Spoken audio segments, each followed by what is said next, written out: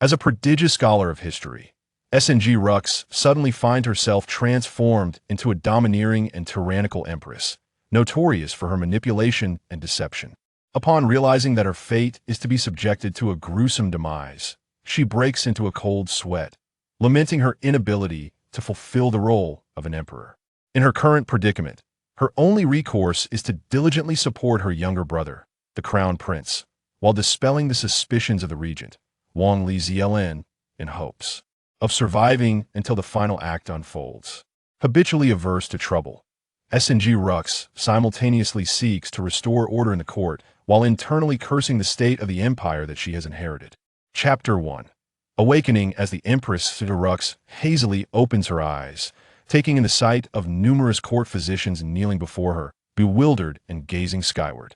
The absurdity of her situation, dying from an all-night study session and then transmigrating into a novel, seems overwhelmingly surreal.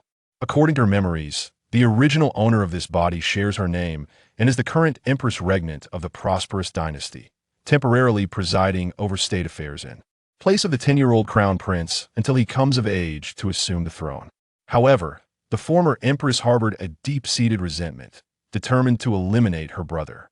After years of patient scheming, the crown prince and the regent ultimately staged a coup, resulting in the empress being condemned for 10 grave offenses, leading to her execution. This tale is fundamentally a dual male protagonist political intrigue narrative devoid of romantic entanglements, leaving Song Ruoxi, who had anticipated a love story, feeling somewhat disappointed. Yet, upon awakening, she finds herself relegated to the role of a detestable pawn, trampled upon by the two male leads. Song Ruoxi's silence is deafening.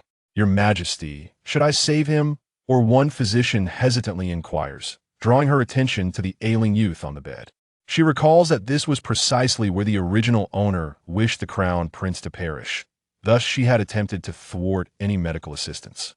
It was only through the forceful intervention of the regent, Li Zelin, that the crown prince was resuscitated, leaving him with lingering health issues and a profound hatred for the original owner. If she hopes to preserve her life, she must begin to align herself with powerful allies. The physician looks up in surprise. He had expected the empress to allow the crown prince to die despite being puzzled by her sudden change of heart. He dutifully responds, "I shall obey." Time has never felt so excruciating for Song Ruoxi. She gazes at the draped chamber with a furrowed brow.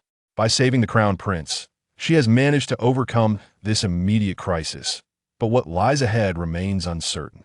Before she can gather her thoughts, a commotion arises outside. She peers through the door and sees a tall, handsome man striding towards her. Dressed in resplendent black robes, he exudes an aura of authority that demands respect. A chill runs down her spine as she meets his icy gaze. Truly a remarkable male protagonist, strikingly handsome and well-built, but wait, is he here to demand accountability? As her thoughts echo in her mind, Li Zelin's eyes widen in disbelief as he observes the woman adorned in imperial garb before him. Her lips do not move, yet such peculiar thoughts emanate from her. Song Ruoxi, wake up. Before you stands the very boss who will tear you apart. Let's hope my attempt to save the crown prince hasn't come too late. Torn between confusion and understanding, Li Zelin cannot fully grasp her words, but senses the urgency behind them. His dark, penetrating gaze hardens as he coldly remarks, "Your Majesty, I have heard that the crown prince's life is in peril, yet you seem to be stalling. Is it your intention to disregard familial bonds and conspire against him?" His tone is frigid, laced with sharp undertones. Song Ruoxi feels her vision blur. If anything were to happen to the crown prince, she would be the first to face dire consequences. Li Zelin's expression remains impassive as he presses on. "Have you considered the repercussions should anything befall the crown prince?" At that moment, a physician bursts through the curtains, breathless with excitement. "Your Majesty, the crown prince has awakened." Li Zelin's unfinished words catch in his throat. He glances at Song Ruoxi, confusion etched on his face, then turns back to the physician. "The crown prince has awakened?" Realizing the regent is present, the physician bows hastily. "Indeed, thanks to Her Majesty's timely intervention, we were able to save the crown prince." Upon hearing this, Li Zelin furrows his brow, casting a wary glance at Song Ruoxi. This woman has persistently sought to eliminate the crown prince. He expected her to seize this opportunity to bring about his demise. Yet, before Li Zelin can unravel this mystery, Song Ruoxi breathes a sigh of relief. Heaven be praised. How fortunate that Song Jingyi is unharmed. Otherwise, I would have to find a suitable resting place for myself. Li Zelin remains perplexed by her murmurs, sensing her genuine concern for the crown prince. Unbeknownst to her, her thoughts have revealed everything. She clears her throat. Regent, I was previously misguided and blind to the truth. I am merely a temporary custodian of the throne, and I shall eventually relinquish it to the crown prince. Once he recovers, please teach him the ways of governance, enabling him to mature swiftly. Let's start with sincerity and take the first step toward survival. The throne is of no interest to me, however. I hope for the crown prince to live long and ascend smoothly, allowing me to retire early. Li Zelin is left in doubt. Song Ruoxi shows no desire for the throne. Is she under some sort of influence or merely dreaming? His recollection of her is of a power-hungry individual, greedy and corrupt. He observes her once more, realizing that she appears somewhat more agreeable than usual. Yet, upon hearing her inner thoughts about wanting to indulge in several male companions post-retirement, he is struck by the realization that there is no one else in the capital who could compare to him. Just as she is about to voice these thoughts, he refrains from reacting. Noticing her increasingly alarming demeanor, Song Ruoxi assumes Li Zelin remains skeptical of her intentions, given that the original owner had nearly implicated him in her treasonous plots. She coughs lightly. Very well, I shall demonstrate my intentions through my actions. Now, let us go and check on the crown prince. With that, Song Ruoxi strides purposefully towards the chamber. The palace attendants part the curtains, revealing a room thick with the scent of medicine. Song Jingyi lies pale and frail on the bed, and upon meeting Song Ruoxi's gaze, he shudders, a flicker of coldness igniting in his eyes. Song Ruoxi, feeling a pang of guilt, lightly touches his forehead. Are you feeling any better? Indeed, I am grateful for my elder sister's concern. The crown prince has just recovered from a grave illness. You must ensure he is well cared for. All provisions in the Eastern Palace must be overseen by a physician before they can be given to him. Do you understand? Yes, I shall comply. Observing the sincerity in Song Ruoxi's eyes, Li Zelin ponders. Concern can be feigned, but genuine emotion cannot be masked. This woman appears to truly care for the crown prince. But what has prompted this sudden change? Li Zelin shakes his head, preparing to depart. His initial intrusion into the Eastern Palace was solely to save Song Jingyi, and now that the crisis has been averted, he sees no reason to linger. Wait! Before he has taken more than a few steps, Song Ruoxi's voice calls out behind him. She approaches and earnestly addresses Li Zelin. Regent, there are many misunderstandings between my brother and me that remain unresolved. Until then, he may not wish to see me. Would you kindly stay here with him on my behalf? A smirk plays at the corners of his lips. Are you not concerned that I may conspire with the crown prince? I am far more apprehensive about both of you plotting against my life. She offers an awkward smile, waving her hand dismissively. You jest. Regent, in any case, I shall leave the crown prince in your care. To express her sincerity, she grasps Li Zelin's hand, eager to convey her earnestness. I will always trust you, Regent. Li Zelin's lips twitch slightly. She certainly knows how to enjoy herself. Uncle Wang, my royal sister is rather peculiar, the crown prince remarks, furrowing his brow. Little does he know, this inquiry nearly cost Song Ruoxi her life. Chapter 2. The edicts must be personally approved. Had it not been for the timely arrival of the Imperial Guard, she would have likely been reduced to a mere pulp. Song Ruoxi outwardly handled the assassins with composure, yet her concealed arm trembled slightly within her sleeve. Indeed, the role of an emperor is not one that mere mortals can assume. Upon returning to the palace, she dismissed her attendants and, finding herself alone, finally exhaled in relief. She perceived that she was burdened with a plethora of troublesome affairs that needed to be resolved swiftly to regain her peace of mind. The most suitable candidate to shoulder this responsibility was undoubtedly Li Zelin. If she presented herself as incompetent in governing, Li Zelin would surely incite the ministers to pressure her into bequeathing the throne to the crown prince. Then, she could devise a plan to feign death and escape, embarking on a leisurely life with a substantial fortune. The more Song Ruoxi contemplated this, the more plausible it appeared. She could even envision herself living a carefree existence. Truly, I am remarkable. Having resolved her intentions, Song Ruoxi prepared to rest.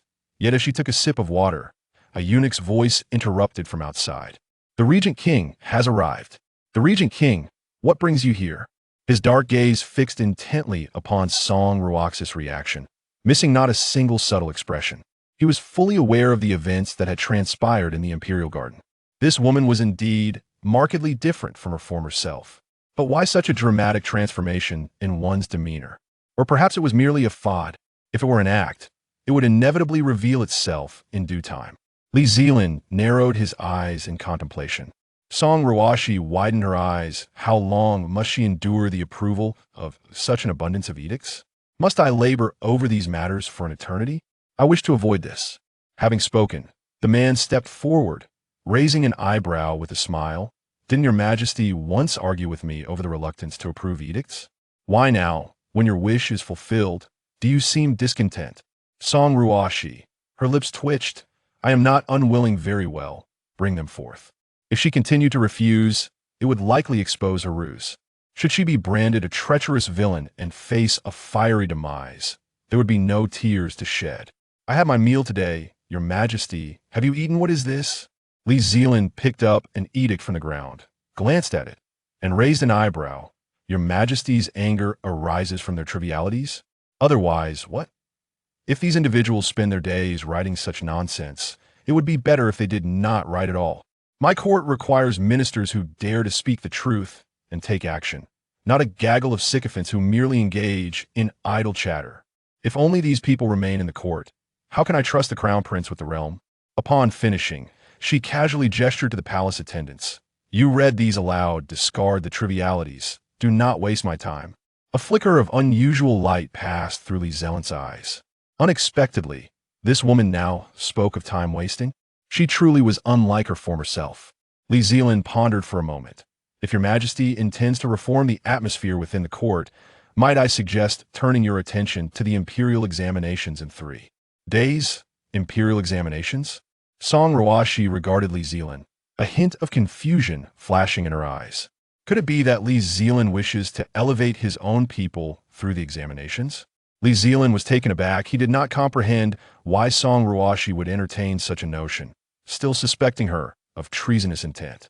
If he desired, the world could indeed be his. It was unfortunate that he had not arranged for a confidant of beauty. Li Zelin's expression darkened, yet he swiftly regained his composure, ensuring no cracks in his facade were visible to Song Ruoxi. Since your majesty finds the current ministers to be inept, why not personally attend the examination? Cite to select talents, infusing fresh blood into the court? Song Ruoxi pondered momentarily if she intended to flee. She could not leave a mess for the crown prince. Acquiring a few capable individuals would be beneficial.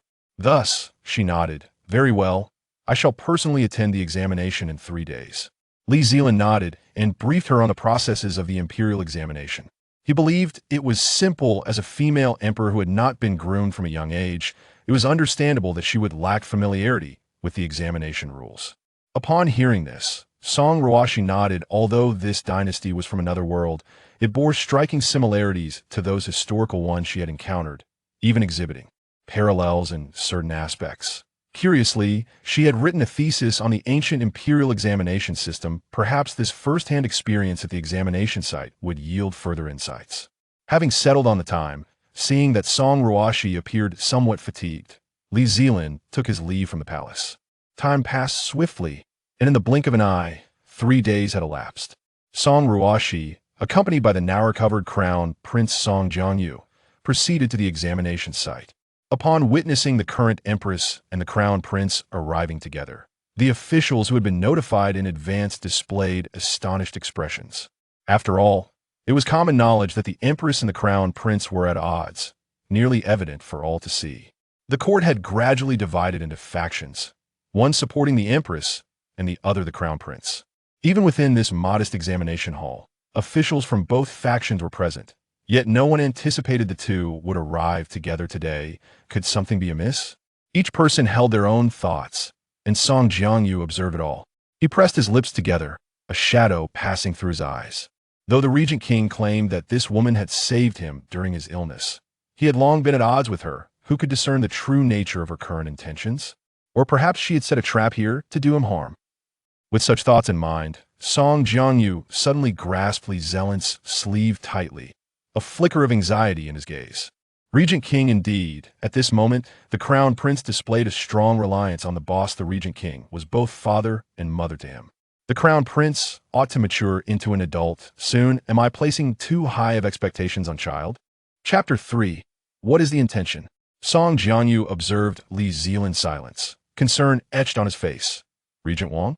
Li Zelin furrowed his brow, discreetly pulling away his sleeve, and replied to Song Jiangyu in a low voice. Rest assured, Your Highness, I have made adequate arrangements here to ensure your safety. With Li Zelin's assurance, Song Jiangyu felt a tad more at ease. He glanced at Song Ruoxi beside him, only to quickly lower his eyes again. This woman had always wished for his demise. Her bringing him here might very well be an act of humiliation, forcing the Crown Prince to witness her mastery over the court, wielding power like the heavens. Being scrutinized by a child is somewhat disheartening. Yet, given the numerous misdeeds I have committed, his hatred towards me is rather justifiable. Children possess great malleability. Even in a state of neglect, one must not allow their enmity to become irreversible. Li Zelin couldn't help but steal another glance at Song Ruoxi. Her emotional transformation was indeed significant, but what could be the cause? Had she finally developed a sibling affection for the Crown Prince? Or was she merely fearful of being harmed by her now-adult brother? Judging by her demeanor, it did not seem to be the latter. Li Zelin tapped on the wooden railing, but before he could arrive at any conclusions, he heard Song Ruoxi's thoughts diverging once more. The genes of these protagonists are truly remarkable. Not only is the Emperor extraordinarily beautiful, but the Regent Wang is also quite the sight to behold. Li Zelin Stefanat. He suddenly felt that some things were better left unheard. Alas, I wonder which fine maiden my brother will marry when he grows up, and whether I will live to see that day. Forget it, forget it. Pondering such matters is less fruitful than contemplating what to have for dinner tonight. Song Ruoxi's emotions fluctuated, a hint of sorrow appearing on her face as she surveyed the seated candidates below. Whenever she recalled that the prosperous era crafted by the Crown Prince and the Regent Wang offered her no place, a sense of bleakness enveloped her future. Li Zelin was equally dizzy from the barrage of Song Ruoxi's tumultuous thoughts. Shaking her head, she cast aside her chaotic musings, resting her shoulder against the Crown Prince's as she kindly bestowed upon Song Jiangyu a look that conveyed, Regent Wang, I have brought the Crown Prince here today so that you may instruct him on how to select talent. Do you understand? Song Jiangyu's eyes widened in astonishment. Could it be that Song Ruoxi was genuinely so benevolent as to allow the Regent Wang to teach him?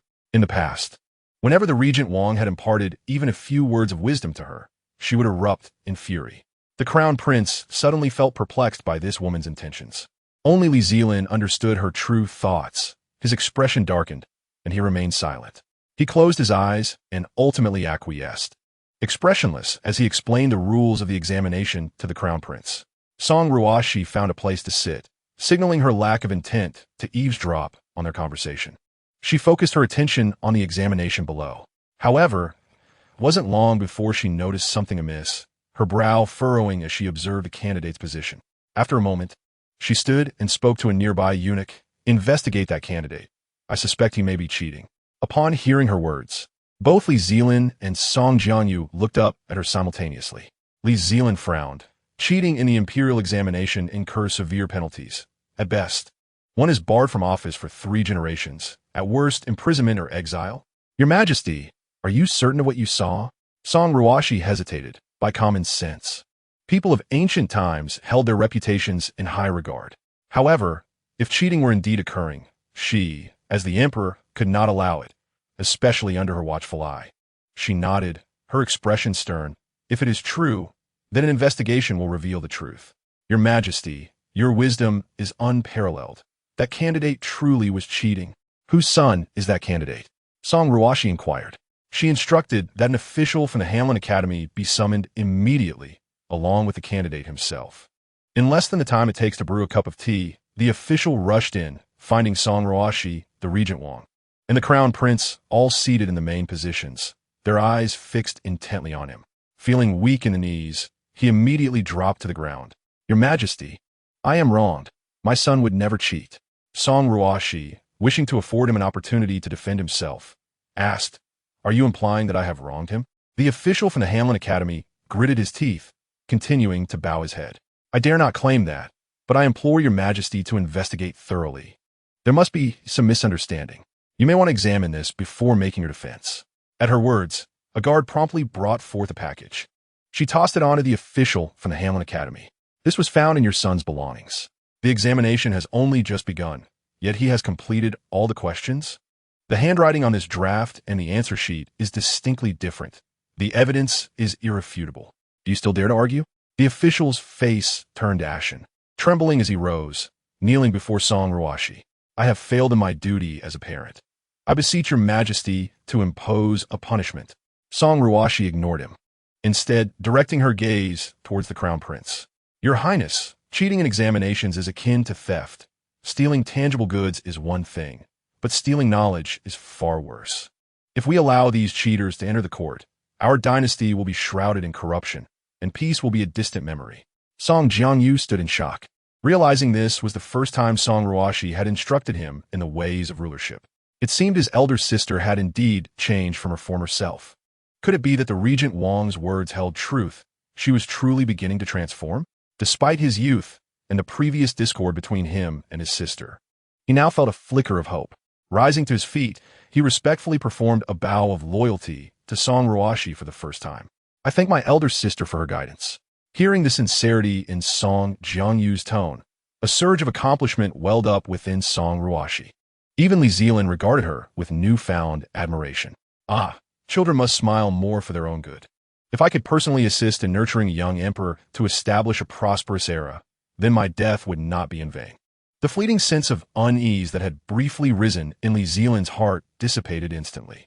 Indeed, he had previously held a disdain for her arrogance and selfishness. Yet he was even less fond of Song Ruoxi's frequent allusions to death. However, this was not the moment for grievances, with the cheating scandal at hand. He could not remain indifferent. He subtly observed Song Ruoxi, pondering that if her handling of the situation fell short, it would provide him an opportunity to assist the crown prince from the sidelines. Of course, she had her own ulterior motives. If the crown prince and Li Zelin could select outstanding candidates from this ordeal, once the crown prince ascended the throne, he would have loyal supporters at his disposal. Inside the palanquin, Song Ruoxi closed her eyes to gather her thoughts, calculating her next steps. Suddenly, she felt the palanquin come to a halt, followed by a familiar voice. The old minister wishes to see his Majesty. It was a scholar from the Hamlin Academy. Song Ruoxi frowned, a sense of foreboding emerging in her heart. Your Majesty, we had previously agreed that as long as you ensured my son became the top scholar, I would rally the entire Hamlin Academy to your side. Now, you dare to publicly expose my son's cheating. What is your true intent? Chapter 4. The inevitable downfall. Song Ruoxi initially thought that once the cheating was discovered, the other party would take measures to rectify the situation. To her surprise, the audacious individual had the gall to approach her. Even more unexpectedly, the original owner of this body was implicated in the cheating scandal, which was truly a devastating blow. She furrowed her brow and coldly declared, I have pondered this matter and cannot condone corruption or injustice. Cheating is wrong. Since I have come to my senses, I must not err again. The scholar must not continue to indulge this behavior, for it would not only ruin his future, but also corrupt the integrity of the court, leading to grave consequences. The scholar gritted his teeth, yet lowered his voice. Your Majesty, are you not afraid that I shall expose this matter to the public? Song Ruoxi regarded him with a piercing gaze, her phoenix eyes gleaming with intensity. The emperor is subject to the same laws as the common people, especially when this matter pertains to the future of our dynasty. I was wrong before, but I'm willing to amend my mistakes. Regardless of whether you make this public, I will draft a decree of self-punishment. I can no longer engage in this transaction with you. Her dark eyes bore into him until cold sweat trickled down the scholar's forehead, nearly bringing him to his knees. Are you not afraid of the crown prince seizing power? With that, Song Ruoxi drew the curtain and instructed her attendants to set off. The scholar took a deep breath, astonished that the power-hungry empress had indeed changed her ways. Judging by her gaze, this time she was serious. It seemed he must pursue another avenue. Clenching his teeth in anger, the scholar rose abruptly and swept away. Unbeknownst to them, this exchange had been overheard clearly by Li Zelin's hidden guards. Regent Wang, can I truly expect something from this? Li Zelin pondered for a moment. The late emperor had passed away too soon, leading to a power struggle among the princes, with only the crown prince and the empress remaining. They were supposed to rely on each other, yet their quest for power had driven them to such extremes. Though the crown prince seldom spoke of it, Li Zelin sensed he still harbored feelings for his royal sister. It appeared that Song Ruoxi had indeed changed. Apart from her occasional lapses in judgment, she was generally reliable. Recalling the heartfelt sentiments he had heard over the past few days, Li Zelin suddenly laughed, looking into the crown prince's eyes. If your majesty desires it, you may certainly hold on a hope. However, the crown prince hesitated, fearing that his expectations might ultimately be dashed. Li Zelin spoke firmly. Your royal sister may not be as we envision. Trust her once more. The deep timbre of his voice seemingly infused the crown prince with newfound strength, and as he gazed at the brush in his hand, a smile finally blossomed upon the youthful face. At last, the examination papers have been reviewed. Thank you for your hard work. Come, let us dine together. As she spoke, she personally took the crown prince's hand, guiding him to the table. Observing Song Jiangyu's slender frame, Song Ruoxi sighed inwardly.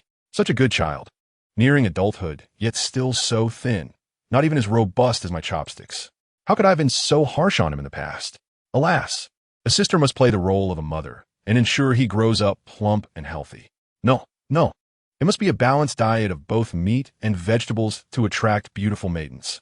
A wave of maternal concern washed over her, while Li Zelin's expression darkened. This woman truly exhibited her eccentricities far too often. If she so desired a son, why had she not borne one herself? Li Zelin's gaze inadvertently fell upon Song Ruoxi's face. To be honest, Song Ruoxi possessed remarkable beauty, an oval face, willow-like eyebrows, a delicate nose, and slightly upturned phoenix eyes imbued with a hint of charm and tenderness, a visage undoubtedly captivating. Perhaps due to the myriad heartfelt thoughts he had heard from her lately, an unexpected notion surged within Li Zelin's mind. Such a beauty, those male courtiers would hardly be worthy of her. Mere moments later, he jolted back to reality. He was truly muddled by this woman's sentiments. Shaking off the thoughts in his mind, he feigned indifference as he ate. The three sat silently at the dining table. Song Jiangyu regarded the abundant dishes before him, his expression revealing a hint of distress. The palace matrons had instructed him that as the future emperor, he must renounce gluttony. Coupled with his wariness of potential poison from Song Ruoxi, he had been eating very little. Now, confronted with a full bowl of food, he felt a pang of concern for his stomach. Yet, gazing at Song Ruoxi's tender expression, he could not voice his worries. Ultimately, he maintained a stoic demeanor, slowly finishing every morsel on his plate. Observing the boy eat obediently, Song Ruoxi felt a pang of pity. The burdens of an emperor are heavy, and the trials of a prince are arduous. They had not brought any palace maids or eunuchs, and Li Zelin cast a glance at Song Ruoxi, deciding to cautiously convey his doubts. Song Ruoxi pursed her lips and softly replied, "There is no special reason. I simply feel that my past self was too reckless. Now, awakened, I wish to do something right within the limited span of my life." Since her arrival in this world, she had revisited the memories of the original owner multiple times. The original Song Ruoxi's desire for the throne was not driven by a wish to benefit the common folk, but rather a mere self-indulgence. Hence, she had committed numerous foolish acts, including the trafficking of official positions, harming kin, currying favor with noble families, and suppressing the humble, none of which befit a ruler. Alas, if the original Song Ruoxi were to ascend the throne, this dynasty would surely meet its end. I cannot possibly reveal to Li Zelin that someone not of this era seeks to transform this place into a socialist utopia. Can I? Li Zelin was taken aback. Was the original Song Ruoxi now merely a vessel for another soul? Chapter 5. The Assassin in that moment. Li Zelin suddenly understood why this empress had undergone such a drastic change in temperament. He was taken aback internally, yet his exterior remained composed. He gazed into Song Ruoxi's eyes, a flicker of complexity passing through his own, which gradually softened into a look of reassurance. What an individual from another world. All he knew was that the person before him now resembled a wise sovereign. Of course, this was only true in her moments of clarity. Li Zelin's gaze unconsciously lingered on Song Ruoxi, a warmth igniting within him, accompanied by an unrecognized flutter of emotion. Song Ruoxi's heart raced to her throat. No, not another assassination attempt. Is the palace's security truly this lax? The original Song Ruoxi had been a mere fool, and now she was equally defenseless, relying on Li Zelin for protection. Though he was a formidable warrior, even he could not contend against multiple assailants, and with the prohibition of weapons within the palace, he found himself at a disadvantage. Song Ruoxi shouted for help, and fortunately, they were near the patrol route of the Imperial Forest Army. Soon, she heard the hurried footsteps approaching. Seeing that their assassination attempt was bound to fail, the assassins began to disregard their safety. Amidst the chaos, one individual seized the moment, taking advantage of Li Zelin's momentary lapse, and aimed a blade directly at Song Ruoxi. "Your Majesty, be careful." As Song Ruoxi closed her eyes tightly, expecting the worst, she felt no pain after a prolonged moment. Gradually, she opened her eyes to find Li Zelin sprawled over her, protectively shielding her in his embrace. At this juncture, the Imperial Guard had surged into the Imperial Garden, subduing the assassins one by one. However, Li Zelin bore a ghastly wound on his shoulder, blood flowing freely and soon staining the tiles beneath. As a modern individual, it was Song Ruoxi's first encounter with such a scene. Fortunately, amidst extreme fear, her rationality remained remarkably clear. She quickly tore a piece from her dragon robe, using the clean fabric to temporarily bandage Li Zelin's wound. "Your Majesty, you mustn't." His face was pale, yet Song Ruoxi remained silent. Once the wound was somewhat bandaged, the palace attendants, alerted by the commotion, hastily summoned the imperial physician. Standing at the fringe of the crowd, Song Ruoxi felt a sense of relief as the physician attended to Li Zelin's injury. Taking a deep breath, she approached the assassins, who were still vociferously cursing. "What a female emperor! She is but a hen crowing at dawn. A woman on the throne spells doom for our dynasty. You should abdicate and let the crown prince ascend. A woman on the throne goes against our ancestral teachings." After their tirade, the assassins bit down on the poison hidden in their mouths. Before Song Ruoxi could order them to have their jaws pried open, they succumbed to death in an instant. Clenching her fists tightly, she had initially believed that as the female emperor, the dynasty would be more accepting of women. But she was astounded to discover so many who thought a woman should not rule. What of being a female emperor? Though I'm a woman, as long as I can govern this nation well, I shall be a wise ruler. What meaning does a dynasty hold if all the men in power are foolish? Meanwhile, Li Zelin, tending to his wound, raised his head, gazing at Song Ruoxi with newfound admiration and a hint of astonishment. He was aware of her otherworldly spirit, but did not expect her thoughts to be so progressive. Gradually, he stood up and walked to her side, revealing that his injury was not severe, merely a bit more blood loss than usual, and after treatment, he had already improved significantly. "Your Majesty, how do you intend to proceed?" Listening to Li Zelin's inquiry, Song Ruoxi closed her eyes briefly. She had initially wished to be a mere idle observer, swiftly cultivating the crown prince and handing the reins of power back to him within 3 years. However, her resolve had shifted. She genuinely intended to return governance to the crown prince, but not to a court shrouded in chaos and disorder. Instead, she envisioned a prosperous and harmonious realm. Immediately instruct the Imperial Guard to conduct a thorough investigation and summon the Chancellor and the Chief Minister. If the Regent can endure, he should join us. I have matters to discuss with you all. With a calm demeanor, Song Ruoxi issued her commands before turning to leave the Imperial Garden. She summoned those ministers who were known for their succinct reports, devoid of unnecessary words. According to her memories, these individuals were loyal ministers left by the late emperor, each steadfast in their loyalty. That night, Song Ruoxi convened with the ministers in the imperial study, and by the following morning, she arrived at the court with the outcomes of her discussions. "Esteemed ministers, I convened with the regent and the chancellor last night to deliberate on certain matters, and I have arranged the results into a written format. Now, I ask you to review it carefully." As she spoke, Song Ruoxi had the documents distributed.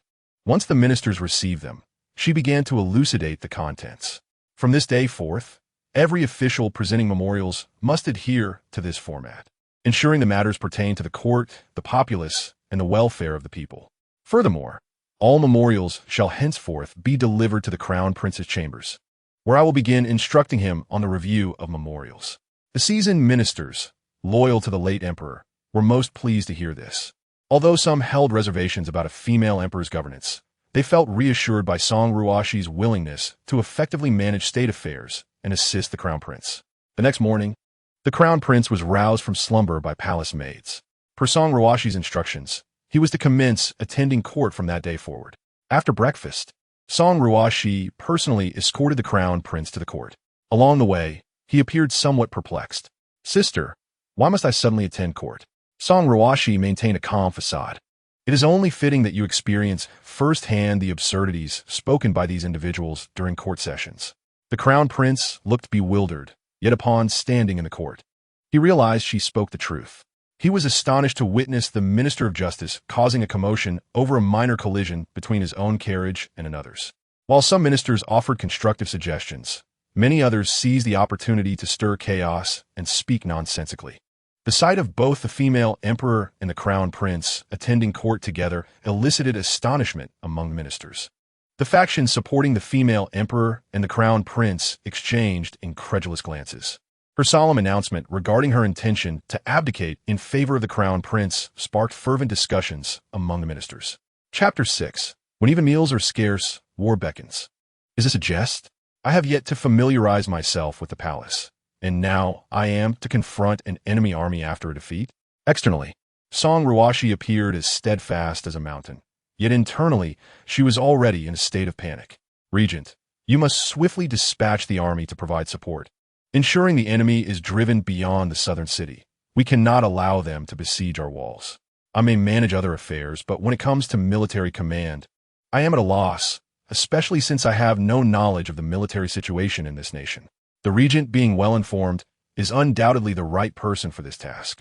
Moreover, the crown prince should accompany me to learn the regent's strategies. Regardless of how prosperous or peaceful a nation may be, it inevitably faces turmoil. When you ascend the throne, these matters will be unavoidable. The regent is experienced, and you will surely gain valuable insights. I must find a way to expedite the crown prince's education. The sooner he acquires the capabilities of a wise ruler, the sooner I can enjoy a carefree life without worries. Learning about warfare is essential, although he is still young. He belongs to a royal family and should begin to engage with these matters." Li Zelin raised an eyebrow. Previously, Song Ruoxi had been intent on consolidating her power, allowing him no opportunity to engage with military affairs, let alone the crown prince. Today, not only had she entrusted the ultimate decision-making authority to him, but she also invited the crown prince to participate in the learning process. This revelation astonished not only him, but also left the ministers aligned with the female emperor utterly speechless. Song Ruoxi had always been reluctant to delegate power to the crown prince or the regent, fearing that their collaboration would jeopardize her throne. Hence, she had previously suppressed their involvement in state affairs and had done her utmost to prevent the crown prince from learning the intricacies of governance and rulership. Li Zelin cast a meaningful glance at Song Ruoxi before departing with Song Jianyu. "Regent, my sister has never allowed me to engage in military matters." Today, Song Ruoxi had always been cautious around him, even denying him access to state governance, let alone matters of military significance. It seemed she had indeed undergone a complete transformation. Li Zelin mused to himself, realizing that Song Ruoxi's body now housed another soul. Initially, he found the situation peculiar, but her actions clearly indicated her many extraordinary qualities. Today, her openness in involving the crown prince in military affairs suggested she was no longer the Song Ruoxi of old. Song Ruoxi initially believed that entrusting matters to the regent would surely lead to a favorable outcome. The previous empress had been concerned about the delegation of power. Hence, she had consistently refrained from allowing the crown prince and the regent to intervene. Squandering such a talent and opposing him was no wonder that she ultimately met with a dire fate. However, the next day, disheartening news arrived. Although they indeed had soldiers available to support Nansheng, a far graver issue had emerged. Their supplies were insufficient. The remaining soldiers in Nansheng and the dispatched troops were in dire need of provisions. How many days could the supplies they currently possessed sustain them? The soldiers sent for reinforcement would take several days just to arrive, and they would inevitably consume provisions on the journey. This meant that upon their eventual rendezvous with the troops in Nanchang, they would only have enough supplies to sustain them for 2 or 3 days of combat. What a predicament! Whether they could prevail in battle was another matter, but how could soldiers fight when they could barely afford a meal? How had I managed the nation previously, allowing a situation where supplies ran short in wartime to arise? How many counties are nearby? Dispatch swift riders to relay the message. Instruct them to open their granaries and expedite the delivery of supplies to the military camp, whatever they can spare. Local taxes will be entirely waived. This should sustain us until we can procure sufficient supplies from farther afield. We cannot conjure food out of thin air. The only viable solution is to divert water from the south to the north. By rights, we are not a remote little nation. How can we face such difficulties regarding provisions? Li Zelin had already devised a course of action. Yet he was taken aback that although Song Ruoxi had spoken first and her approach was not without merit, it was not the most cunning. Nonetheless, it was adequate to address the immediate crisis, allowing the reinforcements to confront the enemy without distraction. Though it is said that to catch a thief one must first capture the leader, the sustenance of the populace is paramount, regardless of one's strength. No one can forego food. Even the mightiest would struggle to wield a weapon after being starved for 2 or 3 days. The ministers and generals below were momentarily dazed. They were genuinely astonished by the Empress's words. Previously, in times of military peril, Song Ruoxi would merely urge them to promptly send troops for support, never offering strategies. Yet, the plan she had just proposed held considerable merit. The soldiers of Nanyue had recently achieved a great victory, undoubtedly boosting their morale. If they could disrupt their supply lines and deprive them of sustenance, they might win the battle with minimal losses. However, the tactic of ambushing granaries could not be employed at all times. Granaries were the core of the military, meticulously positioned, and an assault would not be easier than a frontal breach. This time was different. The enemy had occupied their territory, and Nanchang was far more familiar to them than to the Nanyue soldiers. Typically, such critical locations would possess more than one entrance, and there was a high likelihood of secret passages. If they could utilize this to their advantage, they might indeed cause the Nanyue soldiers to crumble. Li Zelin subsequently refined the operational strategy for the reinforcements based on Song Ruoxi's proposed scheme, and the army swiftly set off in secret, for an ambush required utmost stealth. After the court session, Song Ruoxi summoned the Grand Minister of Agriculture privately to inquire about the reasons behind the depleted granaries.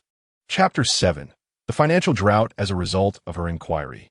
She uncovered the key issue. Nearly all the arable land was controlled by officials of various ranks or wealthy families, rendering the land unsuitable for proper cultivation. Although the harvests were adequate for daily sustenance and military provisions, they were merely sufficient.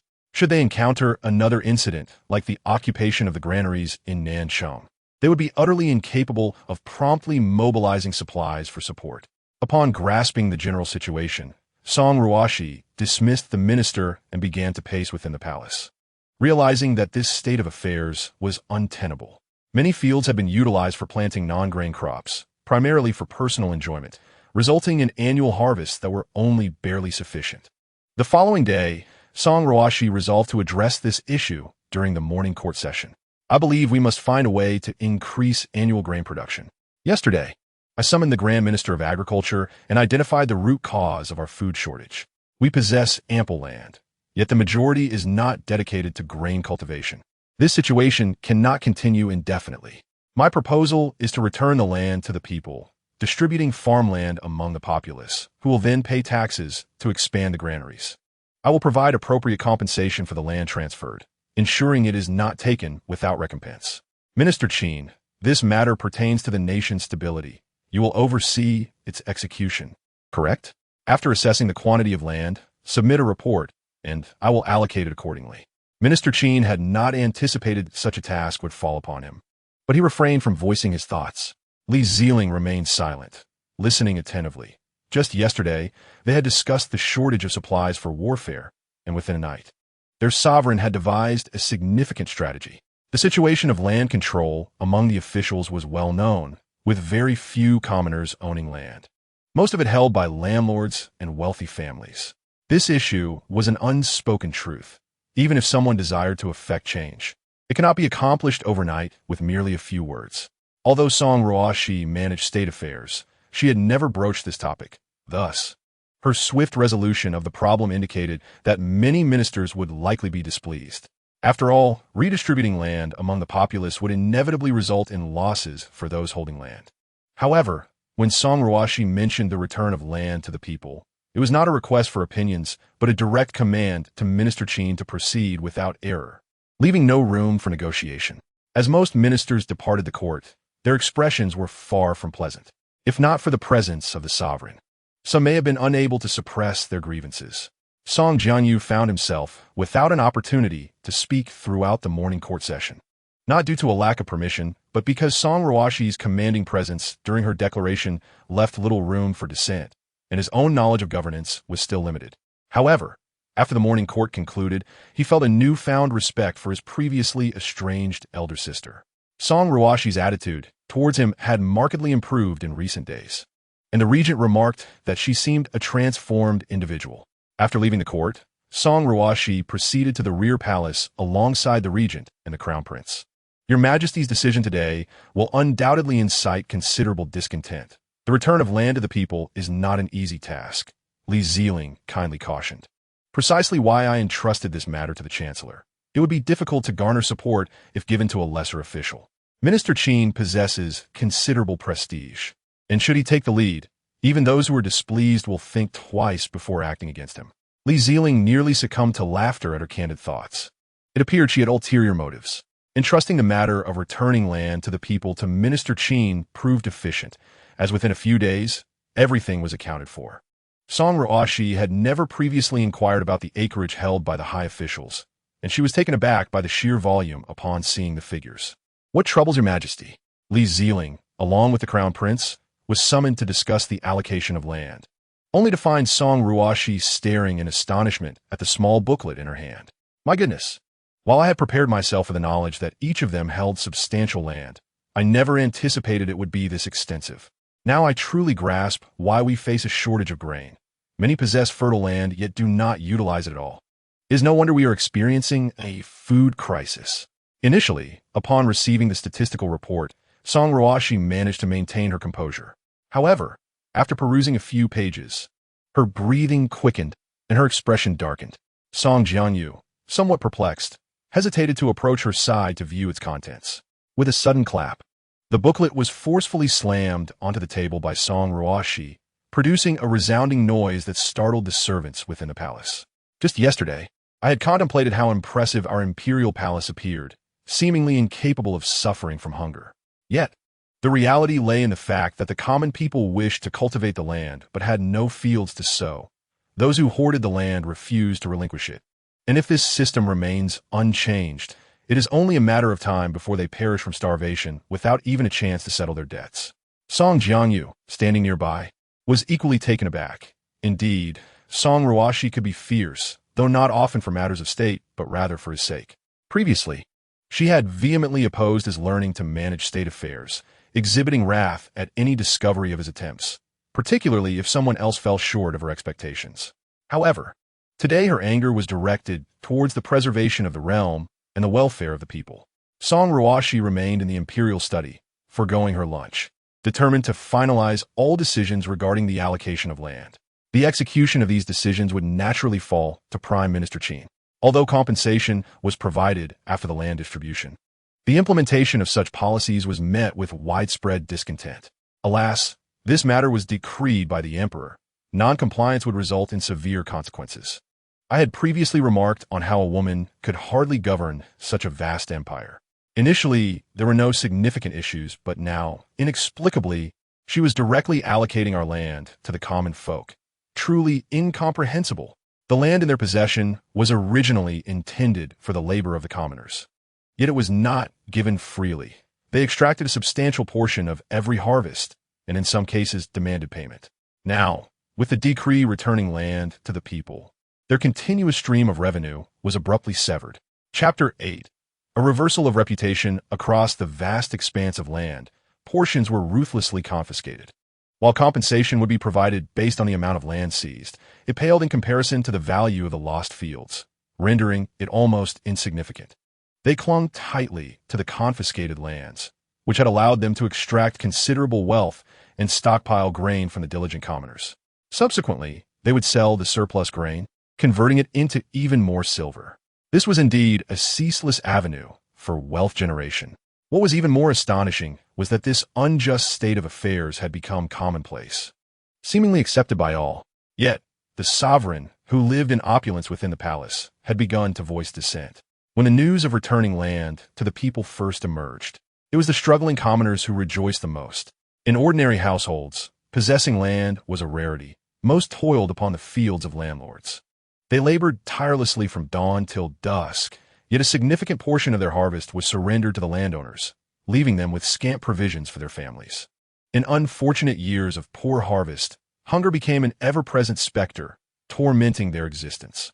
Now, within that resplendent palace, a thrilling announcement resonated. Land would be redistributed to the people, enabling them to cultivate their own crops. This would ensure that families not only had enough to eat, but would even enjoy surpluses. For so long, the impoverished citizens of the city had endured a life of hardship and low living standards. Meanwhile, Song Ruoxi, as the Empress, had not enjoyed a favorable reputation among the populace. Many stubbornly believed that a woman ought not to occupy the exalted throne. Furthermore, during her reign, she had seemingly accomplished nothing of great significance, thus failing to win the genuine affection of the people. However, following this event, her reputation among the common folk underwent a remarkable transformation. People began to regard her with newfound respect, and praises for her resounded like a tidal wave. It was reported that the Empress had entrusted this matter entirely to the Prime Minister, a truly unexpected turn of events. Surely, in a matter of days, we would receive our own plots of land. Finally, we would no longer have to worry about food and could savor the delicious grains. An excited commoner exclaimed, his face beaming with joy. Indeed, previously, I had deemed the Empress to be absurd and unreliable, harboring many grievances against her. Yet, it now appeared that we had grossly misjudged her. Another commoner lamented, shaking his head in disbelief. Such sentiments seemed to take flight, swiftly spreading among the populace. Before long, news of gratitude towards Song Ruoxi permeated the streets and alleys, reaching every corner of the palace. The public's perception of the Empress underwent a monumental shift. She was no longer the misunderstood ruler subjected to criticism, but rather a true leader who genuinely cared for her people and sought their welfare. Those who had once harbored doubts now brimmed with respect and gratitude towards her. Did they truly express such sentiments towards me? Song Ruoxi furrowed her brow slightly, a hint of perplexity on her face as she inquired of Zhang Gonggong before her. With a gentle sigh, Song Ruoxi acknowledged that while her decision had alienated a significant faction of the elite and vested interests, it had simultaneously garnered her the heartfelt support of the common folk. Contemplating this, a profound warmth and sense of fulfillment surged within her, accompanied by a burgeoning sense of honor. Go, convey a message to Prime Minister Qin. A deep concern and genuine affection for the people shone in her eyes. The land was soon distributed to the commoners in an orderly manner, and the atmosphere in the capital became jubilant, with streets and alleys filled with joy. Everyone celebrated the allocation of land, their faces radiant with smiles. At last, we have our own fields. This is truly wonderful, an elderly farmer exclaimed, his eyes sparkling with hope. Yes, from now on, we shall lead a good life thanks to this land. Others echoed in agreement. What was initially thought to conclude smoothly, despite the murmurs of discontent behind the scenes, was met with unforeseen challenges. The fields, meticulously sown in accordance with previous years' practices, yielded no signs of life, as if they had been cursed, plunged into an eerie silence. This situation was not isolated to a few households. It manifested on a large scale, with vast expanses of barren land devoid of vitality. At this moment, within the solemn golden lawn hall, Song Ruoxi sat upon the dragon throne, her expression betraying anxiety and concern. No crops could be grown. Song Ruoxi furrowed her brow, her voice tinged with urgency. Have we dispatched anyone to investigate? Nodding slightly, she pondered, if there are no issues, why then are the fertile fields yielding nothing? Surely, there must be some underlying problem. You may leave now. Send someone to investigate thoroughly. If everything is fine, how could crops fail to grow? Provide me with an explanation in 3 days. Song Ruoxi massaged her temples in frustration. Chapter 9. News from the southern city. If this matter is not handled properly, it could not only jeopardize the livelihoods of the people, but also tarnish her reputation. She must swiftly find a solution to restore stability to the lives of her subjects. After a moment, she raised her head and instructed a nearby palace maid, "Please, fetch me a cup of tea."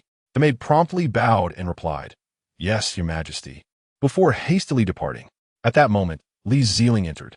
He had come to the imperial study to deliver military reports, only to overhear Song Ruoxi's conversation with her ministers and learn of the issue regarding the crops failing to grow on the newly allocated lands. Li Zelin's face revealed a trace of concern as he gazed at Song Ruoxi, softly inquiring, "Your Majesty, are you unwell?" Song Ruoxi lifted her head, casting a glance at Li Zelin, and forced a faint smile, replying, "I am fine." "Is there something on your mind, Regent?" She gently tapped her fingers on the table. Her brow furrowed deeply. "Your Majesty, news of battle has just arrived from Nanqing." "Excellent."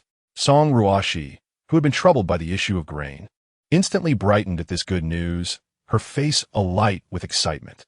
She joyfully slammed her palm on the table, her eyes sparkling with delight. The strategy one devised has indeed led them to victory. Their supplies cannot last for many days. If we can hold Nanqing steadfastly, we may triumph without further conflict. What if they decide to fight back? She immediately sent a message to the soldiers stationed in Nanqing, urging them not to let their guard down. Ensure that all corners are secured, and that nothing is left to chance. Song Ruoxi declared with a serious expression and resolute tone. "Yes, Your Majesty," Li Zelin acknowledged, promptly turning to convey her orders. Song Ruoxi continued, her gaze betraying a hint of worry. "Rest assured, Your Majesty, I will strengthen the defenses and will not allow the army of Nanyue any opportunity." "Well, I trust you to do your job," Song Ruoxi nodded. "Additionally, send some scouts to closely monitor the movements near the Nanyue military camp and report back immediately should there be any developments." "Understood, Your Majesty," Li Zelin replied as he took his leave. Li Zelin was surprised by the intelligence of this empress, who could swiftly consider potential concerns. Such insight was indeed rare. Your Majesty is wise, able to perceive the dynamics of battle and foresee possible issues. He silently admired, his respect for Song Ruoxi deepening. "Ha ha!" Song Ruoxi laughed joyfully. As a sovereign, her responsibilities were immense, and she had to ensure the safety of her nation and its people. She firmly believed that under her leadership, the country would flourish and the citizens would live in peace and prosperity. "Have we discovered nothing yet?" Song Ruoxi's voice carried a hint of anger, her brow knitted and her eyes reflecting disappointment. Yes, Your Majesty," the ministers bowed their heads, avoiding her gaze. The fields had previously yielded bountiful crops, and such a failure to sprout was unprecedented. If this continued, this year's harvest would likely fall short of last year's by a significant margin. The ministers' voices dwindled, filled with fear and unease, as they understood that a poor harvest would not only impact the livelihood of the people, but also the stability of the nation. Song Ruoxi's voice brimmed with anxiety. Although past harvests had been poor, they had at least ensured a bare minimum. This year, however, the yield was less than half, and it would hardly be enough for their own sustenance, let alone the provisions required by the military. Her expression grew severe as she recognized the urgency of addressing this dilemma. "You should go personally," Song Ruoxi declared, slamming her palm on the imperial desk and rising decisively. These fields were thriving before. How could they fail to produce under the hands of the common people? She felt compelled to investigate the matter herself. "Your Majesty, your health is of utmost importance. It would be better to send subordinates to investigate." Eunuch Zhang hastily interjected upon hearing of her intention to go personally. "Leave it to others? They might as well wait until they starve before uncovering the truth." Song Ruoxi scoffed, waving her sleeve as she exited the study and made her way toward her palace. As fate would have it, just as Song Ruoxi changed her attire and was about to leave the palace, she unexpectedly encountered a familiar figure. "Your Majesty, are you leaving the palace?" Li Zelin's voice resonated behind her, his gaze inadvertently catching sight of the carriage prepared at the gates. Observing Song Ruoxi, a glimmer of admiration flickered in Li Zelin's eyes as he remarked, "Your Majesty's concern for the common folk is indeed a blessing for them. However, the matter at hand is of great significance. It would be unwise for you to venture into danger alone." Song Ruoxi smiled lightly, replying, "There is no need for concern. Regent, I am quite capable of managing this. I also wish to seize this opportunity to gain insight into the conditions of the common people." Chapter 10. Issues with the fields? Why do I feel like I keep running into him lately? Surely he has no intentions of harming me at the moment, as I am merely teaching the crown prince how to be a good emperor. Li Zelin's lips twitched slightly, making it seem as if he was plotting against others daily. If that is the case, then I shall accompany your majesty, he offered. You seldom visit the common folk and must be somewhat unfamiliar with their circumstances. Taken aback by his proposal to accompany her, Song Ruoxi hesitated momentarily. She politely declined, saying, "Thank you for your kindness, Regent, but I wish to see it for myself." Li Zelin seemed to discern her thoughts, smiling as he said, "Your Majesty, as the ruler of the nation, your life is invaluable. How can you venture alone? What if you encounter danger? Moreover, I too wish to observe the lives of the people firsthand. I can't shake the feeling that his offer to accompany me is not entirely sincere. I'm merely going to inspect the fields. Does he truly possess knowledge of peasant affairs?" Song Ruoxi thought, feeling an unsettling chill at the prospect of being alone with him. Li Zelin spoke earnestly, his eyes filled with genuine concern. "He does have a point. I recently allocated all the fields to the common folk, though this unpleasant task was assigned to the chancellor. It is well known that I am a mastermind behind it. If there are those who harbor resentment, the regent's considerations are indeed thorough, I must admit." "You have a valid point." Song Ruoxi nodded, her face expressing appreciation. After a moment of contemplation, she added, "I shall have someone fetch your horse." Song Ruoxi found herself conflicted, contemplating whether to allow Li Zelin to accompany her. On one hand, she recognized the potential dangers of leaving the palace alone. Having him by her side would provide a measure of safety. Conversely, she harbored concerns regarding his intentions. Ultimately, after careful deliberation, she resolved to permit Li Zelin to join her. She believed that he likely held no murderous intent toward her at present. Otherwise, he would not have suggested accompanying her. The possible dangers of this outing were evidently more pressing. She could not forsake the opportunity to uncover the truth due to her suspicions of Li Zelin. A servant, having received the order, hurriedly went to fetch the horse. Li Zelin mounted his steed with grace and agility, his posture dignified and distinct.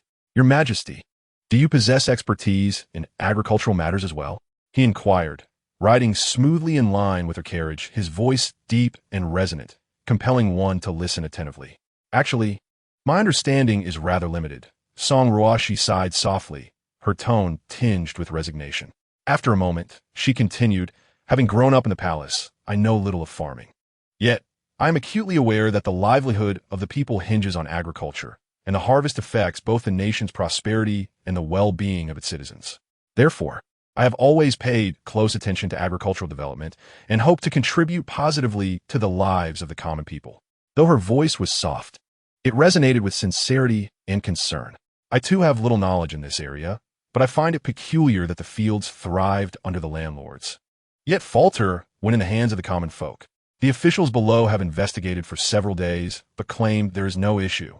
There is a person under my command who is proficient in this field, yet has not had the opportunity to showcase his talents in court. If your Majesty finds it feasible, I shall summon him at once. He may prove invaluable today." Li Zelin spoke with an air of confidence. Song Ruoxi, who had been troubled by this matter, felt a glimmer of hope upon hearing this. It was as if she had caught a glimpse of dawn in the darkness.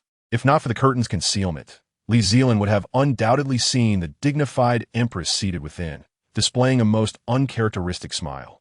"Very well, then. I shall trouble the regent to bring this individual here," Song Ruoxi said, her voice tinged with urgency. She could hardly contain her eagerness to meet this agricultural expert, hoping he would assist her in resolving the pressing issue at hand. Li Zelin nodded, assuring her, "Your Majesty, rest assured, I shall make the necessary arrangements." "How splendid.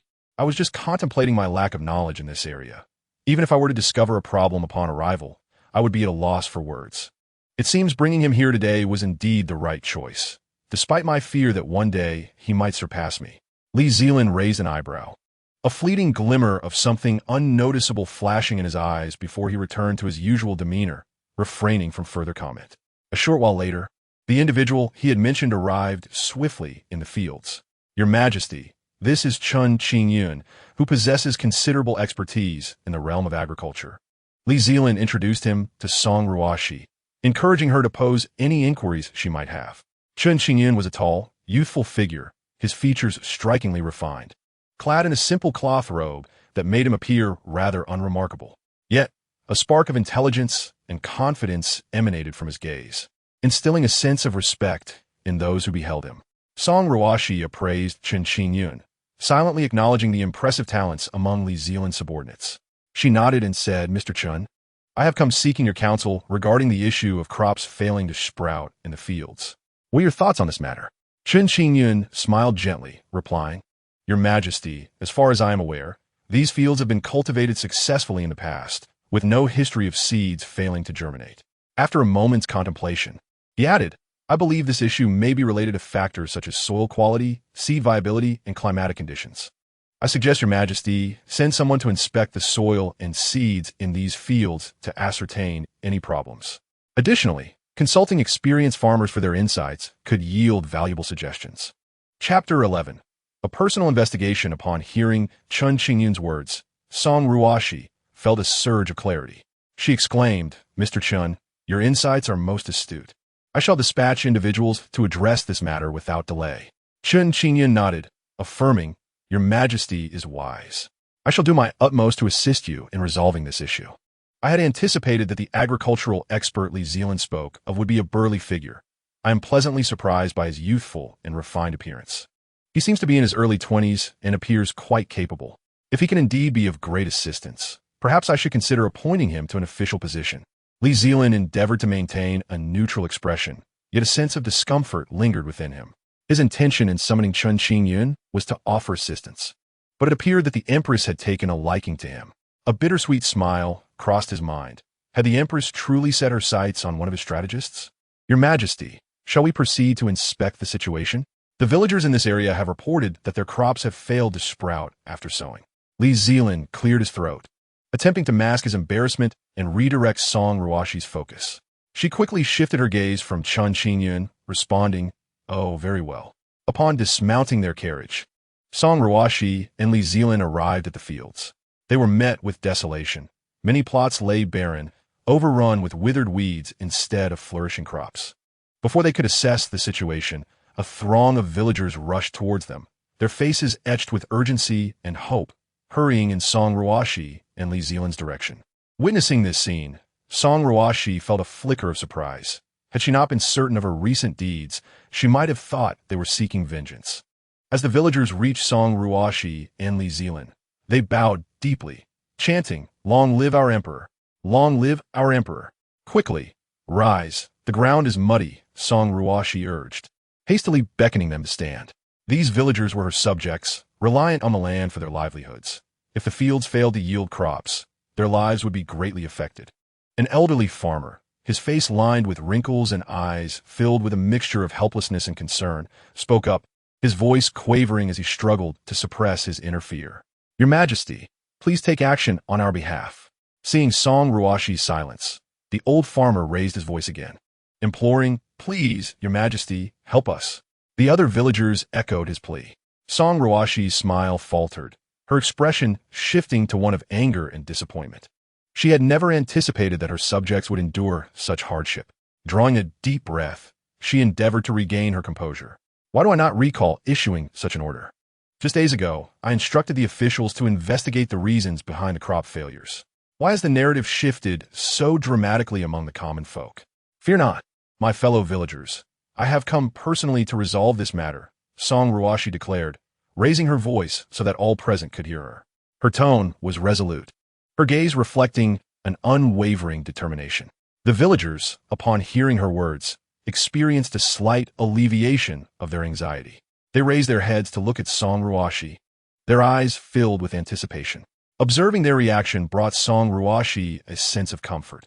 She knew that they believed in her, solidifying her resolve to address this issue effectively. The villagers nodded in agreement and began to disperse, some continuing to express their gratitude to Song Ruoxi. Watching them depart, Song Ruoxi felt a wave of emotion wash over her. She understood the challenges faced by her people who depended on these fields for sustenance. She silently vowed to find a solution swiftly, ensuring her subjects could lead prosperous lives.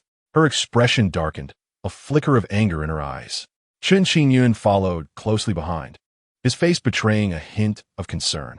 They selected a plot of land and carefully excavated the soil, to retrieve some seeds. Song Ruoxi approached them, bending down to examine the seeds closely. "Have you made any discoveries?" she inquired softly, her tone imbued with anticipation. Chen Qingyun pointed to the disturbed soil, his brow furrowed with contemplation, revealing a look of puzzlement. After listening to Chen Qingyun's observations, Song Ruoxi nodded in agreement. Suspecting that the soil might indeed be the root of the problem, she extended her hand, gently caressing the soil to assess its texture and moisture. "This soil appears somewhat barren, likely lacking essential nutrients.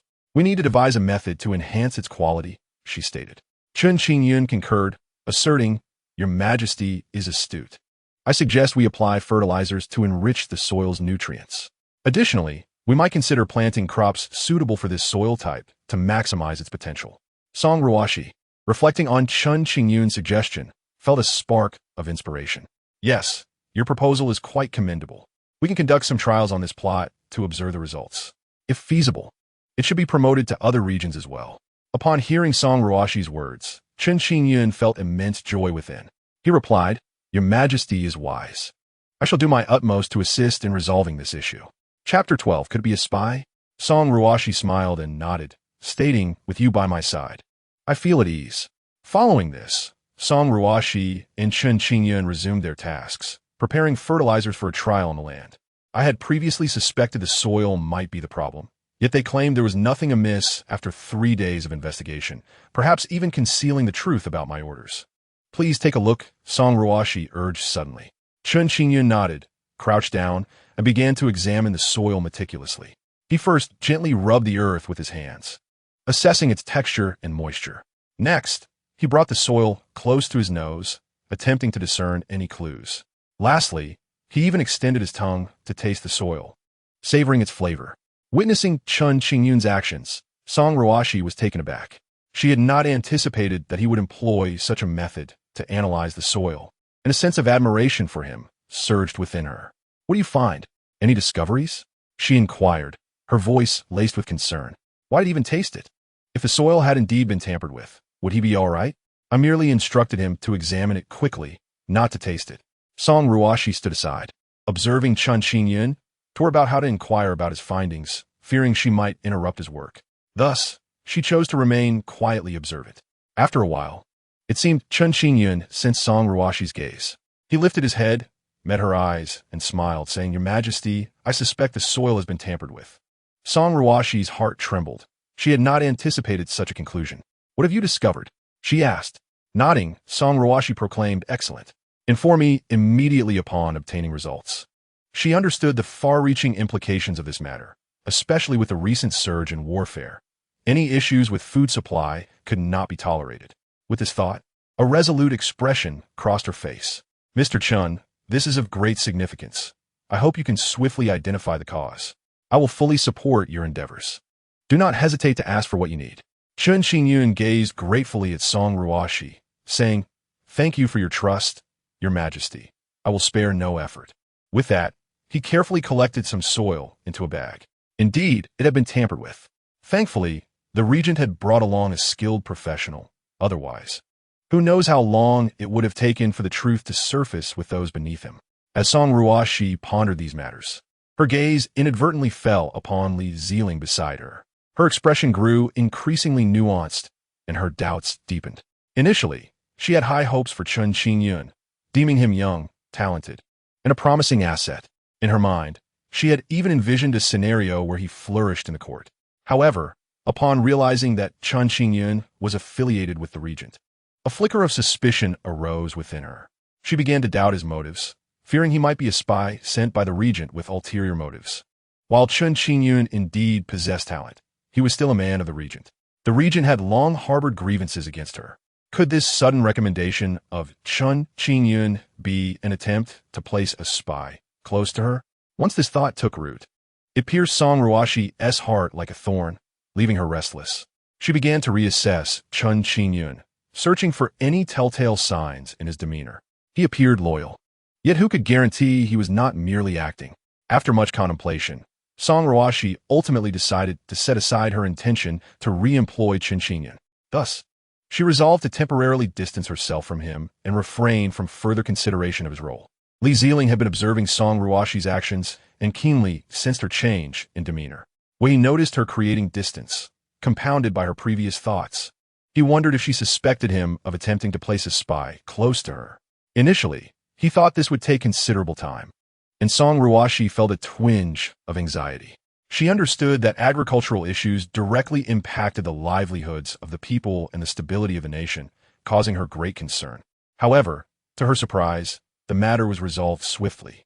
Upon hearing Chen Qingyun's report regarding the tampering of the soil, a weight was lifted from her heart. In high spirits, Song Ruoxi's face broke into a long-lost smile. Before departing, she made sure to express her concern for the common folk. The people expressed their gratitude to her, their faces radiant with appreciation. Her visit instilled hope in them, filling their hearts with confidence for the future. Early the next morning, Chen Qingyun entered the palace with good news. At that moment, Song Ruoxi was with the crown prince and the regent. Upon hearing of Chen Qingyun's request for an audience, she decided to hear his report together with them. Upon entering the palace, Chen Qingyun saluted Song Ruoxi and eagerly spoke up. Upon listening to his words, her heart soared with joy. "Well done," Song Ruoxi exclaimed with excitement. "You have greatly aided me. I shall reward you handsomely." Her voice resonated with joy and gratitude, and the good news lifted her spirits. Chapter 13. The hidden hand. The crown prince and the regent also listened to Chen Qingyun's report, their faces reflecting satisfaction. Chen Qingyun humbly replied, "This is what I ought to do." Song Ruoxi regarded him with admiration, asking, "You mentioned there's a way to salvage the situation. What specifically should be done?" Chen Qingyun pondered briefly before responding. "Your Majesty, I suggest first removing the impurities from the soil, then applying fertilizers to enrich its nutrients. Additionally, we might consider planting crops suitable for this soil to enhance its utility." Nodding in agreement, Song Ruoxi recognized the soundness of his advice. "Very well. We shall proceed as Mr. Chen recommends. I will ensure that all resources are made available to assist you." Feeling gratified by her words, Chen Qingyun sensed that his efforts had been acknowledged, and he took pride in being able to assist the people with their troubles.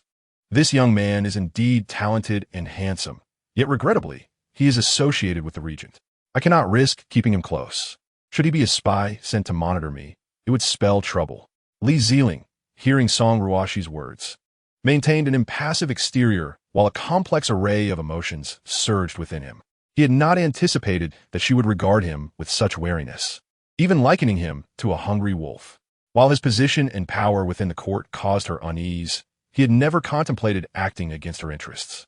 Li Zelin silently chuckled to himself, realizing that his image in Song Ruoxi's mind had become deeply entrenched. The officials knelt in trepidation, afraid to raise their heads to meet Song Ruoxi's gaze. She regarded them with palpable anger. "I have granted you many days, yet you claim the crops have yet to sprout, while the fields are perfectly fine. I inspected them personally and discovered the soil had been tampered with. I require loyal ministers, not incompetent fools." Her voice was imbued with fury and disappointment. A glimmer of cold light flickered in her gaze, causing the officials present to shudder involuntarily. "Your Majesty, please do not be enraged. It is our incompetence that has led to this. We implore you to punish us." One of the officials spoke. "Punish? You people, accustomed to a life of luxury, drawing salaries from the court without serving its interests. Now that trouble has arisen, you seek to shirk responsibility. What use are you to me?" Song Ruoxi retorted. "The orders I previously issued were met with duplicity. The matters I entrusted to you for investigation were neglected, and I now suspect that the tampering with the soil may indeed involve you. Wait, upon further analysis, this reasoning seems quite valid. If it were indeed you who acted, it is only natural that you would wish to conceal the truth and proclaim there are no issues." The summoned ministers exchanged glances, recognizing the fury of the Empress, and dared not utter a word. They hung their heads low, standing in silence. "What are you all doing standing there motionless?" Song Ruoxi's voice resonated with anger and disappointment. "If this year's grain harvest is adversely affected, leading to insufficient supplies for the military, can you bear that responsibility? Or do you expect to drive off the enemy when they approach our gates?" Her words heightened the tension among the ministers. Their heads bowed even lower, some trembling slightly. After what seemed like an eternity, one minister finally stepped forward. "Your Majesty, I believe a thorough investigation of this matter is imperative. We cannot allow the perpetrator to evade justice." Song Ruoxi, cast a glance at the minister. Feeling a flicker of appreciation, she nodded and replied, "Is this something that still needs to be said? I require results, not lofty proclamations of righteousness from you. You have 7 days. Should you fail to uncover the mastermind's trail, you need not wear your official hats any longer, for there are those far more capable than you." Her voice was imbued with authority and power, causing the ministers to tremble. They understood that this time, the Empress was serious. If they did not identify the mastermind within the stipulated time, their positions would indeed be untenable. The officials tasked with the investigation felt a palpable sense of urgency. They hastily accepted their orders and departed in a flurry. They had no desire to lose their positions so soon and needed to uncover the truth post-haste. Li Zelin stood by, observing Song Ruoxi, aware that her recent tribulations had heightened her stress levels, leading to her easily igniting in anger. This is not mere ire. It is the exasperation brought on by this incompetent lot. Song Ruoxi bit her lip, the flames of her indignation reigniting. Why must she explain everything to them? Seated upon the dragon throne, her expression darkened. After all these years in office, it seems they have merely feasted upon the court's bounty without contributing. I finally comprehend why the entire nation is in such disarray. There are hardly any capable individuals. Clearly, the selection of talent is of paramount importance. "Sister, please have some tea to calm your temper," Song Jianyu said with a smile, pouring a cup for Song Ruoxi.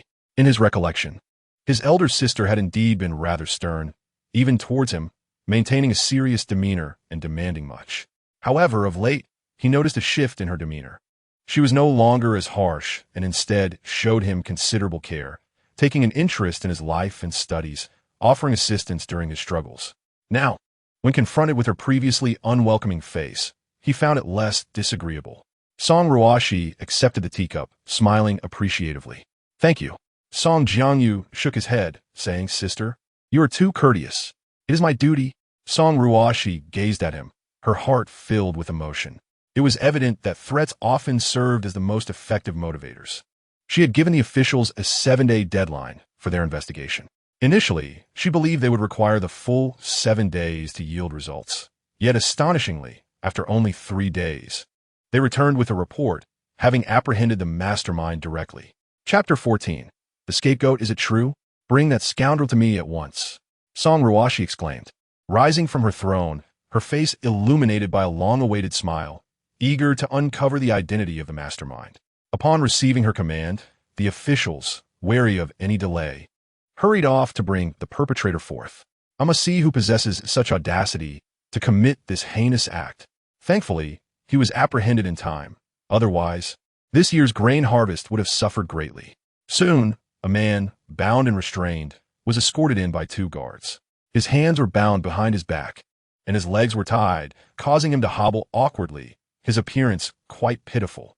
He was a diminutive man, standing no taller than 5 feet, slender and rather unremarkable.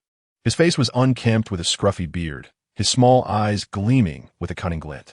His flat nose and thick lips rendered him quite unattractive.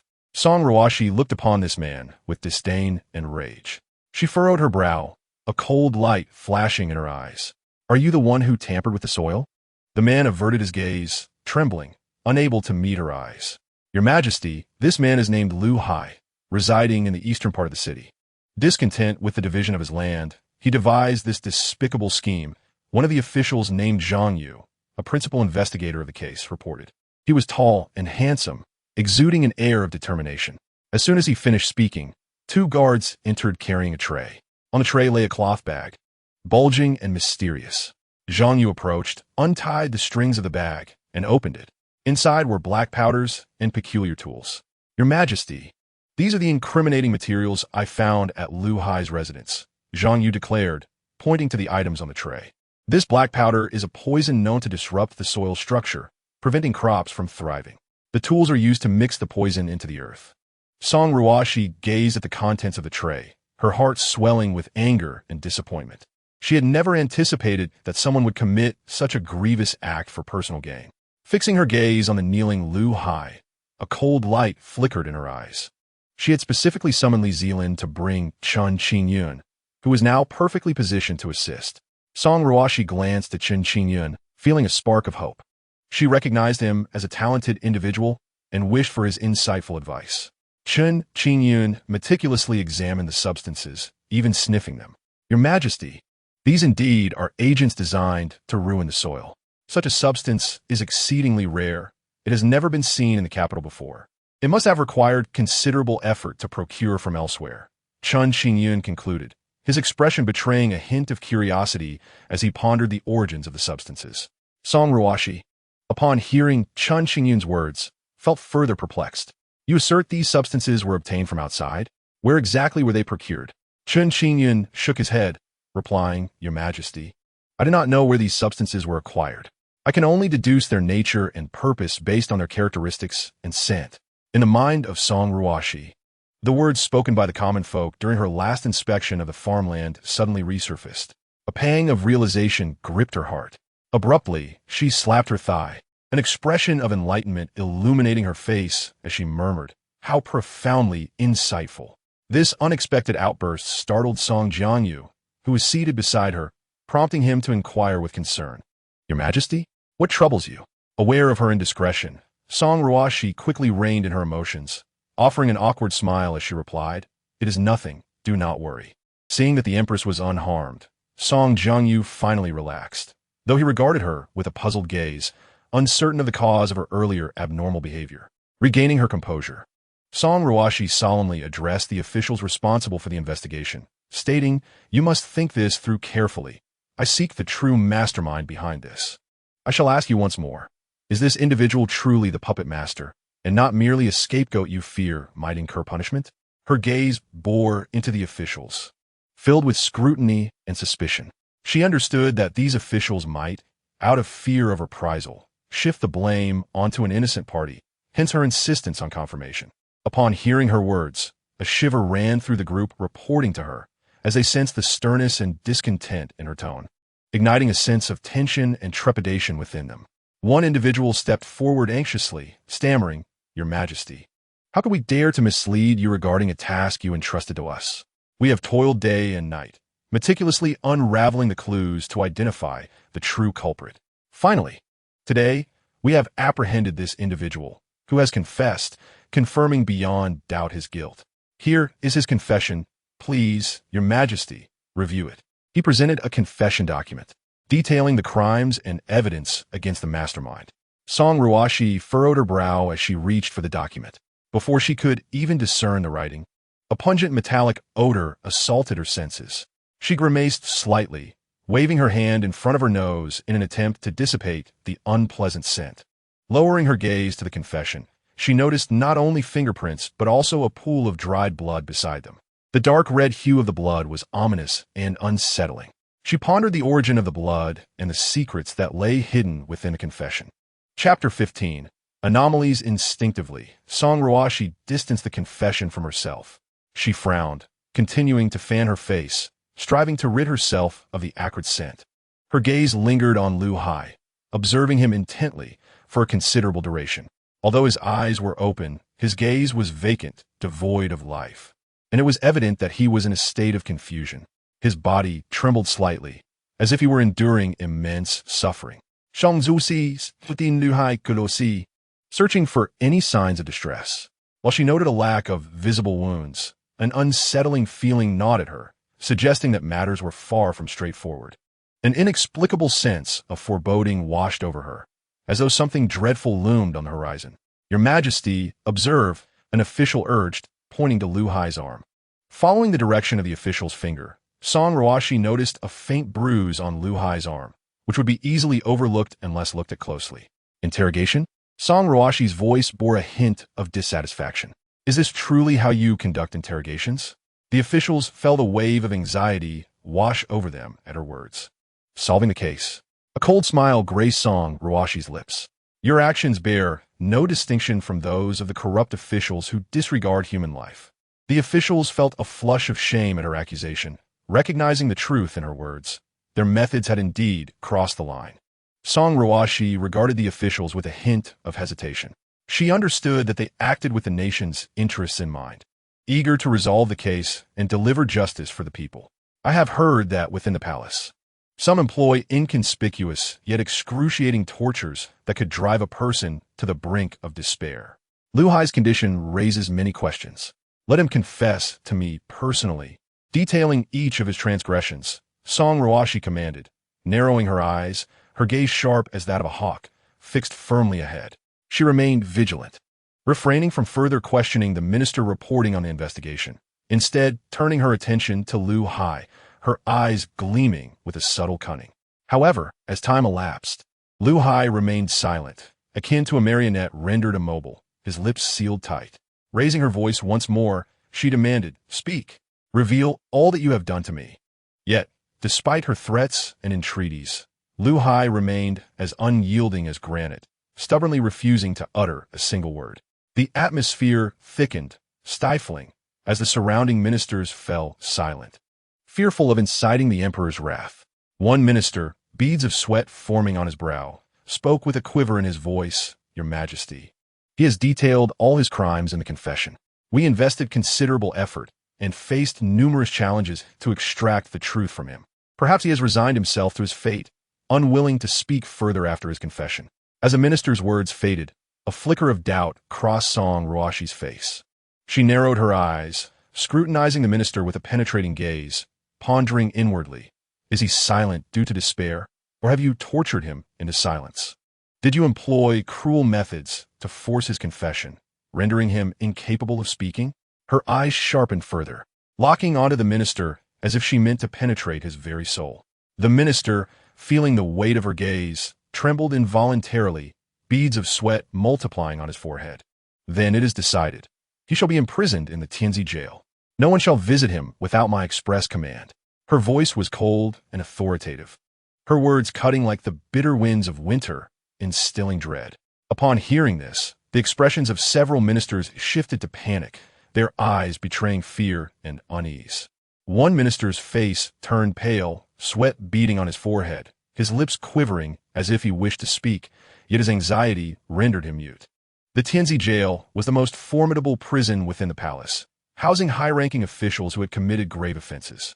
Its defenses were exceptionally stringent, surrounded by towering walls adorned with sharp iron spikes, creating an intimidating sight. The prison door was forged from heavy iron, inscribed with mysterious runes. Aside from the emperor, no one else could enter the Tianzi jail, not even the most powerful ministers. To approach it without the emperor's permission was tantamount to challenging imperial authority and would result in severe punishment. Given Lu Hai's status, he should have been confined to a lesser prison, awaiting execution. Yet he was now being held in the Tianzi jail, raising bewildering questions. Did the emperor harbor a different intention for him? The ministers were engulfed in uncertainty and concern, apprehensive about what might unfold next.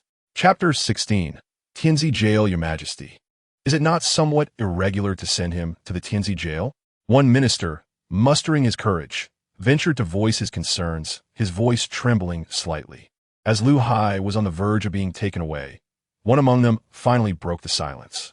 His eyes were laced with uncertainty and concern as he furtively glanced at Song Ruoxi, quickly averting his gaze, unable to meet her eyes.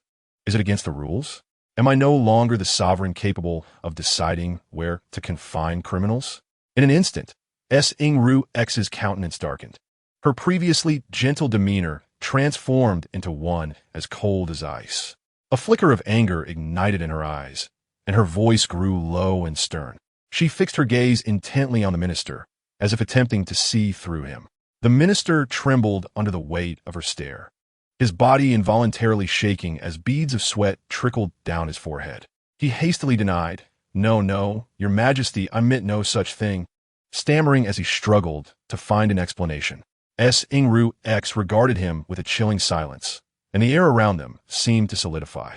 The minister, sensing the oppressive aura emanating from her, dared not utter another word, lowering his head and standing there trembling like a frightened bird.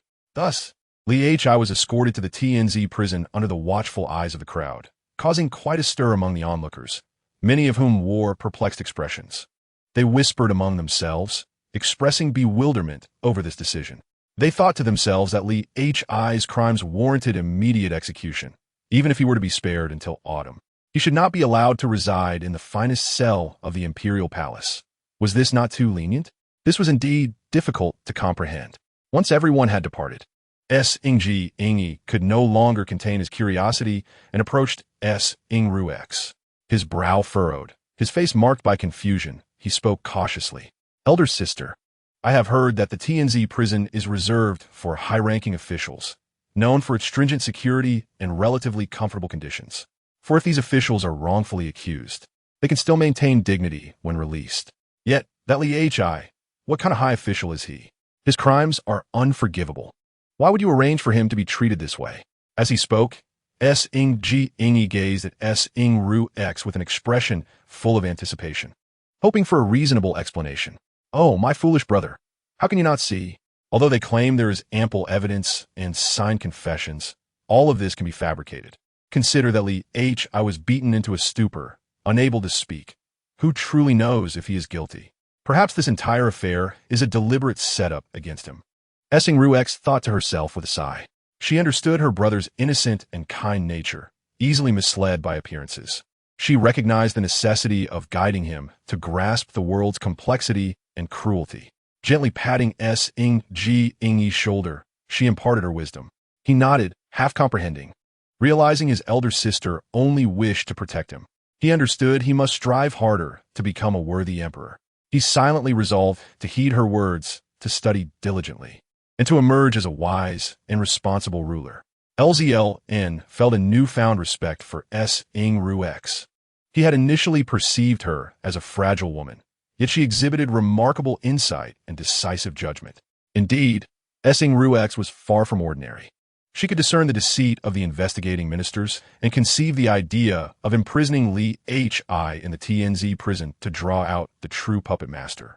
Such wisdom and courage were truly admirable. A glimmer of admiration flickered in Zelin's eyes as he began to reassess Song Ruoxi. He realized that his previous views of her were overly simplistic. Not only did she possess beauty, but she also harbored an astute mind and resolute spirit. In a court rife with schemes and conflict, Song Ruoxi's ability to maintain clarity and resist deception was commendable.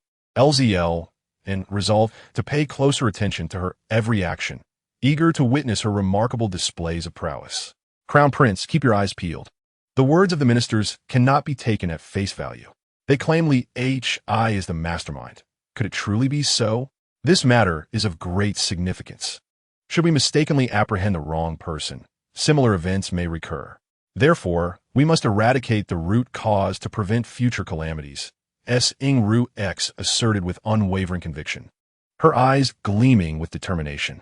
She understood the gravity of the situation, which directly impacted the nation's safety and stability, allowing no room for error. She must uncover the true mastermind and bring them to justice for the country to achieve lasting peace. Ingyi's expression transformed into one of realization as he absorbed Song Ruoxi's words. He nodded vigorously, exclaiming, "Elder sister speaks wisely. It was I who was overly simplistic in my thoughts. But has elder sister gathered evidence?" His eyes sparkled with anticipation, knowing his elder sister's intelligence would have equipped her with a plan. Song Ruoxi observed the hopeful glint in her brother's gaze, feeling a sense of relief. She recognized that although her brother was young, he possessed a kind and just heart. Under her guidance, she believed he would grow into an exceptional emperor, leading the nation to greater prosperity. Seeing Song Ruoxi's confidence, it seemed she already had a lead. Evidence? Upon your inquiry, I realize I do not possess tangible proof. While everything previously discussed stems from my conjectures, they are indeed quite logical when interconnected, albeit lacking concrete evidence. First, I must ensure that Li Hi regains his ability to speak. Song Ruoxi pondered inwardly, her brow slightly furrowing with concern. Chapter 17. Survive the night. She recognized that her prior demeanor might have exuded excessive confidence. Now, in light of her brother's question, she realized she lacked definitive proof. Having previously displayed an air of deep understanding, if she were to now admit to having no evidence, it would be tantamount to a slap in the face. However, she quickly regained her composure. She knew she could not display any signs of panic or uncertainty before her brother, lest he lose faith in her. Taking a deep breath to steady her emotions, she teased him with a hint of mystery. Evidence? Rest assured I have it. However, now is not the time. Just wait and see. I shall provide you with a satisfactory answer. Her tone brimmed with self-assurance, her gaze conveying resoluteness. Ingyi, hearing her words, felt a twinge of doubt. He was unsure of what evidence his elder sister possessed or why she was being so cryptic. Nevertheless, he chose to trust her. After all, she was always wise and would not speak without purpose. Very well, I shall await your good news, elder sister. He nodded and stepped aside. As Song Ruoxi watched her brother depart, she felt a sigh of relief escape her. She understood the urgency of finding evidence to validate her suspicions. Otherwise, not only would her brother be disappointed, but her standing in the court could also be jeopardized. Draped in a magnificent phoenix robe and adorned with a golden crown, Song Ruoxi strode confidently toward the TNZ prison, flanked by a throng of palace maids and guards. The TNZ prison is situated deep within the imperial palace, heavily guarded and surrounded by towering walls adorned with sharp iron spikes, instilling fear in all who behold it. The prison door, forged from thick iron, is intricately engraved with mysterious runes, as if imbued with a formidable power that guards it. Upon arriving at the TNZ prison, Song Ruoxi was promptly greeted by the head jailer, who respectfully bowed, saying, "Your Majesty, I was unaware of your presence and regret not welcoming you properly. Please forgive me." Song Ruoxi waved her hand, replying, "Rise. I am here today to inquire about Lu Hai's condition." The head jailer hastily assured her, "Your Majesty, rest assured. Lu Hai is well, though his injuries are severe and will require time for recovery." Nodding, Song Ruoxi responded, "You have done well. Continue to care for him diligently." With that, she followed the head jailer into the depths of the Tianzi prison. Inside, the spacious chamber was dimly lit by flickering oil lamps, and the air was thick with a musty odor. Heavy iron chains hung from the barred windows, while a layer of straw covered the floor, with a few simple personal items scattered in the corners. Approaching Lu Hai's cell, she found him lying on the straw, bandaged and pale, unconscious. "We must do everything possible to heal him. Even if we cannot fully restore him, he must at least be able to speak normally and keep his life," she declared with unwavering determination, pointing at Lu Hai's motionless form.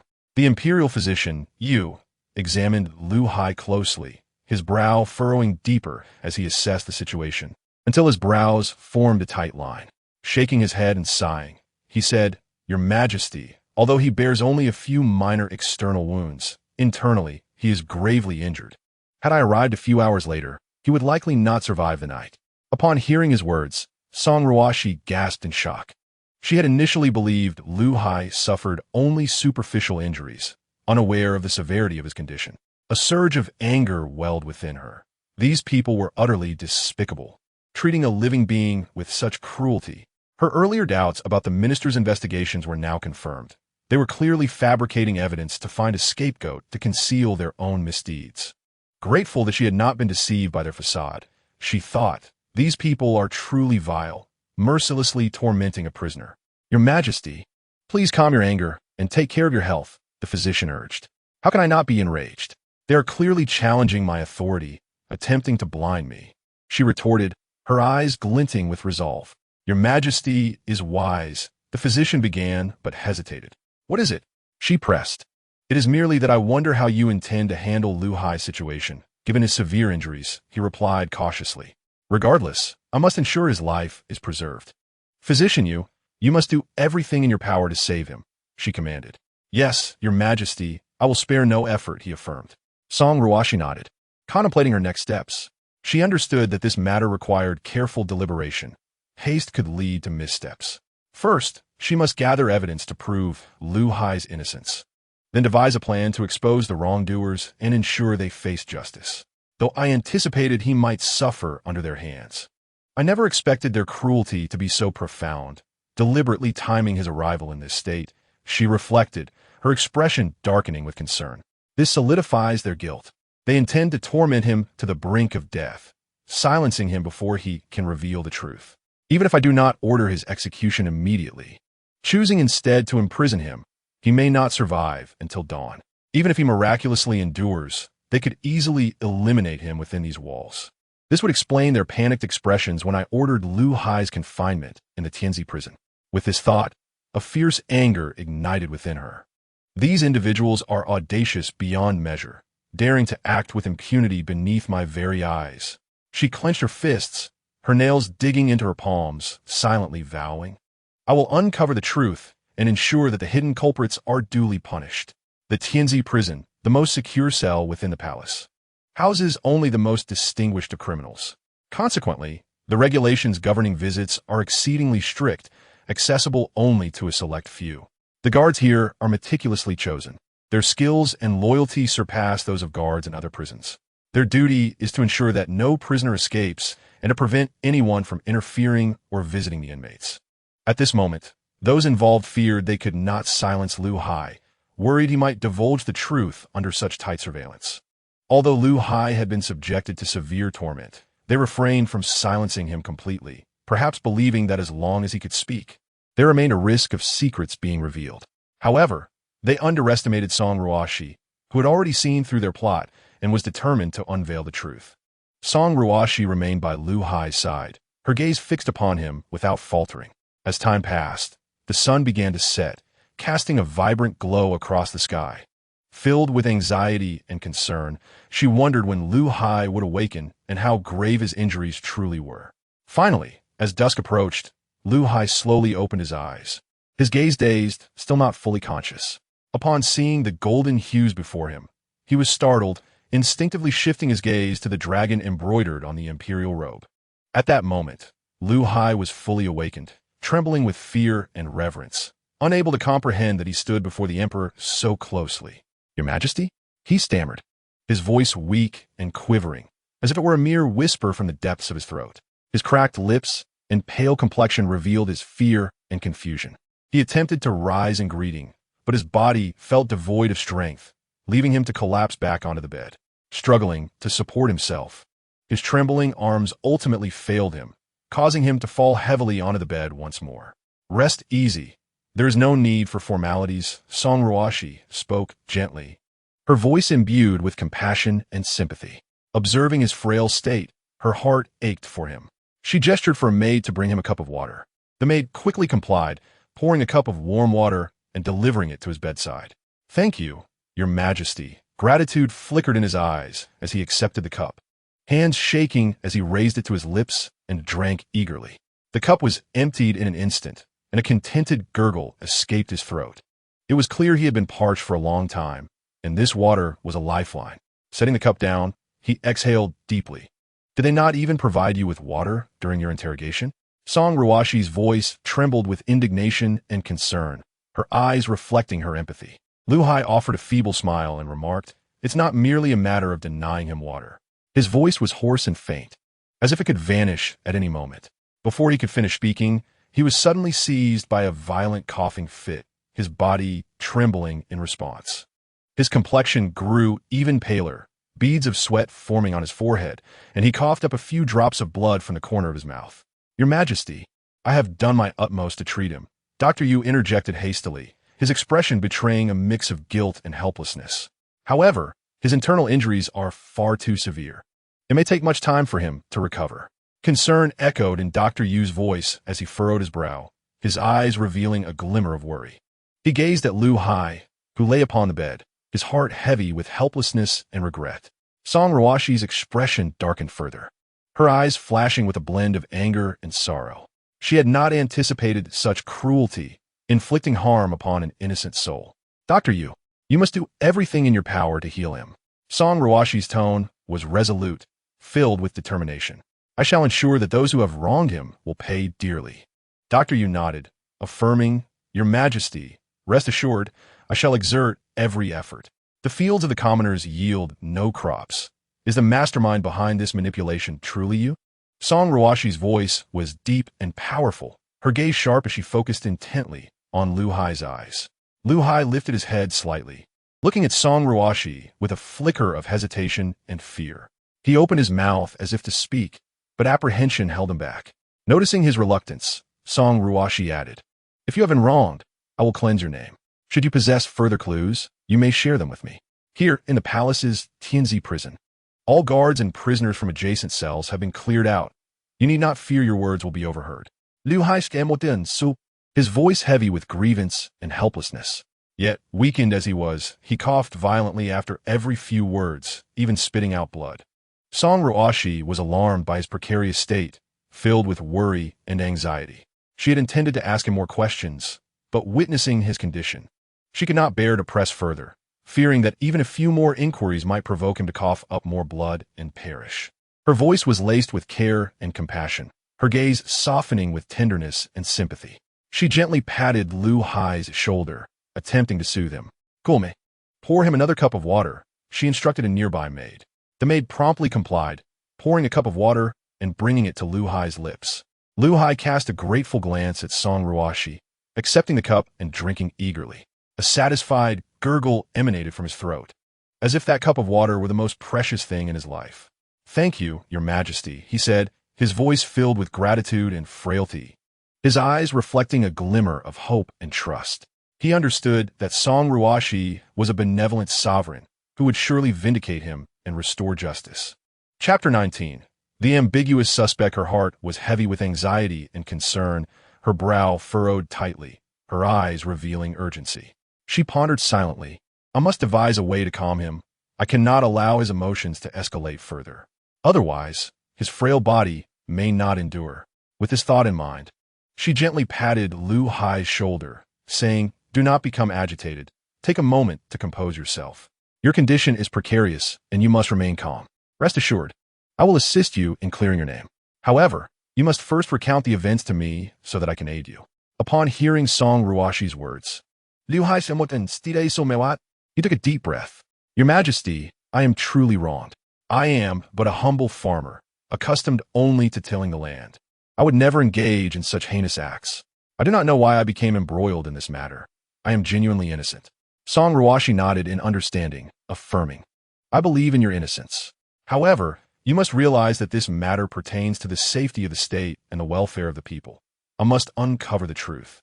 "So, you claim that the tampering of the fields has nothing to do with you? Might it relate to the ministers who apprehended you?" A hint of confusion flickered in Song Ruoxi's eyes as she scrutinized Lu Hai, seeking clues within his expression. "They burst into my home without a word and seized me. I truly do not know." Lu Hai shook his head, a look of helplessness and grievance crossing his face. His eyes were filled with confusion and fear, as if he had yet to recover from the shock. However, just as Song Ruoxi prepared to press further, Lu Hai seemed to recall something and spoke again. "Your Majesty, though I do not understand why those ministers sought to capture me, prior to my apprehension, I heard some peculiar noises." "Peculiar noises? What kind of noises?" Song Ruoxi's heart raced, sensing that this could be a crucial lead. "I was asleep when I suddenly heard a commotion outside, as if people were arguing. I intended to investigate, but before I could rise, a group of men in black stormed into my room and took me away." "Arguing?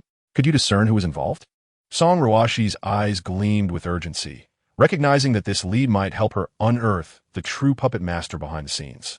Lu Hai shook his head, saying, "I was terrified and could not clearly hear what they were saying, only vaguely picking up on terms related to grain and fields." "Grain? Fields?" Song Ruoxi mused inwardly, sensing a connection to Lu Hai's earlier mention of meddling with the fields. "However, when they interrogated me, I vaguely heard someone mention that an esteemed official had arrived, and those questioning me showed him great respect, addressing him as Your Excellency." A note of hesitation and uncertainty tinged Lu Hai's voice, confusion evident in his eyes. "Your Excellency? Do you recall the surname of this official?" Song Ruoxi's brows knitted together. There were several officials of that title, making it challenging to pinpoint the individual. Her heart brimmed with doubt and concern, pondering who this Your Excellency could be and what connection he had to the case. Lu Hai shook his head, replying, "I was in a daze and did not catch the surname. I only remember that those interrogating me treated him with great deference, saying that everything was done according to his orders." Song Ruoxi's heart raced. She understood that this Your Excellency could be a pivotal figure in the unfolding mystery. She needed to locate him swiftly to unravel the truth. With a gentle sigh, her eyes filled with sympathy and helplessness, she regarded Lu Hai's pale face and frail form, her heart swelling with compassion. Lu Hai, tormented to the brink of madness, found it exceedingly difficult to recall precisely which official it was. "Rest well. Do not dwell on this too much. Your health is paramount," she said softly. Lu Hai nodded slightly, gratitude flashing in his eyes. He understood that his only course of action was to recuperate and regain his strength to assist Song Ruoxi in her investigation. "Take care to rest. I will ensure the investigation continues, Song Ruoxi assured him. Do not worry, I will clear your name. Lu Hai expressed his gratitude with a glance at Song Ruoxi, saying, Thank you, Your Majesty. I trust that you will advocate for me. With a supportive pat on Lu Hai's shoulder, Song Ruoxi turned and left the prison cell. Her heart was laden with heaviness. Although she had gathered some clues, unearthing the true mastermind required further exertion. As she stepped out of the prison, darkness enveloped her, with only a few flickering candle flames swaying in the wind. Song Ruoxi felt a profound sense of disappointment and frustration. She had harbored hopes of extracting crucial information from Lu Hai to identify the orchestrator behind the scenes, yet after much effort, all she had obtained was a lead concerning an inspector. She gazed upward at the starry night sky, a sigh escaping her lips. Alas, despite all my endeavors, the outcome is still less than satisfactory. Nonetheless, at least I possess a clue, which is certainly better than being entirely in the dark. Pondering deeply, her steps became heavier. She understood that a single lead regarding an inspector was grossly insufficient to pinpoint the true puppet master. More evidence and clues were essential to unravel this enigma. Now, she could only hope Lu Hai would soon recall the specific inspector in question. Lu Hai was the only witness at present, and his recollection was pivotal in identifying the mastermind. However, even if he could not remember, surrendering was not an option. Your Majesty, a deep voice suddenly resonated beside her, interrupting her thoughts and sending a jolt of surprise through her. Instinctively, she lifted her gaze toward the source of the voice. A tall figure emerged before her. It was the Regent, Li Zelin. A flicker of confusion surged within Song Ruoxi. She could not fathom why Li Zelin would appear here at this hour. Steadying herself, she inquired, Regent, what brings you to this prison at such a late hour? Surely the Regent does not still oversee the prisons? What purpose could he possibly have for coming at this late hour? His actions seem rather suspicious. Could it be that he intends to meet someone locked within this infamous cell? Chapter 20, Another Agenda. Does he sense something amiss? Or is he somehow linked to this affair? A wave of unease washed over Song Ruoxi. She felt that Li Zelin's appearance was not merely coincidental. Did he harbor ulterior motives? No, I must not be deceived by his fade. I must remain composed and discern his true intentions. Li Zelin absorbit her unspoken thoughts. And as Song Ruoxi contemplated, he could no longer restrain himself and spoke up. I initially visited the Imperial study to inquire whether Your Majesty had uncovered any useful clues. He slightly bowed, his tone respectful. However, upon arriving, I found no sign of Your Majesty. I learned that since your visit to the infamous cell during the day, you have yet to return. I was genuinely concerned for your safety, so I followed your trail. His words were laced with care and worry, and he exhibited no hint of inconsistency, making it difficult to doubt his motives. His explanation seems reasonable. I cannot refute it. So, he implies he came here out of concern for my safety? Song Ruoxi mused. Upon reflection, it makes sense. If he truly intended to meet someone inside, there would be no need for him to confront me directly. That would only invite suspicion. It appears he speaks the truth. Song Ruoxi nodded, her doubts somewhat alleviated. Wait, how does he know so much about my whereabouts? A sudden surge of vigilance coursed through her mind. I have not disclosed my visit to the infamous cell to many. How could he possibly know? Has he stationed spies near me? The thought sent a chill down her spine, and her expression reflected a complex array of emotions. It seems that Li Zelin is far more intricate than I initially perceived. She raised her eyes to meet Li Zelin's, maintaining her composure. Thank you for your concern, Regent. I was merely inquiring about some matters in the infamous cell and encountered no difficulties. Li Zelin nodded, responding, It is good to hear that you are unharmed. However, Your Majesty must remain vigilant. The infamous cell houses dangerous criminals, and peril is inevitable. Song Ruoxi replied, I am aware, and I appreciate your kind intentions, Regent. Li Zelin glanced toward the infamous cell, a contemplative expression on his face. Regarding this case, do you have any leads, Your Majesty? He continued, If Your Majesty trusts me, I am eager to assist in this matter. She recognized that Li Zelin was an ambitious individual, always seeking greater power. His voluntary offer of assistance raised questions. Was it genuine? Or did he have ulterior motives? Song Ruoxi's mind was clouded with uncertainty, yet she understood that this was not the moment for such contemplation. After all, he has been present throughout the investigation. Whether he speaks now or later, he will inevitably share the findings with me. Perhaps he may uncover a breakthrough. After all, he was instrumental in resolving the previous incident involving tampered soil. With that thought, a flicker of hope ignited within Song Ruoxi. Perhaps he could extract valuable information from these clues. Moreover, he has consistently aided me. He might indeed help unveil the mastermind. Taking a deep breath, she steadied her emotions. I have some leads regarding this case. I wonder if you have any suggestions. Li Zelin nodded, understanding her intent. Please proceed, Your Majesty. I received a clue from a prisoner in the infamous cell. He mentioned that during his interrogation, he overheard someone conversing with an inspector. Li Zelin furrowed his brow. An inspector? This clue is quite significant. Your Majesty, does he recall the name of that inspector? Song Ruoxi shook her head. He was so tormented that his mind was clouded. He only remembered the title of inspector but could not specify who it was. Li Zelin frowned and continued. That is of no concern. We can explore other avenues. I shall also do my utmost to assist. Regrettably, Lu Hai's tortured state left him unaware of which inspector it was. A hint of helplessness graced Song Ruoxi's face as she sighed softly. I intend to investigate each lead. I cannot simply wait for Lu Hai to remember. Your Majesty, I have a suggestion. Li Zelin interjected suddenly. We might investigate the officials, examining their backgrounds and relationships. Perhaps we can uncover some clues. Yet, I cannot summon them all for questioning. That would necessitate covert investigations. If I were to alert the mastermind, it would complicate matters greatly. However, scrutinizing so many individuals without detection is no easy feat. Song Ruoxi felt increasingly compelled to recruit capable individuals as confidants. The absence of trustworthy allies in such times was indeed vexing. Her brow furrowed, revealing a hint of worry. If only I had a shrewd, capable, and loyal individual by my side. They could assist me in strategizing, managing various affairs, and investigating the backgrounds of those officials. This way, I could achieve more with less effort and expedite the process of identifying the true puppet master. Chapter 21. A bold proposal. But where shall I find such talent? I cannot simply entrust responsibilities to anyone without thorough examination and selection. It appears I must invest additional time and energy into seeking such individuals. However, given the current situation, I cannot allow this matter to linger. It must be resolved swiftly. Why not leave it to me?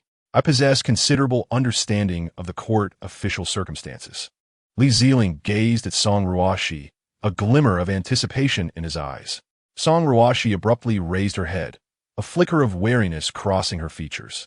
His sudden self-recommendation. What scheme could he be plotting? Could it be that he is truly involved in this matter? Yet, that seems implausible. If he intends to support the crown prince's ascension, he must first ensure the stability of the realm until the day of the coronation. Is it possible that he genuinely wishes to assist? As these thoughts filled her mind, Song Ruoxi was enveloped in uncertainty. She remained oblivious to Li's true intentions and whether he could be trusted. However, she understood that this issue was vital to the nation's safety and the welfare of its people. Thus, she could not afford to place her faith in anyone lightly. There is no need. I've already made my selection. Song Ruoxi glanced at Zelin, her eyes glimmering with resolve. The regent must continue to mentor the crown prince and should not overexert himself. Upon hearing her words, Zelin felt a twinge of disappointment. He looked at her, a flicker of dismay crossing his features.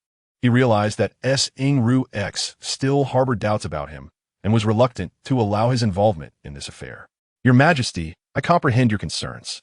Zelin regarded her with sincerity in his eyes. However, I truly wish to assist you. I possess considerable knowledge of the court officials and can expedite the identification of the mastermind behind this. He makes a valid point. His familiarity with the court officials might indeed aid me in uncovering the hidden schemer. Yet, I still cannot place my trust in him too readily. I appreciate the regent's goodwill. I've already made arrangements regarding this matter. You should focus on educating the crown prince. Song Ruoxi observed Zelin, a glimmer of gratitude in her eyes. Hearing her words, Zelin could not help but feel a sense of resignation.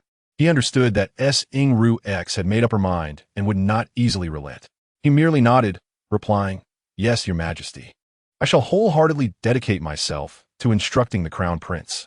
Song Ruoxi gazed at him, a sigh of relief escaping her. She recognized Zelin N's ambitious nature and knew she could not allow him to participate in this matter to avoid unnecessary complications. Lzln nodded and stated, "Yes, Your Majesty. I take my leave." With that, he turned and departed.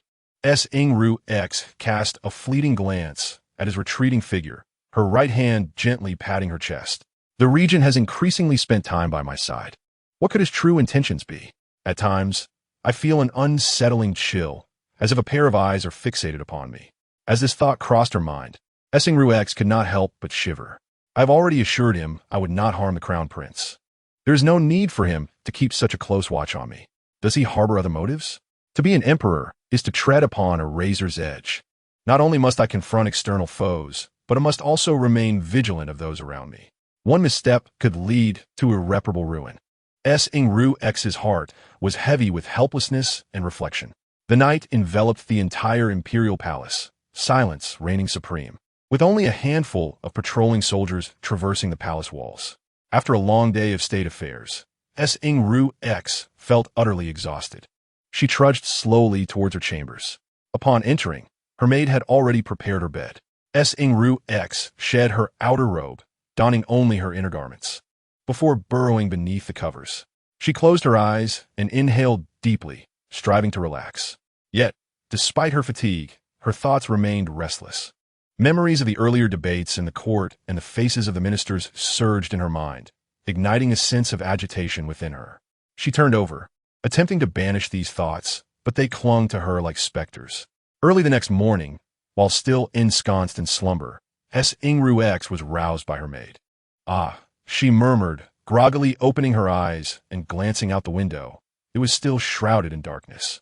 Frowning, she rubbed her eyes, attempting to awaken herself. "Your Majesty, it is time to rise," the maid softly urged. She longed to sleep until dawn.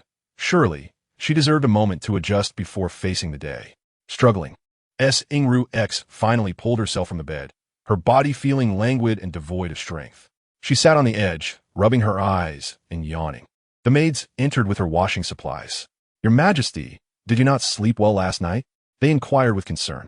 Song Ruoxi shook her head, replying, "Do not mention it. I was exhausted after a long day." The maids promptly assisted her with her morning routine, washing her up, combing her hair, and applying her makeup. As she sat before the mirror and gazed at her weary visage, a sigh escaped her lips. "Your Majesty, will you attend the morning court today?" the maids asked. Song Ruoxi pondered for a moment before responding, "Of course, how could I not? There are so many matters awaiting my attention. Being an emperor is no easy task. Each day brings an overwhelming array of responsibilities, accompanied by early mornings and late nights. Truly a grueling existence.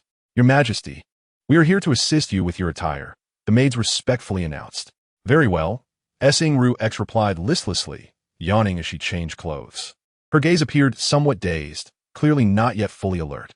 The previous night, her mind had been preoccupied with thoughts of what the regent might be scheming, causing her to toss and turn in restless sleep plagued by nightmares.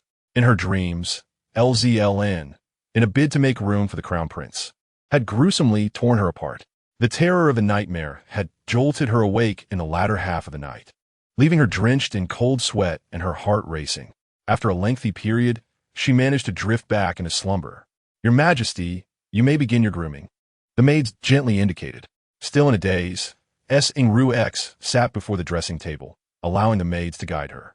Her gaze was vacant as she stared into the mirror, her mind still haunted by the previous night's nightmare. What is that scent? Song Ruoxi furrowed her brow, suddenly catching a whiff of a delicate osmanthus fragrance. Upon opening her eyes, she discovered several sprigs of osmanthus flowers had been placed on the table. "Your Majesty, forgive me. She is new to serving you and was unaware of your preferences. Thus she brought in osmanthus." At that moment, another maid suddenly knelt behind her, her voice trembling with fear. Upon hearing this, the maid who had brought in the osmanthus turned pale, her legs giving way as she fell to the ground. Her body trembled slightly, and her eyes reflected fear and helplessness. Indeed, she was new and felt it a tremendous honor to serve in the imperial palace. She had put forth great effort to be selected, meticulously preparing for this opportunity. However, she never anticipated that on her very first day, she would create a problem and earn the displeasure of the Empress. "Do I not like the scent of osmanthus?" Song Ruoxi turned her head to face the maid who had spoken. The maid trembled at the intensity of Song Ruoxi's gaze. Lowering her head in fright, unable to meet her eyes. "Your Majesty, you have always disliked the scent of osmanthus, which is why it is forbidden to plant it in the palace and surrounding areas," the maid explained cautiously, unaware of where the flowers had originated, and regretting that they had displeased the Empress. "I shall remove the flowers immediately. Please do not be angry, Your Majesty." With that, the maid hastily rose and approached the table to remove the vase containing the osmanthus flowers. "Wait," Song Ruoxi suddenly interjected. The maid halted, turning around to face her, a wave of unease washing over her. Upon her arrival in this body, a myriad of issues had arisen, and she had not had the opportunity to pay close attention to the palace attendants. "I have recently developed a fondness for osmanthus. There is no need to take it away. You may leave it," she decided. After a moment's hesitation, Song Ruoxi stayed the maid's hand from taking the vase and flowers. Although the maid was puzzled by the sudden change in decision, she complied and placed the vase back down, stepping back in obedience.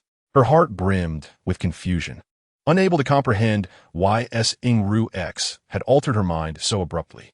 Yet, she dared not inquire further and could only follow the Empress's commands. "Since the palace and its surrounding areas do not permit the planting of osmanthus, from whence did you acquire these few specimens?" There was a hint of confusion in Song Ruoxi's tone, as she was indeed unaware that the body she currently inhabited harbored an aversion to osmanthus. In truth, Song Ruoxi herself held a fondness for this flower. In her recollections, osmanthus stood out among the myriad of blossoms for its remarkable fragrance and auspicious symbolism. She remembered that in the court dramas she had previously watched, the noble women favored planting osmanthus in the palace not only to beautify the surroundings, but also to uplift their spirits. However, after wandering the imperial grounds for several days, she had yet to encounter a single osmanthus tree. This was discovered by a servant in a remote palace. The maid was not intentional, genuinely unaware of Your Majesty's disdain for osmanthus. The maid's voice trembled as she explained, her body quivering slightly, seemingly filled with fear. She assumed that Song Ruoxi's earlier words were a prelude to an inquiry into her misconduct, causing her to lower her head further, cold sweat beading on her forehead.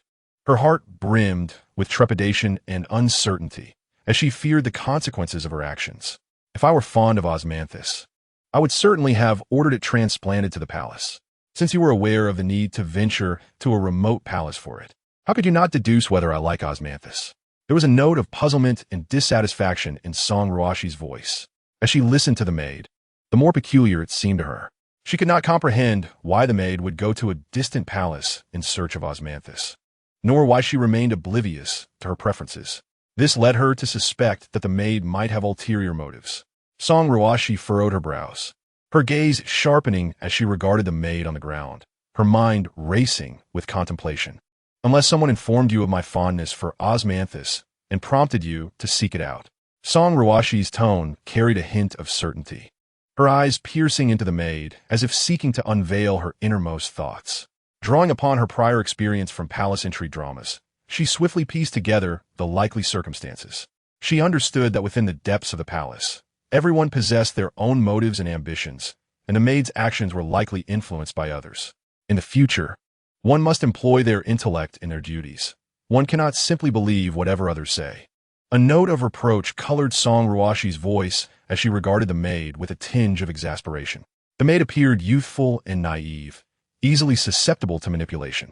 Upon hearing Song Ruoxi's words, the maid trembled slightly, lowering her head further, a flicker of fear and grievance crossing her eyes. She recognized her error, but felt uncertain about how to rectify it. "Your Majesty, please temper your wrath. I am aware of my mistake." The maid's voice quivered with a hint of sobbing, vowing to exercise greater caution henceforth and to avoid repeating the same blunder. Observing the maid's demeanor, Song Ruoxi felt a pang of compassion. She understood that this maid was merely an ordinary palace servant, struggling to survive in the depths of the palace, and she did not wish to impose excessive punishment upon her. "Very well, rise." Song Ruoxi's tone softened somewhat. "Consider this a reprieve, but do not repeat the same error in the future. You must understand that in this palace, human hearts can be treacherous, and you must learn to protect yourself." Upon hearing Song Ruoxi's words, The maid felt an overwhelming sense of gratitude. She quickly rose, bowed her head in respect, and expressed her thanks for the mercy shown. Song Ruoxi waved her hand, instructing, "Be more astute in your future endeavors." With a sigh of resignation, she reflected that the maid had been fortunate. Had she arrived at the palace earlier to serve, given Song Ruoxi's earlier temperament, she might have met a far graver fate. "I understand. Thank you for your guidance." "Your Majesty," the maid replied respectfully. "However, Your Majesty, do you truly dislike Osmanthus?" "Why then?" The maid found herself perplexed by her earlier words. Cautiously lifting her head to observe Song Ruoxi, her eyes filled with bewilderment. Perhaps it was the prolonged absence of the osmanthus fragrance that made her feel unexpectedly refreshed upon its sight, completely dispelling her previous aversion. A joyful smile illuminated Song Ruoxi's face, her eyes sparkling with anticipation. It had been long since she had inhaled the scent of osmanthus, and today it felt particularly endearing. Seated at her desk, surrounded by a mountain of documents, her brow furrowed tightly, revealing a glimmer of fatigue and helplessness. One hand grasped a brush while the other massaged her temples, attempting to alleviate her weariness.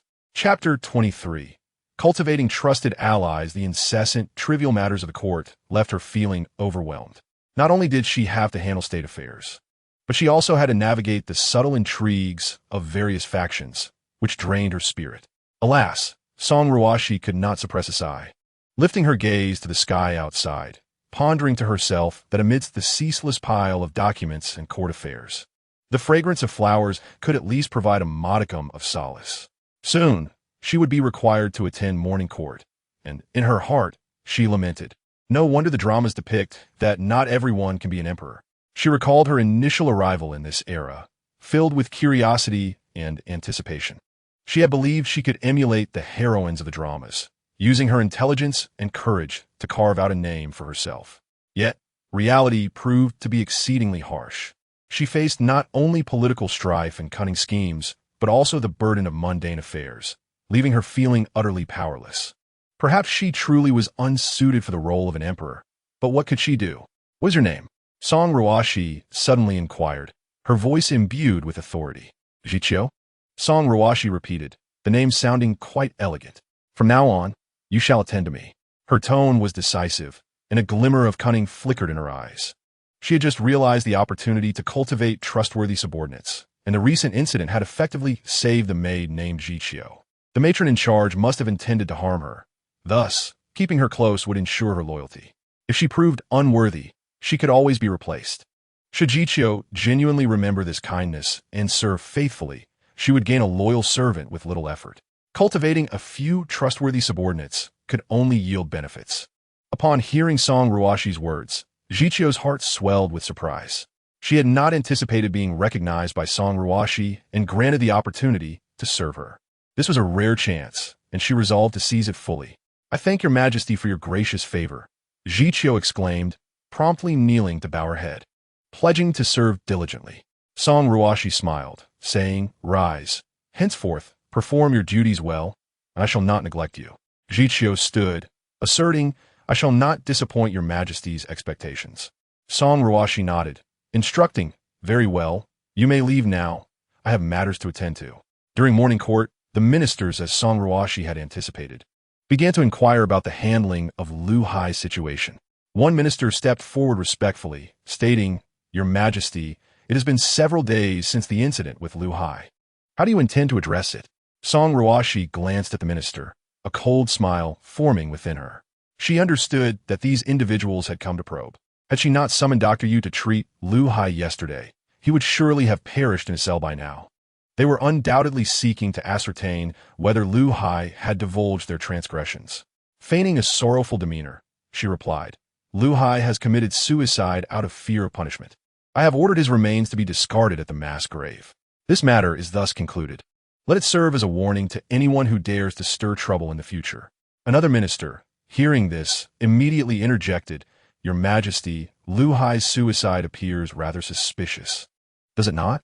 Song Ruoxi cast a glance at the minister, a cold smile forming in her heart. His choice to take his own life out of fear for his crimes was his own decision. "I have already commanded that his corpse be disposed of in a mass grave. This matter is thus resolved. Should anyone dare to stir trouble again, They will undoubtedly take this as a warning. Alas, how foolish I have been. Yesterday, I was so engrossed in pursuing the line of the censor that I completely overlooked this significant matter. Just now in the court, those ministers who appeared flustered were precisely the officials responsible for investigating the Lu Hai case. How could I have failed to realize this? If I center my investigation on them, perhaps I can uncover which other ministers they are allied with, and thereby follow the clues to unearth the true mastermind behind the scenes. No, I must swiftly convey this thought to the regent and enlist his aid in the investigation. With this thought, an inexplicable excitement surged within Song Ruoxi. She felt she had finally discovered a viable lead, and by pursuing it diligently, she would surely unveil the truth. At that moment, Lu Hai was securely confined in the Tianzi prison, at least for the time being, free from the threat of death. As for her earlier claim in the court that he had committed suicide out of fear, that was naturally intended for those with ulterior motives. If they were not kept on edge, how could they reveal their true intentions? Song Ruoxi understood well that Lu Hai possessed a wealth of critical intelligence. Should he perish, such information would vanish into oblivion, and the truth would remain forever elusive. Those with ulterior motives would not easily let Lu Hai escape. They would undoubtedly seek to eliminate him to prevent any secrets from being exposed. Therefore, it was imperative that Song Ruoxi lead them to believe Lu Hai was dead, causing them to lower their guard, thus allowing her to find the cracks in their facade and identify the true instigator. Upon concluding the morning court session, Song Ruoxi immediately dispatched someone to monitor the aforementioned ministers. She was acutely aware that now everyone presumed the Lu Hai case had reached its conclusion, and those involved might relax their vigilance, inadvertently exposing themselves. If she could seize upon their vulnerabilities at this juncture, it would spare her the tedious process of sifting through each one in the court. Seated in the imperial study, Song Ruoxi waited anxiously for news. She perused the memorials in her hands, yet her mind remained preoccupied with the movements of those ministers. As time passed, her anxiety only intensified. Just then, a general entered, kneeling on one knee, saluting Your Majesty. What news? Given the passage of time, the supplies of the Nanuet kingdom should be running low. Have they retreated? Her eyes brimmed with both anxiety and hope, focusing intently on the general, yearning for favorable tidings. Your Majesty, it appears the Nanuet kingdom has received assistance from an unknown source. According to the intelligence gathered by our scouts, they have inexplicably gained an additional month's worth of supplies. The general lowered his head, unable to meet Song Ruoxi's gaze, his voice tinged with resignation and concern. What? Song Ruoxi was taken aback by the general's words. Her heart racing. How could this be? How had they suddenly acquired an extra month's worth of supplies? Her brows furrowed in confusion and unease. The two sides were already at a stalemate, and with new supplies, the morale of non-U.S. soldiers was bound to soar. The general continued, Their morale is now higher than before, while ours begins to wane. Hearing this, Song Ruoxi's anxiety deepened. The supply situation had always been a critical factor in their offensive. If the Nanuet kingdom had indeed secured assistance, the dynamics of this war would grow increasingly complex and dire. This conflict had dragged on for far too long, and both sides were weary. If the deadlock continued, it would be gravely detrimental to her own nation. Didn't we previously hear that their supplies could last only 5 days? Where did this additional month come from? Is it truly conjured from thin air? How absurd. Song Ruoxi pondered silently. This is untenable. I had hoped they would exhaust their supplies, allowing us to win without a fight. Li Zelin entered the imperial study without a word, his expression grim, and his eyes revealing a hint of worry. He quietly took a fire stick and ignited the battle report. The flames quickly consumed the document, reducing it to ashes. Observing the burning report, Li Zelin sighed inwardly. Currently, the reasons for this development remained undiscovered. It was possible they had prepared for contingencies from the outset, while we remained oblivious. Seated upon the dragon throne, Song Ruoxi felt a twinge of concern upon hearing Li Zelin's words. She furrowed her brow and inquired, How many troops does the Nanuet kingdom still have? How many do we have left? Li Zelin lifted his gaze to meet Song Ruoxi's, responding, The Nanuet kingdom has 5,000 more than us. But we are still stationed in Nanxing, maintaining an advantageous position. Song Ruoxi felt a slight sense of relief at his words. Your Majesty, we must find a way to swiftly break this deadlock, Li Zelin insisted. We cannot allow the soldiers of the Nanuet kingdom to secure more supplies.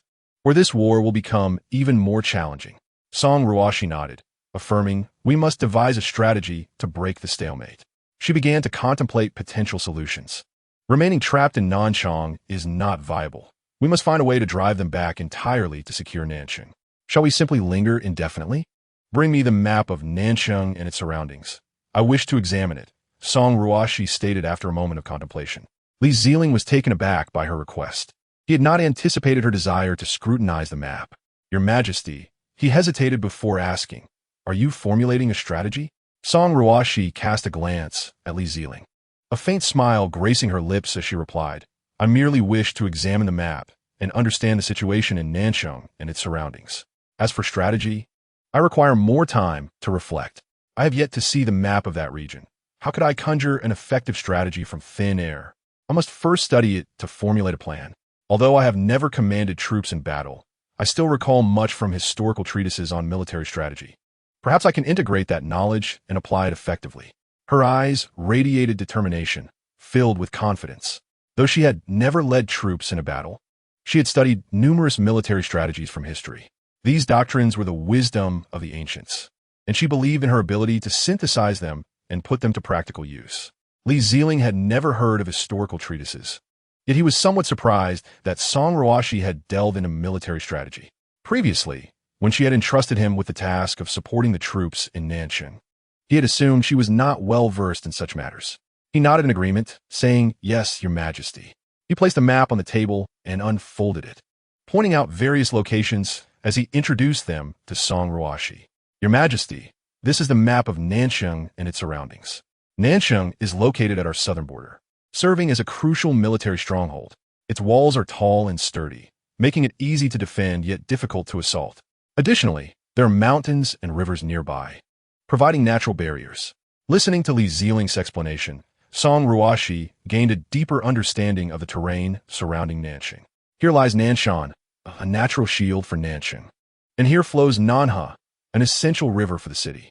As she attentively studied the map while listening to Li Zelin, her gaze moved slowly across its surface, meticulously examining every detail, as if she intended to imprint every location in her mind.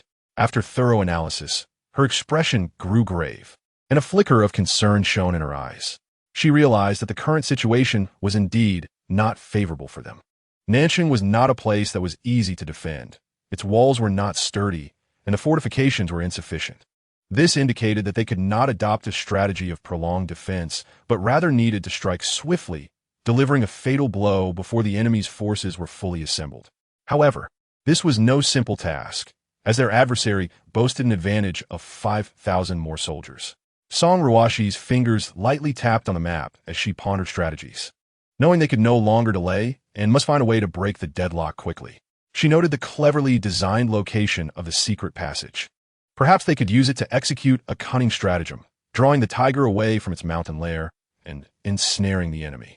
If successful, they could truly repel the soldiers of Nanyue, allowing Nanchang to breathe easy instead of living in constant fear. A glimmer of excitement flickered in her eyes as she envisioned the dawn of victory. She meticulously studied the map's secret passage location, beginning to conceive a detailed battle plan.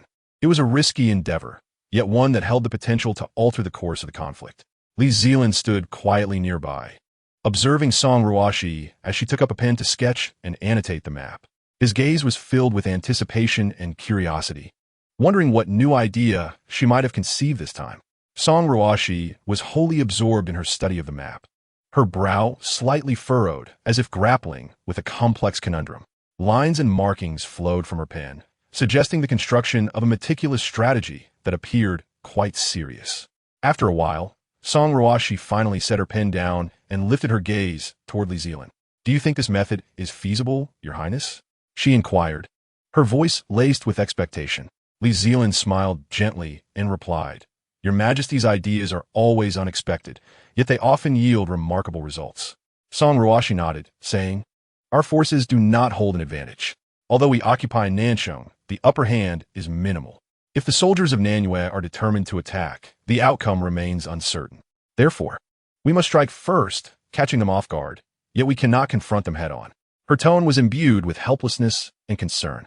She understood that this war represented a monumental test for her nation. Failure could mean not only the loss of Nanchang, but potentially more territory and lives. Your Majesty, I have a question, Li Zelin interjected. How can we ensure that the soldiers of Nanyue will fall into our trap? If they are not deceived, our plan may come to naught. We can create illusions and decoys, leading the soldiers of Nanyue to believe our main offensive is in another direction. Once they are drawn away from Nanchang, we shall launch a sudden attack, catching them unprepared. Song Ruoxi secretly rejoiced at her insight, thinking, it seems military strategy is not as complicated as I imagined. Perhaps I do possess some talent for this. Although I have only studied theories, I did not expect to devise such a clever scheme on my first attempt.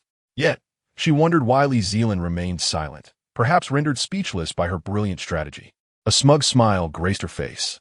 However, Li Zelin remained reticent, his expression calm, yet concern flickered in his eyes. He furrowed his brow, seemingly contemplating an important issue. Song Ruoxi's smile gradually faded, and unease stirred within her. She looked at Li Zelin and asked, Your Highness, what troubles you? Is there an issue with my plan? Li Zelin lifted his gaze to meet hers and replied, Your Majesty, your plan is indeed ingenious, but we must not be complacent.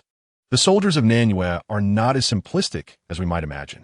Moreover, if we intend to utilize the secret passage for our assault, I suggest we consider an alternative route. His expression was serious, his tone tinged with concern. Song Ruoxi felt a wave of disappointment wash over her. She had believed her plan flawless, only to have Li Zelin identify its flaws. Looking up at him, she asked why. This passage should provide a quicker route to the rear of the Nanyue soldiers and is thus the best option. Li Zelin shook his head. Your Majesty, I implore you to examine it more closely. The areas where the Nanyue soldiers are stationed have been marked. While this passage is indeed closer, it is also the most conspicuous exit among the many secret routes. Unless the soldiers are entirely negligent, they will likely notice the exit during their patrols. Should we proceed via this route, we might inadvertently deliver ourselves into their hands. Upon hearing Li Zelin's words, Song Ruoxi felt a jolt of realization. She scrutinized the map and acknowledged that he had a valid point. The passage's exit was situated in an open area, devoid of any cover, making it easy for the Nanyue soldiers to detect their movements should they patrol nearby. What to do? His reasoning is so sound that I find no flaw to challenge it, she thought. Must he be so direct in his criticism? Am I not entitled to a modicum of respect as the emperor? A hint of embarrassment crept onto her face. I, too, find your highness's words to be reasonable. Let us proceed with your suggestion and select a more discreet passage. The soldiers of Nanchang must act swiftly. Prolonging this situation serves no benefit. Song Ruoxi decisively shifted the topic. Indeed, theory remains mere theory until put into practice. Experience proves invaluable, and the wisdom of age is irrefutable. She recognized that despite her extensive reading on military strategy, practical application revealed many deficiencies. Your Majesty, it is confirmed that the Minister Zhang has indeed been in contact with those several ministers, reported a kneeling shadow guard respectfully. Upon hearing this news, Song Ruoxi sprang to her feet, her eyes sparkling with excitement. Is this certain? What have you learned of their discussions? She inquired urgently. The shadow guard raised his gaze to meet hers and said, They have been cautious, refraining from drawing too close. However, from my observations, their conversation appeared quite jovial, likely aligning with your Majesty's suspicions. Song Ruoxi felt her conviction strengthen upon hearing the shadow guard's words. She nodded, saying, Well done. You may leave now. The shadow guard withdrew. Seated in contemplation, Song Ruoxi considered her next steps. She understood that to eradicate these treacherous officials, she needed irrefutable evidence. While she had gathered some, it was insufficient. More evidence was necessary to ensnare these traitors completely. Why would a third-rank official, already well compensated, resort to such underhanded schemes? Song Ruoxi mused, disappointment and sorrow evident on her face. As a servant of the court, such self-interest and betrayal of the nation were truly disheartening. Li Zelin, hearing her remarks, felt a pang of sympathy. Your Majesty, if memory serves, among the officials who received the largest land grants recently was Minister Zhang, coupled with subsequent evidence. He is likely the culprit. Those in high positions tend to harbor greater greed for wealth. I trust you understand this principle. Is it not true that the wealthier one becomes, the more fervently they seek to amass riches, while the poor merely strive for subsistence. Human desire is indeed a fearsome thing. Wait, was he just reprimanding me? It sounds as if he thinks I lack understanding of such principles. The expression of displeasure flickered across Song Ruoxi's face. Her brows furrowed slightly, indicating her discontent. Chapter 26. Determining the mastermind behind the scenes. She turned to Li Zelin and remarked, "Regent, I comprehend your intent. However, I am not a mere child of 3. I am well aware of these principles." Li Zelin offered a faint smile and replied, "Your Majesty, please do not be angered. I do not intend to admonish you, but rather hope you may take heed.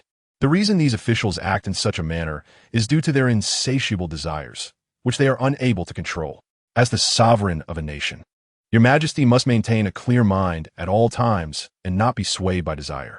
Li Zelin further queried, "Your Majesty, now that the evidence is irrefutable, how shall we deal with these individuals?" Song Ruoxi pondered for a moment and declared, "These individuals are parasites of the court and must be dealt with severely. I will dismiss them all from their positions and confiscate their assets to serve as a warning." Li Zelin responded, "Your Majesty is wise. These individuals deserve their punishment." Song Ruoxi continued, "However, before addressing them, I must first eliminate their accomplices to prevent future troubles.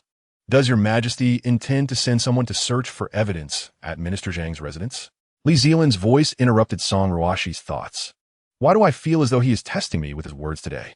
It seems our ages are not that different. Yet why does the regent always appear so much older?" A trace of confusion crossed Song Ruoxi's features as she furrowed her brow, perplexed. Turning her gaze toward Li Zelin, she noticed him standing solemnly beside her. A third-rank official, his ascent to this position was no small feat. Song Ruoxi sighed, softly and mused. Since they have already arranged a scapegoat, how could they possibly leave crucial evidence behind for others to discover? It is likely that it has been completely destroyed.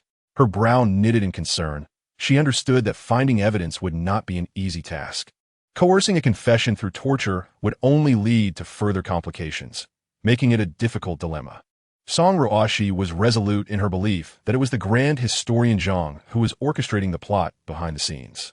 Yet, despite her certainty regarding his guilt, she lacked the tangible evidence to incriminate him.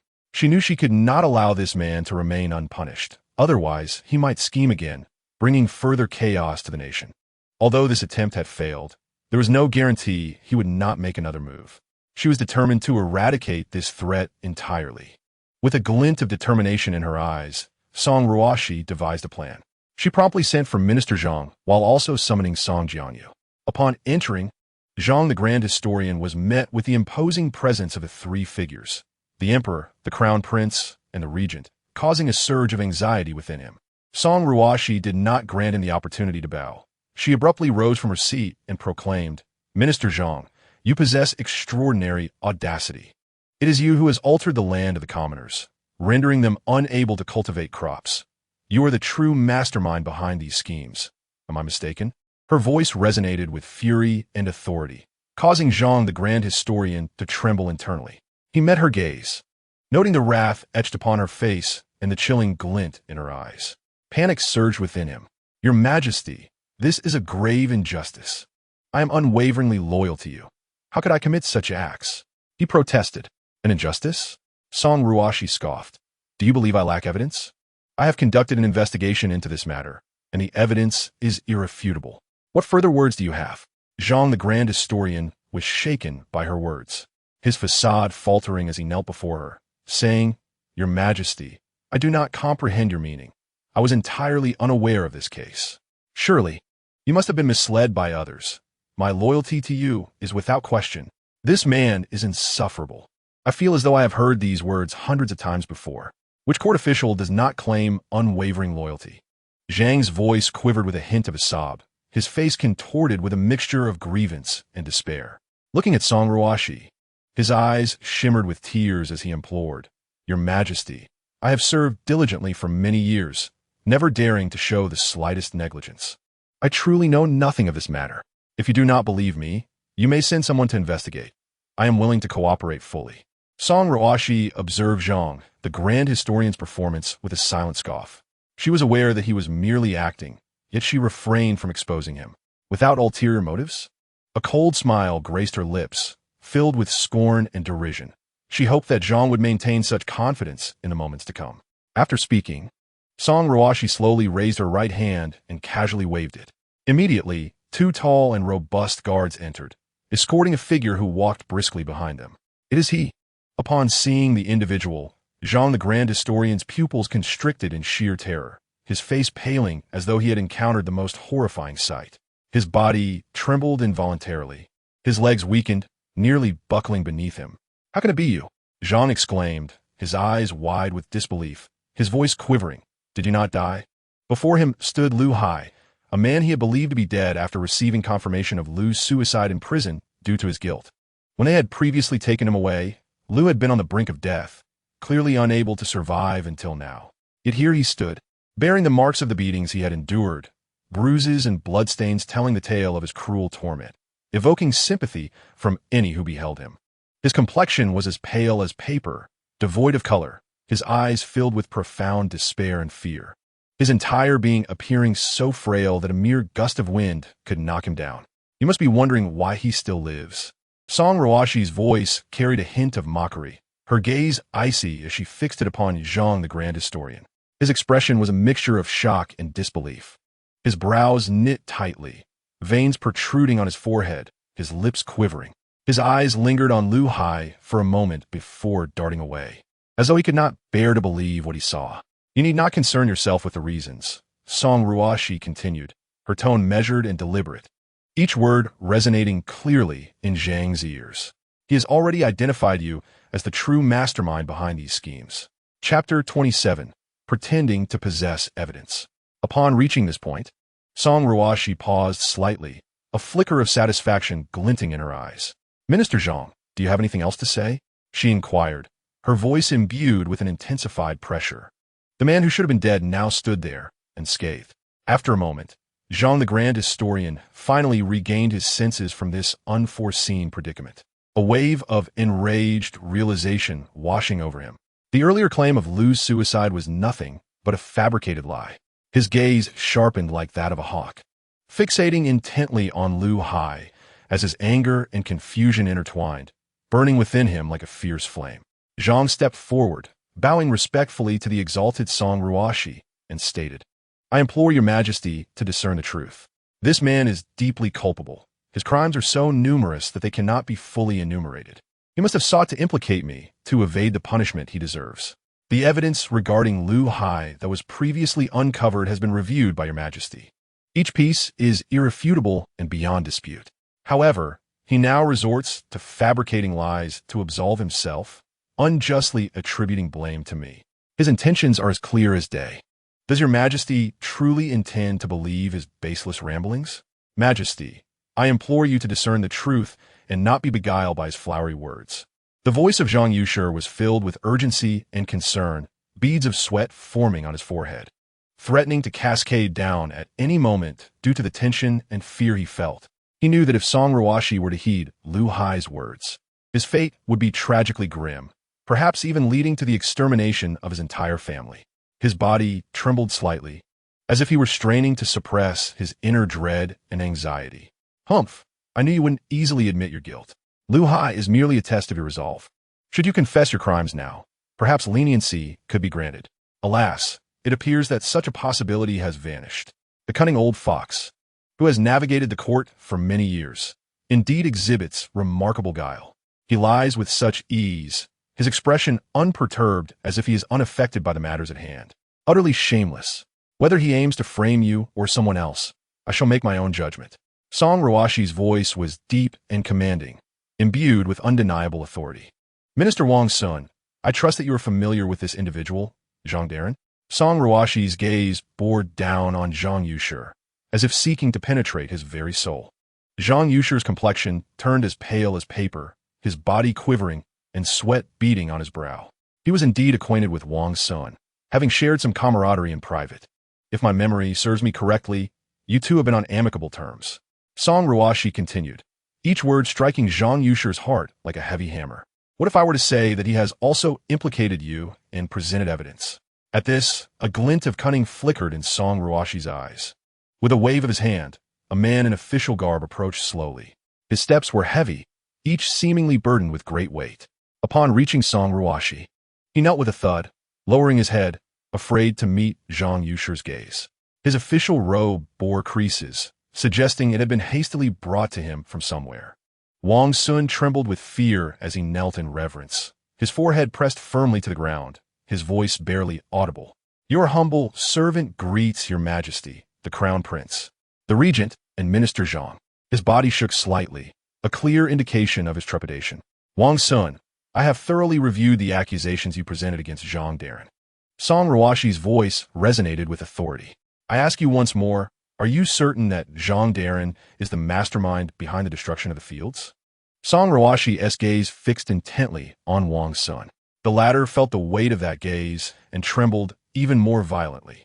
Zhang Yusher's eyes widened in disbelief, unable to fathom that Wang Sun would accuse him. "Wang Darren, I bear no grudge against you, nor do I seek vengeance. Why must you be so cruel as to fabricate lies to wrongfully accuse me? As a third-rank official of the court, how could I possibly commit such a despicable act?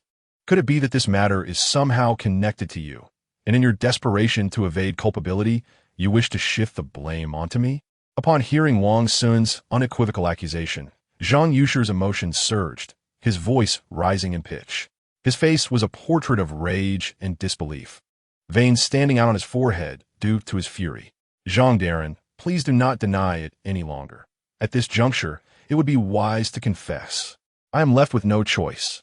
Your Majesty has leverage over me. If I do not point you out, my family will surely face dire consequences. In truth, I retained those letters you instructed me to burn, fearing that one day this would all come to light, thus preserving a means of escape for myself." As Wang Sun's voice dwindled to a near whisper, his head lowered almost to the ground, unable to meet Zhang Yusher's gaze. Song Ruoxi let out a cold laugh, rife with mockery and disdain. "Zhang Darren, at this point, what more can you possibly argue?" Song Ruoxi's tone was icy and sharp. "There is no need for concealment now. These letters serve as irrefutable evidence, clearly outlining your dealings with those treacherous rebels and your record of accepting bribes. Coupled with Minister Wang's testimony, the truth is now unmistakable." As Song Ruoxi spoke, he triumphantly brandished the letters in his hand. Zhang Yusher had managed to maintain his composure thus far, for Lu Hai's accusations were merely verbal, lacking concrete evidence. He secretly hoped that as long as he steadfastly denied the allegations, a glimmer of hope might remain. Moreover, he was certain that during Lu Hai's brutal interrogation, he had not been allowed to see his face. As for how Lu Hai knew it was him, it might have been through an inadvertent remark. Yet, if he remained resolute in his denial and arranged for the fabrication of additional evidence against Lu Hai, he could evade this predicament. However, Wang Sun's unexpected appearance caught him completely off guard. They had conspired together long ago, and since Wang Sun was originally part of his inner circle, they had both engaged in numerous corrupt activities in the court, each holding secrets against the other. While he might have anticipated betrayal from others, he never imagined Wang Sun would turn against him. "What benefit do you derive from this? With my capture, your misdeeds will no longer remain concealed." Zhang Yusher's voice was barely above a whisper, meant solely for Wang Sun's ears. His eyes glinted with rage and confusion as he bore down on Wang Sun. "Zhang Darren, I sincerely apologize." A flicker of guilt crossed Wang Sun's face, quickly replaced by a look of determination. "The Majesty has assured me that as long as I provide the evidence, my own misdeeds shall be lightly dealt with, ensuring my family's safety." "Fool!" Zhang Yusher gritted his teeth, forcing the words through clenched jaws. "If you do not implicate me, I shall devise a way to protect you." Can the words of His Majesty be trusted? She previously stated that Lu Hai had committed suicide out of fear, and yet here he stands unscathed. "We are co-conspirators, even if you are not the mastermind. Do you truly believe the Majesty will let you off easily? Think with that feeble mind of yours." Veins throbbed on Zhang Yusher's forehead, filled with despair and regret. He could never have anticipated that his carefully laid plans would unravel due to Wang Sun's treachery. "Zhang Darren, please cease your struggles." Wang Sun's voice carried a note of pleading. "His Majesty possesses undeniable evidence. There is no escaping this fate. I have no choice for the sake of my family. I must act thus. I implore you to understand my predicament." "Understand?" Zhang Yusher sneered. "You conspired behind my back with His Majesty, and now you speak of understanding? You treacherous scoundrel.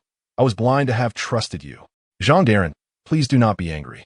Wang Sun's voice bore a hint of resignation. Given the current situation, further discussion is futile. You should consider how to respond. Respond? A look of despair crossed Zhang Yusher's face. What more can I do? Everything is already lost. Zhang Daren, do not be overly pessimistic. Wang Sun's tone held a glimmer of hope. If you cooperate with His Majesty, there may yet be a sliver of opportunity. Cooperate? A sardonic smile crept onto Zhang Yusher's face. Do you believe I possess any remaining options? It is now too late to utter any words. Wang Sun, the traitor, has already submitted the correspondence exchange between them. Those letters have long been a source of anxiety for him. He had repeatedly urged Wang Sun to incinerate those letters completely, leaving not a single word behind, for he feared that they would eventually pose a significant threat. To his dismay, this threat has been uncovered, and worse still, it was voluntarily presented by one of his own. He could not fathom why Wang Sun would take such a course of action. After all, they had shared years of camaraderie. Did their bond mean so little to Wang Sun? His heart was heavy with despair and regret as he realized that his political career had reached its irrevocable end, and harsh punishment awaited him. Song Ruoxi sat quietly, resting her chin on her hand, observing them with keen interest, yet remaining silent. A faint smile graced her lips, tinged with a hint of mockery and disdain. She watched them intently, listening to their back and forth, as if savoring a splendid farce. How long would these two continue their quarrel? When would it be her turn to speak? The voices of Zhang Yusher and Wang Sun grew louder, their emotions increasingly agitated. They hurled accusations and insults at one another, as if they wished to consume each other whole.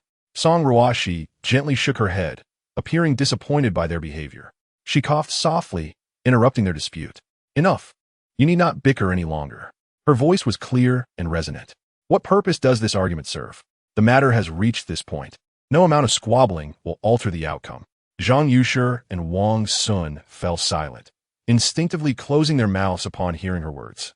Your Majesty, I was momentarily confused. I beseech you to spare my life, considering my years of service to the court. He vowed, I assure you, I shall never err in such a manner again, and I will dedicate myself to serving you faithfully henceforth. I will bear all losses incurred from this incident. Zhang Yusher knelt on the ground, repeatedly bowing his head until it was stained with blood. His voice was filled with entreaty, and his eyes betrayed a glimmer of despair. He understood that his political career was irrevocably over, and severe punishment awaited him. Yet, he clung to a flicker of hope, wishing that Song Ruoxi might show mercy given his years of dedication. Song Ruoxi regarded Zhang Yusher from her dragon throne, her expression impassive. Zhang Yusher, as a prominent minister of the court, how could you engage in such actions? It is truly disappointing. Her tone was imbued with authority. However, considering your years of service, I may grant you a reprieve. Yet, you must pay the price for your actions. Upon finishing her statement, she cast a subtle glance at the eunuch beside her, her expression seemingly calm, yet laden with unspoken intent. The eunuch, understanding her cue, reverently produced a confession document and presented it to Zhang Yusher with both hands. Zhang Yusher, affix your seal to this confession. Her voice was tranquil and devoid of emotion, offering no hint of tumult.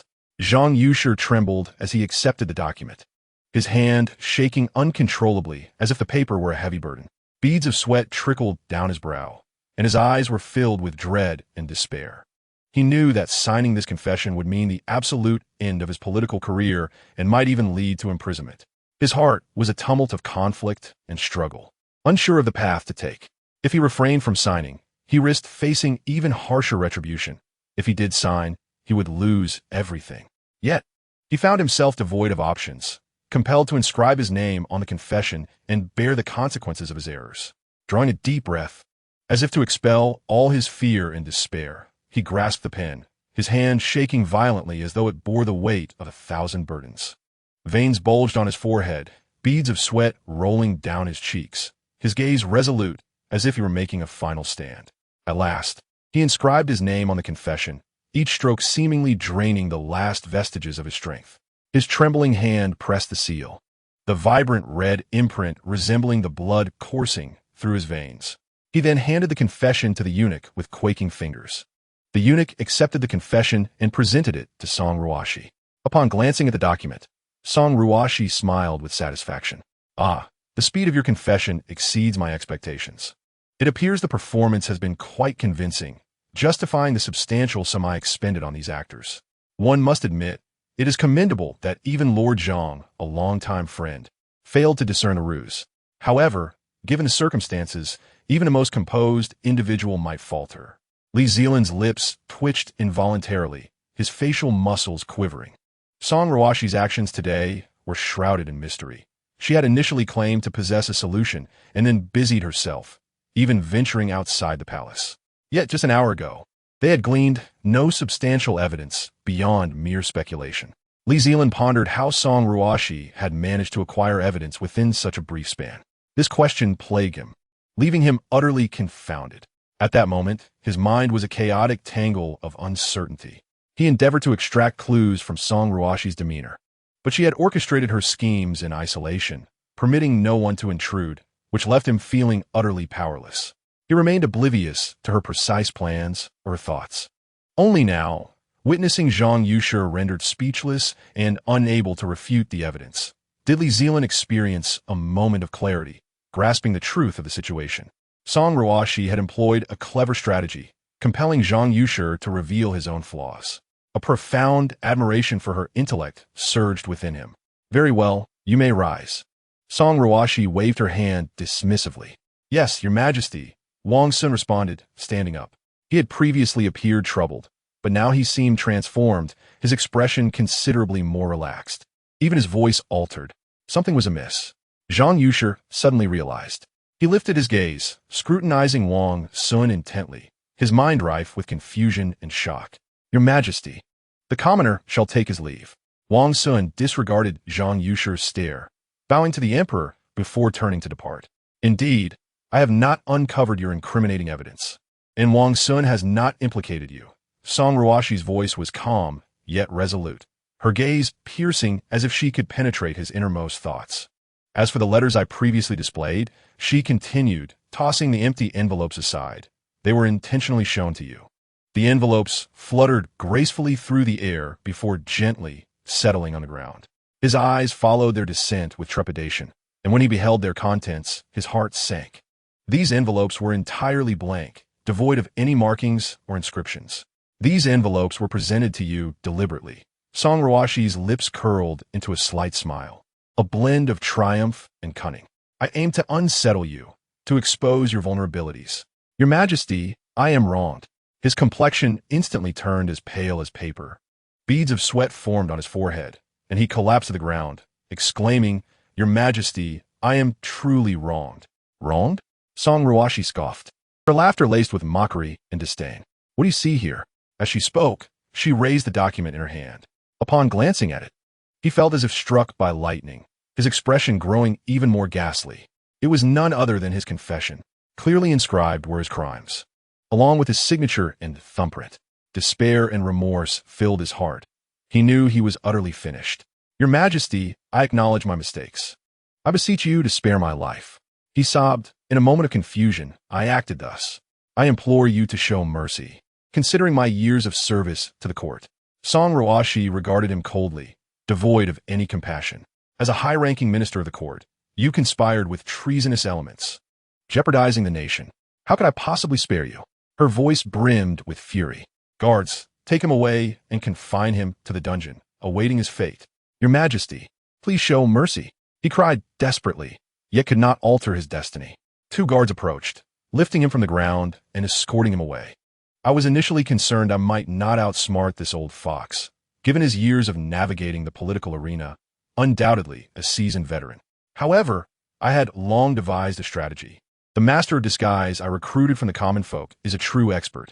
Even in the absence of concrete evidence, I am confident I can elicit his flaws. Ha. This operation was executed flawlessly. I find myself beginning to admire my own ingenuity.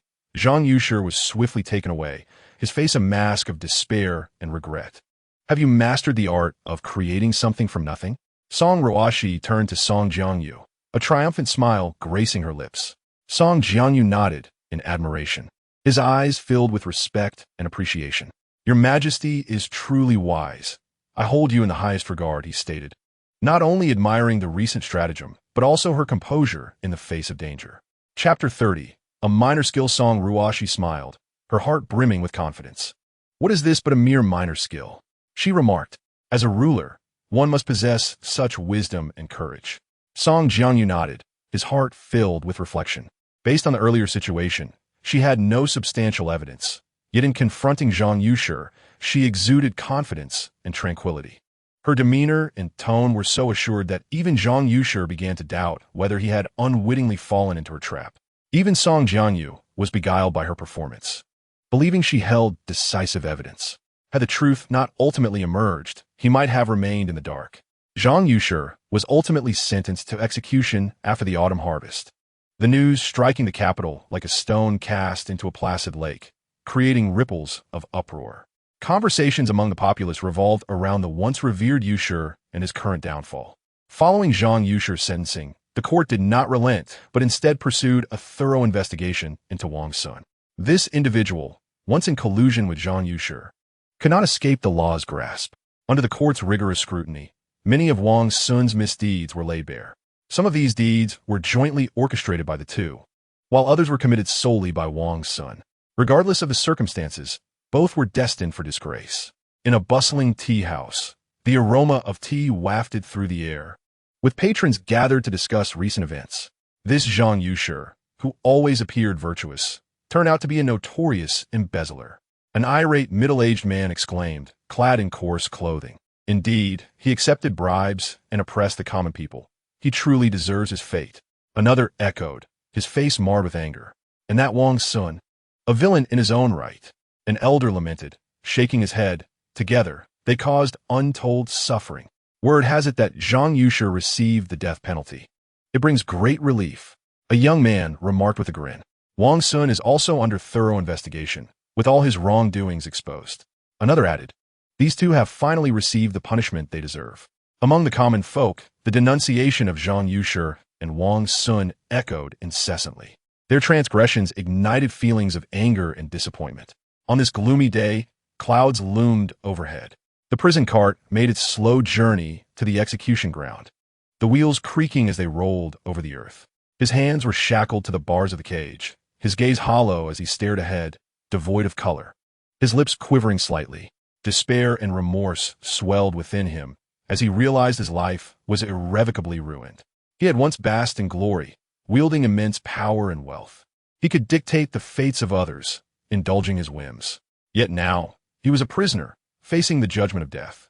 Zhang Yushi, look where you are now. The crowd expressed their disdain. You, the corrupt official, have finally met your due punishment. You oppressed the people and accepted bribes. Today marks your end. As the onlookers hurled eggs and vegetables at the prison cart, their faces contorted with hatred and loathing. It was as if Zhang Yushi were their greatest adversary. Though he heard the jeers, he seemed oblivious, lost in his own thoughts. Memories of his past misdeeds, corruption and oppression, flashed before his eyes. Regret consumed him. He lamented why he had acted thus, why he had forsaken his conscience for fleeting gain. Upon reaching the execution ground, Zhang Yushi was dragged from the cart by two jailers. His legs felt numb, nearly unable to support him. The jailers brought him to the center of the platform, forcing him to kneel. A grim executioner stood poised with a gleaming blade in hand. The executioner's expression was devoid of emotion, his gaze cold as he regarded Zhang Yushi, as if surveying a lifeless body. Outside the execution ground, the crowd surged, eager to witness the demise of the once mighty Yushi. Bound and clad in prison garb, his hair disheveled, and his face a mask of fatigue and despair, he faced the executioner. Did you ever foresee this day would come? The execution supervisor asked coldly. Zhang Yushi lifted his head to meet the supervisor's gaze, fear and reluctance flickering in his eyes. Overwhelming terror rendered him speechless. You are guilty of embezzlement and oppression. Your crimes are heinous. Today marks your demise, the supervisor proclaimed. Zhang Yushi's complexion paled further, his body trembling. The sun shone brightly, yet he felt no warmth. All that remained were shattered illusions, and he was about to pay the price for his transgressions. The time has come, execute. At the supervisor's command, the executioner raised his blade. With a resounding slice, Zhang Yushi's head fell to the ground, producing a dull thud. His eyes widened, filled with regret and defiance.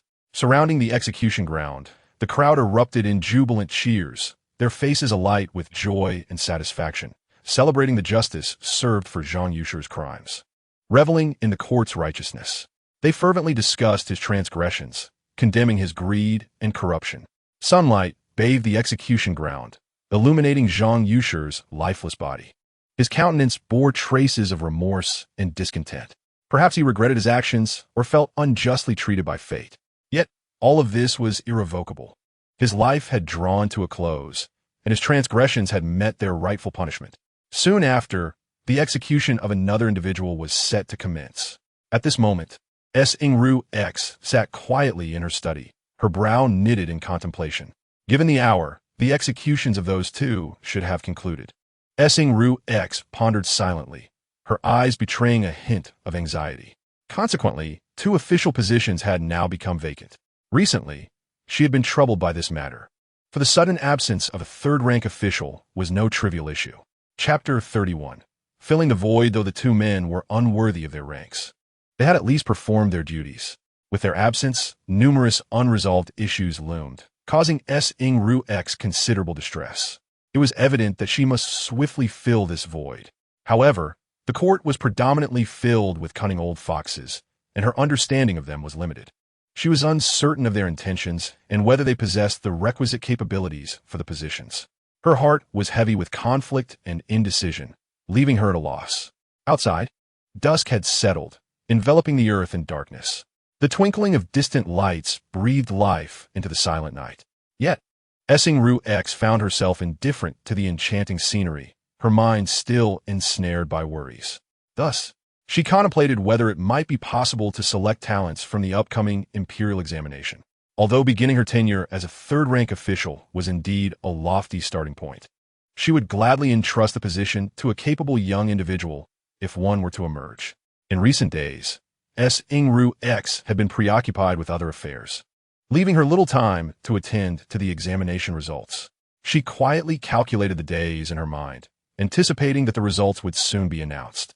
Just as she was mulling over this, the Regent Prince fortuitously arrived with the results of the examination. How timely, for I was just pondering this matter when you appeared, Song Ruoxi remarked with a smile, setting her pen aside and lifting her gaze. Your Majesty, due to the extensive tampering with land affairs, the court has 2 official vacancies. I thought you might wish to select talents among the young candidates from the examination, hence I hastened to procure the results. The Regent Prince replied with a slight bow, his tone respectful. Song Ruoxi nodded, internally admiring the Regent Prince's attentiveness and thoughtfulness. She picked up a cup of tea from her desk, took a gentle sip, and said, Indeed, you are thoughtful. I do harbor such intentions. Yet we must further assess whether these young individuals truly possess the capabilities to fulfill these roles. The Regent Prince nodded in agreement, affirming her words. After a moment of contemplation, Song Ruoxi suggested, Very well, present the results to me. I wish to personally select some promising young candidates. The Regent Prince complied, retrieving a list from his sleeve and handing it to her. Song Ruoxi accepted the list and began to examine it closely. The names densely populated the document, representing the outstanding candidates from this examination. As she read, she reflected within herself. It seems we share a certain tacit understanding. However, such a connection may not bode well. Should he truly discern my thoughts, he could easily turn them against me. No, I must not allow that to happen. Let us see who this year's top scholar is. Li Zelin, overhearing her musings, coughed discreetly, attempting to mask his moment of indiscretion. While he and Song Ruoxi may not share a profound connection, he often found himself capable of discerning her thoughts. This year's top scholar, Lnzhing, the scion of the prominent Ln family in the capital, had dedicated himself to rigorous study since childhood, making him a rare talent. He had not succeeded in his first attempt at the examination, but, undeterred, had worked even harder. Ultimately, he triumphed in his second attempt, becoming the newly minted top scholar. What do you think of this individual, Your Majesty? He inquired, his voice tinged with anticipation, as if hoping Song Ruoxi would hold him in high regard. The Ln family? They are indeed a distinguished lineage in the capital, if I recall correctly. His father is the esteemed Minister of Revenue, LND, RN. The Lin family has long held significant positions in the court. The accomplishments of young Master Lin are undoubtedly intertwined with the nurturing and guidance of his family. Yes, it would be prudent to meet him in person to further assess his character and abilities before deciding whether to entrust him with significant responsibilities. This year's second place was YNQNGM, while the third was ZHO Beating. Achieving such results in their first examination was no small feat, showcasing their remarkable talent. Li Zelin elaborated. To obtain such results on a first attempt is indeed commendable. Many have attempted the examination numerous times without success. Yet he has secured a top position on his first try. Such talent is truly admirable. Moreover, coming from humble beginnings, his accomplishments through sheer effort are even more remarkable. Had he been born into wealth, he would likely have excelled even further. In past examinations, those who ranked highly were often from illustrious families, making his humble background all the more intriguing. Song Ruoxi sat in her study, diligently reviewing the top-ranking examination papers. With each paper she finished, she would either nod slightly or furrow her brow, as though deep in thought.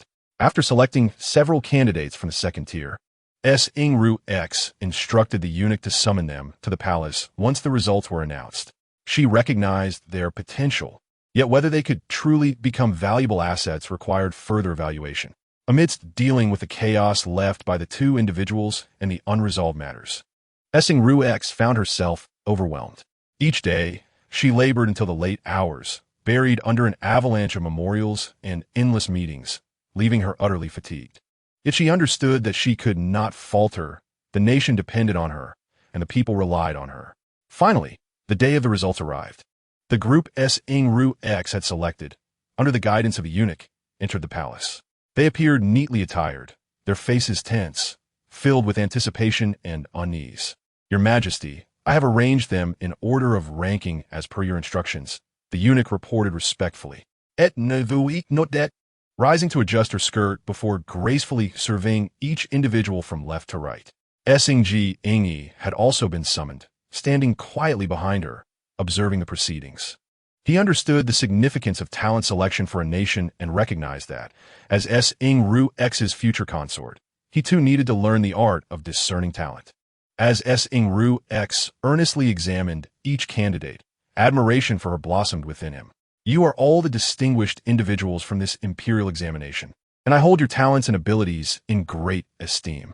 I have summoned you today to showcase your skills, allowing me to better understand your capabilities." Chapter 32.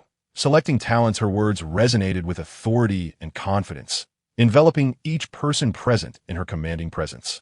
Upon closer inspection, this year's top scholar appears to possess a trustworthy demeanor, exuding an air of reliability. If he truly embodies such honesty, he may indeed be a suitable replacement for WNXN. One cannot deny the purity of his features, which convey an untainted innocence, making him seem remarkably dependable. Li Zelin stood to the side, initially believing that Song Ruoxi was diligently selecting talent. However, he soon realized that the focus had gradually strayed from the intended purpose. Today was meant to assess these individuals' knowledge and understanding of the governance of the state. Yet before any questions had been posed, she had already begun to scrutinize their appearances. Observing Song Ruoxi, he pondered silently. She occasionally nodded slightly or shook her head gently, seemingly quite concerned with their looks. Today, she had specifically summoned the crown prince, claiming it was to instruct him on talent selection. As Li Zelin watched Song Ruoxi meticulously evaluate each candidate, a sense of confusion welled within him. He had anticipated that she would assess their knowledge and abilities, but instead, she appeared preoccupied with their physical attributes. Unable to suppress a sigh, he raised his hand to his forehead, inwardly chuckling at the absurdity of it all. "Your Majesty, the top 3 candidates possess commendable qualifications and come from reputable backgrounds. Have you decided on their official positions?" His voice carried a hint of resignation, laced with genuine concern. He recognized Song Ruoxi as an intelligent and capable individual, yet her actions left him somewhat anxious. He feared that her excessive focus on appearances might lead her to overlook other crucial factors, resulting in the selection of unsuitable candidates. "Oh dear, why are you in such a rush? I have barely begun to assess these talents. How can I select them just yet? Today, I must keep my eyes wide open to gather the best for myself, Or else, what if that regent fellow snatches them away? Her voice rang clear and vibrant throughout the grand hall, causing a ripple of astonishment among the attendees. As your empress ascends the throne, there are many dissenters. Please share your thoughts on this matter, along with your reasoning. Her gaze was sharp and resolute, as if she could penetrate the innermost thoughts of each individual present. Her commanding presence exuded authority, instilling a sense of trepidation among those who might dare to oppose her. Haha, I truly am quite talented. This question is splendidly posed. I can't help but applaud myself. I suspect that upon hearing this question, most will consider it a perilous inquiry. Nevertheless, I wish to see if they dare to speak the truth. Upon hearing this challenging question posed to the students, Li Zelin was taken aback. He had anticipated that Song Ruoxi would evaluate their capabilities within the court or their strategies for dealing with calamities. Yet she had chosen to address the contentious issue of the Empress's ascension. Li Zelin contemplated the sensitivity of this question, acknowledging its brilliance. It not only assessed the students' analytical and expressive abilities, but also encouraged them to reflect deeply on the significance and implications of the Empress's rule. Stealing a glance at Song Ruoxi, he silently admired her wisdom and courage. As an empress, Song Ruoxi faced immense pressure and challenges, constantly needing to validate her capabilities and worth. This question undoubtedly served as a means for her to demonstrate her authority to the students. Predictably, the responses were filled with flattery, as if they had rehearsed their praises beforehand. They lavished accolades upon Song Ruoxi, exalting her as a divine savior of the realm and its people. They asserted that although she was a woman, her ascension to the throne was motivated by her commitment to the nation and its citizens, showcasing a remarkable sense of responsibility. They praised her for her diligent governance and the tangible benefits she had bestowed upon the state and its populace since her enthronement. Her reforms had led to prosperity and stability, and her intelligence and capabilities had left all in awe. Their words brimmed with admiration and reverence, portraying her as an idol. Listening to the excessive praise, Song Ruoxi felt a twinge of embarrassment. She recognized that their flattering remarks stemmed from a desire to curry favor, hoping to earn her recognition and favor. Yet, she was acutely aware that such compliments might not fully represent their true sentiments. Perhaps deep within, they harbored doubts and grievances against her reign. With all this relentless flattery, I find myself somewhat embarrassed, she remarked. This sycophancy is quite overt. I summon them to evaluate their knowledge and abilities, not to assess their skills and flattery. As others elaborated on their viewpoints, one individual remained contemplative, his head bowed in silent thought. However, when Yuan Qingma finally spoke, his voice was deep and resonant, cutting through the quiet of the grand hall with clarity. He raised his gaze, his eyes steadfastly fixed on Song Ruoxi. The student asserted that while the ascension of a female emperor was rare in history, given the current circumstances, it was a necessary course of action. The nation faced numerous predicaments, with treacherous officials in power and formidable adversaries looming. In such a context, the Empress, as a woman, had bravely stepped forward to shoulder the weight of upholding the realm. The student argued that as long as the Empress could bring prosperity to the people and the nation, what significance did gender hold? I had hoped this final speaker would present a perspective distinct from the others.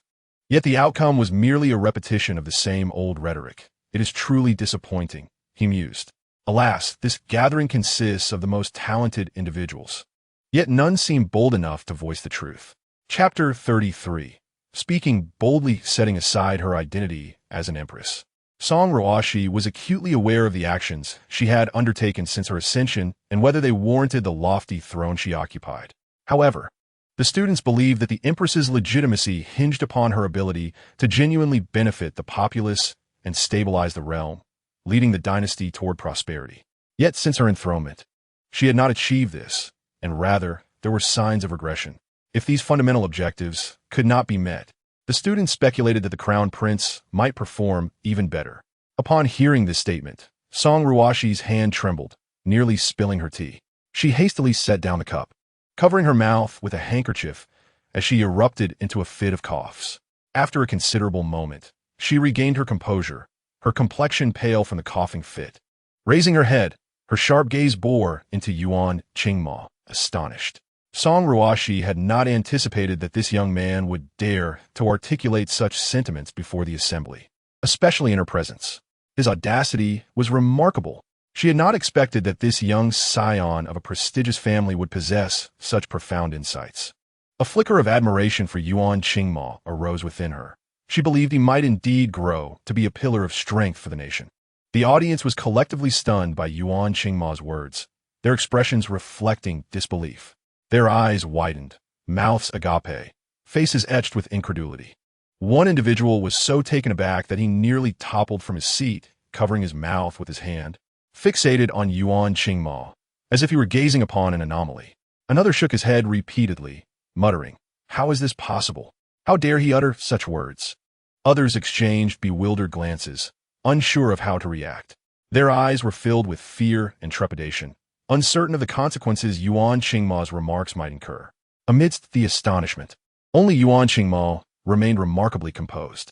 "Your Majesty, are you well? How bold! Your Majesty, you stand above all.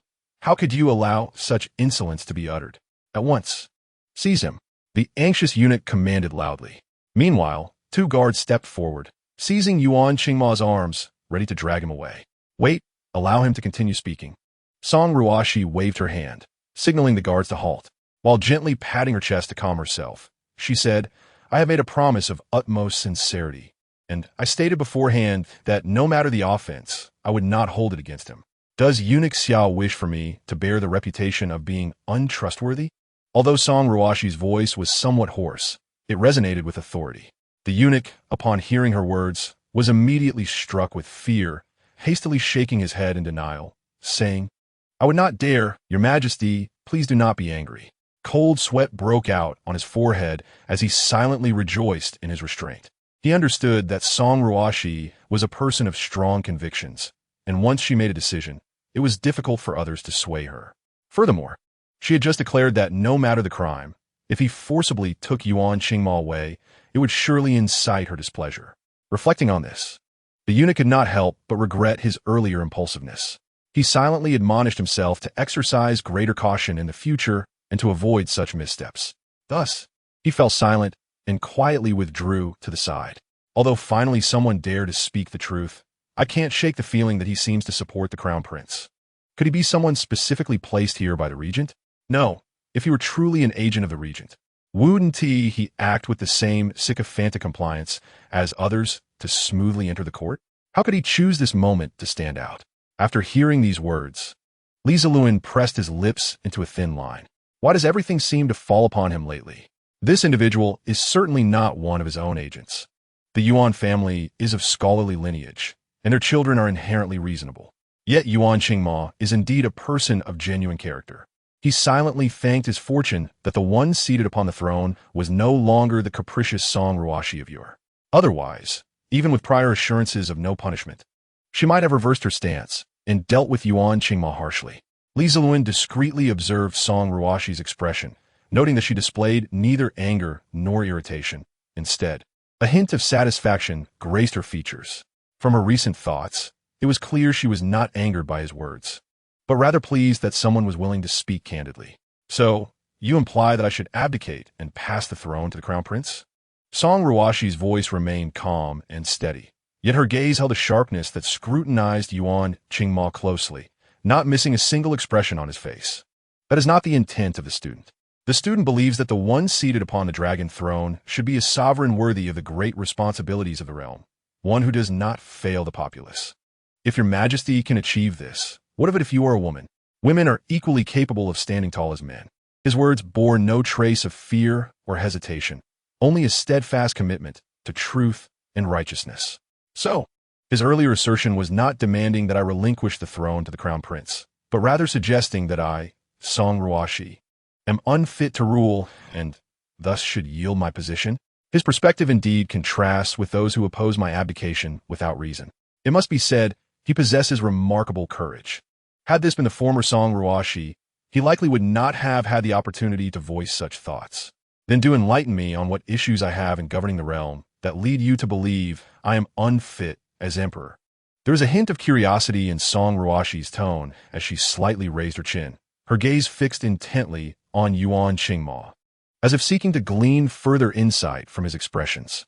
Yuan Qingma paused for a moment, then took a deep breath and began to articulate his thoughts. Your Majesty, our dynasty currently faces numerous pressing issues, among which the most critical are as follows. Firstly, the livelihood of the people. In recent years, our nation has been plagued by frequent natural disasters, causing severe suffering among the populace. Yet, the court's relief measures have been neither timely nor effective, resulting in many citizens being displaced and even leading to tragic circumstances of selling one as children. As he spoke, a pained expression crossed Yuan Qingma's face. Secondly, the issue of governance. Corruption among officials is rampant.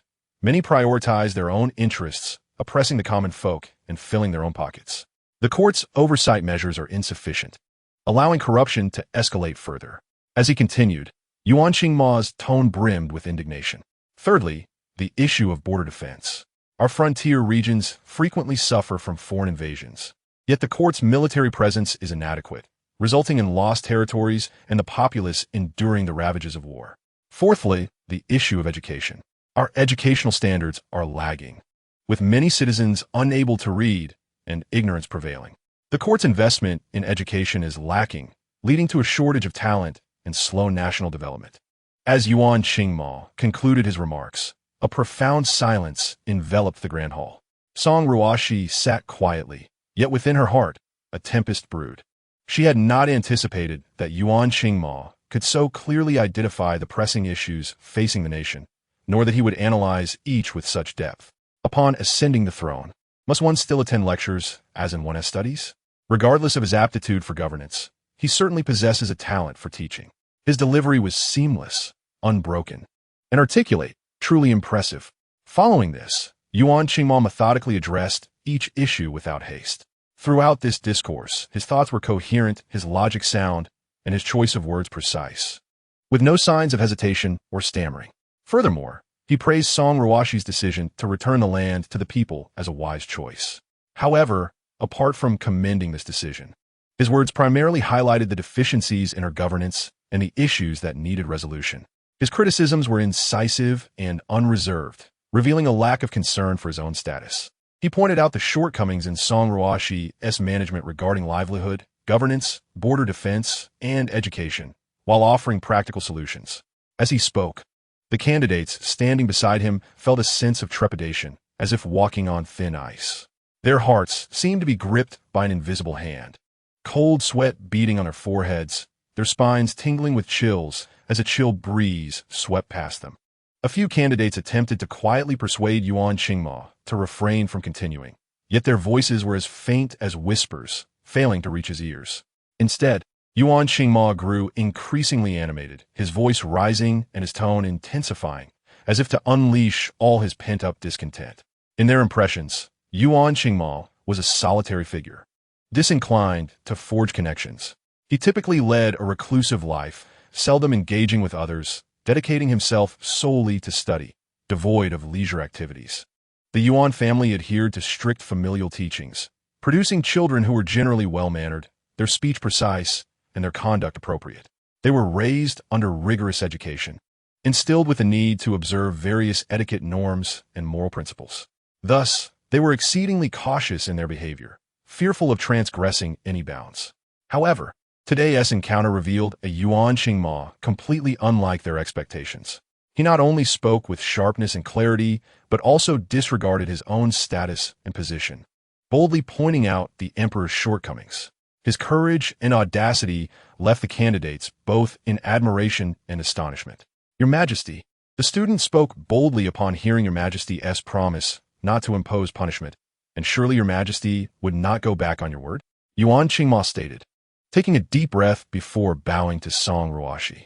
He was aware that his words might lead to trouble, yet he was even more cognizant that remaining silent would weigh heavily on his conscience.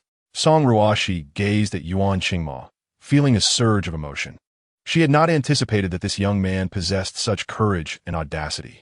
Nodding, she replied, certainly not. I not only shall refrain from punishment, but also intend to promote you. My inquiry today is to discern whether there are any bold voices among this year's imperial examination candidates. I had assumed they would uniformly extol my virtues, fearing to speak the truth, but you are different. As she spoke, her eyes swept across the assembly. Upon hearing her words, Yuan Qingma felt a rush of excitement. He had not expected that his remarks would earn him the favor and trust of Song Ruoxi. He bowed once more, expressing, "Thank you, Your Majesty, for your great kindness. I shall undoubtedly exert my utmost efforts to alleviate Your Majesty's concerns." In the end, Song Ruoxi appointed him to the esteemed position of a third-rank imperial censor, a decision that incited discontent among the court officials. One minister stepped forward, clasping his hands, and stated, "Your Majesty, even if he is the second place in the examination, it is unreasonable for him to assume such a high rank immediately upon entering the court." Another minister concurred, "Indeed, Your Majesty, although Yuan Qingma is talented, he lacks experience and may find it challenging to bear such a heavy responsibility." Song Ruoxi smiled slightly, responding, "I do not judge individuals by their lineage or experience, but solely by their abilities. Yuan Qingma possesses talent, courage, and a sense of responsibility. I believe he is capable of fulfilling the duties of an imperial censor." At that moment, an elderly minister stood forth, expressing, "Your Majesty, while I acknowledge Yuan Qingma's talents, he is still quite young and lacks practical experience. The role of imperial censor is critical to the court's stability and bears significant responsibility. I worry he may struggle to fulfill this role. Your concerns are valid." Song Ruoxi acknowledged. However, despite his youth, Yuan Qingma possesses a sincere heart and unwavering loyalty to the court. I trust he will grow in this position and make significant contributions. Another minister added, "Your Majesty, while Yuan Qingma is indeed your esteemed choice for the second place, his role as imperial censor requires extensive experience and exceptional capability. I fear he may not be able to handle this position, potentially causing unnecessary trouble for the court." "I understand the worries of all esteemed ministers," Song Ruoxi replied. "Yet, I have confidence in Yuan Qingma's abilities. His performance in the palace examination speaks for itself. I believe he will showcase his talents as an imperial censor and serve the court diligently." At this point, Yuan Qingma interjected, "Your Majesty, I am deeply honored by your trust in granting me the position of imperial censor.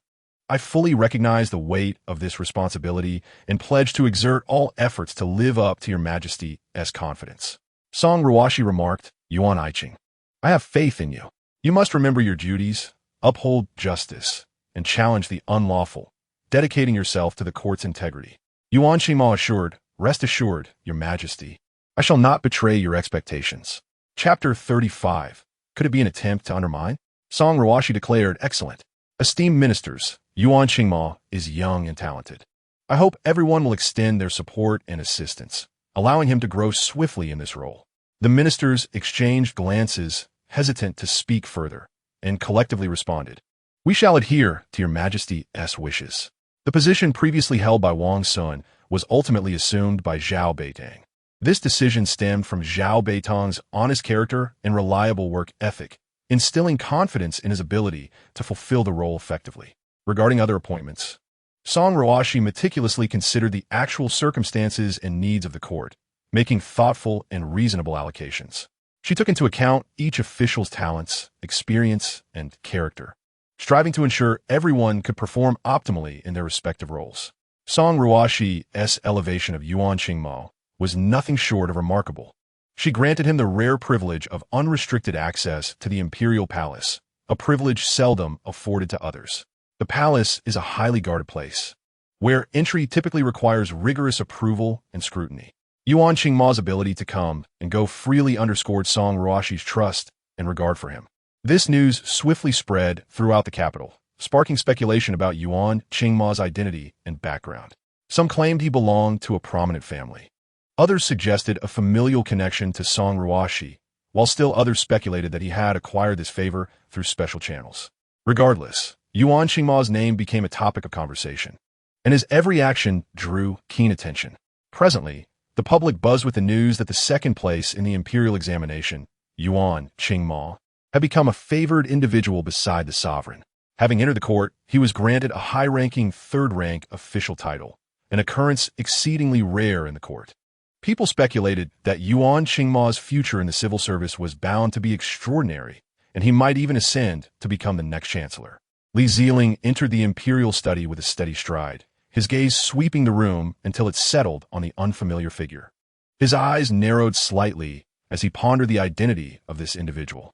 I pay my respects to the regent. Upon noticing Li Zeling's arrival, Yuan Qingma promptly set aside the memorial he was holding and bowed respectfully. Your Majesty, good news from Nancheng. The previous plan has come to fruition. Li Zeling strode into the imperial study, reporting the situation with enthusiasm. Is that true? Song Ruoxi paused in her writing, her eyes widening with surprise and delight.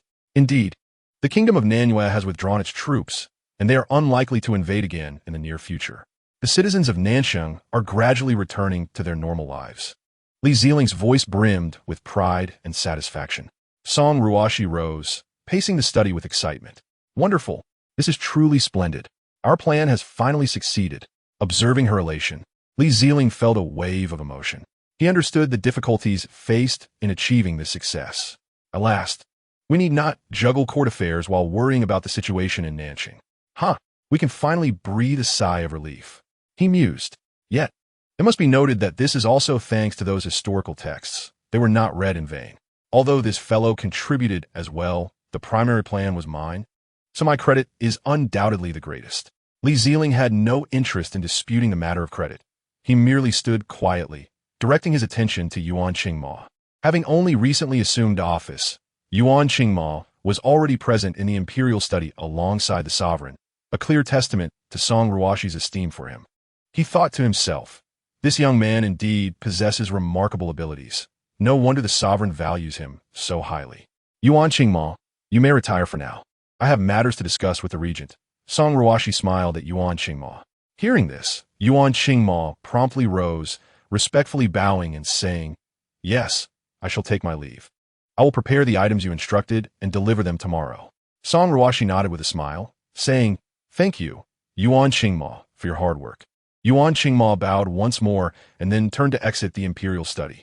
Not only does he possess striking looks that are pleasing to the eye, but his abilities are also outstanding. Tasks that would typically take half a day to complete have been resolved in less than half an hour since his arrival. Your Majesty, while Yuan Qingma is indeed exceptional, such lavish rewards may incite discontent among other court officials, Li Zeling cautioned, observing Song Ruoxi with a furrowed brow and a worried expression. Song Ruoxi's esteem for Yuan Qingma has certainly piqued the attention of other court officials, potentially stirring feelings of jealousy and discontent among them. Upon hearing Li Zeling's words, Song Ruoxi offered a gentle smile and waved her hand, stating, He is capable, and thus I shall naturally employ him. Should another as competent arise, I shall assuredly treat them with equanimity as well. Her tone was remarkably carefree, seemingly unperturbed by the dissatisfaction of her fellow officials. Your Majesty, Yuan Qingma is indeed a rare talent, yet he has only just entered the court and is still unfamiliar with its affairs. If he could receive further experience and training, I believe he would evolve into an even more exceptional official, Li Zelin remarked. Song Ruoxi smiled slightly and replied, The regent's words hold merit. Yuan Qingma indeed requires additional experience and guidance. Nevertheless, I have faith in his abilities and trust that he will swiftly acclimate to the court's matters. Li Zelin nodded and said, Your Majesty's trust in Yuan Qingma leaves me with little to contest. However, I still hope you might consider the sentiments of other officials, so they do not perceive your favor as excessive. Song Ruoxi reassured him, Rest assured, I shall remain mindful of balance. I will encourage Yuan Qingma to engage and collaborate with other officials, facilitating his swift integration into the court's familial atmosphere. Could it be that he harbors envy and resentment upon witnessing my acquisition of such a remarkable talent? With his capabilities and standing, I would hope he would not resort to such actions. However, his comments today have taken me by surprise. Is he perhaps attempting to lure Yuan Qingma to his faction? Chapter 36. The troops are returning to the capital. With this thought, Song Ruoxi's heart instantly became alert. After all her efforts to find a true aide to share the burdens of governance, she did not wish for him to be poached by Li Zelin before they had even begun to collaborate. Li Zelin was indeed a man of considerable capability. If he genuinely sought to draw away Yuan Qingma, she must devise a means to retain him. Clearing his throat, Li Zelin refrained from further discussing Yuan Qingma. He composed himself and stated, Your Majesty, the lands allocated to the populace have been properly managed and have begun to sprout normally. I anticipate that this year's grain harvest will not suffer significantly, as the land available for cultivation has increased dramatically, with yields expected to exceed last year's by more than double. Upon hearing this, Song Ruoxi's face illuminated with joy, and she nodded slightly. Excellent. This is indeed exhilarating news. Please make arrangements to gradually implement the land redistribution policy in other regions. The success in the capital is promising. We must capitalize on this momentum and expand it widely. This will grant the people more land to cultivate and enable them to reap greater harvests, thus fostering the prosperity of the nation. A determined glimmer shone in Song Ruoxi's eyes. Although the treasury has expended considerable silver to compensate the families relinquishing their lands, she reflected that this was a necessary course of action. After all, to persuade those who once held vast tracts of land to willingly surrender them, compensation was indispensable. Moreover, when compared to the benefits that would result, these expenditures paled in significance. With the land redistributed to the populace, they gained more resources for production, igniting their enthusiasm to diligently cultivate the soil. This not only promised an increase in grain output, ensuring the nation's food security, but also enhanced the living conditions of the populace, elevating their sense of happiness. Simultaneously, it contributed to societal stability and harmony, mitigating conflicts arising from land disputes. In the long run, these benefits are beyond monetary evaluation, rendering the cost trivial by comparison. A messenger respectfully reported, according to our scouts, General Wu, who leads the troops, holds your majesty in high regard. It is said that upon learning of the successful strategy to repel the soldiers of Nanyue was conceived by your majesty. His admiration grew immensely. He remarked that your wisdom is extraordinary, empowering them on the battlefield. General Wu has expressed a strong desire to meet your majesty in person to convey his respect. Would your majesty like to meet with General Wu? General Wu? I recall that the military leaders under him were not particularly fond of me as a female emperor. However, considering the actions Song Ruoxi has taken, it is understandable why they might feel that way. Now, they must surely be captivated by my cleverness. Indeed, their campaign against Nanyue was executed with remarkable prowess. Song Ruoxi felt a sense of pride. They not only fortified Nanchang, but also reclaimed substantial territory, marking a significant achievement. Furthermore, they successfully dampened the morale of Nanyue's forces, deterring them from future incursions. Such glorious victories are deserving of admiration. I must commend them thoroughly to honor their bravery and contributions. After a brief period of organization, Song Ruoxi proceeded with Li Zelin to the military camp. Upon their arrival, they were greeted by a scene of flags fluttering, exuding an aura of solemnity. Dressed in a resplendent dragon robe, Song Ruoxi walked alongside Li Zelin in ceremonial attire, drawing considerable attention. As her words fell, the sound of synchronized footsteps echoed nearby. Approaching them was a tall and robust man, striding confidently forward, clad in heavy armor that gleamed under the sun's rays. His sun-kissed face radiated a sense of fortitude and resilience, with piercing eyes akin to an eagle, evoking a sense of awe. As a composed general, his steps were firm and powerful, each footfall resonating with a deep thud on the ground. As he drew closer, the formidable presence he exuded was palpable. No doubt, he was the esteemed General Wu, who had successfully led the troops to repel Nanyue. This humble soldier pays his respects to your majesty and the regent, General Wu intoned, his voice resonant as he knelt on one knee, clasping his fists in greeting to Song Ruoxi and Li Zelin, observing the bustling soldiers around them, some bearing weapons and others maneuvering supply carts. It was indeed inconvenient to converse in such a thoroughfare. Thus, Song Ruoxi gently gestured for General Wu to rise, saying, "There is no need for such formalities. Please rise. Let's speak within." She then led Li Zelin into the command tent. Inside, the tent was simply yet neatly arranged, with tables and chairs orderly positioned. Song Ruoxi and Li Zelin took their seats at the head, while General Wu stood alongside. "Your journey has truly been arduous, General Wu. I have already decreed rewards for all soldiers who participated in this endeavor. I fully recognize their bravery and selflessness on the battlefield, and they deserve the most generous rewards we can bestow. Furthermore, arrangements have been made for the families of those who made the ultimate sacrifice. I shall ensure their well-being and security," Song Ruoxi said earnestly. "Thank you for your benevolence, your majesty," General Wu replied, deeply moved by her words. And he again clasped his fists in gratitude. Your Majesty's meticulous care for the soldiers is genuinely commendable. Regarding the comfort of the families, we shall take charge of that. Were it not for your Majesty's ingenious strategy, the number of casualties would undoubtedly have doubled.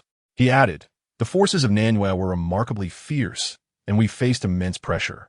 However, it is precisely due to your Majesty's strategic support that we were able to swiftly repel the forces of Nanyue and achieve this victory. On behalf of all the soldiers, I would like to express my heartfelt gratitude once again to your Majesty. Chapter 37. The Bestowal of Marriage. General Wu's voice was filled with emotion and respect. Upon receiving the secret order, his gaze was immediately drawn to the brilliant strategy outlined within. The intricacies of the plan were so masterfully crafted that he could not help but marvel at it. His first reaction was that this must be the work of the regent.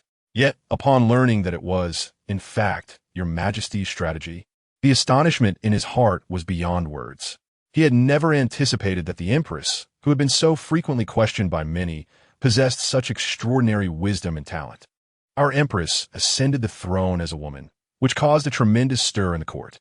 Historically, there has never been a precedent for a woman to claim the title of emperor, making it difficult for many to accept. The court was rife with dissenting voices, some accusing the Empress of overstepping her bounds, others questioning her capabilities, and some even considering it a grave affront to ancestral customs. Consequently, the court became polarized into two factions, one steadfastly supporting the Empress, believing her wisdom and capability to be sufficient for the imperial role despite her gender, and the other vehemently opposing her, asserting that a woman on the throne defied reason and would lead the nation into calamity. He had also harbored doubts about the Empress's ascension, for in his understanding, a woman should be at home, managing household affairs and raising children, not ascending to such a lofty imperial position. He found the notion of a female emperor absurd and incomprehensible. Yet, in light of the current circumstances, he acknowledged that there were no better alternatives. It was unthinkable to burden the young crown prince with the affairs of the state, as that would only plunge the court into greater chaos, exposing the nation to unpredictable crises. The young prince lacked the requisite ability and experience to navigate the complexities of governance, and forcing him into political responsibilities would likely backfire, plunging the nation into even more dire straits. Thus, despite his reservations about the Empress, he could only resign himself to the reality of the situation. However, the actions taken by Song Ruoxi since her ascension have been nothing short of outrageous. Her cruelty and oppression of the common people, coupled with her attempts to usurp the throne without regard for ancestral customs, left no doubt that she had no intention of passing the throne to the crown prince, revealing a selfish and vile character. Her actions were ample proof that she was wholly unfit for the throne, unworthy of occupying that position. Nevertheless, in the past month, something inexplicable occurred, as Song Ruoxi's behavior underwent a dramatic transformation.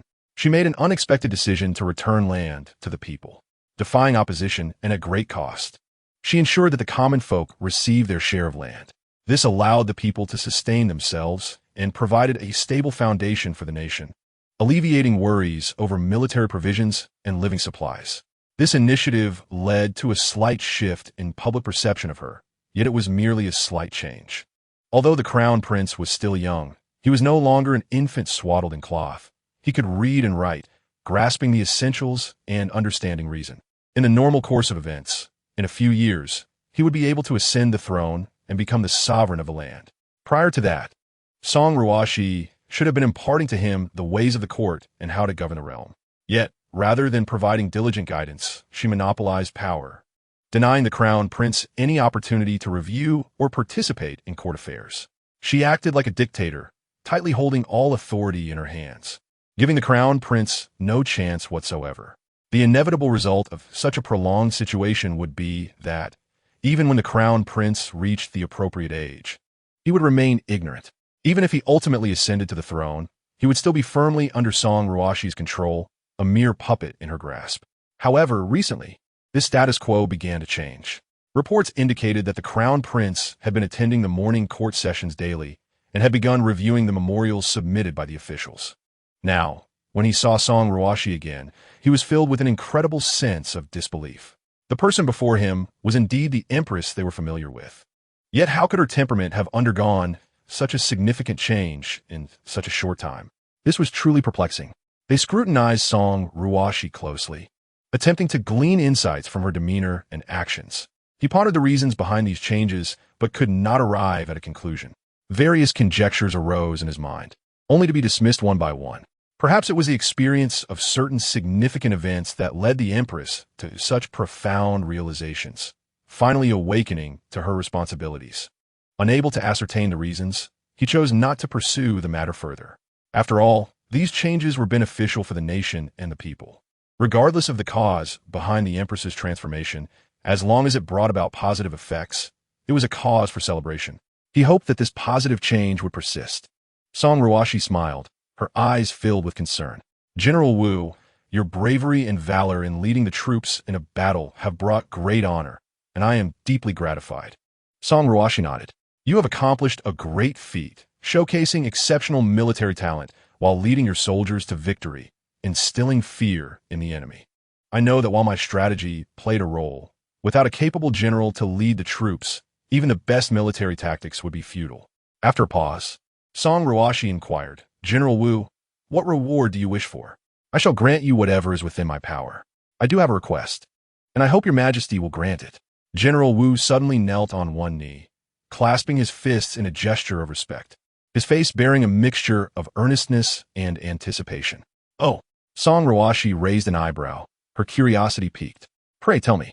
Taking a deep breath, General Wu summoned his courage to speak.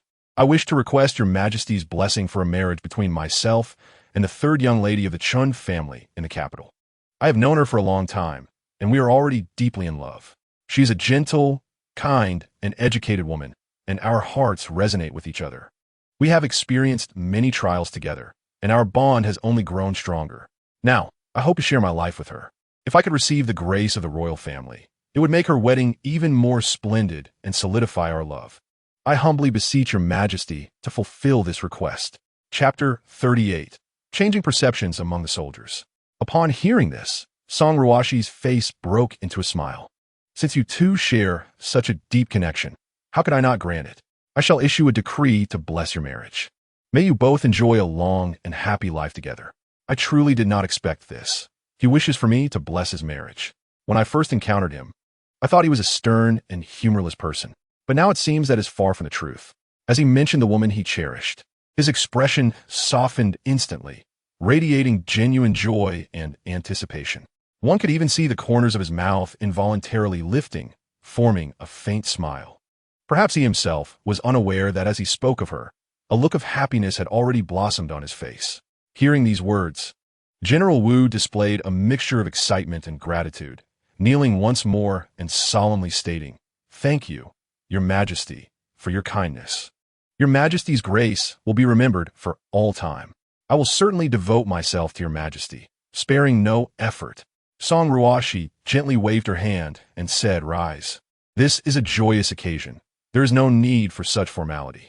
Accompanied by General Wu, Song Ruoxi took a leisurely stroll around the military camp. She observed everything closely, watching the soldiers train, and a wave of emotion surged within her. In the past, she had never ventured into the military camp, and it seemed that few of the soldiers here had truly laid eyes on their sovereign. As she walked, she greeted the soldiers, although some appeared a touch reserved. Their curiosity towards this unexpectedly arrived monarch was palpable. Those soldiers who had previously held biases against Song Ruoxi began to shed their prejudices upon witnessing her personal visit to the camp, accompanied by generous rewards for each soldier. As Song Ruoxi passed by, the soldiers cast respectful glances her way, their eyes now devoid of doubt and resistance, replaced instead by a burgeoning sense of trust and recognition. She sensed the shift and felt a flicker of comfort within her heart.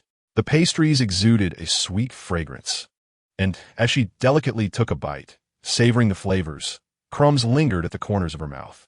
At that moment, a low voice suddenly resonated from outside the carriage, as if it were emanating from a distant place, yet felt as close as a whisper. Your Majesty, in a few days, it will be time for the customary incognito visit. Have you decided on the destination for this year? Song Ruoxi paused momentarily, halting her chewing, and lifted her gaze towards the window, her thoughts drifting afar. The sunlight streamed through the carriage window, casting a glow upon her face, reflecting her contemplative expression. She gently licked the remnants from her lips and spoke slowly, "Let me ponder this further." After saying so, she lowered her head and resumed her enjoyment of the pastry. Incognito visits? I've only heard of such things in court dramas, where one travels under the guise of a commoner to observe the actual conditions elsewhere, while also taking in the local scenery and culture. It does sound quite delightful. However, to be honest, I am not well versed in the specifics of such visits. Are there particular considerations for the choice of destination? The SHINCHO is vast. Could we not simply select any place? Yet, that feels rather hasty. It is essential to deliberate carefully and choose an appropriate location. But where should that be? Your Majesty, Li Zelin respectfully interjected, in my humble opinion. The rainy season is likely approaching. The Jiangnan region is known for its abundant rainfall, often leading to flooding. I believe that this year, an incognito visit to Jiangnan would be prudent. That land is renowned for its picturesque landscapes and bountiful resources. Moreover, we could also assess the condition of the dikes and understand the challenges faced by the local populace, thereby appreciating nature's artistry while gaining deeper insights into the people's hardships. He paused before continuing. Additionally, Jiangnan possesses a rich cultural heritage, steeped in history and unique human landscapes. During our visit, we could immerse ourselves in the diverse local customs, broadening our horizons. Jiangnan Watertown. Just hearing that name evokes visions of a place filled with poetic charm. Imagining the gentle, flowing waters, the ancient stone bridges, the neatly arranged pink walls and dark tiles, and the boats swaying on the water, all of it brims with poetic elegance and romance. It indeed sounds quite splendid. And we can also attend to official matters, a dual benefit. This regent, while often perceived as ruthless, must be acknowledged for his astute strategic insights. However, wait a moment. Surely, the crown prince must accompany us? Will he also journey to Jiangnan? If he does, might there be complications? Nevertheless, bringing him along could allow him to experience the world beyond the palace, enriching his knowledge and growth. I believe the crown prince should indeed join us. The threat of flooding is ever present, and it would benefit him greatly to comprehend these realities. Furthermore, I shall accompany him to ensure his safety, Li Zelin stated, his eyes reflecting determination. I share your sentiments, Song Ruoxi replied, nodding slightly, her tone resolute.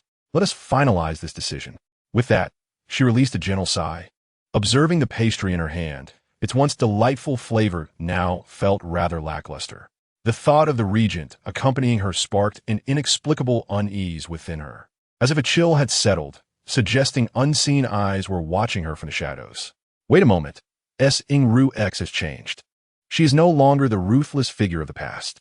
I am now supporting the crown prince's stability, and, in a sense, I am aiding in the governance of the realm. What is there to fear? Chapter 39. Incognito visit. I am the sovereign of a nation. I should possess my own dignity and confidence. How can I achieve great deeds if I remain so timid? Once Song Ruoxi reconciled herself with this thought, her resolve strengthened considerably. Preparations for the upcoming incognito visit to Jiangnan were underway, with diligent arrangements being made in the palace for various necessities. From daily supplies to security measures, all meticulously attended to. Meanwhile, Song Ruoxi only needed to select a few personal items and garments to bring along.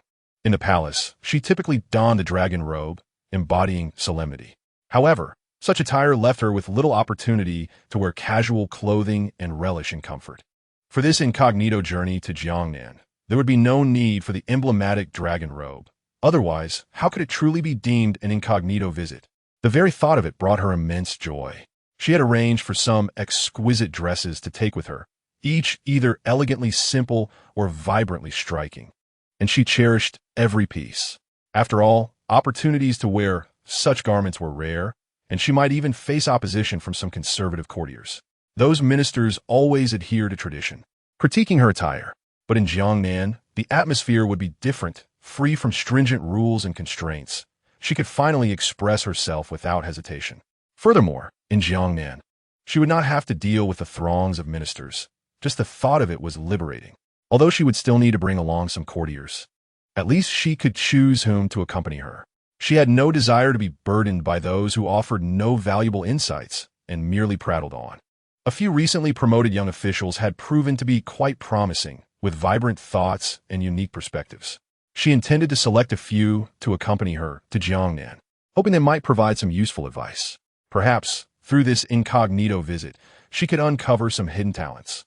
As Song Ruoxi contemplated these matters, a smile of anticipation blossomed on her face. Before she knew it, the long-awaited day of her incognito visit had arrived. On a bright and sunny morning, the first rays of sunlight had just begun to grace the palace rooftops. Song Ruoxi had awakened early, in contrast to her usual routine where she required a maid to rouse her from sleep. Today, she felt particularly exhilarated and needed no prompting.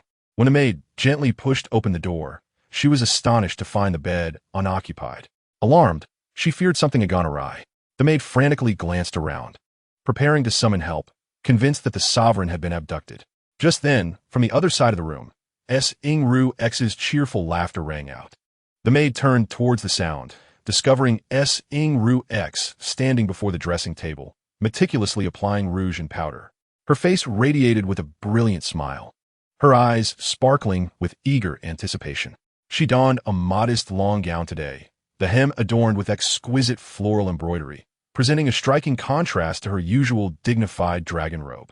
Her hair was meticulously styled, secured at the back with a silver hairpin, enhancing her gentle grace. The maidservant gazed at Song Ruoxi before her heart filled with myriad emotions. She had never witnessed the sovereign so joyful. "Your Majesty, what brings you up so early?" the maidservant Jiqiu exclaimed, her face reflecting surprise. But upon seeing Song Ruoxi sitting comfortably, she finally sighed in relief. Jiqiu hurried a few steps to stand beside Song Ruoxi, worry etched across her features. "Your Majesty, you reviewed memorials until very late last night. You ought to rest more. It pains me to see you so fatigued." As she was about to embark on a covert visit to Jiangnan, it was imperative to attend to several pressing matters in the days prior. The overwhelming affairs loomed like a troublesome spider's web, leaving one in disarray. Were it not for Yuan Qingma's devoted assistance, even working through the night would scarcely suffice to resolve the myriad complexities. Song Ruoxi carefully selected an outfit from the array of fineries, the garment's hue soft and elegant, akin to clouds at dusk, its fabric light as the gentle breeze caressing willow branches. She styled her hair into a simple updo, devoid of the ornate embellishments customary in the palace, merely using a plain hair band to gather it. In this moment, she was no longer the exalted monarch adorned in jewels, but a charming and unpretentious woman.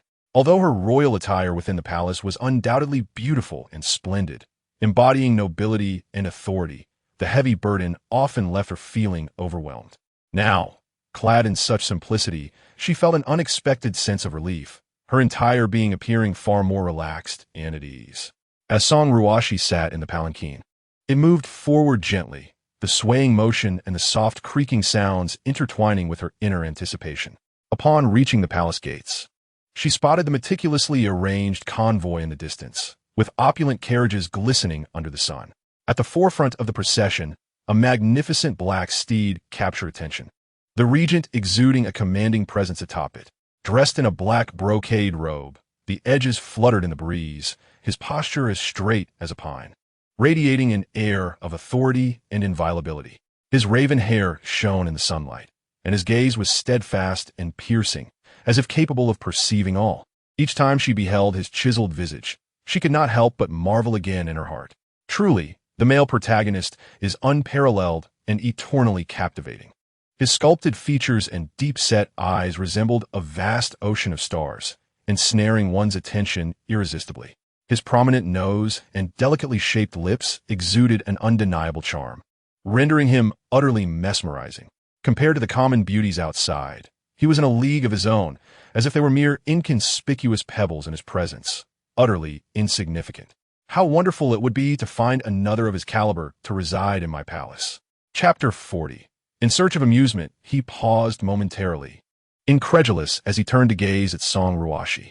There she stood, not far away, her face adorned with a contemplative expression, her gaze wandering, seemingly dreaming of something beautiful. Li Zelin shook his head helplessly, a wry smile creeping onto his lips. He had never anticipated that Song Ruoxi would harbor such thoughts. He began to ponder her true intentions, Did she genuinely seek mere amusement? Are all preparations complete? When can we set off? Song Ruoxi alighted from the carriage, her steps light and graceful as she approached Li Zelin. Clad in a delicate long gown, the hem danced with the wind, akin to a celestial being gracing the mortal realm. Her tresses fluttered gently in the breeze, adding to her ethereal allure. Li Zelin, having skillfully dismounted from the imposing black steed, knelt before Song Ruoxi, his movements fluid and elegant. As his gaze rose slowly, he finally beheld her attire. In that fleeting moment when their eyes met, he found himself momentarily entranced, as if time had come to a standstill. He realized that he had only ever seen Song Ruoxi in her dragon robe, a symbol of imperial power, or in stately garments exuding dignity. Today, however, she wore a gown of an entirely different nature, an elegant light-hued dress that flowed like clouds. The fabric was soft and smooth, shimmering gently under the sun's rays. Her hair cascaded like a waterfall over her shoulders, with a few playful strands dancing beside her cheeks. Unlike her usual appearance, the makeup on her face was minimal, lending her a fresh and natural charm. Her fair skin resembled delicate white jade, imbued with a subtle blush, enhancing her already enchanting beauty. In this guise, she was transformed from the lofty, imposing monarch into a person of captivating grace and charm. Very well, let us set forth quickly, lest we arrive at the inn after sunset, Song Ruoxi declared, her chin slightly raised, her tone imbued with urgency and anticipation. Her bright eyes sparkled with eagerness, betraying her impatience. She lightly tapped her delicate foot, the embroidered shoe making a soft sound against the ground. As she spoke, she turned toward her carriage, unwilling to spend the night within it. The grand procession, resembling a serpent, slowly departed from the capital, the wheels rumbling and stirring up clouds of dust. The banners of the convoy fluttered in the wind. Though Jiangnan was not far from the capital, the pace of such a large entourage was undeniably slow. The steeds trod steadily, one step at a time. The scenery along the roadside gradually receded. Fields, villages, and forests transformed before her eyes. As time passed, the convoy left behind long traces along the road. Initially, Song Ruoxi, filled with excitement for the upcoming journey to Jiangnan, did not find sitting in the carriage monotonous. She leaned against the soft cushions, her face radiant with enthusiasm, her heart brimming with dreams of the unknown adventure. However, this sentiment lasted only half a day. Seated within the carriage, she idly flipped through the books she had brought along. The ancient novels seemed dull to her. She could often predict the endings after reading merely the beginnings, devoid of suspense. Moreover, the selection of books was limited, most being philosophical texts. The ones she held were discreetly tucked away by her devoted maid Jiqiu, concealed from the attending officials. She sighed in resignation. The carriage jostled along, and as she gazed out the window at the passing scenery, her feelings of ennui and frustration deepened. The emperor, a figure seemingly exalted above all, bore countless responsibilities and constraints. Beneath the splendid dragon robe lay myriad rules and limitations, preventing him from acting freely. He was compelled to maintain an air of dignity, ensuring every action adhered to royal etiquette, without a hint of impropriety. Each decision required weighing benefits and drawbacks, considering the interests and impacts of all parties, never to act solely on personal desires. Many things compelled him to make choices contrary to his innermost inclinations. Song Ruoxi sat quietly in the carriage, her thoughts drifting far away. She sighed softly, murmuring to herself, "This is indeed the price one must pay for wealth and glory." A hint of helplessness and melancholy colored her voice, revealing the turmoil and dissatisfaction within her heart. Just as Li Zelin approached to report a matter to Song Ruoxi, he heard her poignant reflections emanating from within the carriage. Gently lifting the curtain, he beheld Song Ruoxi seated inside, her gaze directed out the window, her eyes betraying a subtle sadness and contemplation. Her flowing hair cascaded freely over her shoulders, a few strands dancing lightly in the gentle breeze. "Your Majesty, we are nearing the inn," Li Zelin respectfully announced, his voice deep and resonant. "Oh, what a trying day this has been. I have been seated in this carriage for so long that my backside is nearly numb with discomfort. At last, I can disembark. I must quickly stretch my limbs and relax," she lamented. "The jostling along the way has left my body stiff. I can hardly wait to find a comfortable place to lie down and allow my body to recuperate. Just the thought of it fills me with happiness." As Song Ruoxi gently massaged her shoulders, she slowly descended from the carriage. The inn had been meticulously prepared in advance, nestled within a serene forest, surrounded by lush greenery. The inn's exterior exuded an antique charm, imbued with the weight of time. Upon their arrival, the inn would temporarily cease to accommodate other guests. The innkeeper and staff would be on high alert, meticulously inspecting every corner to ensure no suspicious individuals mingled among them. Chapter 41. Midnight Invitation Sister. They have informed me that dinner is ready. This inn specializes in Jiangnan cuisine, with a chef hailing from the region. Since we are headed there, it is a good opportunity to acclimate ourselves, Song Jiangyu, having dismounted the carriage first, remarked after surveying the inn. Having been confined within the palace with little chance to venture out, he was overjoyed at the prospect of a secret visit to Jiangnan, even more so than Song Ruoxi. The arrangements made for this inn were truly thoughtful. Song Ruoxi commented with a satisfied smile, her tone laced with appreciation. Throughout the journey, she had eagerly anticipated the culinary delights of Jiangnan, and to have the chance to savor them before reaching her destination brought her immense joy. Growing weary of the exquisite yet somewhat monotonous dishes from the royal kitchen, she relished the prospect of a change in flavor, feeling her appetite rekindle. Delicate fingers picked at the dishes, savoring each bite, her face illuminated by an expression of bliss. She not only indulged herself, but also insisted on serving Song Jiangyu. Her concern evident, despite some minor shortcomings, such as the bed in the inn lacking the grandeur of the dragon bed in her palace. She understood the impracticality of relocating such a luxury, having grown accustomed to the comfort of her palace bed. Song Ruoxi found it challenging to fall asleep in this unfamiliar setting. Tossing and turning, her mind raced, and the surroundings felt disconcerting. After an indeterminate time, just as she began to drift into slumber, a faint knock resonated through the stillness of the night. At this hour, is there not a matter that can wait until morning? Song Ruoxi furrowed her brow, her tone tinged with irritation. The sudden knock had disrupted her hard-won drowsiness, igniting her annoyance. Your Majesty, the Regent Lord requests your presence urgently. He is currently waiting for you on the first floor of the inn. A maid outside softly informed her. The Regent Lord seeks me, and there is something of great importance? Yet why must it be at such an ungodly hour? It is quite vexing, she mused, recognizing the constraints of propriety in this era, where it would be inappropriate for a man to enter her chamber directly. With a resigned sigh, Song Ruoxi rubbed her temples and instructed Jiqiu, quickly help me dress and do my hair. In her former life, she might have hastily donned a simple outer garment, but now, as the emperor, she understood the necessity of presenting herself with dignity, even for a midnight summons.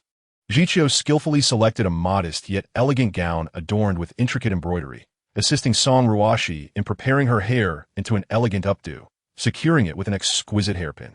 Once ready, Song Ruoxi slowly opened the door to find a maid standing outside, her head bowed and hands clasped before her.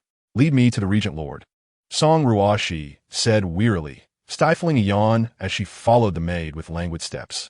Her eyelids drooped, fatigue washing over her, as her yawns echoed loudly in the still night. After an indeterminate time walking, Song Ruoxi, in a daze, unexpectedly found herself in the kitchen. She halted in surprise, observing a scene vastly different from her expectations. Regent Lord, if there are indeed pressing matters, could you not dismiss everyone and discuss them openly? Why must we convene in the kitchen under such secrecy? Song Ruoxi frowned, her voice laced with drowsy annoyance.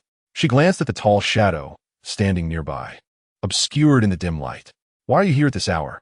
What is the purpose of this clandestine meeting? She quipped, irritation creeping into her tone. Just as she was about to inquire further about the urgent matter, a sudden dull thud echoed behind them. Unbeknownst to them, a figure clad in black had silently approached. The figure was enveloped in a dark cloak, revealing only a pair of cold eyes that glinted ominously in the shadows. A wave of dread surged within Song Ruoxi as her heart sank. Despite the dim lighting, she recognized the distinct features of Li Zelin, realizing with alarm that this man was not the Regent Lord. How audacious!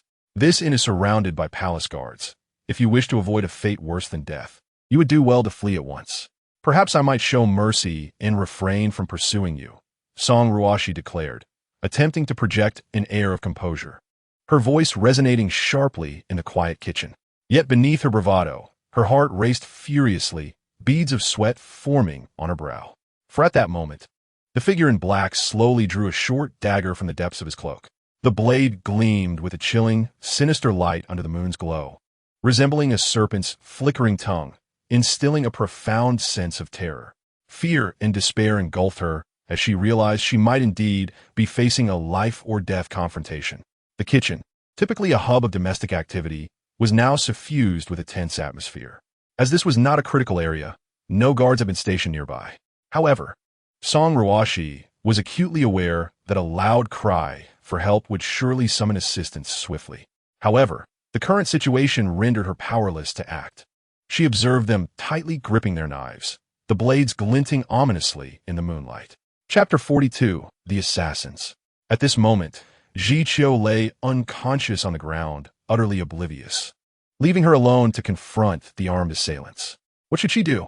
She faced two ruthless enemies, utterly defenseless. Her mind was crystal clear. If she shouted for help, who would arrive first, the guards or the assassins pressing their blades against her neck? In this precarious situation, her chances of survival were nearly non-existent. A moment's carelessness could lead to her demise. You're now in our grasp.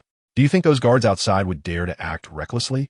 The figure masquerading as the regent spoke ominously, his deep voice resonating like a chilling whisper from the depths of hell. Song Ruoxi's composure began to crack, a flicker of panic flashing in her eyes. The logic in the man's words was undeniable, following the usual narrative. They would undoubtedly use the knife to threaten her and order the guards not to approach. What would follow? A wave of dread surged within her. Would they resort to silencing her? The thought made her anxious, yet she reasoned that they likely did not intend to kill her outright.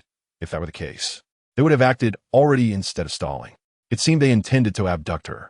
Regardless of the possibility, Song Ruoxi understood she could not allow them to succeed. After all, no outcome would bode well for her. Her heart raced, beads of sweat trickling down her forehead as she clenched her fists, striving to maintain her composure. Yet her inner fear surged like a tidal wave. A sound emerged from the kitchen. Who was inside? A guard's voice echoed clearly through the still night air. Just as she pondered this, a commotion behind the guard indicated that their earlier disturbance had drawn him closer. Simultaneously, the two figures in black moved almost in unison, each brandishing a sharp dagger that shimmered coldly under the moonlight. Startled, Song Ruoxi swiftly sidestepped, narrowly evading their simultaneous assault. She had hoped to seize the cover of darkness to escape through the kitchen. Hearing the approaching footsteps of the guard, she realized that if she could just make it outside, the assassins would not be able to harm her. Unfortunately, before she could reach the threshold, a sudden, intense pain shot through her ankle. In an instant, she lost her balance and fell heavily to the ground. She fought to rise, but the agony in her ankle rendered her powerless. Before she could react, the two assassins pressed their blades against her neck, leaving her helplessly ensnared. They're assassins. They have captured Her Majesty. A startled cry rang in Song Ruoxi's ears, and while her focus remained on the excruciating pain in her ankle, a chorus of shouts surged around her. Torches flickered as the guards arrived one after another. She could see the dancing flames illuminating anxious and tense faces in the darkness. Moreover, she felt the icy touch of the blade against her neck, the chill permeating her skin, reaching into her very soul. The searing pain in her ankle surged like a tide, impossible to ignore. Her breathing quickened. In this life-and-death moment, her composure slipped away. Upon hearing the commotion, Li Zelin hastily donned his garments and rushed down. When he beheld the scene before him, his gaze turned cold and piercing. "Release Her Majesty, or I may leave you with but a whole corpse." Li Zelin's deep and authoritative voice resonated in the still air, laced with anger and resolve. Li Zelin has arrived. This is truly fortuitous. Yet wait, why do I feel so uneasy? With that gleaming blade against my throat, could he possibly teleport me to safety? Furthermore, when threatening the assassins, couldn't he choose more palatable words? What does "leave you with a whole corpse" imply? It sounds rather ominous. What if the assassins, displeased, decide to ensure my demise? I cannot accept such an unceremonious end. I am still so young, with many aspirations unfulfilled. Li Zelin's gaze was fixated on the tattoo visible on the black-clad assassin's arm. Though only half of it was revealed, he discerned it instantly. It was a peculiar design, one he recognized immediately. This was a mark distinctive to the death attendants trained by the Nanuer royal family, Each bore such a symbol. Li Zelin had encountered them before and was well aware of their prowess. Yet these death attendants were seldom deployed, and he had only seen them once. He had not anticipated witnessing them again under such dire circumstances. The Nanyue people, Li Zelin murmured, his tone heavy with gravity and uncertainty. Song Ruoxi overheard his mutterings, her heart racing with alarm. If I heard correctly, did Li Zelin just imply that these two assailants are from Nanyue? After I painstakingly strategized to repel their soldiers. Could it be that they seek to take my life out of spite? I have only just embarked on my journey as an emperor. Yet I, Song Ruoxi, who has turned over a new leaf. Oh heaven, this is so unjust. Was it not promised that virtue begets reward? Does righteousness not guarantee longevity? I refuse to meet such an untimely end. Roughly dragged by the two men, her body involuntarily lifted, her feet barely supporting her. The pain in her ankle surged with each movement, threatening to overwhelm her consciousness.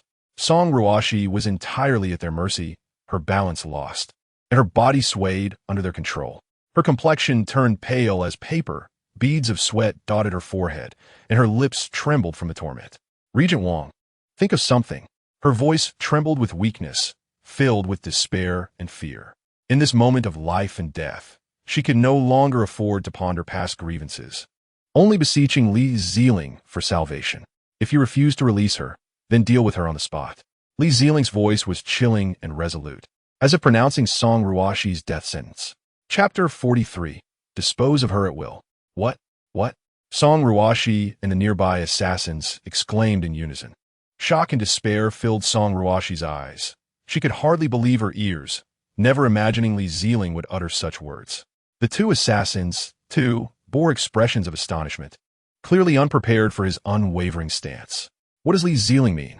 Is it as I interpret? He just commanded the assassins to eliminate me right here? The crown prince is not yet of age to ascend the throne. I have devoted myself to securing his reign. For the sake of this nation and its stability, I have sacrificed so much effort and dedication. How could he repay such loyalty with betrayal? This is a cruel injustice. You have always coveted Her Majesty's life, haven't you? Ha! Coincidentally, I share the same intent. Li Zelin's voice was frigid and merciless, echoing like a specter from the depths of hell, sending chills down the spine. He slowly raised his head, a glint of malevolence flashing in his eyes, his gaze piercing like a blade towards the two assassins holding Song Ruoxi captive. You may kill her and depart immediately. I can assure you that I will not hold you accountable. Consider it a successful assassination. His words dripped with cruelty and resolve, devoid of any hesitation or compassion. The regent? Upon hearing his words, Song Ruoxi's pupils constricted in disbelief and terror. Regent, are you betraying me? She stared wide-eyed at the figure before her, her expression a tempest of shock, anger, and incredulity. The two assassins beside her wore expressions of confusion, exchanging glances that mirrored their uncertainty. Their king had decreed that simply killing Song Ruoxi would be too merciful. She must endure torment to satisfy his hatred. Yet now, the regent's words left them at a loss. They had taken refuge in an inn, surrounded by guards dispatched from the palace. Dispatching too many assassins would complicate matters. So their leader had sent only these two to execute the task. Anticipating potential discovery by the guards, they devised a scheme to lure the emperor into the kitchen using a previously coerced maid. This way, they would have a hostage, ensuring their escape route was secure. After all, with the emperor in their grasp, the guards would hesitate to intervene. However, the current situation had entirely surpassed their expectations. They had believed everything would unfold according to their plan, allowing them to complete the assassination and depart with the emperor. Yet, they never fathomed the events would escalate to this extent.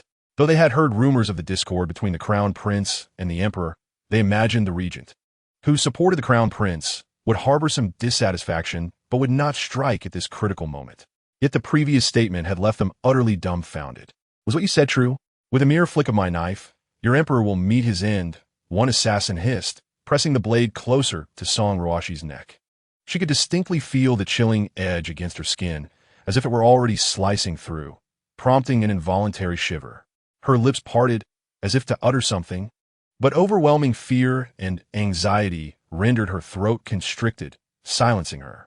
Her body trembled uncontrollably, a manifestation of her terror. Proceed. Li Zelin maintained an air of calmness bordering on indifference, his expression devoid of emotion, his gaze unwavering, as though the unfolding drama bore no relevance to him. He stood tall, exuding an aura of composure. A cunning light flickered in his eyes as the sharp blade grazed Song Ruoxi's throat. The two assassins gripped her tightly, their muscles taut, betraying their own anxiety and exhilaration. Their eyes remained fixed on Li Zelin, scrutinizing every subtle shift in his expression. Li Zelin remained silent, embodying an inscrutable demeanor that left them questioning his true intentions. The assassins exchanged wary glances, still harboring doubts, but their actions did not falter. They clutched Song Ruoxi and began to carefully retreat. As they backed away, fear and despair flooded Song Ruoxi's heart. They moved step by step toward a nearby window, slightly ajar, letting in a sliver of light. If they could escape through that window, they would leave the inn directly. The two assassins roughly dragged her to the window's edge. Just as they forcefully pushed it open, they were met with a throng of well-trained guards who had gathered outside, their expressions grim and weapons ready. Before the assassins could react, the sound of arrows slicing through the air filled the space, the guards unleashing a volley of crossbow bolts. The arrows struck true, embedding themselves in the arms of the two assassins, who immediately cried out in agony. Reacting instinctively to the pain, they attempted to evade, but were met with further agony in their knees, nearly causing them to collapse. Amidst the chaos, Song Ruoxi was jostled and disoriented until she fell into a broad and warm embrace, a sturdy hold that instilled a profound sense of safety within her. She lifted her gaze slightly, recognizing a familiar face. She was saved. Chapter 44. Was she saved? The sudden rush of relief caused her to faint. In that moment, she saw Li Zelin kneeling before her, his face etched with guilt and remorse. Please forgive me, Your Majesty. My earlier words were merely a stalling tactic, not the truth. I aimed to buy time for the guards approaching from behind, while diverting their attention to ensure your safety. His voice was low and sincere. Only then did Song Ruoxi notice the shallow wound on her neck, a reminder of the assassin's blade pressing against her. She felt a faint sting, echoing the peril she had just endured. Soon, several maids approached, cautiously assisting her to a sitting position against the headboard. One maid gently dabbed the wound with a damp cloth, her touch tender, as if fearing to cause her pain. Song Ruoxi sat quietly, allowing the maids to tend to her. After a considerable time, they completed their task of applying medicine, while the pain in her neck diminished. The turmoil within her heart remained unresolved. Feeling somewhat uncomfortable, she lightly tugged at the bandaged wound. Since you acted to save me, there is naturally no reason to blame you. In truth, I had already caught on to your plan. I was merely playing along. As she spoke, she slightly raised her chin, attempting to project an air of understanding regarding the situation. However, in doing so, she inadvertently tugged at her neck wound, eliciting a sharp pain that made her gasp, her face contorting in anguish. Her brows knitted tightly, eyes shut, mouth agape as she endeavored to endure the sudden discomfort. After a prolonged moment, she regained her composure and slowly opened her eyes. I must not allow him to know how terrified I was at that moment. That fear plunged me into an indescribable state. My mind was utterly blank, incapable of contemplating anything, let alone cursing him. After all, in such a life-threatening moment, I was on the brink of death. No amount of anger could alter my fate or drag him down with me. In retrospect, I am grateful I refrained from saying too much. Silence truly is golden. Li Zelin was unsurprised by the outcome. Song Ruoxi's expressions of anger and fear while being held by the two assassins betrayed any semblance of understanding or cooperation with his plan. Nevertheless, Li Zelin was willing to grant her some dignity. Upon hearing her command, he promptly replied, "Quickly bring her to me." At that moment, all attention was focused on the man in black, completely oblivious to the whereabouts of this fellow. Had it not been for Li Zelin's mention, I would have struggled to recall. Without her, how could I have possibly fallen into the hands of an assassin? Soon after, a person was brought in. The maid, with her head bowed and steps unsteady, appeared to be immensely frightened. Her complexion was as pale as paper, her forehead dotted with beads of sweat, and her hair was disheveled, clearly indicating she had endured considerable shock. "Your Majesty." Inquiries have been made.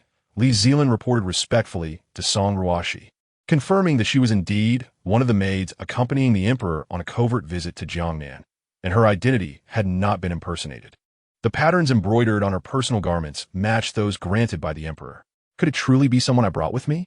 I personally selected these maids based on their honest nature and nimble hands. How could a traitor have emerged among them, assisting the enemies in an assassination attempt against me? Your Majesty, spare my life. Your Highness, please. The maid collapsed to the ground, weeping and crying out. I was forced into this. They suddenly barged into my room, blindfolded me, and I had no idea what was happening.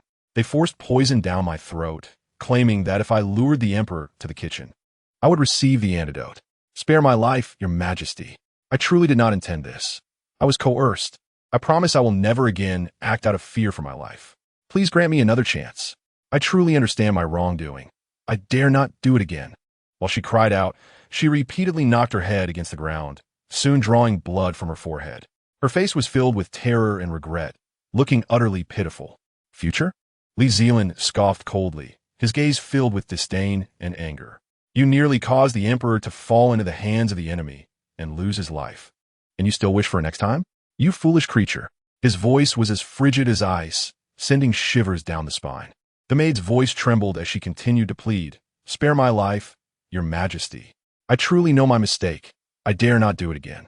Before long, several guards rushed in, roughly dragging the maid away. She struggled, attempting to grasp something, but it was futile. Her cries gradually faded into silence. Song Ruoxi, sitting on the bed, wanted to speak, but found she had no opportunity to interject. Slowly, Li Zelin turned his gaze towards Song Ruoxi on the bed, sensing something was amiss in her demeanor. He furrowed his brow and gently inquired, Your Majesty, do you feel pity for that maid? Song Ruoxi lifted her head, her expression somewhat bewildered. She gently shook her head and remarked, I merely think it is a case of being beaten to death by a stick. Li Zelin Siga, holding her gaze, Your Majesty, you must understand, while they are in the palace, they serve you faithfully. Now that she has so easily betrayed you, how can we ensure it won't happen again? If she is not severely punished, others will perceive you as compassionate, believing that even those who nearly caused your demise might be spared. Consider what the palace would become. How terrifying it would be if everyone were to betray you for their own interests. Li Zelin's voice was deep and powerful, filled with concern and worry. He fixed his gaze on Song Ruoxi, seemingly intent on elucidating the gravity of the situation. Indeed, matters of the imperial family cannot be viewed through the lens of ordinary people. He is right. If this instance is not met with strict punishment, others might follow suit, believing they could escape unscathed even after putting the emperor in peril. Jiang Yu, let him in, Song Ruoxi sighed softly. She was not truly fatigued. She simply needed time to calm her thoughts after the ordeal. However, upon hearing that Song Jiangyu was coming to see her, she instantly felt a surge of energy. Before long, Song Jiangyu appeared at the door, his face marked with concern and urgency. Seeing Song Ruoxi safe and sound, a glimmer of relief flickered in his eyes. He hurriedly made his way to her side with quickened steps. Your Highness, the regent said you were captured by assassins. Were you harmed? Song Jiangyu's voice trembled slightly, laden with worry and anxiety. I am unharmed. There were merely 2 assassins. Song Ruoxi smiled at Song Jiangyu, gently shaking her head. They were no match for the guards and were swiftly dealt with, so do not fret. She raised her hand, softly caressing Song Jiangyu's cheek, her eyes filled with tenderness. Li Zelin stood aside, observing the exchange between the siblings, though Song Ruoxi's earlier description of the assassins had been rather brief. In the dead of night, Song Ruoxi lay quietly in bed, yet her thoughts surged like a tumultuous tide. She had assumed that after a month in the palace, combined with the memories of her current body, she would gradually adapt to the royal life. Yet, the events of the day had left her heart in turmoil. The harrowing scenes and the near peril she faced replayed in her mind, keeping her nerves taut. She tossed and turned, striving to fall asleep, but the more she tried, the more active her thoughts became. By the late hours of the night, she had still not managed to drift off, her eyes fixed intently on the canopy above. Whether it was the discomfort of the inn's bed that hindered her sleep or the multitude of worries nestled within her heart, she felt an overwhelming sense of agitation and unease. Jiqiu tiptoed into the room, preparing to assist Song Ruoxi with her grooming, only to be startled by Song Ruoxi suddenly sitting up. Your Majesty, have you not rested all night? Jiqiu exclaimed, her voice a mix of surprise and concern. Song Ruoxi gradually rose from her bed, rubbing her sore eyes, her voice slightly hoarse as she replied, How did you know? She sat at the table, lifting her gaze to the copper mirror. This mirror was indeed far from clear, unable to compare to modern mirrors. Nevertheless, she could clearly see the deep dark circles under her eyes, resembling a shadow cast upon her fair skin, making her appear particularly haggard and weary. Your Majesty must be feeling this way due to last night's fright. Perhaps it would be better to rest another day at the inn? Jiqiu observed Song Ruoxi's current state with deep concern. Her pallor indicated fatigue and fear, certainly not suitable for continuing the journey. Song Ruoxi gently shook her head. No need. Her voice was faint yet underscored by a firm resolve. She could not bear to remain in this ominous place any longer. Just thinking about the previous night left her feeling anxious. Hadn't she already endured enough fright? Furthermore, she had not dared to look at the kitchen on her way down. Feeling an eerie sensation as if something dreadful lurked within, she hurried past the kitchen door, her steps growing frantic as if something were chasing her from behind. If I succumb to fear now, what will happen in the future? All emperors throughout history have faced assassination attempts. Remain calm. I will adapt in time. Concerned about her appearance, Song Ruoxi had Jiqiu apply several layers of powder to conceal her haggard visage and the dark circles beneath her eyes. As she settled into the carriage, departing from the inn that haunted her thoughts, Song Ruoxi inhaled deeply the refreshing air, instantly feeling invigorated. The sunlight graced her face, adding a hint of vitality to her previously pallid complexion. However, due to her sleepless night, fatigue began to envelop her as noon approached. Her eyelids grew heavier, and her head slowly drooped. Despite tossing and turning in the inn's bed, she found herself able to slumber peacefully within the jolting carriage. As the vehicle progressed, her breathing became steady, and she slipped into a profound slumber. After several days of travel, they were finally nearing Jiangnan. The scenery alongside the road began to feel familiar. The verdant rice fields and the shimmering rivers all hinted that Jiangnan was not far off. Your Majesty, we shall rest in this town tonight, and by tomorrow noon, we will cross into Jiangnan. Although this area is not yet Jiangnan, it offers many local delicacies and customs influenced by its proximity. Li Zelin's respectful voice broke through her thoughts. As Song Ruoxi gently lifted the curtain, a vibrant scene unfolded before her eyes. The wide street was bustling with activity, filled with people and lively chatter. Shops lined the sides of the street, showcasing a plethora of various goods. Though the town was small, it brimmed with life and energy, truly bustling with activity. The calls of vendors filled the air, creating a palpable sense of everyday life. From various corners wafted the enticing aromas of diverse snacks, sweet pastries, savory roasted meats, and fragrant wontons, all mingling together to tantalize the senses. Having spent her days confined within the palace, Song Ruoxi had never had the chance to witness such a lively place. A surge of inexplicable excitement welled up within her, for this was the true essence of life. That shop over there looks intriguing. You all mentioned that this place is delightful. I certainly do not wish to remain cooped up in the carriage. If only I could step down and explore, she mused. However, ever since the assassination attempt at the last inn, the number of guards accompanying her had more than doubled, their watchful eyes rendering her unable to roam freely. Listening to her thoughts, Li Zelin, mounted on his noble steed, approached the prince's carriage. Your Highness, the time is still early, and as it is your first visit to such a place, allow me to escort you for a brief exploration, he suggested respectfully. Song Jiangyu, already captivated by the surroundings, did not hesitate to agree. Perhaps we should bring Her Majesty along as well. She works tirelessly on state affairs and deserves a chance to unwind, Li Zelin added. Upon hearing this, Song Jiangyu found the suggestion reasonable. He recognized that his sister, who labored diligently for the court, should not miss out on such a rare opportunity to relax. He nodded in agreement. The regent had previously mentioned significant changes in his sister, which he had noticed himself. The animosity between them seemed to have vanished overnight. It appeared the regent harbored no objections to Song Ruoxi joining them, thus alleviating his concerns. When Song Ruoxi learned of the prince's desire to explore the streets and his warm invitation to her, her face blossomed into a radiant smile reminiscent of spring flowers. Yet, she feigned modesty, trying to maintain an air of propriety. Before she could express her agreement, someone interjected. Yuan Qingma stepped forward. Your Majesty, this area is crowded and your esteemed status renders you unsuitable for mingling among the masses. Moreover, the assassins from Nanyue may strike again. It is better not to separate from the convoy, he cautioned, his tone laced with concern.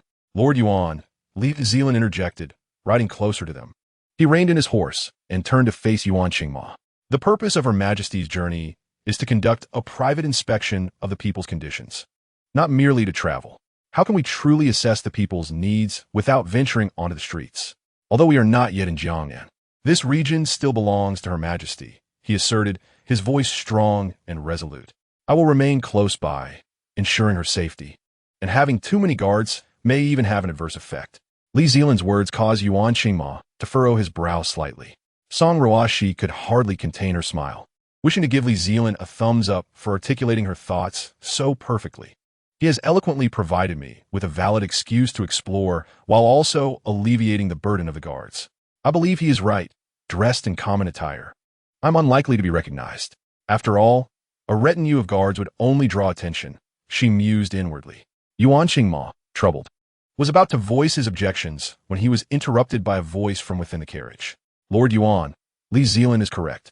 Since I have come to assess the people's conditions, I cannot remain confined to the carriage. Furthermore, I wish to experience the lives of the common folk. Song Ruoxi declared with unwavering determination. She paused before continuing. I shall change in a simpler attire to minimize attention. I trust that with the protection of the regent and the guards, there will be no issues. Recognizing that she had made her decision, Yuan Qingma knew that further persuasion would be futile. He could only sigh inwardly, feeling a twinge of worry. As the carriage proceeded slowly through the bustling streets, it halted briefly to allow a few individuals to disembark before continuing on to the inn. Following the recent assassination attempt, Song Ruoxi, Song Jiangyu, and Li Zelin, along with 2 accompanying guards in Jiqiu, had all changed their attire. Initially, Song Ruoxi believed that wearing ordinary clothing would render her inconspicuous. However, upon stepping out of the carriage and observing her surroundings, she realized that her group still attracted attention. Perhaps it was their demeanor that set them apart from the common folk, or perhaps it was the subtle air of nobility that revealed itself in their actions. Regardless, they were easily noticeable. Thus, she resolved to change her outfit once more. The moment she spotted Li Zelin, her eyes lit up. He wore a simple yet elegant long robe, its understated color enhancing his tall and handsome figure. His hair was neatly styled and secured with a simple hairpin, with a few strands casually falling over his forehead, adding a touch of carefree charm. He appeared graceful and refined, like a distinguished gentleman. Indeed, the male lead possesses an undeniable charm. Even in humble attire, he exudes a unique allure. It seems that a handsome face can elevate even the simplest of garments. She mused, captivated by his appearance.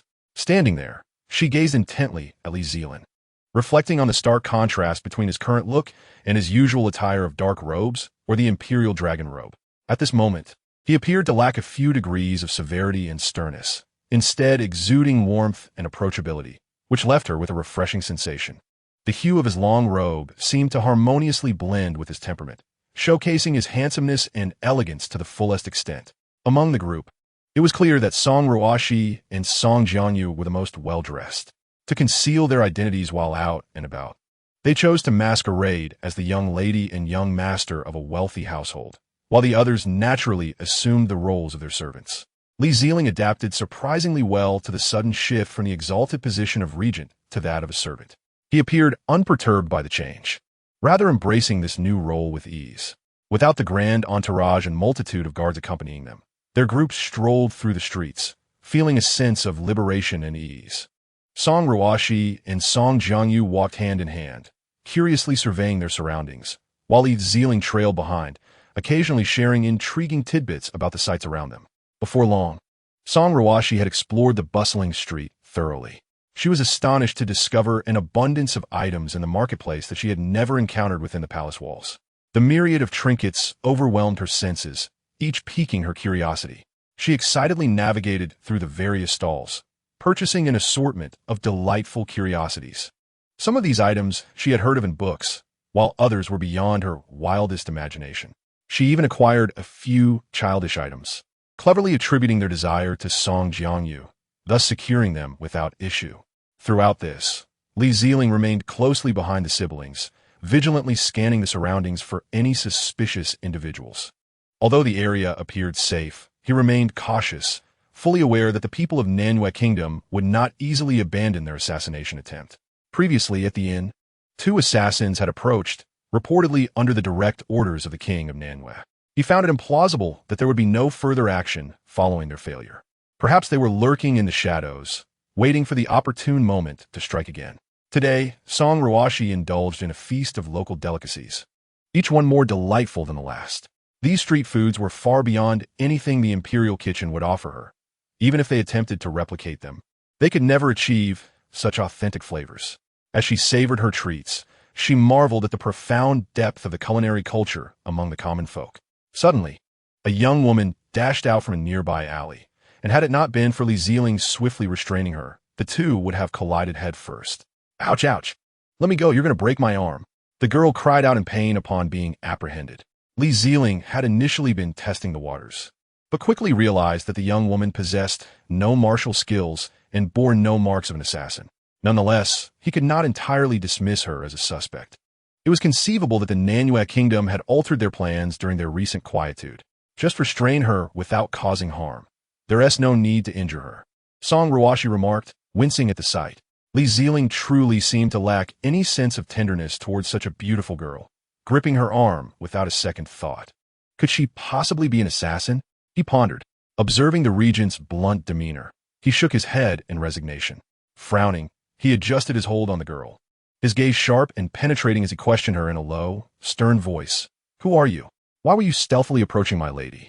To his surprise, the regent quickly adapted to the situation, having been so accustomed to addressing him as Your Majesty that hearing my lady felt peculiar. The girl, gripped tightly, shook her head fervently, her eyes filled with fear and panic. I truly was not approaching your lady. I was fleeing from someone behind me and accidentally bumped into you. I sincerely apologize. May I ask your name, young lady? Just call me Miss Zhang, Song Ruoxi replied, lifting her chin slightly, striving to appear noble and elegant. Though a hint of nervousness betrayed her calm facade, her voice trembled ever so slightly, as if fearing her true identity might be uncovered. Miss Zhang, I am truly sorry for the earlier incident. I hope you are unhurt, the captured girl said, her expression one of genuine concern.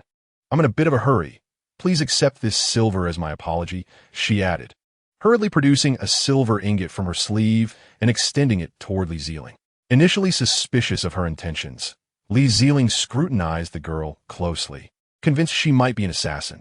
However, witnessing her frantic demeanor and the way she offered him silver, his doubts began to dissipate. It seems this was merely a misunderstanding. Let her go. At that moment, Song Ruoxi noticed that the commotion had drawn a crowd around them, and she hastily urged, we should not linger here. After a moment of hesitation, Li Zelin slowly released his grip. As soon as he did, the girl exhaled in relief and darted swiftly down another alley, as if fleeing from an unseen pursuer. Before the group could discuss the event, a company of individuals emerged from the previously tranquil alley, clad in matching attire. They appeared to be guards from a wealthy household, each imposing and serious in demeanor. How could so many pursue a single girl? Song Ruoxi exclaimed, her eyes wide with concern as she watched their retreating figures. She seems so delicate. Could she be in danger? Although the girl nearly collided with me, she has proven not to be an assassin and is rather polite, even offering us silver as compensation. Should we not check on her? Observing Song Ruoxi craning her neck towards the direction in which the girl had fled and recalling her earlier sentiments, Li Zelin understood her inclination to meddle. His brow furrowed slightly, concern lacing his tone. It is growing dark, and the night can be perilous. Furthermore, although the girl appeared to wear coarse fabric, he had noticed a fine silk beneath it. She is evidently a young lady of affluence, likely sneaking out for a bit of adventure, only to be caught by her household guards. As Li Zelin spoke, he keenly observed Song Ruoxi's reactions. Upon entering the inn, Song Ruoxi's gaze was drawn to a figure seated in a corner, sipping tea. She squinted, finding him somewhat familiar, and after a moment of contemplation, recognition dawned on her. At that precise moment, the girl also noticed them, her expression shifting from surprise to a smile. Miss Zhang, what a coincidence to find you here at this inn. Her voice was crisp and melodious, tinged with a hint of surprise. As Song Ruoxi spoke, she extended the silver to the girl, only then realizing that she herself was unscathed, while Li Zelin had inadvertently injured the young lady. Logically, It was they who should compensate. So how could they dare to take her money? After the girl murmured a few words upon receiving the excess silver, Song Ruoxi's expression turned to one of astonishment. What? Given their close proximity, she had overheard the faint whisper and thought she must have misheard. No, no. I meant Miss Zheng is as beautiful as a flower and possesses a genuinely kind heart. This girl certainly had a sweet tongue, flattering her to the point of embarrassment, unlike some individuals who could hardly utter a few pleasant words. The remarkable coincidence of encountering each other twice in such a short span made Song Ruoxi feel an inexplicable connection. Thus, with a mix of curiosity, she inquired about the girl's name. You're not from around here? Song Ruoxi slightly furrowed her brow, recalling the previous speculation of the regent, her eyes reflecting a hint of doubt as she scrutinized the girl. Of course not, Qin Yun replied with a smile, displaying a playful demeanor. Otherwise, why would I be staying in this inn? This reasoning struck Song Ruoxi as sound, especially considering the girl's accent, which indeed differed from that of most locals. She felt a wave of gratitude toward Li Zelin. Had it not been for him, she might not have encountered the intriguing Qin Yun. That night, Song Ruoxi enjoyed an unusually peaceful sleep, free from the usual fatigue and worries. The following morning, as the caravan readied for departure, they anticipated reaching Jiangnan after another half-day's journey, a destination Song Ruoxi had long awaited, now tantalizingly close. With a light step, she descended the stairs to board the carriage, spotting Qin Yun leisurely enjoying breakfast in the dining area. Clad in a delicate azure gown adorned with intricate floral embroidery, her hair cascaded like a waterfall over her shoulders, held in place by a silver hairpin. Before her lay a steaming plate of buns and a fragrant bowl of rice porridge. Miss Zheng, are you leaving so soon? I thought you came to this town for leisure, just like me, Qin Yun said while stuffing her mouth with a bun, glancing outside to see the carriages being prepared for the journey ahead. We are merely passing through and staying the night, Song Ruoxi responded, wishing to say more, but was abruptly interrupted. Miss, the carriage is ready. If we do not depart soon, we may not reach our destination before nightfall, Li Zelin said, hurrying over with an anxious tone. You all should leave quickly without delay. I shall not keep Miss Zheng any longer. Upon hearing Li Zelin's words, Qin Yun's face betrayed a flicker of embarrassment. She waved her hand dismissively and continued to eat. She hastily finished her breakfast and made her way to the inn's entrance to bid farewell, watching as Song Ruoxi and the other's carriage gradually faded into the distance. Seated quietly in the carriage, Song Ruoxi gently parted the curtain, peering through the small opening at the bustling market outside. The streets were alive with activity, thrumming with the sounds of commerce. But as the carriage moved on, the vibrant marketplace receded from her view. Your Majesty, while it is confirmed that the girl Qin Yun is not an assassin, it is unnecessary to divulge too much to someone newly acquainted, nor to reveal your identity. Please consider the safety of the dragon body, Li Zelin's voice interjected. Understood, Song Ruoxi replied without emotion, her tone flat, devoid of any ripple of disturbance. Yet, her inner thoughts belied this calm exterior. How could she possibly resemble a monarch at that moment, when it felt as if he could reprimand her at will? Moreover, every word he spoke held a certain validity. However, his final remark likely implied she should be concerned for the crown prince's safety. Just as the carriage exited the town, a sudden uproar erupted from behind, a cacophony of voices suggesting a fierce argument was underway. Curiosity piqued, Song Ruoxi leaned out cautiously to see what was transpiring. A familiar figure caught her eye. Was it not Qin Yun, the very girl they had parted ways with at the inn? Why was she here? Qin Yun's face was flushed with anger, hands on her hips, engaged in a heated dispute with the caravan members, a stark contrast to her previously gentle demeanor. What has transpired? Song Ruoxi decided to disembark the carriage to investigate further. Miss, this person suddenly rushed into our midst, followed by a throng of others, crying for help. Before we could ascertain the situation, the pursuers saw our town's leader and fled. We deemed this girl suspicious and restrained her, one of the guards explained. Li Zelin, drawn to the commotion, frowned at the sight of Qin Yun pinned to the ground by two guards. Once or twice could be mere coincidence, but a third encounter seemed far too fortuitous. What is your intent? Why are you following us? While he had not previously harbored doubts, her recent actions raised suspicion, suggesting that perhaps her earlier demeanor was a ruse to lower their guard. Qin Yun struggled beneath the weight of the guards, wincing in pain, tears welling in her eyes. Please, let her up, Song Ruoxi quickly called to the guards, noticing Qing Yun's distressed state. At her words, the guards hesitated but eventually released her. Qing Yun rose, rubbing her sore shoulder. I did not intend to follow you, she began to explain, catching her breath. As soon as your carriage left, someone came to the inn to capture me. In my panic, I ran and ended up outside the town. When I saw Miss Zheng's carriage and the guards, I thought to use them to scare off my pursuers. I truly did not mean to cause you any trouble. As she spoke, her gestures were imbued with sincerity, her face full of distress. Li Zelin furrowed his brow, clearly skeptical of her account, his expression reflecting his desire to move on to more pressing matters. Thus, he ordered his men to discard her in a remote location, reasoning that if she harbored ulterior motives, it would be futile for her to pursue them thereafter. Upon hearing their intention to abandon her in an unfamiliar wilderness, Qing Yun's anxiety escalated, her voice turning shrill with urgency. I am not following you. If you let me go now, I promise to leave far away and never trouble you again. She pleaded, her eyes filled with desperation. She had journeyed tirelessly to reach this point, and the thought of being abandoned in an unknown place was unbearable. Li Zelin, increasingly irritated by her outcry, waved his hand dismissively, signaling the guards to take her away. As Song Ruoxi inadvertently glanced at a cluster of tall trees nearby, her heart skipped a beat. As she gazed at the trees, she noticed several shadowy figures hanging there, their dark forms becoming increasingly reminiscent of human figures upon closer inspection. Before Song Ruoxi could utter a word, the figures clad in black descended from the trees with the silent swiftness of phantoms. Several of them landed directly on their carriage, catching everyone off guard and completely unprepared.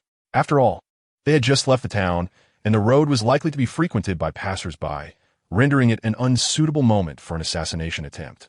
Why were they here again? At that moment, seeing the black-clad figures stirred an instinctive fear and revulsion within Song Ruoxi. Did they truly intend to capture her? Had her clever strategy to defeat their soldiers only resulted in sending assassins after her? Was intelligence now a sin?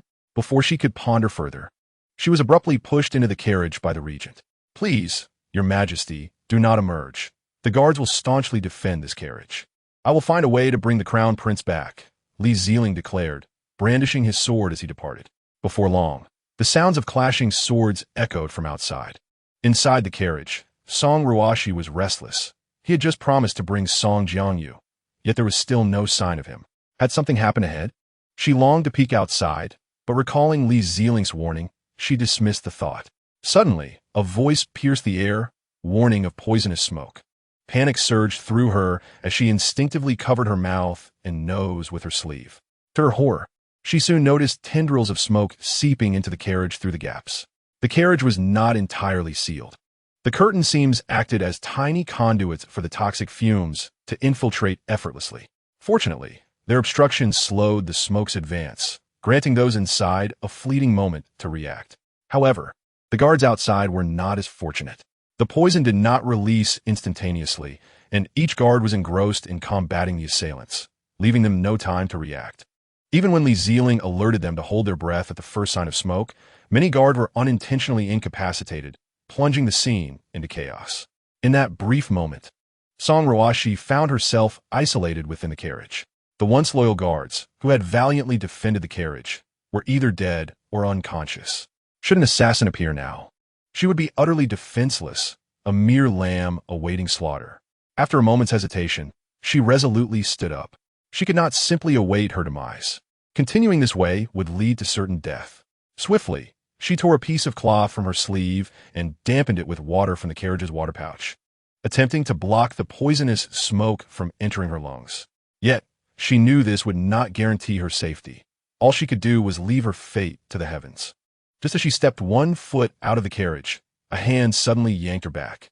Startled, she instinctively thought it was an assassin and began to struggle violently. However, with one hand covering her mouth and nose, she found it difficult to break free. At that moment, she finally recognized the owner of the hand. Xingyunye, how could it be you? Chapter 50. The assassin surprise attack. Song Ruoxi was astonished to find that the anticipated assassin was absent, replaced instead by the Qing Yun Jie, with whom they had encountered thrice in just 2 days. Recalling the regent's earlier words, a sense of caution washed over her, prompting her to distance herself from the other woman. She regarded Qing Yun Jie warily, her gaze filled with suspicion and trepidation. One or two encounters could be dismissed as coincidence, but a third meeting in such a brief span compelled her to reassess Qing Yun Jie's identity. She pondered whether this was truly mere chance.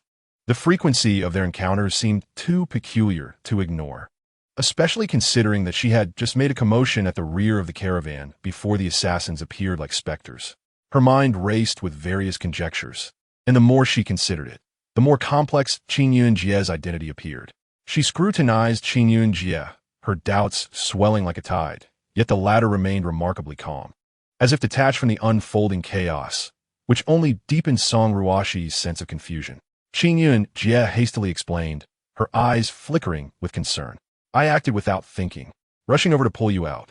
Fortunately, the poisonous smoke also obscured the assassin's vision, allowing us to navigate through the haze without being captured. With a sigh of relief, Qing Yun Jie continued, So, you came specifically to save me? Song Ruoxi exclaimed, her face a mask of astonishment. She gazed at Qing Yun Jie in disbelief, having just imagined this person as an accomplice of the assassins. Why were you and your companions acting so suspiciously?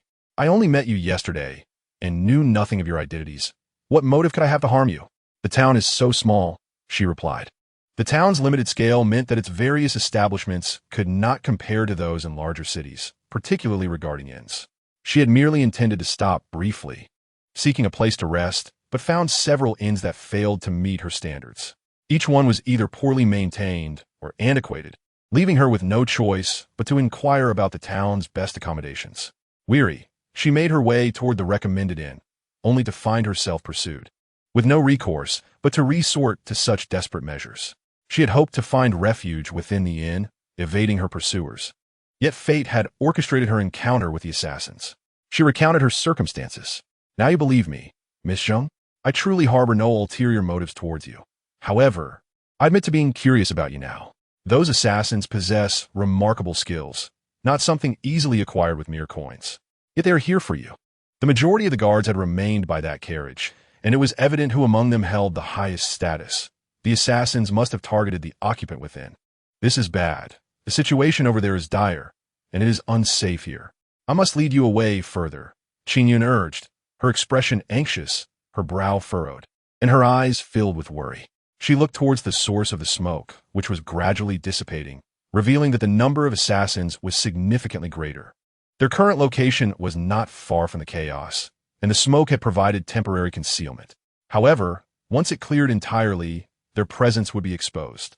Without hesitation, Qing Yun grasped Song Ruoxi's arm, intent on pulling her away. Song Ruoxi shook her head vigorously, her face etched with urgency and determination. No, my companions are still over there. My brother is still inside.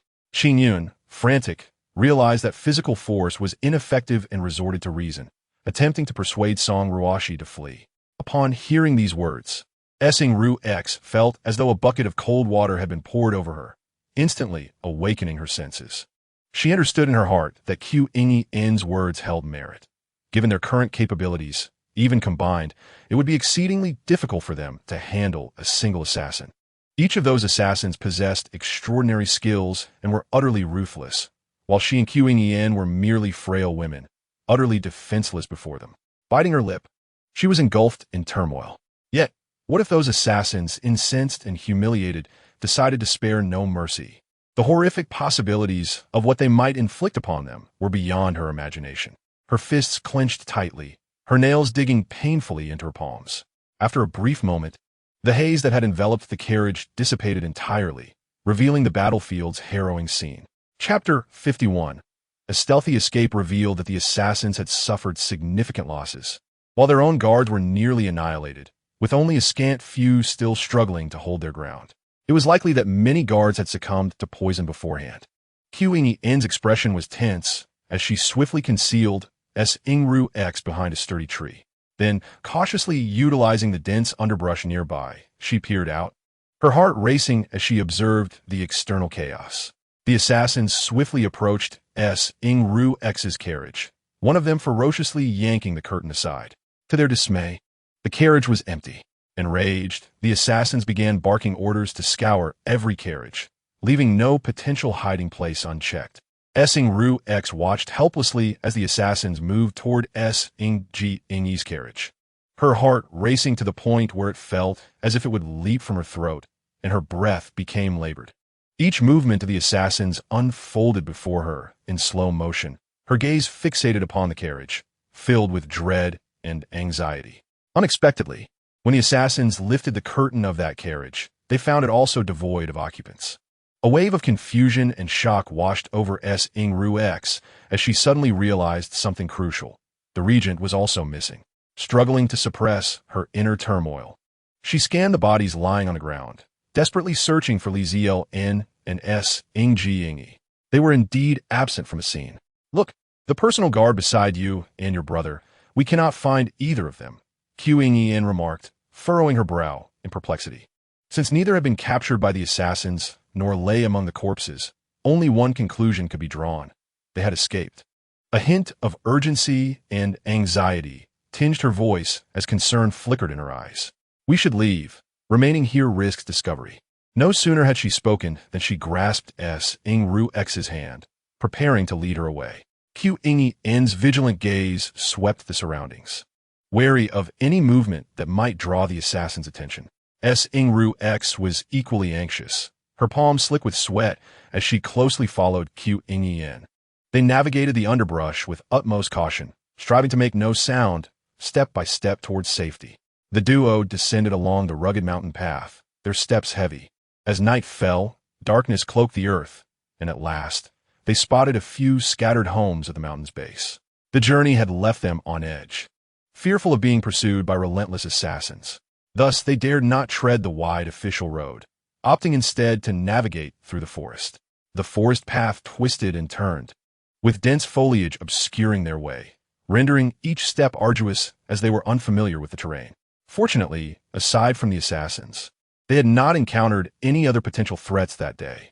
Perhaps divine favor had guided them to safety.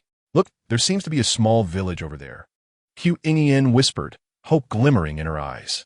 "Let's see if we can find lodging for the night. Though this area is near the town, wild beasts may roam at night. It would be wiser to find a place to rest rather than wander aimlessly in the woods." As she spoke, Song tightened her grip on Song Ruoxi's hand. Song Ruoxi nodded slightly, recognizing the wisdom in Song's words. She instinctively checked her pocket, feeling a measure of comfort knowing she still had some silver, preventing them from fleeing entirely empty-handed. They approached the door of one of the houses, and with a deep breath, Song Ruoxi summoned her courage to knock gently on the aged wooden door. The sound resonated clearly in the stillness of the night, each knock echoing in their hearts. After a moment, a faint rustling was heard from within, and the door slowly creaked open to reveal an elderly woman. Her hair was a silvery gray, her face lined with the marks of time. Yet her gentle smile radiated warmth. With a hint of curiosity and confusion in her eyes, she regarded the two young women at her doorstep. Clad in a simple garment with visible patches, the old woman's hands trembled slightly, hinting at some ailment.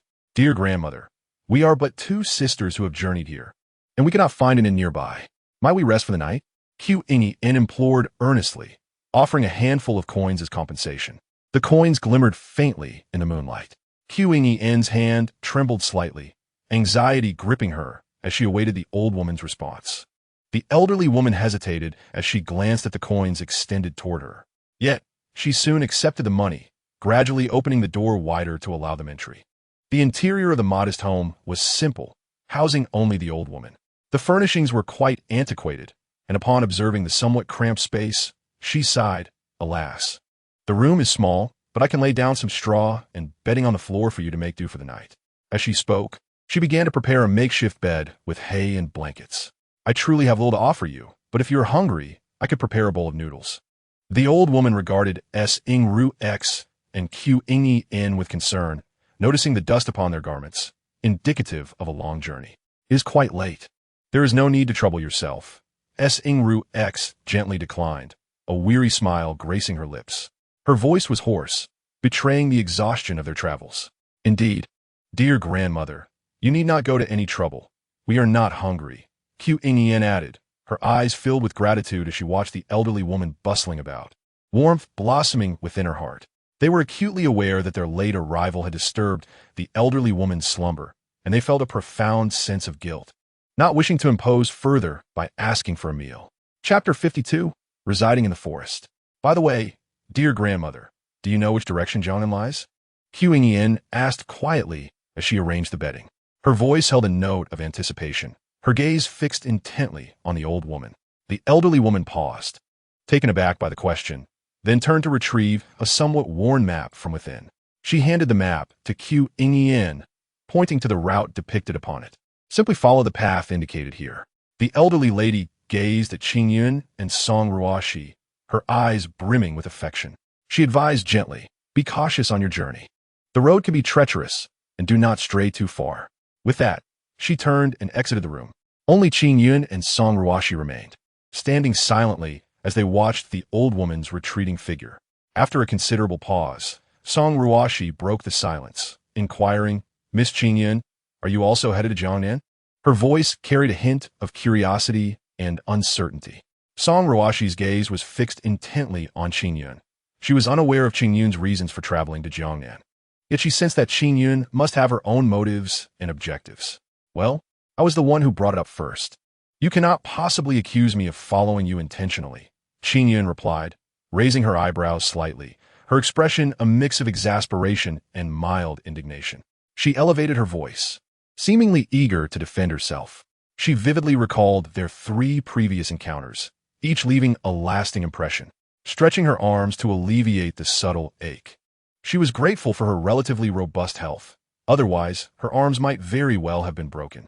This thought ignited a flicker of resentment in her eyes as she reflected on everything she had endured with profound indignation. Song Ruoxi, recalling their previously uncomfortable interactions, felt a tinge of embarrassment. She bashfully scratched her head, her demeanor filled with regret. Images of her earlier confrontation with the assassins surged in her mind. Those individuals were likely the deathly servants of the Nanyue Kingdom. A chill cascaded through her, and she silently thanked her fortune for encountering Qingyun at such a critical moment. Otherwise, the consequences would have been dire. Never mind, never mind. I am not one to harbor grudges, Qingyun said, waving her hand dismissively, her expression softening with acceptance. You are clearly a young lady of privilege. It is only natural for your guards to be on high alert. After all, in these perilous times, it is wise to exercise caution. Qingyun narrowed her eyes slightly, scrutinizing Song Ruoxi as she pondered inwardly. It was evident to her that Song Ruoxi's status was far from that of an ordinary young lady of wealth. The well-trained assassins encountered today were a testament to that. They were certainly not a mere rabble. These assassins exhibited poise, agility, and seamless coordination, clearly the result of rigorous training. A wave of curiosity washed over Qingyun, yet she refrained from probing further. She understood that in this world rife with danger and secrets, possessing too much knowledge often meant facing greater peril. She recalled the saying, the more one knows, the quicker one dies. Thus, she suppressed her questions, opting not to inquire further. After all, everyone harbors their own secrets. In this unpredictable journey, maintaining a certain level of caution and distance might indeed be the wisest choice. With this map, we can navigate the mountain paths leading to Jiangnan, Qingyun remarked as she unfolded the somewhat tattered map in her hands, examining it closely. Her fingers glided gently over the map's surface, her gaze focused. The lines on the map meandered, marking a series of mountain trails that twisted and turned, concealed amidst dense woodlands. Qingyun meticulously studied each route, mentally calculating her options. However, the journey ahead would rely on foot travel. Traversing these mountains would undoubtedly pale in comparison to the speed of carriage on official roads. Qingyun sighed softly, a note of resignation in her tone. She lifted her gaze to the pitch-black night sky outside the window, a wave of melancholy washing over her. Song Ruoxi lay in bed, her eyes wide open, staring at the dark canopy above, her heart heavy with worry. Sleep eluded her as visions of the assassination attempt replayed in her mind. Although the previous incident had been fraught with danger and unexpected events, the outcome had been favorable. The 2 assassins had been successfully apprehended, and all had emerged unharmed. Yet this time, their convoy's guards had suffered significant casualties, causing Song Ruoxi to feel a profound ache in her heart. Even more troubling was her separation from the Regent Prince, leaving her feeling helpless and adrift. She was uncertain of their whereabouts and how to reunite with them. In her mind, she repeatedly contemplated the only plan she could conceive, to proceed to Jiangnan as initially intended. Once they entered the city, surely the assassins would not dare to act with such audacity. However, Song Ruoxi remained at a loss regarding how to ascertain the whereabouts of the two of them. Her brow furrowed tightly, anxiety flooding her thoughts. She alternated between sitting up and lying down, restless and unable to find sleep. The following day, as the horizon began to lighten with the first hints of dawn, the faint glow seemed to struggle against the encroaching darkness. Both Song Ruoxi and Qingyun rose early to prepare for their journey. Qingyun gently pushed open the door, and the soft morning sunlight cascaded down upon her like a delicate veil. She stretched luxuriously, inhaling deeply the fresh air, imbued with the fragrances of earth and grass, invigorating her spirit. Instantly, the fatigue of the previous day dissipated. Song Ruoxi emerged from her room, rubbing her sleepy eyes, still bearing traces of weariness. Her long lashes fluttered like a fan, casting gentle shadows upon her fair complexion. Her hair fell in disarray over her shoulders, enhancing her languid beauty. Chapter 53. Cherish each other. The two gathered their belongings and checked their supplies with simplicity. Qingyun tightened the straps of her bulging pack, which seemed to contain a multitude of items. The journey ahead was undeniably long, necessitating a swift pace. Approaching the bedside, Qingyun retrieved some loose silver coins from her pocket and gently placed them beneath the pillow. These coins were what they had taken from their own belongings the previous evening, hoping they would assist the kind old woman in navigating her upcoming difficulties. Having completed this task, Qingyun and Song Ruoxi exchanged a smile before turning to leave the room. It was only when Song Ruoxi could no longer see the small village that she turned back slowly, gazing at Qingyun with a puzzled expression. Why did you not allow me to give her the silver last night, opting instead for the copper coins? Qingyun sighed softly, a wry smile gracing her lips. My dear young lady, how can you be so trusting of others? You must realize that we are in a remote forest, unfamiliar with our surroundings. If we carelessly display our wealth, it could very well attract the attention of unsavory characters. As she spoke, Qingyun reached out to ruffle Song Ruoxi's hair. I understand your kind heart desires to help others, but we must also learn to protect ourselves.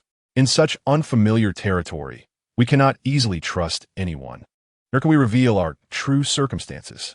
Only by doing so can we safely reach our destination. With urgency, Qingyun rummaged through her pack and soon produced a coarse hemp garment. She carefully shook it open and gingerly draped it over Song Ruoxi. The garment appeared somewhat worn, speckled with stains and showing signs of wear, with a few small holes at the hem. Yet, when the rough fabric settled on Song Ruoxi, it imbued her with an unexpected rustic charm. Song Ruoxi gazed at Qingyun in surprise, her eyes wide with confusion and curiosity. She had not considered such matters. Having always donned exquisite attire, she had never contemplated the significance of clothing choices in such circumstances. Upon hearing Qingyun's words, Song Ruoxi finally grasped the rationale behind her actions. In these deep mountains and ancient forests, if she were to don that splendid attire, it would starkly contrast with the surrounding environment. The vivid colors and intricate embroidery undoubtedly making her the center of attention. However, they presently wore simple clothing and carried only a few coins, a clear testament to their dire circumstances, leaving them with nothing to gain. Thus, they would not attract the scrutiny or suspicion of others, allowing them to better conceal their identities and movements. This morning, I rose slightly earlier than you and quietly ventured into the kitchen, where I discovered that the flour and rice were nearly depleted. Consider this. Last night, she generously offered us the scant provisions she possessed, a clear indication of her kind-heartedness and integrity. The silver we left behind would suffice to ensure her comfort for the remainder of her life. Qingyun spoke slowly, her expression resolute. Listening to Qingyun, Song Ruoxi was filled with emotion. Although she had only spent one day in Qingyun's company, her admiration for this free-spirited young woman grew deeper. She perceived that Qingyun was not only intelligent and wise, but also possessed a kind heart and thoughtful disposition. However, Song Ruoxi was not naive. Having spent a day with Qingyun, she had discerned certain clues. The exquisite garments and her lavish demeanor suggested that she was no ordinary girl.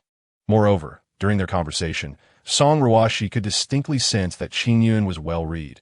Her her speech and mannerisms revealing an extraordinary grace and refinement. After traversing the rugged mountain paths all day, the soreness in Song Ruoxi's legs had not been too pronounced during the night.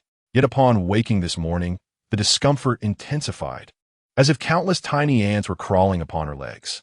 It is important to note that within the palace, she had lived a life of luxury as a princess, rarely having to walk, as she was accustomed to being carried in a sedan chair. Even on the rare occasions she ventured far, she always traveled in a comfortable carriage. Such a sudden increase in physical exertion could hardly leave her legs unscathed. Nevertheless, Song Ruoxi was determined not to hinder her companions. Gritting her teeth, she pressed on, quickening her pace. With each step, the pain radiating from her legs felt akin to being pricked by 1,000 needles. Yet she bore the agony, reminding herself that she must not falter. After all, compared to this fleeting pain, she dreaded the thought of spending the night in a forest where wolves might lurk, the unknown terror fortifying her resolve to forge ahead. Together, Song Ruoxi and Qingyun exerted their utmost effort to quicken their pace, finally arriving in Jiangnan as the gentle twilight enveloped them. From a distance, the unique charm of Jiangnan's water towns greeted them, with white-walled, black-tiled buildings artfully scattered along the banks and ancient bridges spanning the shimmering waters. As they set foot on this land, a sense of familiarity washed over them. At that moment, the sunset cast a golden hue across the tranquil water, the rippling surface sparkling as if strewn with countless fragments of gold. The reflections of the setting sun danced upon the water, creating gentle ripples. The sky, painted in shades of orange and red, harmonized beautifully with the golden reflections, forming a breathtaking tableau. The vivid colors intertwined in a dreamlike manner, captivating the senses and leaving one entranced, as if all the world's troubles dissipated in that instant. Miss Zheng, do you have any place to stay during your visit to Jiangnan? Song Ruoxi inquired with genuine concern, her gaze fixed intently on Miss Zheng, seemingly awaiting a significant response. Miss Zheng nodded slightly, her lips parting to say, I do. Upon hearing this, a weight lifted from Song Ruoxi's heart, and she exhaled a sigh of relief. Chapter 54. Finally finding an inn in Jiangnan, they had a residence prepared for this discreet visit. Song Ruoxi silently expressed gratitude, knowing that if Qingyun had nowhere to stay, she would have to accompany her there. With a subtle nod and a faint smile, she replied, That's good, Miss Zheng. We shall part ways here for today. After all, they each had their respective matters to attend to. As Song Ruoxi turned to leave, she suddenly realized she had made a rather foolish mistake. Annoyed with herself, she raised her hand, wishing she could give herself a sharp slap. Indeed, they had a residence in Jiangnan, which she had known before. However, the crux of the matter was that she had no idea where it was located within the city. She only knew it existed somewhere in this place. Her current identity was that of an emperor, accustomed to having everything arranged for her, never needing to concern herself with such trivialities. Yet now, no one was available to guide her to the residence's location. She carefully selected the parts of her reasoning she could articulate. Qingyun remained silent for a moment, her mouth slightly agape as if she wished to speak, but ultimately held her tongue. I did not mean to trouble you. Truly, Song Ruoxi said, a hint of embarrassment in her voice. It's just that I have never been to Jiangnan before, and I find this place utterly unfamiliar. Thus, I hope to inquire if there are any inns nearby with a pleasant environment. As she spoke, she nervously twisted the hem of her garment, her face betraying a sense of urgency. There was no other option, as she knew nothing of the area and could not find a place to stay. Fortunately, she still had some silver, albeit not much, enough to avoid sleeping in the streets without even a warm meal. Song Ruoxi felt a sense of relief. Following Qingyun, they strolled through 2 streets and finally arrived at an inn with exquisite decor. The establishment exuded an aura of antiquity, its vermilion door wide open, adorned with a finely crafted plaque bearing elegant calligraphy. The outer walls were constructed of blue bricks, intricately carved with delicate patterns, exuding an air of elegance. This inn was renowned throughout Jiangnan, frequented by travelers and affluent guests alike. As Qingyun led Song Ruoxi inside, she explained that the Jiangnan cuisine served here was exceptionally authentic, rich in flavor and presentation, promising a delightful gastronomic experience. Song Ruoxi listened with growing anticipation. Indeed, this inn appeared quite splendid. Although they could not stay at the grand residence, being here and savoring authentic Jiangnan dishes was a commendable alternative. After expressing her heartfelt gratitude to Qingyun, the two parted ways. Before departing, Song Ruoxi intended to offer a token of appreciation to Qingyun. However, after searching her belongings, she realized she had nothing of value aside from some silver. Finally, she decided to remove the most precious hairpin from her hair. This hairpin, crafted entirely of gold, gleamed brilliantly in the sunlight. Given the nature of her journey, her adornments were simpler than those in the palace, leaving her with only this one valuable piece. Initially, Qingyun hesitated to accept, repeatedly declining. After much insistence from Song Ruoxi, Qingyun finally acquiesced. Watching her accept the hairpin, Song Ruoxi felt a sense of relief wash over her. Upon entering the inn, Song Ruoxi approached the counter and cleared her throat, addressing the innkeeper, "Please provide me with a room." The innkeeper looked up, appraising her briefly before leisurely quoting a price. Song Ruoxi's eyes widened in disbelief upon hearing the price. She could hardly fathom it and felt a pang of regret within her. Indeed, in a place that offered both comfort and fine dining, how could the cost be modest? She shook her head helplessly, her heart heavy with remorse. Had she known better, she would have brought more silver with her. Now, she found herself in a rather awkward predicament. After a moment's hesitation, she sighed and addressed the innkeeper, requesting a common room. The innkeeper nodded, accepted her silver, and handed her a key. With the key in hand, Song Ruoxi made her way to her room. She gently closed the door and sat at the bedside, carefully counting the coins she had poured out from her palm, one by one. However, she soon contemplated that such places often lack security, with complicated personnel and little assurance. Being alone, she needed to exercise extra caution, considering the multitude of factors at play. Reflecting on the inn before her, though the prices were steep, at least there were guards stationed throughout, providing a sense of safety. Moreover, the inn was situated in the very heart of the city, offering convenient access. Should she need to seek out others in the future, it would be relatively easier. She ordered some dishes and ate slowly. Before long, darkness enveloped the surroundings, with the night casting a shadow over the entire town. Gazing out at the darkened view, Song Ruoxi felt a twinge of melancholy. She dismissed the idea of venturing out to gather information that night, as the late hour rendered it impractical. Rising, she walked to the bed, lay down fully clothed, and pulled the blanket over herself, gradually drifting into slumber. Early the next morning, as the first light of dawn barely broke the horizon, Song Ruoxi eagerly stepped outside. She gently pushed open the inn's door, and a refreshing morning breeze greeted her, invigorating her spirit. Standing at the threshold, she inhaled deeply, then stepped forth into the streets of Jiangnan, feeling somewhat disoriented without a clear destination. They had scattered near a town in Jiangnan. The remaining individuals might not have even arrived here yet. She walked slowly, contemplating her next steps, hoping to encounter some clues or gather news of others. Chapter 55. An unexpected reunion. Song Ruoxi approached a small stall and purchased a piece of thin gauze, which she deftly tied around her face to conceal her features. After all, encountering an assassin again would truly spell disaster. Thus, prudence was essential. Tightening the gauze, she allowed only her expressive eyes to remain visible, vigilantly observing her surroundings. Wandering aimlessly down the street, the sunlight bathed her in warmth.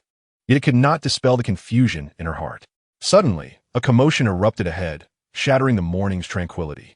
Song Ruoxi quickened her pace towards the source of the noise. Upon closer inspection, she discovered two intoxicated men surrounding a young woman. The burly drunks, their faces flushed, reeked of alcohol, spewing crude and offensive remarks. The girl, cornered against the wall, appeared pale, her eyes filled with fear and helplessness. Trembling slightly, she emitted soft whimpers, a heart-wrenching sound that stirred compassion within Song Ruoxi. Watching the men's vile actions from a distance, Song Ruoxi hesitated for a moment before resolving to intervene. Gritting her teeth, she took a deep breath and dashed towards them from behind. Clearing her throat, she summoned all her strength to shout, "The officials are coming." The proclamation echoed loudly down the street. At the sound, the two drunken men jolted as if struck by lightning, their eyes widening in terror, the effects of their intoxication seemingly dissipating. One of them instinctively turned to check for the officials, but before he could discern anything, his companion seized his arm, panicking. "Run! Don't get caught!" As Song Ruoxi watched them flee in disarray, she felt a quiet relief wash over her. Once she confirmed they had vacated the area, she hurried to the corner where the young woman had fallen, bending down to gently assist her. "Are you all right?" "Don't worry. Those two have run off." Song Ruoxi inquired, but her voice faltered mid-sentence. The girl slowly lifted her head, and when Song Ruoxi focused on her face, she was taken aback. The girl was none other than her loyal maid, Zhchi. Song Ruoxi's eyes widened in astonishment. Disbelief etched across her features. She never imagined encountering Zhchi here. During the onslaught of the assassins, chaos had ensued, and the entire caravan had scattered. She had lost track of everyone. Song Ruoxi had thought she would never see Zhchi again, yet here they were, reunited on the streets of Jiangnan. Tears streaked Zhchi's face, her eyes reflecting fear and exhaustion. Their gazes met, and her lips trembled as she softly whispered, "Your Majesty?" Song Ruoxi's heart raced, and she quickly placed a gentle hand over Zhchi's mouth, her expression turning tense and alert. With a slight frown, she lowered her voice, "Do not speak. It is not safe to reveal our identities right now." Zhchi's eyes widened, filled with surprise and realization, and she nodded slightly, understanding Song Ruoxi's intent. After observing her acquiescence, Song Ruoxi gradually released her hand. "What transpired after the assassins appeared? Do you have any information about the Crown Prince and the Regent?" Song Ruoxi asked, concern and urgency evident in her eyes as she fixated on Zhchi. Zhchi shook her head gently, confusion and helplessness evident on her face. Taking a deep breath, she recounted, "The guards in the caravan had dwindled severely. I intended to find you, but when I reached the carriage, you were nowhere to be found, and the Crown Prince and Regent had also vanished. The assassins fell silent, and I presumed they had successfully escaped, so I took the opportunity to flee as well." Pausing briefly, she continued, "However, I circled through the woods and found no trace of anyone else. The forest was vast, and I searched tirelessly, yet remained empty-handed. I was terrified, a fear too profound to articulate. I worried I might never see you again. Ultimately, I had no choice but to enter the city, thinking it must be safer than remaining in the wilderness, where I was isolated and vulnerable to danger." Zhchi's voice trembled as she recounted her ordeal, still haunted by the terror and helplessness of that moment. "You did well, Zhchi. You truly are remarkable. Had you stayed behind, you would have faced dire consequences." Song Ruoxi gently reassured her, pride and gratitude evident in her gaze. Yet, a flicker of worry crossed her eyes as she added, "Now we must devise a plan to locate the Crown Prince and the Regent. Perhaps due to the recent brush with death, the lingering fear and panic still cloud our minds, and having been separated for a day only heightens my anxiety. However, seeing you here brings me a sense of warmth and solace." In the present moment, Song Ruoxi perceives Zhchi as remarkably amiable, and this warmth brings her a sense of security. At least she is no longer wandering aimlessly in solitude. Zhchi, attuned to Song Ruoxi's emotions, firmly clasps her hand and assures her, "Your Majesty, rest assured, we will undoubtedly locate the Crown Prince and the Regent. I believe they're also exerting themselves to find us." With Zhchi leading the way, the duo finally arrives at a residence in Jiangnan. Although modest in size, it exudes a cozy atmosphere. Upon entering, they feel a semblance of stability, relieved that they need not worry about the inability to afford an inn. In this unfamiliar Jiangnan, having such a refuge is indeed a blessing. Furthermore, another delightful piece of news awaits them. Upon their arrival, they learn that Crown Prince Song Jiangyu is already present. Standing at the entrance, Song Jiangyu, upon hearing the commotion, steps outside, his expression shifting to one of astonishment upon recognizing Song Ruoxi. "Elder sister?" he softly calls, his voice tinged with surprise and disbelief. Chapter 56. The Regent's disappearance. The situation at that moment was dire. The assailants advanced fiercely, and the disparity in strength was stark. Continuing the fight would surely lead to the defeat of their guards. Recognizing the peril, the Regent resolved to prioritize his safety. Just then, Song Ruoxi vanished from sight, and the assailants failed to capture her, leading everyone to presume she had escaped. Consequently, the Regent hastily fled with Song Jiangyu and a guard. They sought refuge in the surrounding woods and finally discovered this residence, achieving a temporary safety. With a soft sigh, Song Ruoxi recounts the events to Song Jiangyu. I was pulled away by Miss Qin Yun, who guided me through the chaotic crowd. I intended to find you and the regent, but in that throng, I could not catch sight of either of you. Reluctantly, I had to follow Miss Qin Yun away. Wait, why did the regent not accompany you? Song Ruoxi furrows her brow, her face marred with confusion. It dawns on her that this matter stirs a wave of unease within her. Upon entering, the guards had merely mentioned the crown prince's arrival, failing to provide any information regarding the regent's status. Hearing her words, Song Jiangyu's head slowly droops, his countenance filled with despondency and despair. He remains oblivious to the regent's safety or whereabouts. The pursuing assailants had been numerous, their fierce presence overwhelming, each wielding sharp blades, instilling fear.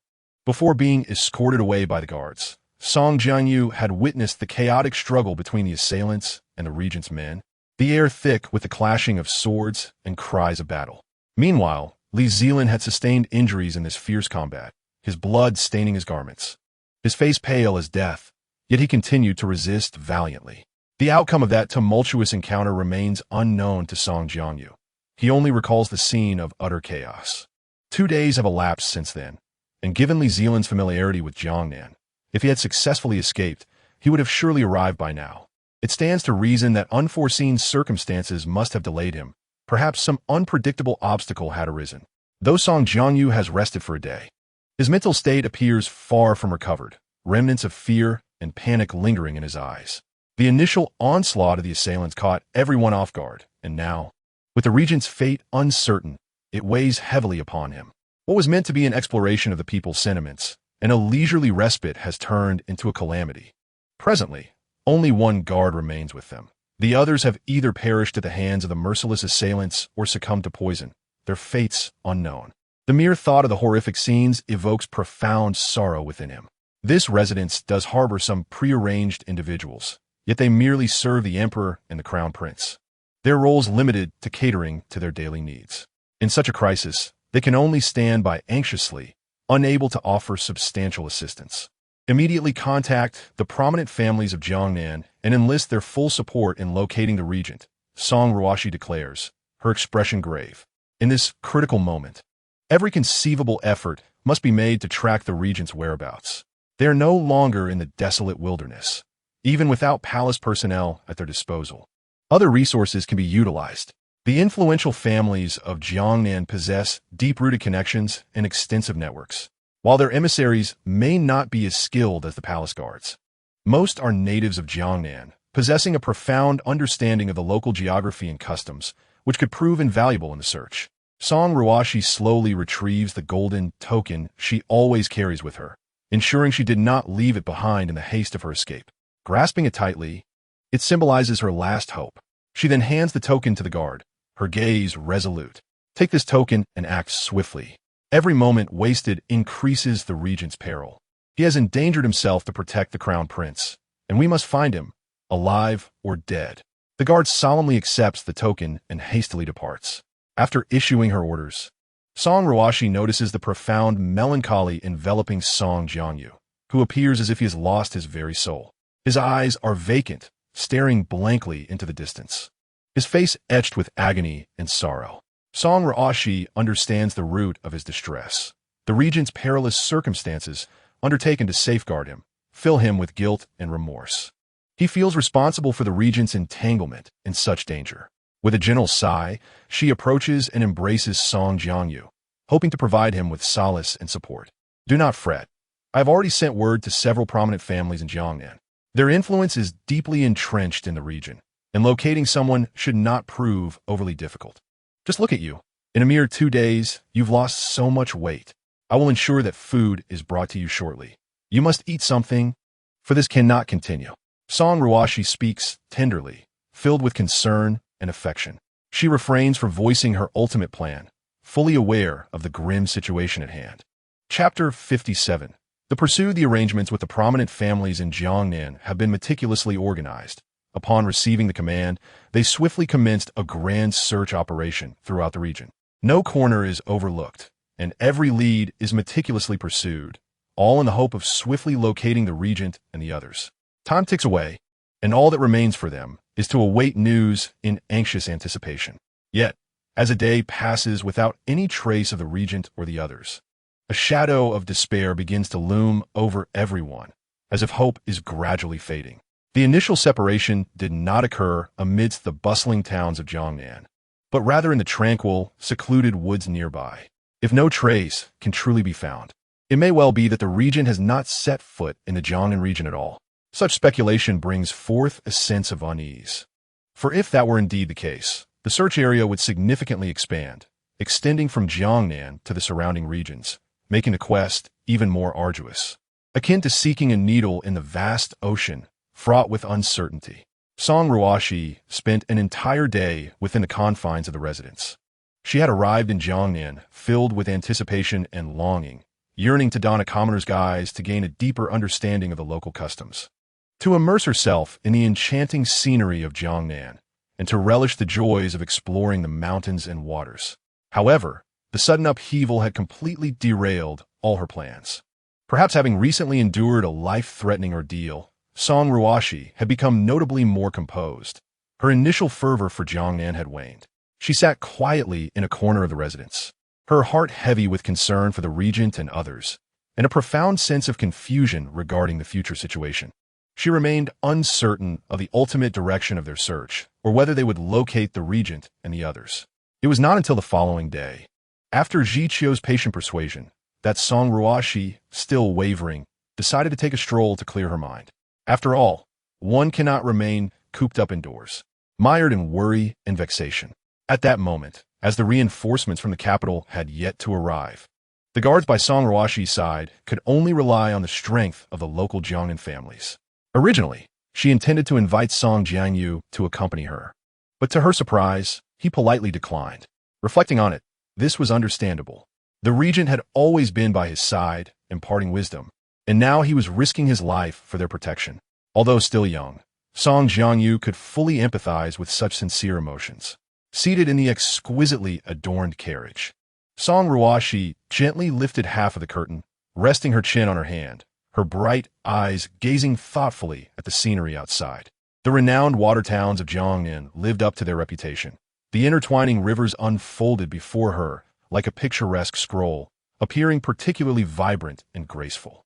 She picked up a lotus pod, slowly peeling away its outer skin, and placed the round, pristine lotus seeds into her mouth. A subtle fragrance filled her palate, but soon, the bitterness of the lotus heart spread across her tongue. Absently consuming the peeled lotus seeds, her thoughts drifted. Suddenly, her attention was captured by a familiar figure rushing past the carriage. Qingyun? A sense of perplexity filled Song Ruoxi's mind. Why did it seem that every time she encountered this girl, she was always in such a hurry, as if something were pursuing her? Upon closer inspection, she noticed Qingyun's flustered expression and disheveled attire, with beads of sweat dotting her forehead, conveying a sense of urgency and distress. Watching her retreating figure, Song Ruoxi felt an inexplicable unease, wondering what predicament Qingyun had encountered that left her so flustered. Turning slightly, Song Ruoxi instructed the coachman, "Follow that girl and see what is amiss." The coachman complied, deftly urging the carriage to follow. Filled with curiosity and confusion, Song Ruoxi recalled that in that small town, Qingyun had once been captured.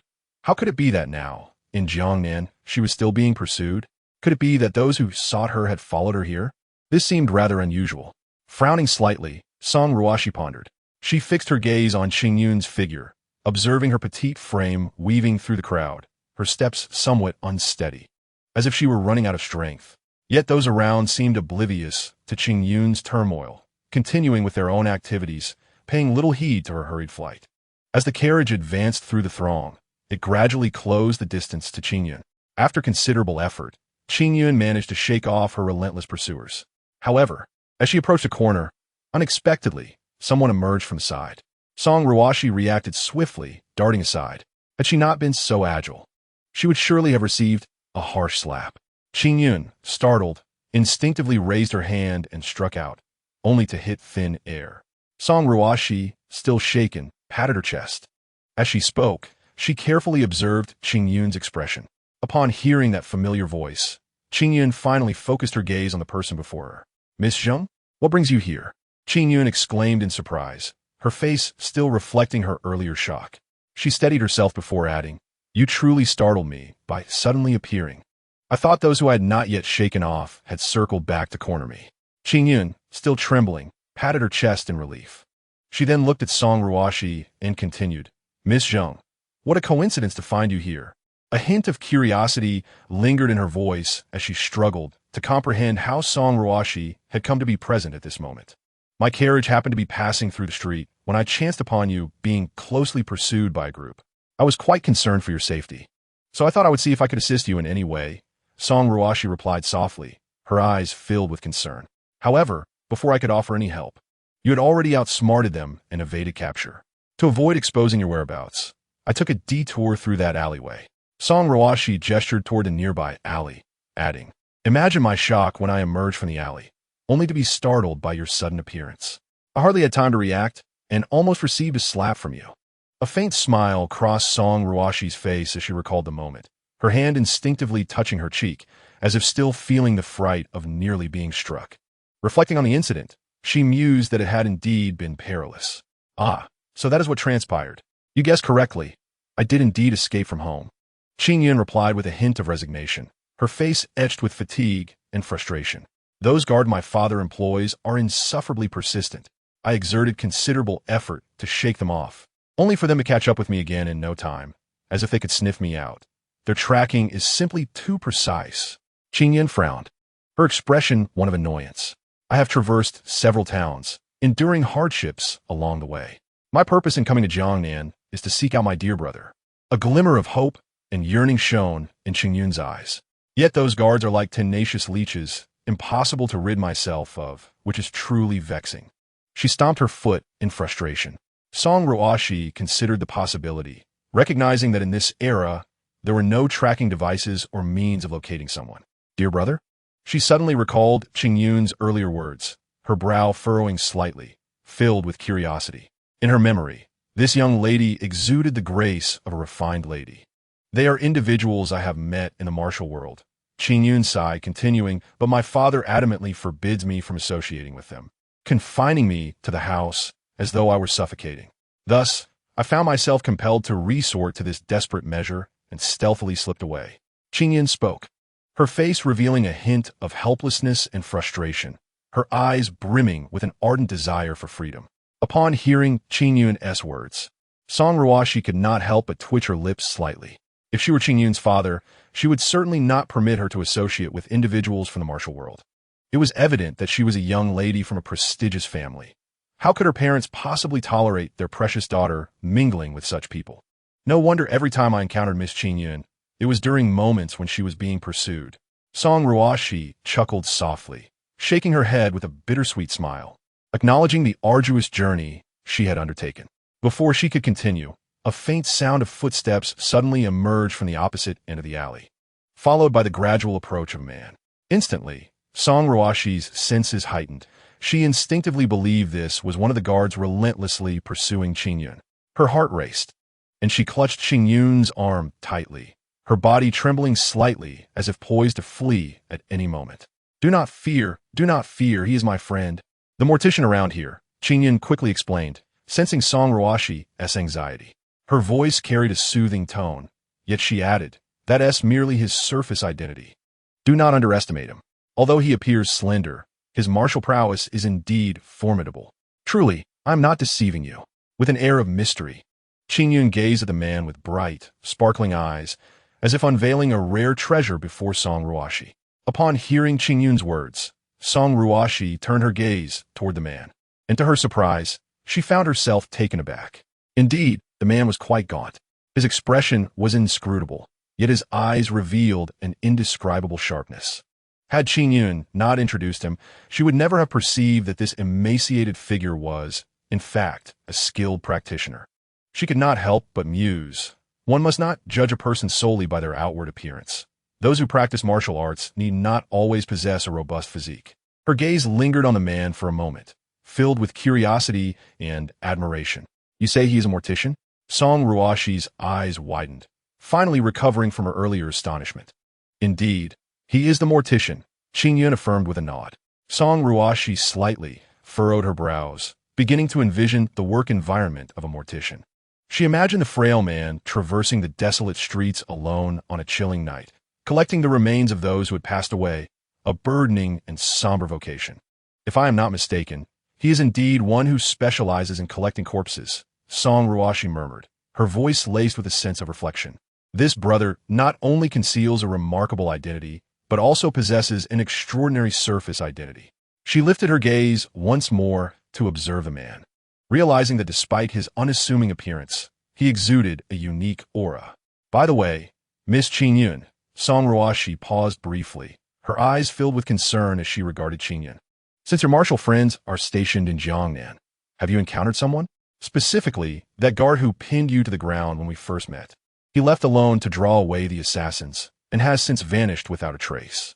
Although the prominent families of Jiangnan have been searching high and low, alas, there's been no clue. Chapter 59. A lead has emerged. Song Ruoxi sighed. The noble families had nearly scoured all of Jiangnan, yet found not a single thread of information regarding him. Given that Qingyun's associates were familiar with the martial world, perhaps they possessed channels unknown to ordinary folk through which they might inquire. Song Ruoxi's gaze remained fixed on Qingyun, brimming with hope. I hope they can assist me in locating him. Should they succeed, I would be willing to offer a substantial reward, regardless of the cost. Although Li Zelin was formidable, he had momentarily refrained from plotting against her following her alteration of the prior narrative. Another reason lay with Song Jiangyu. He should not meet his demise in such a manner, nor at this particular time. She had envisioned that after Song Jiangyu ascended to the throne, she would feign death to lead a carefree life, confident that with a resourceful and loyal regent at his side, even if young, he would govern the realm adeptly. Upon hearing this, Qingyun's mind instantaneously conjured the image of that cold, icy visage, as if a film were playing before her. Though their encounters had been brief, that face was indelibly etched in her memory, impossible to erase. Each meeting had hardly been pleasant. On their first encounter, he had pushed her to the ground. His stern demeanor and forceful actions lingered in her thoughts to this day. Their second meeting had been equally fraught, the atmosphere thick with tension. She gradually relayed this matter to Heibai, a man engaged in businesses pertaining to the deceased. Unexpectedly, Heibai revealed that he did possess some lesser-known avenues for information gathering regarding individuals. The person you just mentioned. I have not received any news about him in the past few days, Heibai said, his brow furrowing slightly, a hint of worry crossing his face as he spoke gravely. As he pondered, rubbing his chin, it seemed he was already contemplating whom to inquire. Upon hearing that Heibai was willing to assist, Song Ruoxi's face lit up with joy. The group weaved through the bustling streets, surrounded by throngs of people and the lively clamor of the marketplace. However, as they pressed onward, the crowd gradually thinned. The shops along the street began to close, the lights dimming, until it seemed that scarcely anyone passed by. The road became increasingly uneven, the potholes making their journey arduous. The surroundings grew ever more sinister. Her voice was gentle and considerate, as if she feared that Song Ruoxi might encounter some danger.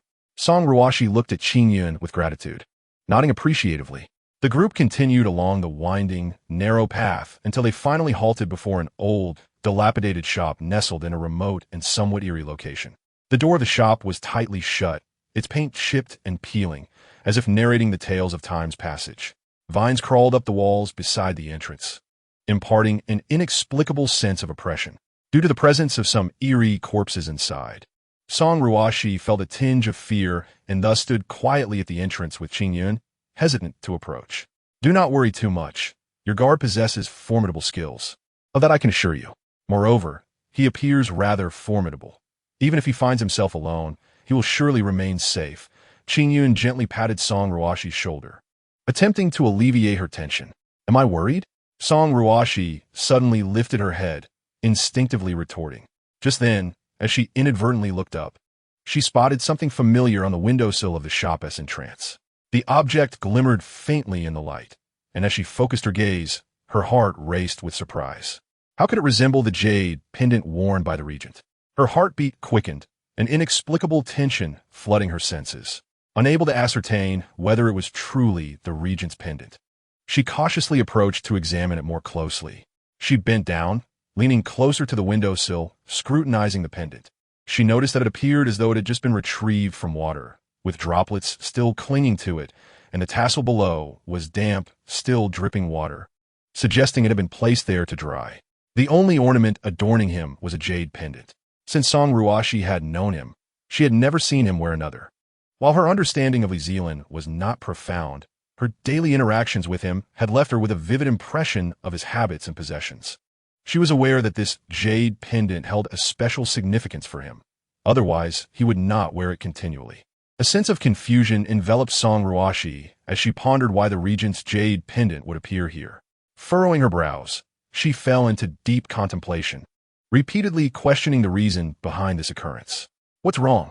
Qing Yun inquired, noticing Song Ruoxi suddenly rush to the windowsill, her expression suggesting recognition of something upon it. "This object should have been taken from a corpse. Do you recognize it? Taken from a corpse?" The color drained from Song Ruoxi's face. She turned to Qing Yun, urgency evident in her eyes. "Miss Qing Yun, could you please ask your friend from which corpse this jade pendant was retrieved? I wish to see it." The shop was dimly lit, and Qing Yun's footsteps echoed sharply in the silence as she navigated through the rows of shelves holding the deceased. Approaching her friend to whisper her inquiry, her friend paused momentarily, then began rummaging through a pile of belongings. After a while, he finally located the corpse associated with the jade pendant and relayed the information to Qing Yun. Qing Yun swiftly turned and exited the shop with a sense of urgency. "Moments later." She approached Song Ruoxi and softly spoke. "I have inquired. The pendant was taken from a male corpse located in the farthest corner of the shop." Song Ruoxi halted at the entrance, inhaling deeply to steady her racing heart. She closed her eyes, took several deep breaths, and mentally prepared herself before cautiously stepping over the threshold. "Miss, this is the corpse you wish to see," someone beside her spoke quietly. "It was just retrieved from the river by the nearby woods, and the jade pendant was hanging on him at the time." Song Ruoxi's gaze fell upon the corpse, entirely shrouded in white cloth, causing her heart to race and her throat to constrict. After a moment of hesitation, she extended her trembling hand to gently lift the cloth. As the fabric was drawn back, a face bloated from water exposure came into view, its skin an eerie pallor, eyes tightly shut, and lips tinged with purple. One glance was enough to send her stomach churning, a wave of nausea overwhelming her. Despite her discomfort, she fought to remain composed, refraining from leaving immediately. Gritting her teeth, she endured the queasiness, meticulously examining the other features. Though the corpse was grotesquely swollen, she discerned a conspicuous scar on the neck. She had never seen any scars on Li Zelin's neck, leading her to conclude that this corpse was not him. Yet, the jade pendant she had just seen was undoubtedly Li Zelin's. A frown creased her brow as doubts flooded her mind.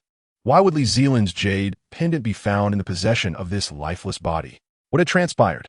Her thoughts raced, but answers eluded her. "Brother Heibai, could you tell me the precise location where this corpse was discovered?"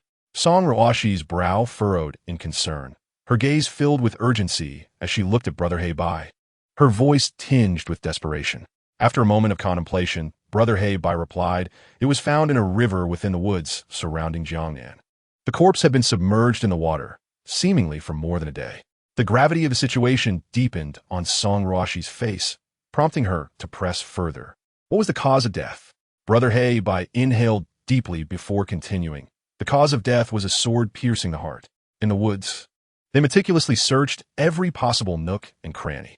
As time ticked away, they scoured for half a day, and the sun began to dip towards the horizon, dusk approaching. Just as weariness and despair set in, they stumbled upon Li Zelin in a concealed cave. Upon seeing him, tears nearly spilled from Song Ruoxi's eyes. He lay on the ground, ashen and devoid of life. His body bore several gaping wounds of various sizes, blood oozing from them and staining the earth a dark crimson. The severity of his blood loss was alarming, and worse still, his wounds showed signs of infection, the surrounding skin exhibiting unnatural redness and emitting a foul odor. He was in a feverish state, trembling uncontrollably, his consciousness fading. With a trembling hand, Song Ruoxi gently touched his cheek, feeling his feverish temperature. Her heart swelling with worry and dread. Had they not discovered him in time, he might have perished silently in this forsaken cave. This thought filled her with deep remorse. She regretted not finding him sooner and allowing him to endure such suffering. Fortunately, they had arrived in time to prevent the situation from deteriorating to a critical state. Yet, Li Zelin's injuries remained severe, and whether he would survive was still uncertain. Song Ruoxi remained steadfast by Li Zelin's side, gazing at his pale face and pained expression, her heart heavy with compassion. She diligently wiped his forehead with a damp cloth, attempting to bring down his fever. Meanwhile, Song Jianyu raced toward Li Zelin's room, his anxious demeanor evident as he hurried through the courtyard. However, he was halted at the door by the guards. The guards respectfully informed him, "Your Highness, the physician is currently attending to the regent's wounds. It is not appropriate to disturb them at this moment." Reluctantly, Song Jianyu stamped his foot in frustration, rising on his toes to glimpse the situation through the door crack, but he could see nothing. He paced anxiously at the entrance, glancing between the door and the guards, his face a mixture of hope and anxiety. He repeatedly inquired, "How is the regent? When will he recover?" The guards patiently reassured him, urging him not to worry excessively. After some time, under the guard's persuasion, Song Jianyu reluctantly departed. As moments passed, the tranquility of the night was pierced by anxiety and concern. Finally, just before dawn, Li Zelin's temperature began to gradually decrease, and his breathing steadied. A faint smile of relief graced Song Ruoxi's weary face. Knowing this was a promising sign. Yet, she remained vigilant, closely monitoring every subtle change in Li Zelin's condition. On the following day, the morning light filtered through the window like delicate gauze, casting a soft glow upon Li Zelin's face.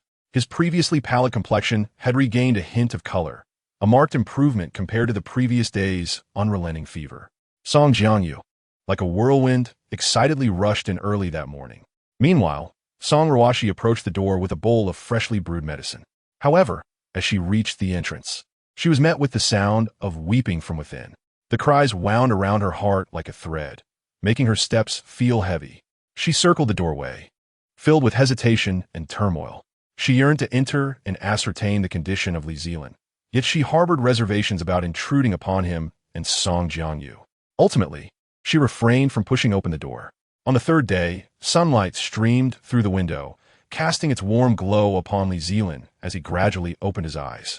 Experimenting with his body, he was pleasantly surprised to discover that he could indeed stand and walk. At that moment, a faint sound of footsteps reached his ears, and upon turning, he beheld Song Ruoxi approaching him with measured steps. Her gaze fell upon Li Zelin, scrutinizing him closely, fearful of any sign of distress. She vividly recalled the day they had discovered him in the cave, his countenance ashen and devoid of color, his lips a ghastly shade of blue, utterly devoid of warmth. Had it not been for the faintest hint of breath, one might have mistaken him for a lifeless corpse. Li Zelin offered a gentle smile, a hint of helplessness gracing his features as he remarked, "It felt stifling indoors, so I came out for some fresh air." Song Ruoxi sighed softly, chiding him. "You really ought to heed the physician's advice." Her tone, though tinged with sternness, was suffused with concern and tenderness. To recover so swiftly after such severe injuries is truly admirable. I've only ever seen you in your regal splendor, and this frail appearance is a first for me. She continued, "If you were to remain lying down, your bones would surely weaken. I merely sustained some superficial wounds. My muscles and bones are intact, so it is of no consequence." Li Zelin lightly shook his head, a semblance of indifference gracing his expression as he smiled to reassure Song Ruoxi that he was indeed well. "Thank you for risking your life to protect the crown prince." Song Ruoxi gazed at Li Zelin, her eyes brimming with sincerity and gratitude. Her gaze lingered on him for a moment before she lowered her head, taking a deep breath to steady her emotions. Those days had been perilously fraught.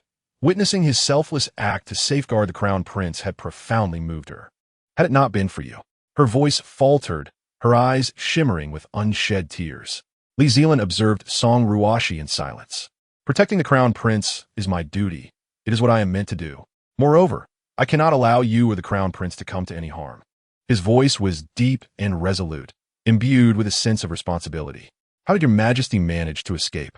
he inquired, a furrow of concern knitting his brow as he recalled the events of that day. "I have been confined to my room, recuperating, and have had no opportunity to ask. I remember that during the evacuation, your majesty had vanished." Li Zelin's expression shifted to one of puzzlement as he thought of this, his heart heavy with worry as he sought traces of her whereabouts. He was acutely aware of Song Ruoxi's capabilities, with her astuteness and agility. She ought to have been able to escape. Yet the chaos of the situation had rendered it impossible for him to ascertain how she had managed to do so. It was that Qingyun girl who rescued me, Song Ruoxi replied slowly, a hint of gratitude flickering in her eyes. Hearing her words, Li Zelin's face registered surprise.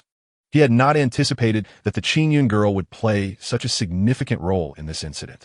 A frown creased his brow as he fell into contemplation.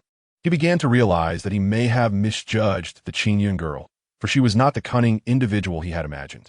Later, upon learning the full extent of the events, his doubts dissipated entirely. He discovered that the Qingyun girl had bravely stepped forward at a critical moment, disregarding her own safety to protect Song Ruoxi, and had even assisted them in evading the assassin's pursuit. He could not help but feel a profound admiration for her actions, coupled with regret for his earlier misconceptions.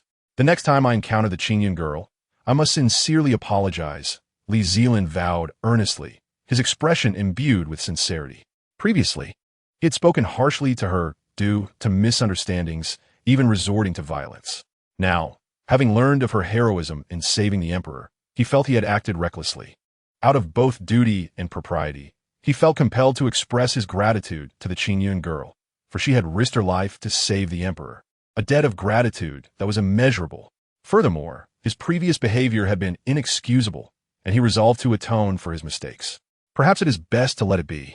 It seems she is not particularly eager to see you again. Song Ruoxi gently shook her head, a hint of a resigned smile gracing her lips as she waved her hand dismissively.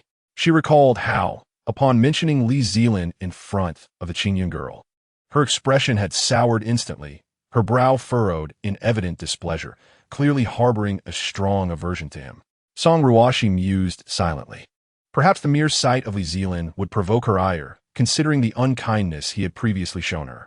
Listening to your majesty, Li Zelin replied, a wry smile appearing on his face. He was aware that his past actions had indeed been excessive, leaving a poor impression on the Qingyun girl. Now, you must focus on your recovery. The physician dispatched from the capital should arrive in the next couple of days.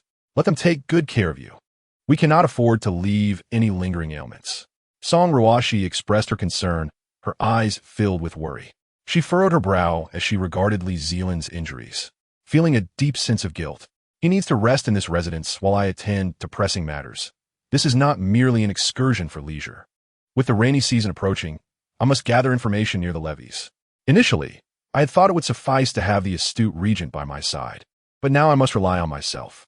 Does your majesty plan to inspect the levees afterward? My injuries are no longer significant. You are not well acquainted with the situation in Jiangnan. Allow me to accompany you, Li Zelin said with a slight nod, his expression earnest. That is unnecessary. You must rest properly, Song Ruoxi replied, a look of determination on her face. She sighed softly, saying, your injuries require proper recuperation. Do not overexert yourself. I know you care deeply for the people of Jiangnan, but your health is paramount. Rest assured here while I attend to other matters. After exchanging a few words with Li Zelin, Song Ruoxi gradually rose and made her way to the door. As she walked, she shook her head gently, lost in thought. In the past few days, officials from Jiangnan had seemingly coordinated their efforts, inundating them with an abundance of gifts. Some bore large boxes, while others carried exquisite gift boxes, arriving in a steady stream at their temporary residence. The courtyard buzzed with activity, alive with the hustle and bustle of visitors. When Song Ruoxi entered the room, she was taken aback by the sight before her. The entire room was overflowing with various supplements, rare lingji mushrooms, precious ginseng, high-quality bird's nest, and countless others, all lavishly packaged and evidently carefully selected. As she picked up a box of supplements, examining it closely, she could not help but be astonished. Looking at the mountain of gifts before her, she mused, it seems the officials of Jiangnan are indeed quite wealthy. They were certainly diligent in their gift-giving, as boxes upon boxes, stacks upon stacks of offerings continued to arrive, filling every corner. However, despite the overwhelming abundance of gifts, Song Ruoxi felt no joy. Instead, a wave of doubt washed over her. These officials were so diligently bestowing gifts, but what were their actual contributions? Were they truly as dedicated and responsible as they appeared? During her incognito visit to Jiangnan, she had brought along several capable ministers, but now they were all lost, leaving her in a state of profound worry and anxiety. Previously, The prominent families of Jiangnan were tasked with searching for the whereabouts of the regent, yet progress remained elusive. These families were either native to Jiangnan, possessing an intimate knowledge of the region, or had resided there for over a decade, firmly establishing their roots. Song Ruoxi could not help but harbor suspicions that they might be deliberately stalling or colluding with certain factions. However, considering that such actions would yield no benefit to them, she pondered whether her thoughts were merely overreactions. With a sigh, she seated herself and rubbed her forehead, silently praying for the swift discovery of the missing officials. Yuan Qingma was among those unaccounted for. Previously, she had dispatched individuals to investigate the site of their assassination for clues. After examining all the corpses, a list was compiled of those whose bodies were not found in the vicinity. With a contemplative demeanor, Song Ruoxi followed several officials of Jiangnan to the Grand Embankments. The sunlight gleamed upon the embankment's surface, creating a shimmering reflection. As she gazed at the formidable structure, a sense of doubt crept into her heart. At that moment, representatives from the court arrived, and she brought them along, realizing that her own expertise was inadequate to assess the embankment's integrity. It was prudent to involve professionals in such matters. Observing the Jiangnan officials, each adorned in finery and seemingly affluent, she could not help but speculate whether they might be cutting corners or embezzling funds. However, the source of such malfeasance remained elusive. Song Ruoxi's initial suspicions were directed towards the construction of the embankment. Jiangnan experiences ample rainfall, and the court had allocated substantial funds for its maintenance, frequently mandating repairs and reinforcements. Each received report asserted that the finest materials had been utilized for fortification, yet the veracity of these claims was beyond her ascertainment. She mused that the rainy season was fast approaching. In another half-month, the floods will arrive, she muttered, her gaze reflecting her apprehension. Each year at this time, the tides surged with ferocity, threatening to engulf everything in their path. Should the situation worsen, even this robust embankment might falter. Gradually ascending to a higher vantage point, she surveyed the relentless river below. A gentle breeze tousled her hair and caused her skirt to billow slightly. Standing beside her was Lord Su, a local official of Jiangnan, who incessantly spoke, his face adorned with a sycophantic grin, beads of perspiration forming on his brow, suggesting a hint of anxiety. This embankment is of paramount importance to Jiangnan. We invest considerable manpower and resources annually to maintain it. Look how sturdy and magnificent it is. It can withstand any surge. As he spoke, he gestured emphatically, attempting to bolster her confidence. However, Song Ruoxi remained silent, her focus fixed on the river. Chapter 63. The condition of the embankment. The construction of the embankment was no trivial matter, and one could not rely solely on Lord Su's assurances. If he could ensure that his subordinates adhered strictly to procurement standards, even if the embankment ultimately failed to withstand the onslaught of floodwaters, it would afford the populace sufficient time to evacuate and prepare. After all, as long as materials of reasonable quality were used, it should not collapse at the first sign of flooding. Song Ruoxi's tone was laden with significance, her gaze penetrating as if to unveil Lord Su's inner thoughts. Upon hearing her words, Lord Su hastily shook his head, sweat rolling down his forehead. In a state of panic, he replied, "Rest assured, Your Majesty, these embankments are indeed the lifeblood of Jiangnan. Our families and estates are in this vicinity. We could never afford to be negligent. You may dispatch inspectors. These embankments are constructed with the most robust materials available." His expression was earnest, his eyes betraying a sense of urgency. Song Ruoxi nodded slightly and ordered an inspection of the embankment. After a thorough examination, the findings corroborated Lord Su's claims. The embankment was indeed remarkably sturdy, appearing to have been recently reinforced. Its external appearance and materials were of the highest quality, provided that this year did not witness a once-in-a-lifetime natural disaster. The embankment should suffice to resist the tides. Observing the solid structure, Song Ruoxi felt a modicum of her anxiety dissipate. Yet, what are the condition of the other smaller embankments? A slight furrow appeared on her brow as she inquired with a hint of concern. These smaller embankments were crucial to Jiangnan, some located in remote areas predominantly inhabited by common folk. "Fear not, Your Majesty, all embankments are constructed from the same materials, and the other locations are surrounded by forests. Even in the absence of embankments, the forests provide a degree of protection. Should a flood occur, Their situation would be far superior to ours, Lord Su assured her. Song Ruoxi pondered his words. Indeed, forests could serve as a buffer and barrier to some extent. Your Majesty, the other embankments are situated in relatively isolated areas, and the journey is quite arduous. Given that Your Majesty has recently survived an assassination attempt, it would be unwise to exert yourself so. It would be more efficient to send capable officials to inspect them on your behalf. Lord Su inclined his body respectfully. Concern etched across his face. After reflecting on Lord Su's suggestion for a moment, Song Ruoxi conceded that he had a point. After all, her health had only just begun to recover, and excessive exertion was ill-advised. A smile of relief graced her features, and a weight lifted from her heart. She slowly made her way into the hall. Despite the assassination attempt and numerous trials endured, matters were gradually improving. From a distance, Yuan Qingmao observed as Song Ruoxi entered, his eyes sparkling with surprise and excitement. He hurriedly stepped forward, bowing deeply before her, his forehead nearly touching the ground. Simultaneously, the others rose from their respective positions, their faces reflecting a sense of gratitude for their survival. One by one, they knelt in unison, their movements synchronized. They had narrowly escaped the harrowing ordeal. At that time, with the Emperor, the Crown Prince, and the Regent absent from the convoy, the attackers grew increasingly frenzied, scattering to capture any remaining individuals, urgently inquiring about their whereabouts. The scene was utter chaos, with cries and the clash of weapons ringing in the air.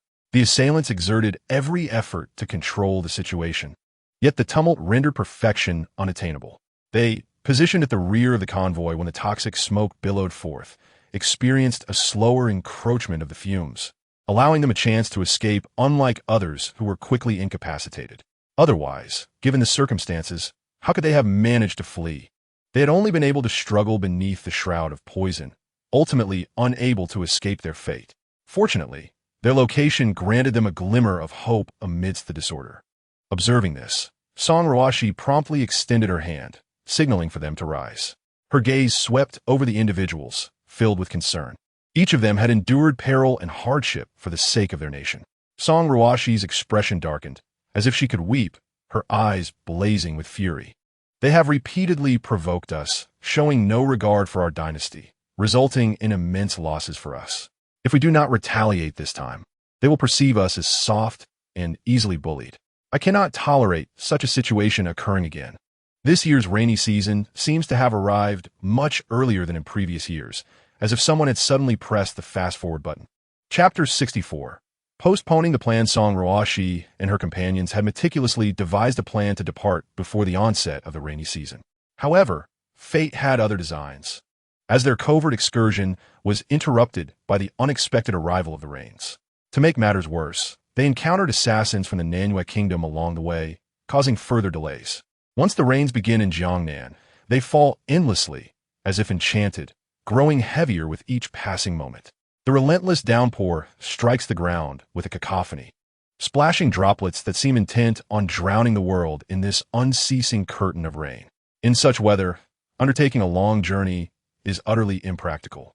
Those accompanying them, drenched by the rain, risk falling ill with colds, and the mud on the roads becomes dangerously slippery, heightening the likelihood of accidents.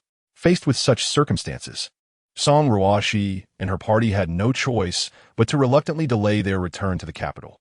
Why does the rain seem even more torrential than yesterday? Song Ruoxi furrowed her brow, wearing a troubled expression as she sat under the eaves, watching the deluge cascade into the courtyard. The raindrops fell like scattered beads, creating small puddles that formed across the ground.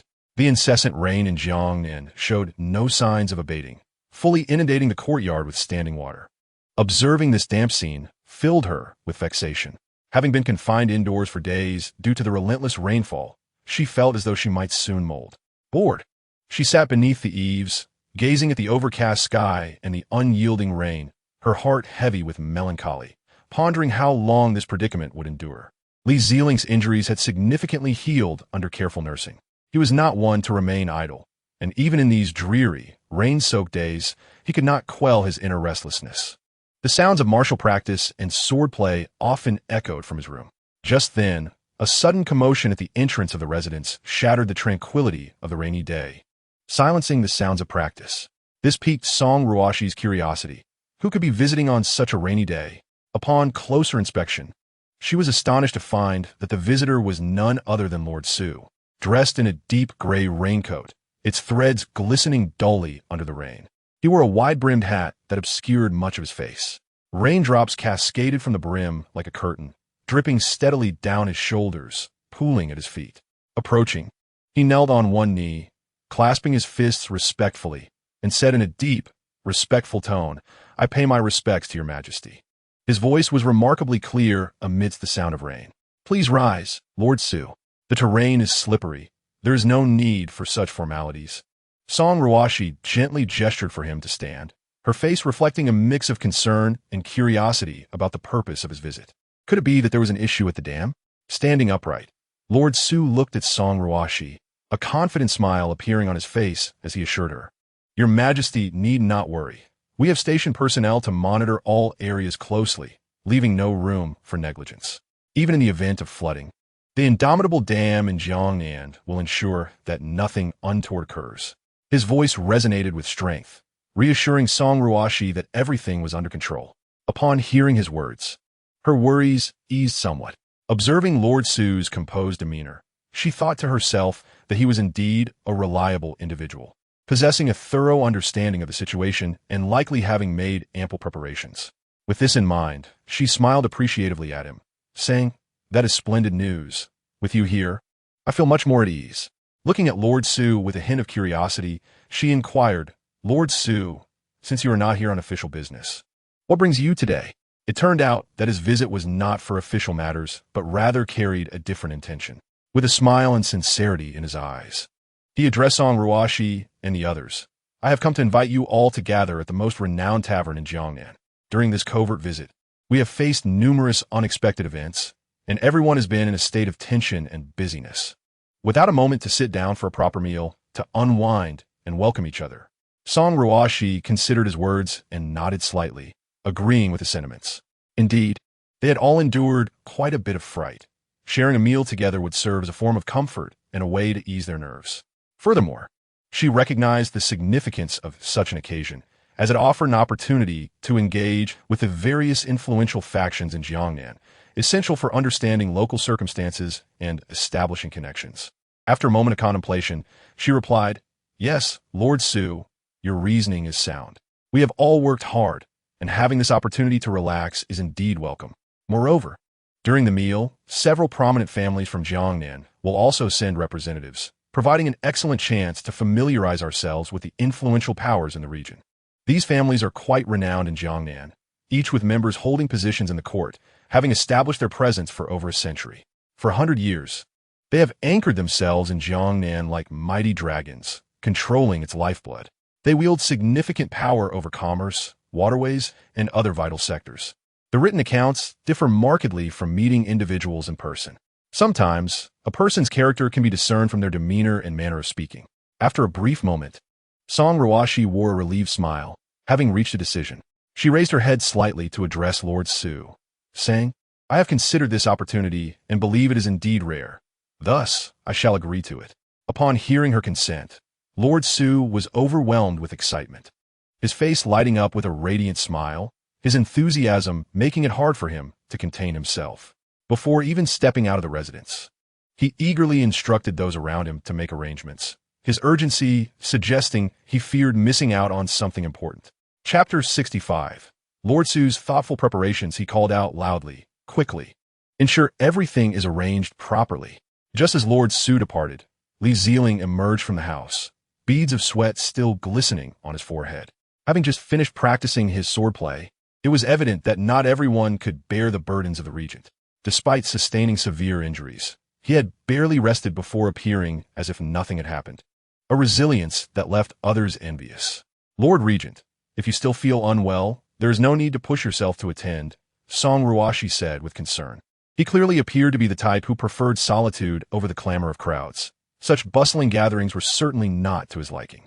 Considering his selfless act of saving the crown prince, I felt compelled to show him a modicum of consideration. "Thank you for your concern, your majesty. My injuries have healed significantly," he replied. "This evening's banquet is not merely a feast, It will be attended by officials and aristocrats from Jiangnan.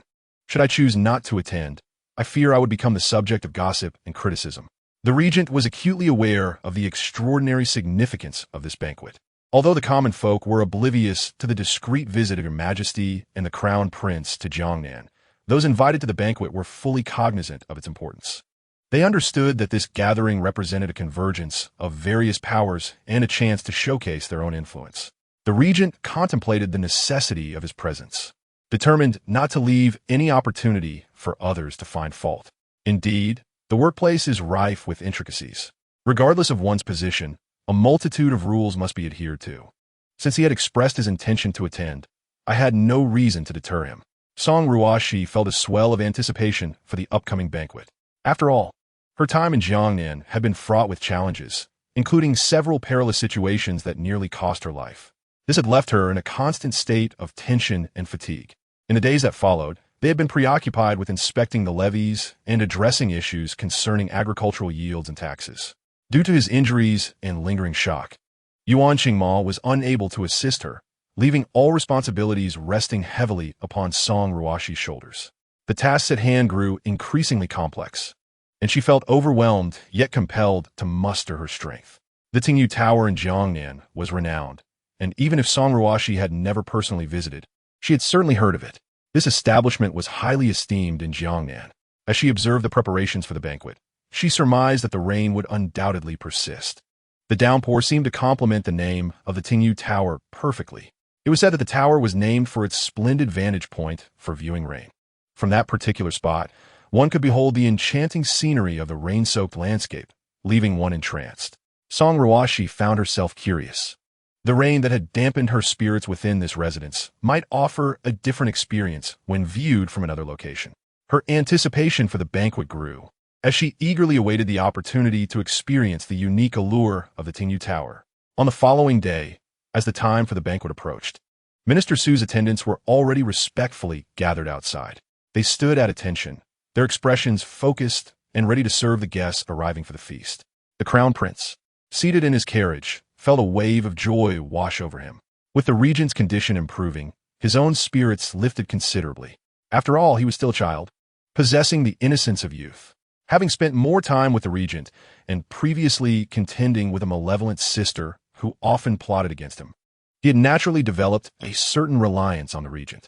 Under the guidance of Su Tiancheng's men, the carriage swiftly arrived at the entrance of the Tingyu Tower.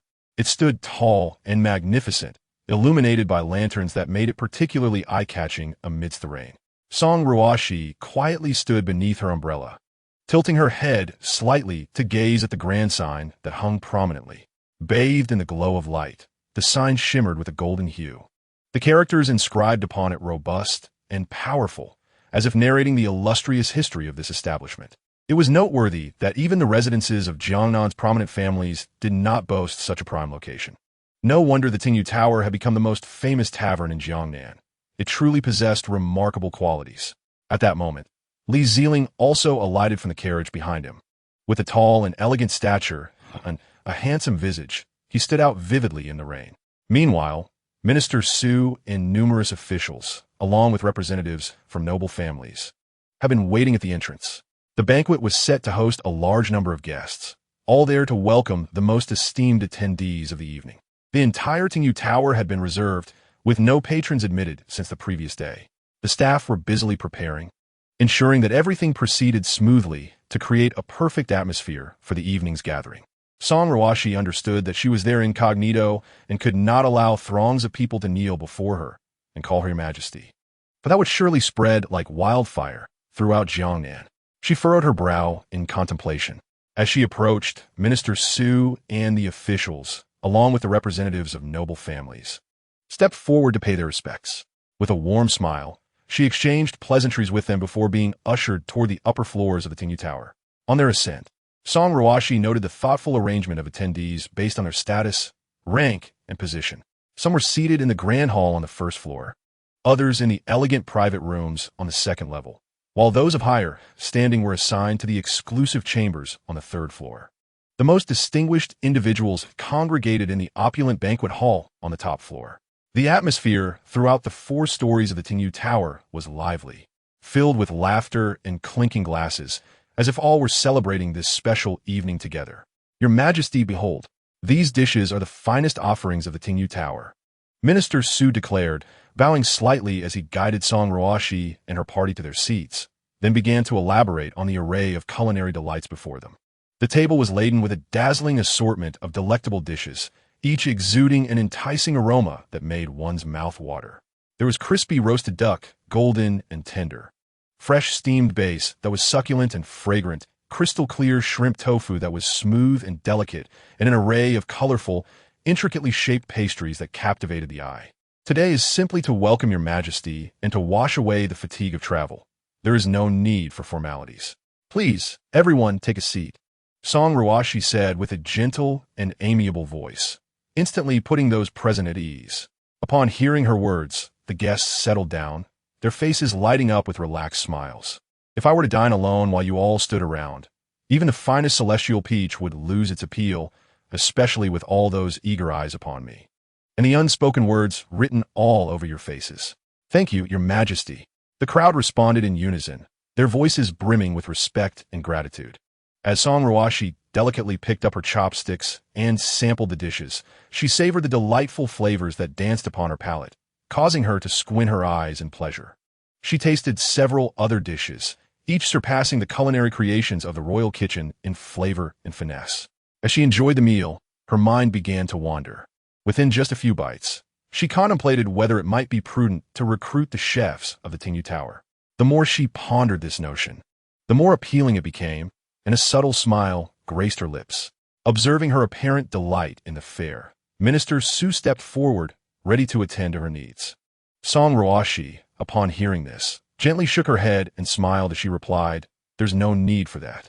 I truly enjoy Jiangnan cuisine, but there is no requirement to take the chef from here. When we depart, we can simply select a few chefs from Jiangnan." Upon hearing this, Minister Su immediately patted his chest and assured her, "Your Majesty, rest assured, I shall take care of this matter. I will certainly find the finest chefs from Jiangnan, allowing you to savor authentic Jiangnan delicacies at any time." After saying this, a confident expression appeared on Minister Su's face. Li Zelin stood quietly to the side, listening to their exchange, and felt a ripple of emotions stir within him. He silently gazed at Song Ruoxi, his eyes filled with complex feelings. The current version of her, aside from her beautiful exterior, bore no resemblance to her former self. The past Song Ruoxi had been so cold and heartless. How could she have such a conscientious thought? She would hardly concern herself with the affairs of a single establishment. Even the lives of her kin were as insignificant as weeds in her eyes. Yet now, Song Ruoxi felt utterly unrecognizable, almost surreal. It seemed she had truly transformed after experiencing certain events, becoming kinder and more empathetic. Li Zelin pondered whether this change was a blessing or a curse, but he knew he could no longer view Song Ruoxi in the same light as before. Song Ruoxi sat quietly, listening to the officials and their families exchanging insipid and insincere flattery. The repetition of these words was grating on her ears.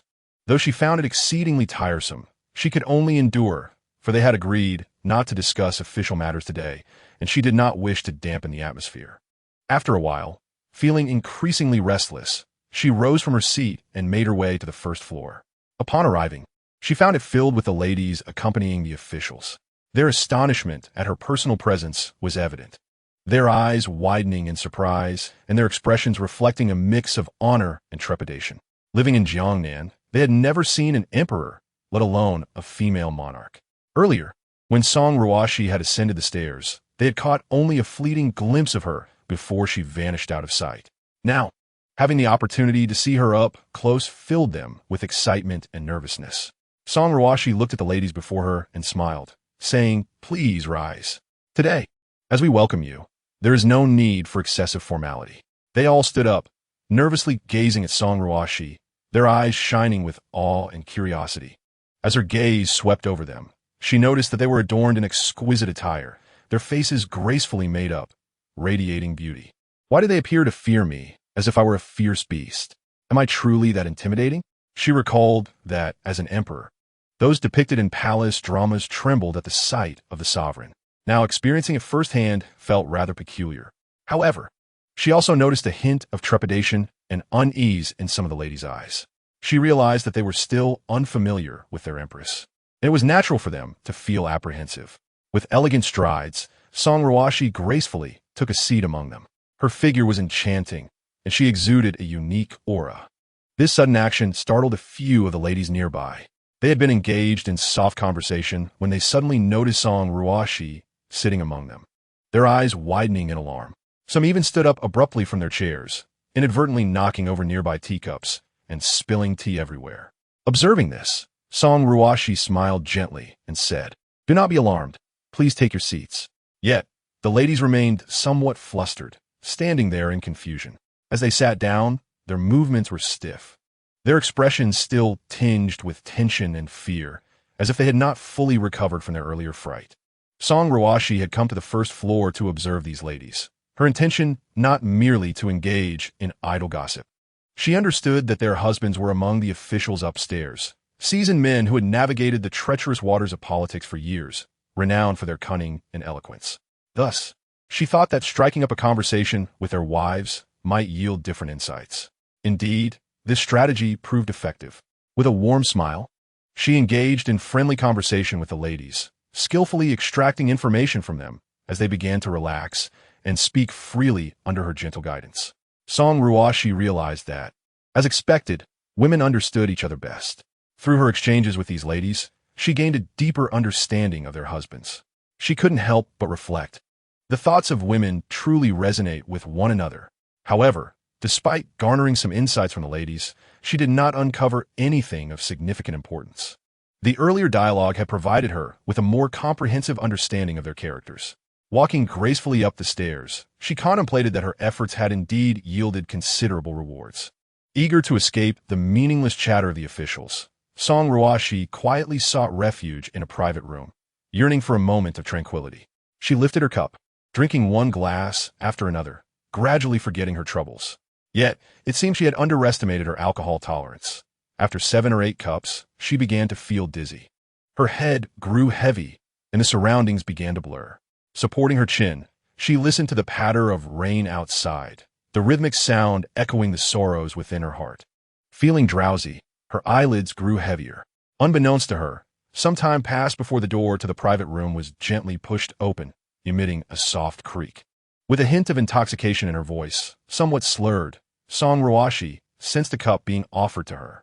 Instinctively, she reached out to accept it and slowly opened her eyes. Instead of the familiar figure of Jiqiu, her gaze fell upon a strikingly handsome young man. His skin was as smooth and delicate as fine jade, his features artistically crafted, with a straight nose and slightly upturned lips that hinted at a playful smile. His hair, dark as ink, cascaded casually over his shoulders, adding an air of nonchalance to his demeanor. Tall and well-proportioned, with broad shoulders and a narrow waist. His robust chest and muscular arms radiated an undeniable masculine charm and strength. Instantly, she felt a surge of clarity, astonishment, and confusion washing over her. She widened her eyes, staring intently at the young man before her, her voice laced with caution as she asked, "Who are you?" Having said that, she quickly stepped back, creating distance between them. Perhaps influenced by her recent assassination attempt, her vigilance had heightened significantly. Her gaze remained fixed on the young man, scrutinizing his every move, wary of any ulterior motives he might possess. "Your Majesty, I am a servant by Lord Su's side, and he has entrusted me with the task of pouring wine for you and attending to your needs," the man said with a slight bow, his voice deep and resonant, which brought a modicum of reassurance to Song Ruoxi. Yet she remained vigilant, her guard unwavering. The thought crossed her mind, "Serving me? It seems you have ulterior motives rather than a desire to serve." Suddenly, a stranger appears, startling me from my drink. Wait, now that I observe closely, his features are truly exquisite. What was that term again? Golden ratio. Li Zelin sat quietly outside, initially seeking a moment of tranquility, but was soon disrupted by the cacophony of voices. He furrowed his brow, pondering to himself. If memory served, Song Ruoxi should have been drinking alone inside. Who then? Was this unexpected intruder? As this thought crossed his mind, a flicker of doubt and concern crossed his gaze, prompting him to rise abruptly. Upon noticing this, Lord Su hastily followed suit. A look of panic etched across his face as he hurriedly exclaimed, "Prince, Prince.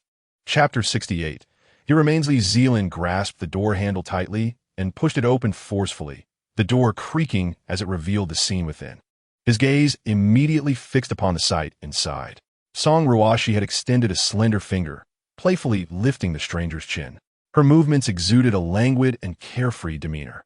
A cryptic smile adorned her lips, imbued with an alluring charm, yet shrouded in mystery. Her cheeks were flushed like ripe apples, the vibrant hue a testament to the copious amounts of wine she had consumed in a short span. Her hair fell disheveled over her shoulders, swaying slightly with her actions, adding to her allure. Before her, the man found his chin lifted by her delicate hand. On the table behind Song Ruoxi lay several empty wine flasks, clearly indicating that she had indulged in a substantial amount of drink prior to Li Zelin's arrival. "Release him." Li Zelin's voice was as frigid as frost, capable of chilling the very air around him. His eyes glinted with a sharp intensity, fixated on the hand that dared to lift another's chin. The sudden appearance of the two startled the man, who trembled at the sound of Li Zelin's voice, akin to a frightened rabbit. Overcome with fear, he scurried to the side, kneeling on the ground with a thud, his knees hitting the floor with a dull sound. His forehead pressed against the ground. He dared not raise his head, trembling uncontrollably, terrified of the repercussions Li Zelin might impose upon him. "Lord Su, did you not mention such an arrangement? To bring someone to the emperor without prior consent. If something were to go awry, would you bear the responsibility?" Li Zelin's tone grew increasingly icy, each word piercing Lord Su's heart like a blade. His gaze was as frigid as an ice cellar, locking onto Lord Su with an intensity that made him feel as though he were trapped in a freezing abyss. His brows knitted tightly, veins on his forehead protruding with rage, a clear manifestation of his ire and dissatisfaction. Behind him, Lord Su was visibly shaken, his body trembling involuntarily, his complexion paling further. Beads of sweat formed on his forehead, trickling down his cheeks. His lips quivered, as if he wished to speak, yet the tension rendered him speechless. The man sent by Lord Su also knelt down, prostrating himself. "I only saw your majesty alone in the private chamber, seemingly in low spirits. Hence I sought company for you. Please, my lord, do not be enraged. This man has been by my side and harbors no ill intentions. His lineage is unquestionably pure. My intentions were merely to lift your majesty's spirits, and I never anticipated this turmoil. I am deserving of death. Please punish me." His voice trembled with profound fear and regret, his body shaking even more vigorously. He kept his gaze lowered, unwilling to meet Li Zelin's eyes, as if fearing that a mere glance would invoke the prince's wrath. He had initially harbored clandestine schemes, contemplating that if Song Ruoxi were to take a liking to this man, what could the regent do to thwart it? Surely, his own ascendance would be imminent. This notion had lingered in his mind since learning of the emperor's incognito visit to Jiangnan, prompting him to meticulously plan this endeavor. He scoured for suitable candidates and secretly prepared for the occasion. Despite setbacks along the way, he persevered, waiting for the opportune moment to execute his plan. Finally, he seized an opportunity and arranged everything accordingly. Yet he had not anticipated that before his scheme could unfold, the regent would intervene so abruptly. At that moment, he was engulfed in regret and despair, realizing his dreams had been shattered, all his efforts in vain. He kept his head bowed, unable to face the regent's icy gaze, feeling as though the mere act of looking into those eyes would render him powerless. Song Ruoxi shook her head vigorously, perplexed. Where did he go? He was just here. Wait. Why is the regent here? When did he arrive? Surely I was too engrossed in admiring the handsome face before me to have noticed. However, comparing them, this one still falls short. Indeed, finding a second such countenance is no easy feat. All right. Tonight is a banquet to welcome and celebrate. Let us not create an atmosphere so fraught with tension, Song Ruoxi said, slightly raising her chin, her intoxicated eyes flashing with impatience. Her scarlet lips parted, her voice laced with languor and nonchalance as she spoke. She extended her delicate fingers, gesturing lightly as if to dissipate the tense atmosphere. Her expression retained that enigmatic smile, yet it bore traces of helplessness and fatigue. You too may leave. He shall remain, Song Ruoxi added, her gaze sweeping over the two men. Though he may not rival the regent, he is certainly a worthy companion. He must think me a lecherous woman. I am not so foolish. Lord Su's immediate display of attentiveness and his direct offering of another man certainly suggests ulterior motives. I will observe the unfolding events quietly. Li Zelin, taken aback by Song Ruoxi's words, felt a flicker of surprise within him. He had presumed that the wine had clouded her judgment entirely, yet here she was, demonstrating clarity of thought and discernment. He furrowed his brow, a hint of confusion and astonishment flashing in his eyes. After a moment of silence, he nodded in tacit agreement and began to walk toward the exit alongside Lord Su. As they departed, Li Zelin's steps appeared heavy, as if his mind was still preoccupied with unspoken thoughts. Lord Su trailed closely behind, mirroring his anxious demeanor. Upon reaching the door to the private chamber, Lord Su cautiously extended his hand, gently closing the door. With a soft click, the door sealed shut, isolating the interior from the outside world. After closing the door, a cold sweat broke out on Lord Su's brow, droplets forming as he contemplated the implications. It seemed evident that the Emperor favored the presence of this newcomer, and it was likely that he would soon be retained by her side. Chapter 69. Acting first and reporting later, a flicker of anticipation and calculation danced in his eyes, as though he had already envisioned a splendid future for himself. Minister Su appeared to be in high spirits. Li Zelin cast a sideways glance, scrutinizing Minister Su, who wore an unmistakable smile that he could not conceal. What joyous event has transpired? Perhaps it would be best to share it. A hint of curiosity and mild perplexity tinged Li Zelin's voice as he fixed his gaze intently on Minister Su. It is a great honor for us all that His Majesty has graced Jiangnan with his presence. Merely having the chance to meet His Majesty is the greatest joy in my heart, Minister Su proclaimed, slightly bending at the waist, his face adorned with an obsequious grin. After a bout of flattery, Minister Su resumed his seat with the regent to indulge in more wine. Li Zelin raised his cup, taking a delicate sip, yet his mind was far from the drink. Since catching sight of the two individuals in the private room, he found it impossible to concentrate on his wine. His hand held the cup, but his eyes frequently darted toward the private chamber, imbued with a semblance of worry and suspicion, glancing occasionally at the tightly shut door, as if wishing to peer inside and uncover the truth. Could it be that his lord had dispatched someone to gather intelligence? Or perhaps intends to use this opportunity to plant spies beside me? In the dramas he had previously watched, such tactics were often employed, sending a beauty to entice, only to have them replaced by a handsome man upon arrival. Song Ruoxi's lips curled into a subtle smile as she gently shook her head, her cascading locks swaying with her movement. Lazily, she uttered, "Pour me some wine." "Certainly, Your Majesty." A clear voice emerged as a man in a simple long robe approached. His movements were delicate and graceful, as if fearful of disturbing something. "What is your name?"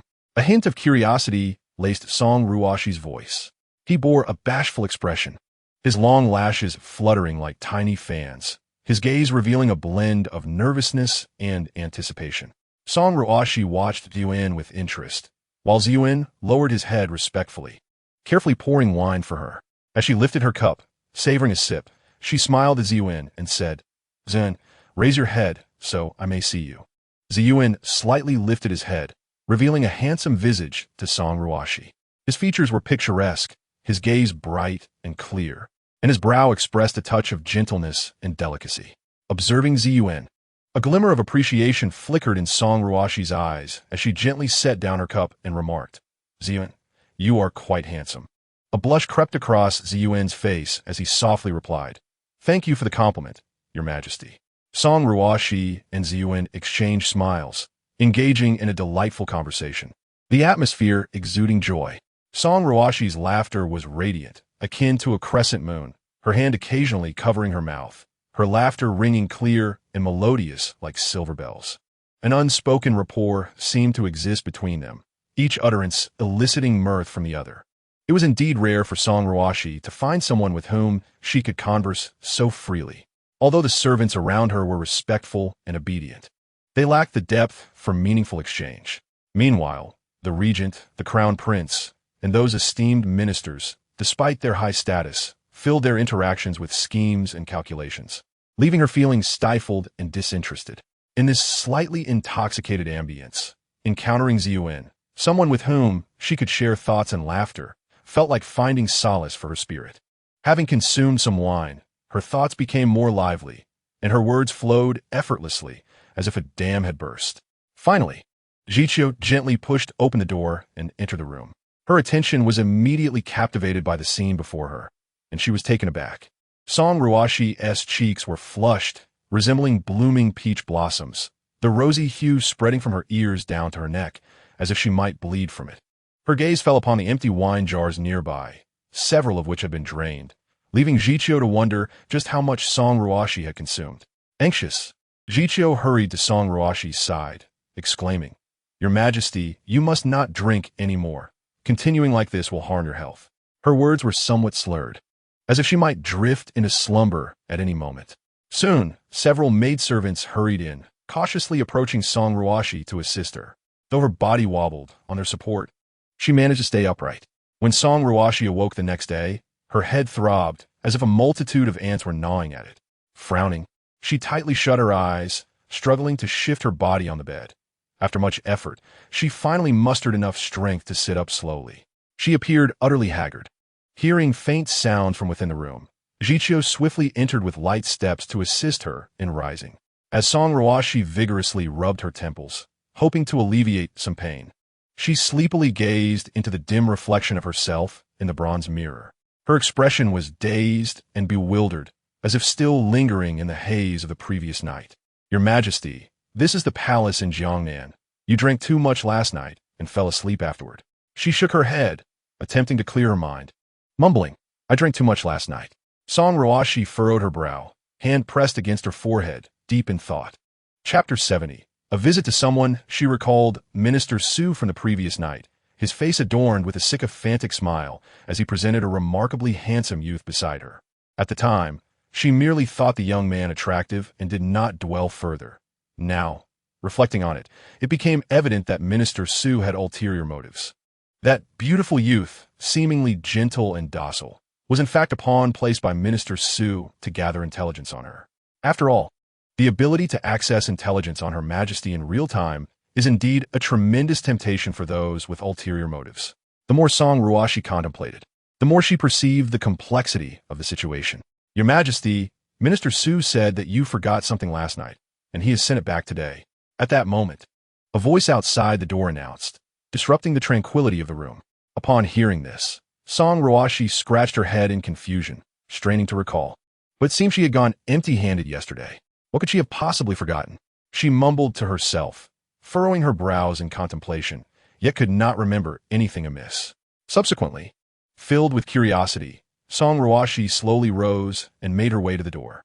Her steps were somewhat unsteady, her head still clouded, yet she forced herself to proceed. Upon stepping outside, clarity struck her. It was not an object she had forgotten, but a person, the very Ziyuan that Minister Su had sent her way last night. Ziyuan stood quietly there, tall and handsome, and his appearance instantly jogged Song Ruoxi's memory. Gazing at Ziyuan, a myriad of complex emotions surged within her, alongside a deeper contemplation of Minister Su's actions. "Your Majesty, it was noted that you took a liking to this boy last night. He expressed his desire to serve you." The speaker, head bowed and respectful, conveyed the message. Minister Su was quite certain of Her Majesty's fondness, having heard the delightful laughter echoing from the private room last night. That laughter seemed to transcend walls, penetrating his ears and reinforcing his conviction. Yet at that moment, Song Ruoxi was utterly perplexed. She furrowed her brow, her gaze filled with confusion as she looked at the person before her, slowly articulating, "Who is this person? I have no recollection at all." Li Zelin leisurely strolled out of his room, and at the very moment he stepped through the door, his gaze collided with the scene before him. His eyes widened in disbelief. He pondered internally. How could she pretend not to recognize him? Hadn't they conversed joyfully just the night before? He vividly recalled the delightful atmosphere, her radiant smile, and the cheerful words exchanged. The more he thought about it, the stranger it seemed. Could it truly be that she had drunk herself into amnesia? His brow furrowed tightly, his expression revealing confusion and perplexity as he stood still, fixated on the unfolding situation, searching for answers amidst the apparent chaos. In truth, Lord Su had harbored ulterior motives, intending to deliver her directly to him. His sycophantic demeanor, adorned with a nauseating grin, had been all too eager to approach, only to be met with his outright rejection. Yet, Unexpectedly, today, Lord Su dared to employ the same tactic, likely fearing another refusal, thus cunningly informing His Majesty. Naturally, he was vehemently opposed to the idea of this Yuan remaining close to the emperor. However, it was undeniable that Song Ruoxi genuinely held affection for this young man. Last night, Lord Su had exaggeratedly laughed from start to finish, his face adorned with an unceasing smile, reminiscent of a ludicrous clown, making one question his motives.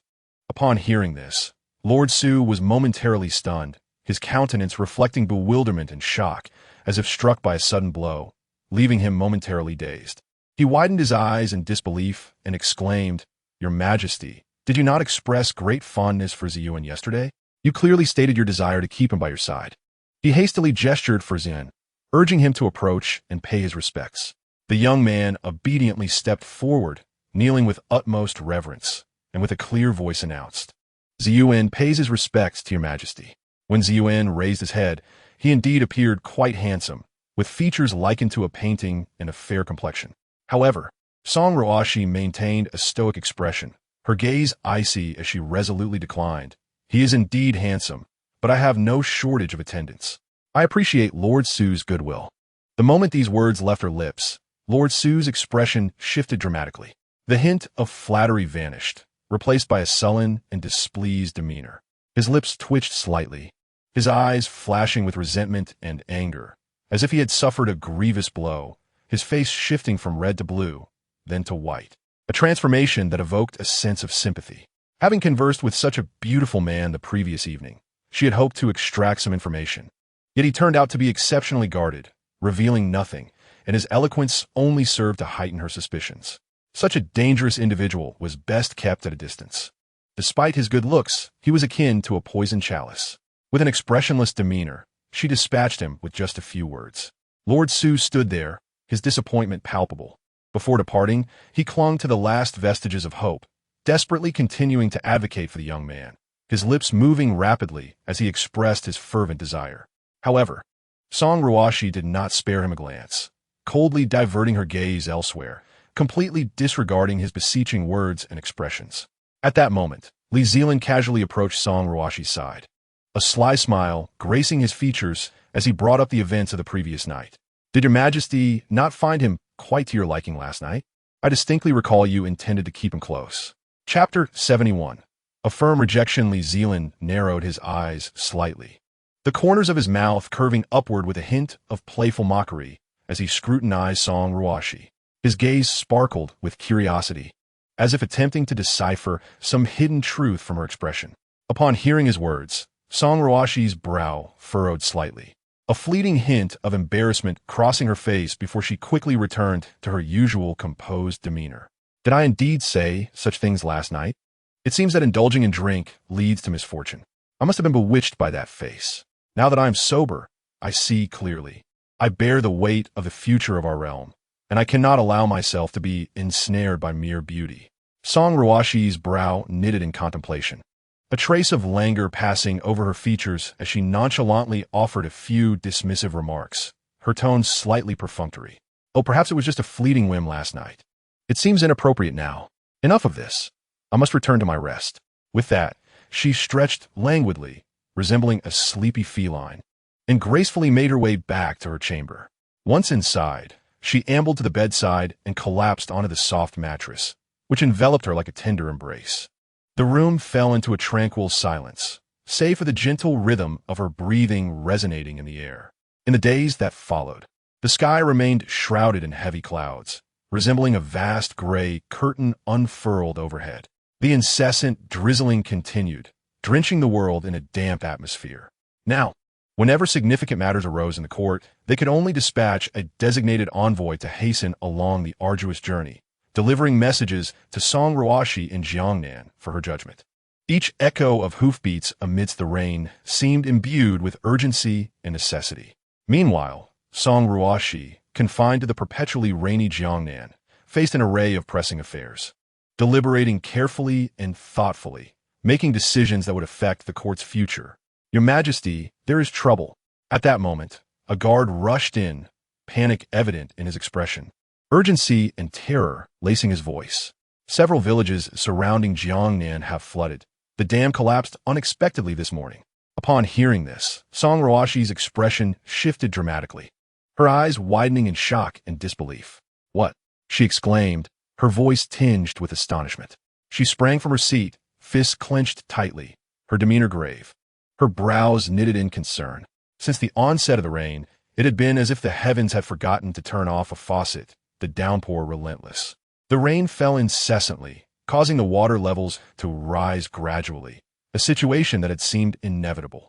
However, the dam had been constructed with great success, previously inspected meticulously, and all had concluded that it would withstand this year's rainy season without issue. Yet, why had the dam collapsed? This was perplexing. Filled with confusion, she sought further information, only to discover that the most significant sections of the dam had shown no signs of failure. Due to the considerable distance and the inefficiency of communication, she had assigned her subordinates to inspect the remaining smaller dams. Realizing this, Song Ruoxi's expression darkened further, and she promptly ordered the officials dispatched for inspection to return immediately. Her gaze gleamed with determination, as if she sought to pierce through all facades to uncover the truth. She pressed her lips together, resolving to thoroughly investigate the matter, ensuring that such a hidden danger would not persist. At this moment, the crowd below displayed expressions of sheer astonishment, exchanging bewildered glances, completely at a loss regarding the unfolding events. Their eyes were filled with confusion and helplessness as they silently communicated their doubts to one another. After all, if a calamity truly occurred, they would undoubtedly bear the brunt of the responsibility. What motivation could they possibly have to engage in such a thankless endeavor? Beads of perspiration began to form on their foreheads, and their heartbeats quickened involuntarily. Some individuals trembled slightly, seemingly struggling to articulate appropriate words to explain the situation. Song Ruoxi, undeterred by the objections of the crowd, resolutely insisted on personally inspecting the collapsed dam. Her countenance was grave, and her gaze radiated determination and resolve. Given the dire circumstances at hand, the group hastily set off in a horse-drawn carriage, but they soon had to come to a halt as the road ahead became impassable, leaving them with no choice but to proceed on foot. Upon hearing of the situation, Li Zelin wasted no time in joining them, his expression equally serious and anxious. Although Song Jiangyu was eager to accompany them, Song Ruoxi firmly declined his presence, citing safety concerns. After all, it was rumored that a flood had already emerged in that area, and the specifics were still unclear. It was best not to risk bringing a child into such peril. They trudged through the muck, each step seemingly requiring all their strength. The path was uneven and riddled with potholes, with puddles occasionally splashing up to dampen their garments. They pressed onward with difficulty, their clothes soaked with sweat. The scene before them was nothing short of shocking. The once thriving village was now completely submerged, with only a few rooftops peeking above the water surface. As for the dam, it had vanished entirely, as if it had never existed, with even the materials used for its construction swept away mercilessly by the raging floodwaters. The area now resembled a desolate wasteland, inundated by the relentless torrent, stirring a profound sense of sorrow and fury within them. "Your Majesty, please be careful. Here, allow me to support you," Li Zelin urged, his voice trembling slightly as he observed the scene, his heart gripped by trepidation.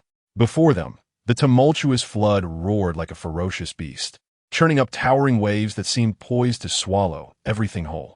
A misstep could lead to a disastrous fall, and the possibility of retrieving someone from such depths was a daunting uncertainty.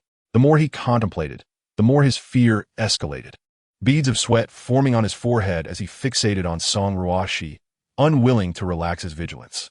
Unable to quell his concern, he clenched his jaw and reached out, grasping her arm tightly, as if his grip alone could offer her additional security.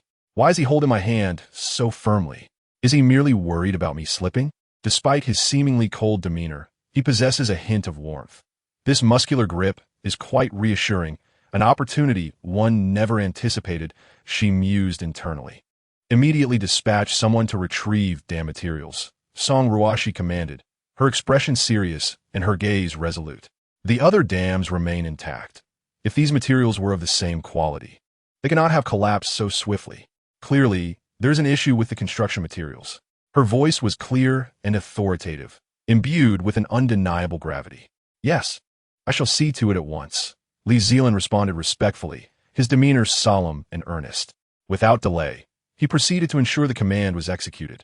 However, before departing, he carefully guided Song Ruoxi to a secure location, his movements gentle and cautious, as if handling a priceless treasure. He could not bear the thought of leaving only to hear news of calamity befalling her. Such a burden would haunt him with guilt and regret. Once he was certain of her safety, he turned away, hastening to organize the necessary personnel, his demeanor reflecting urgency and decisiveness. A portion of the dam materials was eventually retrieved from the vicinity of the village. Song Ruoxi approached swiftly, squatting beside the pile of materials. Her brow furrowed in concentration as she delicately picked up a piece, examining it meticulously from every angle. Even without being an expert in this field, it was evident that the materials used in the dam were markedly different. The outer layer appeared robust, yet was merely a thin fade, while the inner materials were of inferior quality. After being soaked by the floodwaters, they could be easily crushed by hand, as if they were mere useless debris rather than the sturdy components meant to withstand floods. A mixture of shock and anger flickered in Song Ruoxi's eyes as she tightly grasped the substandard material, the veins on her hand visibly protruding as her inner fury surged. "Summon Su Tiansheng," she commanded, her expression darkened as she stood tall, enunciating her words with steely resolve. Her gaze glimmered with a piercing intensity, as if capable of penetrating any facade. After all, it was he who had initially escorted her to inspect the dam, and subsequently suggested she refrain from visiting personally, opting instead to send subordinates in her stead. In that moment, a whirlwind of thoughts swirled within her. All signs pointed to the conclusion that if this incident were not connected to him, she would be the first to disbelieve it. Before long, Su Tiansheng was brought before her, his expression frantic and beads of sweat dotting his forehead, his eyes betraying fear.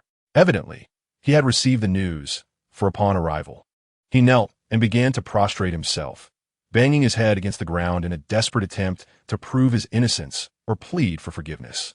His body trembled with fear, the dull thud of his head against the earth echoing as he fervently sought to exonerate himself. "Your Majesty, I assure you, I dispatched my subordinates to oversee the construction of those dams, and the funds provided were more than sufficient to procure the finest materials," he stammered, his eyes wide with urgency and dread, sweat cascading down his forehead. Who could have foreseen that these individuals would dare to cut corners? "Your Majesty, I am truly deserving of death," he exclaimed, continuing to bow repeatedly. "Continue your charade. You are their superior. Without your directives, they would not have dared to execute such a grave act. The funds withheld are no small sum.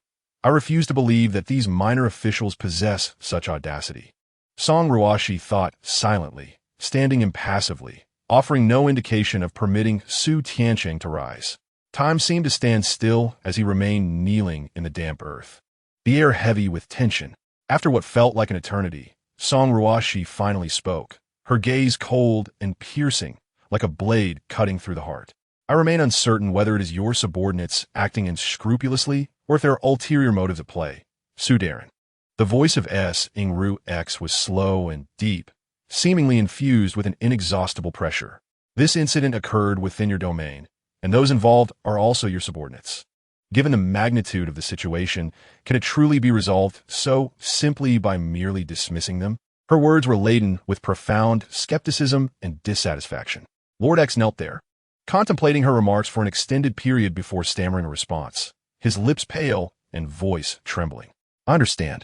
I shall immediately dispatch additional personnel to assist in the disaster area, striving to minimize the losses to the utmost of my abilities, ensuring that neither your Majesty, the Prince, nor the Crown Prince need concern themselves with this matter."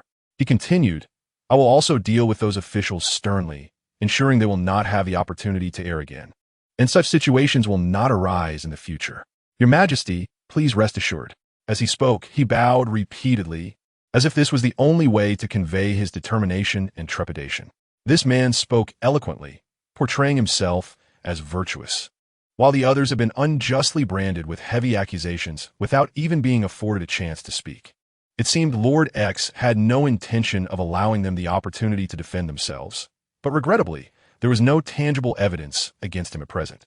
S. Song Ruoxi regarded Ing with an impassive expression, then merely uttered a few dismissive words, as if she were resolving a matter of little consequence. Hasten to handle the reconstruction and the welfare of the affected populace. There must be no errors. Her tone was flat, yet imbued with an undeniable authority. Lord X, feeling as though he had been granted a reprieve, bowed repeatedly in gratitude before hastily departing, his steps somewhat unsteady. Once Lord X had left, LZL and approached swiftly, his gaze filled with curiosity. "Does your majesty believe this matter involves Lord X?" he inquired softly, discerning the underlying significance in Song Ruoxi's earlier remarks despite the unspoken thoughts. His brow furrowed slightly, his expression grave as he pondered the myriad possibilities behind this incident. "If I could not discern this, it would indeed be a waste of my time as emperor. However, it seems I have not reigned for long. Regardless, that is not the crux of the issue. Lord X is known for his extravagant lifestyle. I refuse to believe that all his wealth derives solely from the court stipend. I cannot recall officials receiving such generous salaries. It is hard to believe he hasn't earned a fortune elsewhere. Yet, I find myself hampered by the lack of concrete evidence." Song Ruoxi frowned slightly, a hint of distress crossing her features as she spoke slowly. "Lord X has long established himself in GNGN, where he has solidified his foundation and cultivated extensive connections. If he wishes to conceal his involvement, he undoubtedly possesses numerous means to extricate himself from this situation without leaving any trace." Song Ruoxi sighed softly, her gaze revealing a blend of helplessness and concern. However, it appears that Lord X did not anticipate the collapse of those small embankments. If I recall correctly, there are woodlands surrounding the villages affected by the flooding. In the event of a deluge, those woods should have provided some measure of protection, which likely explains their negligence in maintaining the embankments. LZL's expression turned serious, his eyes reflecting deep contemplation. Perhaps they believed that the presence of the woods would suffice, fostering a sense of complacency, and they compromised the integrity of the embankments. Yet, they did not foresee the severity of this flooding, which has exceeded their expectations. He shook his head gently, his face etched with concern. His previous statements hold merit. Those woods should have served as a barrier against the floods. In recent years, the deluges in GNGN have not been severe, yet the court has consistently allocated funds for the repair of the embankments. They likely thought that with the forest protection, even without the embankments, disaster would not strike, and they opted for mere appearances. Nevertheless, the outcome has proven far from their expectations. This year's rains arrived earlier and with greater ferocity than in previous years, descending in torrents that seemed poised to inundate the entire realm. They scarcely had time to salvage the poorly constructed embankments before the fragile structure succumbed, collapsing instantaneously. Now that calamity has struck, he cannot foolishly shoulder the blame alone. He must find ways to shift the responsibility onto others. However, given his long-standing position, he surely has not relied on a single strategy. LZL's expression remained grave, his eyes glimmering with contemplation as he spoke slowly. It is likely he has already prepared for the eventual exposure of his deeds. Acquiring evidence will not be an easy task. I have already dispatched personnel to observe whom he meets following this debacle. Additionally, we are sending agents to locate the workers who constructed the embankments. Perhaps we can uncover a breakthrough from them. LZL's brow furrowed tightly, his tone resolute and unwavering, determined to uncover the truth behind this matter. His gaze conveyed a sharpness, as if he had begun plotting subsequent steps in his mind. "Well done," Song Ruoxi finally uttered after a lengthy pause. "He has articulated all that needed to be said and done. What more can I express? At the very least, I should afford our sovereign a semblance of agency. I had the same thoughts as him, yet lacked the opportunity to voice them. Nevertheless, the pressing matter remains the relief efforts. The collapse of those embankments has significantly impacted the surrounding villages in GNGN. The most severely affected village has been entirely submerged, seemingly erased from the earth. A scene that is truly harrowing. The casualty figures are grim, weighing heavily on the heart, while rescue operations are underway at an unprecedented pace. The suddenness of the disaster left no room for preparation. No matter how desperately the rescuers strive to save time and progress, achieving an ideal outcome remains elusive. Chapter 74. LZL in change of heart. Song Ruoxi's brow was tightly furrowed, her expression anxious as she perused the progress report being handed to her. Pacing restlessly within the room, her steps were hurried, her face a portrait of urgency and dissatisfaction. A day had passed, and this was the extent of their efforts? One could hardly rely on them to accomplish anything substantial. If we merely waited for them to provide aid, the common folk would surely perish from hunger. As she paced, her voice carried an unmistakable urgency and frustration, beads of perspiration forming on her forehead, her inner turmoil akin to ants on a hot skillet, restless and agitated. Unable to quell her concerns, Song Ruoxi finally resolved to take matters into her own hands. She sprang into action with determination, gathering not only the household chefs, cooking utensils, and attendants, but also preparing substantial supplies, displaying an unwavering commitment to the cause. LZL and observed the extent of her preparations and realized she was resolutely set on personally leading the disaster relief efforts. Song Ruoxi's unwavering demeanor seemed to inspire those around her, resonating with her steadfast resolve. In just half a day, Song Ruoxi led her team to erect a series of tents in the most severely affected area of the disaster zone. The tents stood in neat rows, as if they were a canopy of hope for the victims. Subsequently, she swiftly dispatched her subordinates to alert the affected villagers, urging them to gather at this designated location. Throughout this endeavor, Song Ruoxi's eyes radiated concern and urgency, constantly urging her team to expedite their efforts. With the rain still pouring, the homes were being swept away by the floodwaters. It was imperative that the homeless not be left to wander aimlessly. In Song Ruoxi's perspective, this is the most pressing issue that needs to be addressed, rather than mindlessly tackling the flood while the populace remains unsettled. Amid their bustling efforts, it wasn't long before waves of weary yet hopeful citizens approached from all directions, their hurried steps betraying their thirst for survival. "You few are responsible for these tents," Song Ruoxi declared with a serious demeanor, her gaze fixed firmly on the tents as she spoke with increasing urgency. "A large number of people will soon arrive to collect food. You must maintain order and ensure that chaos does not ensue." As she spoke, she gestured toward the tents, her eyes reflecting an unwavering determination. Upon noticing that individuals had begun to gather around the steaming food, her heart tightened, prompting her to urgently instruct her subordinates. She understood that a large crowd could lead to dangerous incidents like stampedes, and these disaster victims were survivors of the flood's wrath. They had endured immense suffering and trauma, and it was imperative that no further calamities occurred in a place meant to provide them solace and hope. Her expression was grave, filled with concern and caution, as if she were rehearsing potential scenarios and responses in her mind. "You must be on high alert. There can be no slackening of efforts. Ensure the safety of every individual," she asserted sternly. Fortunately, the number of tents they had previously set up was sufficient, arranged neatly in the area, creating an impressive sight. With dedicated personnel overseeing security and maintaining order, the scene, though busy, remained orderly. Guided by the staff, the disaster victims began to queue up for food in an orderly fashion. Given the urgency of the situation, the available manpower was limited, with most individuals occupied with kitchen duties. After all, the sheer number of disaster victims would require a vast amount of food. Relying solely on the few chefs inside would be futile. Even if they worked tirelessly, it would be impossible to produce enough food to meet the demand. Thus, the subordinates quickly rushed to assist, as this was merely an emergency response. The majority of the food consisted of porridge and steamed buns, dishes that were relatively easy to prepare and could quickly satisfy hunger. Anyone with even a modicum of culinary skill could lend a hand. The kitchen bustled with activity, with some washing rice and cooking porridge, the bubbling broth releasing clouds of steam. Others kneaded dough to make buns, shaping them into plump, white morsels. Each person's face was marked by focus and seriousness. Despite the chaos, there was an air of hope, a collective desire to ensure that the affected citizens would soon enjoy a warm meal. However, this led to a noticeable shortage of personnel at the food distribution front. Many of the disaster victims had been in a state of hunger since the onset of the catastrophe, their longing gazes for food tugging at the heartstrings of onlookers.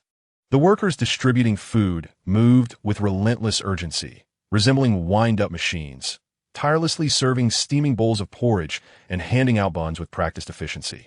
As Song Ruoxi moved between the tents, once she confirmed that several had no issues, she turned to find a scene of chaos at Jiqiu's station. Jiqiu stood there, beads of sweat forming on her brow as she struggled to maintain order while hastily distributing food. Her voice calling for everyone to stay calm and form a line. Her figure appeared somewhat frantic amidst the throng of citizens who were pressing forward with desperation to receive food. The scene had nearly spiraled out of control, her face betraying anxiety and tension. "Didn't we assign 2 people? Why are you the only one here?" Song Ruoxi inquired, her brow furrowing in confusion and urgency. I had to send the other person to help in the kitchen," Ji Qiu stammered, her eyes wide with surprise and apprehension. "You should let the servants handle this. Less talking, more action. The citizens are waiting for their food. Do not dawdle," Song Ruoxi replied succinctly yet assertively, disregarding Ji Qiu's protests as she swiftly grabbed a bun and handed it to a weary-looking disaster victim, quickly moving to the next. At that moment, her sole focus was on ensuring that every citizen received nourishment. Ji Qiu momentarily paused, then quickly followed suit. Understood. Chapter 75. Personally cooking porridge. Each tent was bustling with a sense of urgency and order, the individuals responsible for food distribution moving deftly and swiftly, cooperating seamlessly with the disaster victims who lined up to receive their meals. The clattering of pots and pans and the hum of conversation intertwined, creating a vivid tableau of communal effort. With everyone working in unison, it wasn't long before all the disaster victims had received their food. Li Zelin tirelessly surveyed the area, meticulously checking every corner to ensure that no victim was overlooked or trapped by the floodwaters. Throughout the day, they rescued many individuals stranded in perilous situations. Some had taken refuge in trees as the levees collapsed, trembling with fear, while others remained isolated on rooftops, gazing helplessly at the encroaching waters. Those trapped below could only stand and call for help, frantically waving their arms.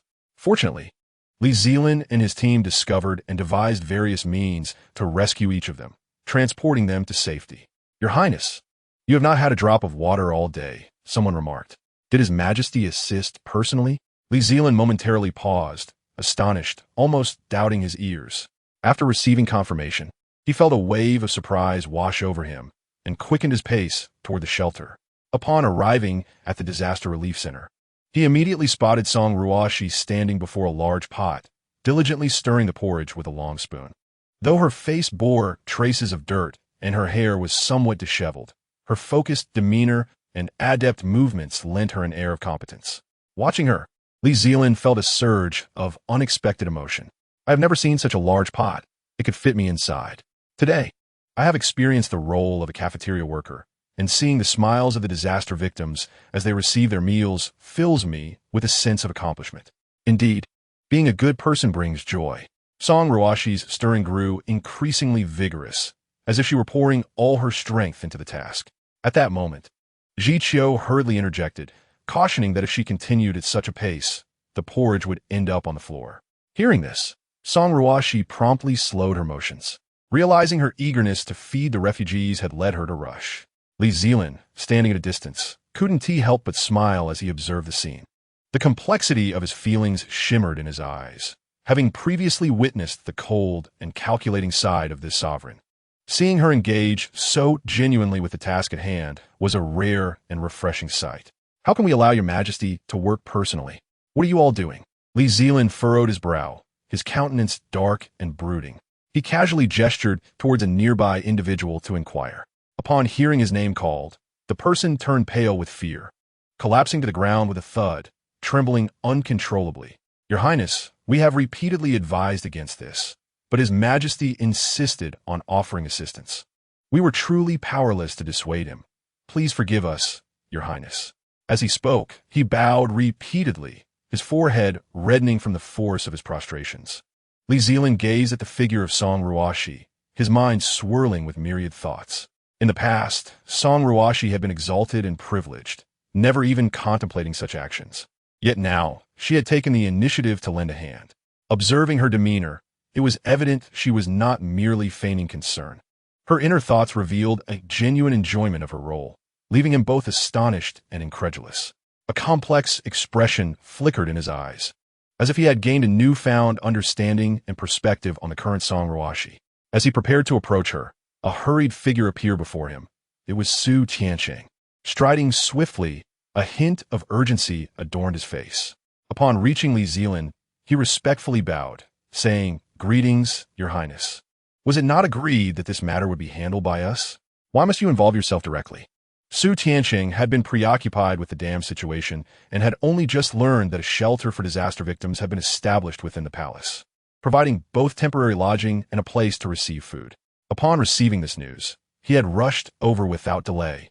"His Majesty is making porridge?" Su Ren's expression shifted to one of astonishment at Li Zelin's words. He momentarily appeared dazed, instinctively scanning the surroundings. When his gaze fell upon the figure diligently stirring porridge in ordinary attire, his eyes widened, and his mouth fell slightly agape, as if he could scarcely believe what he was witnessing. Without even pausing to greet Li Zelin, Su Ren hurriedly stumbled towards the direction of His Majesty, his steps frantic to the point of nearly losing his balance. Upon reaching her, he gasped, "Your Majesty, how can you personally engage in such labor? You need only inform me, and I would dispatch someone immediately. What are your attendants thinking, allowing you to prepare porridge? If you were to accidentally scald or injure yourself, how can we account for that?" Chapter 76. The Emperor among us naturally. The nearby disaster victims overheard his words, exchanging bewildered and astonished glances. Had they heard correctly? Su Ren had addressed the woman making porridge as His Majesty. Each face reflected disbelief, and the atmosphere grew palpably tense. Who among them could bear such a title? In all the realm, there existed only one emperor. Although they had never seen the emperor's true visage, they had certainly heard tales of the empress's renown. At the sight of her, Su Ren's face transformed, filled with shock and reverence, and without hesitation, he prostrated himself, disregarding the dirt and mud staining his clothes. His movements were imbued with utmost devotion, his body bowing low, leaving no doubt that this individual was indeed the sovereign. Yet, they could never have imagined that the exalted and revered ruler was the very woman who had just distributed steamed buns to them. Those who had received buns from Song Ruoxi as a shelter stared wide-eyed, disbelief etched on their faces, their astonishment profound. They could not help but feel as though the buns they had consumed were not mere food, but rather treasures of immeasurable worth. In that moment, realization dawned upon everyone, and they hurriedly rose to kneel, creating a scene of breathtaking grandeur that surpassed even the solemnity of a court assembly. Song Ruoxi, unable to abandon her stirring spoon, rushed to the crowd, urging them to rise quickly. Is Su Tianqing doing this on purpose? If I wanted them to recognize my identity, why would I disguise myself? I merely wish to be an unrecognized benefactor. Look at how terrified they are. If I want to distribute buns again, they might be too frightened to accept them. Song Ruoxi could not help but silently scold Su Tianqing in her heart. I am here in Jiangnan undercover, coincidentally encountering this severe flooding. I cannot bear to see my subjects suffer. You are all my most beloved citizens. How could I watch you endure hardship while I remain in the comfort of my palace, enjoying fine meals? Standing there, her gaze sincere and warm, she addressed the gathered citizens, her voice clear and resonant. Her expression brimmed with compassion and care, as if the people before her were her most cherished family. Her words were like a gentle spring breeze, instantly moving the hearts of the citizens. Tears welled in the eyes of the people, their emotions surging within them. In their minds, the image of an emperor was one of supreme authority, distant and unattainable. Most citizens might live their entire lives without ever laying eyes on the emperor, naturally harboring various fantasies about the sovereign. Yet now, Song Ruoxi's profound approachability left them both astonished and honored, feeling unworthy that the esteemed monarch would personally prepare food for them. Gratitude and admiration filled their hearts for the empress. "Oh dear, please rise. The ground is muddy and wet. If you kneel here and catch a cold, that would be my fault." As she spoke, she personally assisted some elderly citizens to their feet. Watching them gradually stand, she suddenly slapped her forehead, recalling the porridge still simmering in the pot. Neglecting to stir it for so long, risking it burning, she exhaled a sigh of relief, saying, "Oh, you scared me. I was worried the porridge would burn." Then, patting her chest, she leisurely took a seat nearby, a hint of relief gracing her expression. Li Zelin watched in astonishment, his eyes wide, as if witnessing a dream unfold before him. Song Ruoxi displayed such humility? This was far beyond his expectations. He had initially thought she aimed to craft an image of approachability to win the people's favor. Yet, to his surprise, she had no intention of revealing her identity. Had Su Run not rushed in, the citizens would have remained oblivious to the fact that the one preparing porridge for them was the supreme sovereign. After a prolonged moment of contemplation, he approached her, saying, "Your Majesty, it would be best to delegate these matters to your subordinates. Please do not jeopardize your well-being." "Why? When did the regent speak with such concern? Has my diligent labor moved you?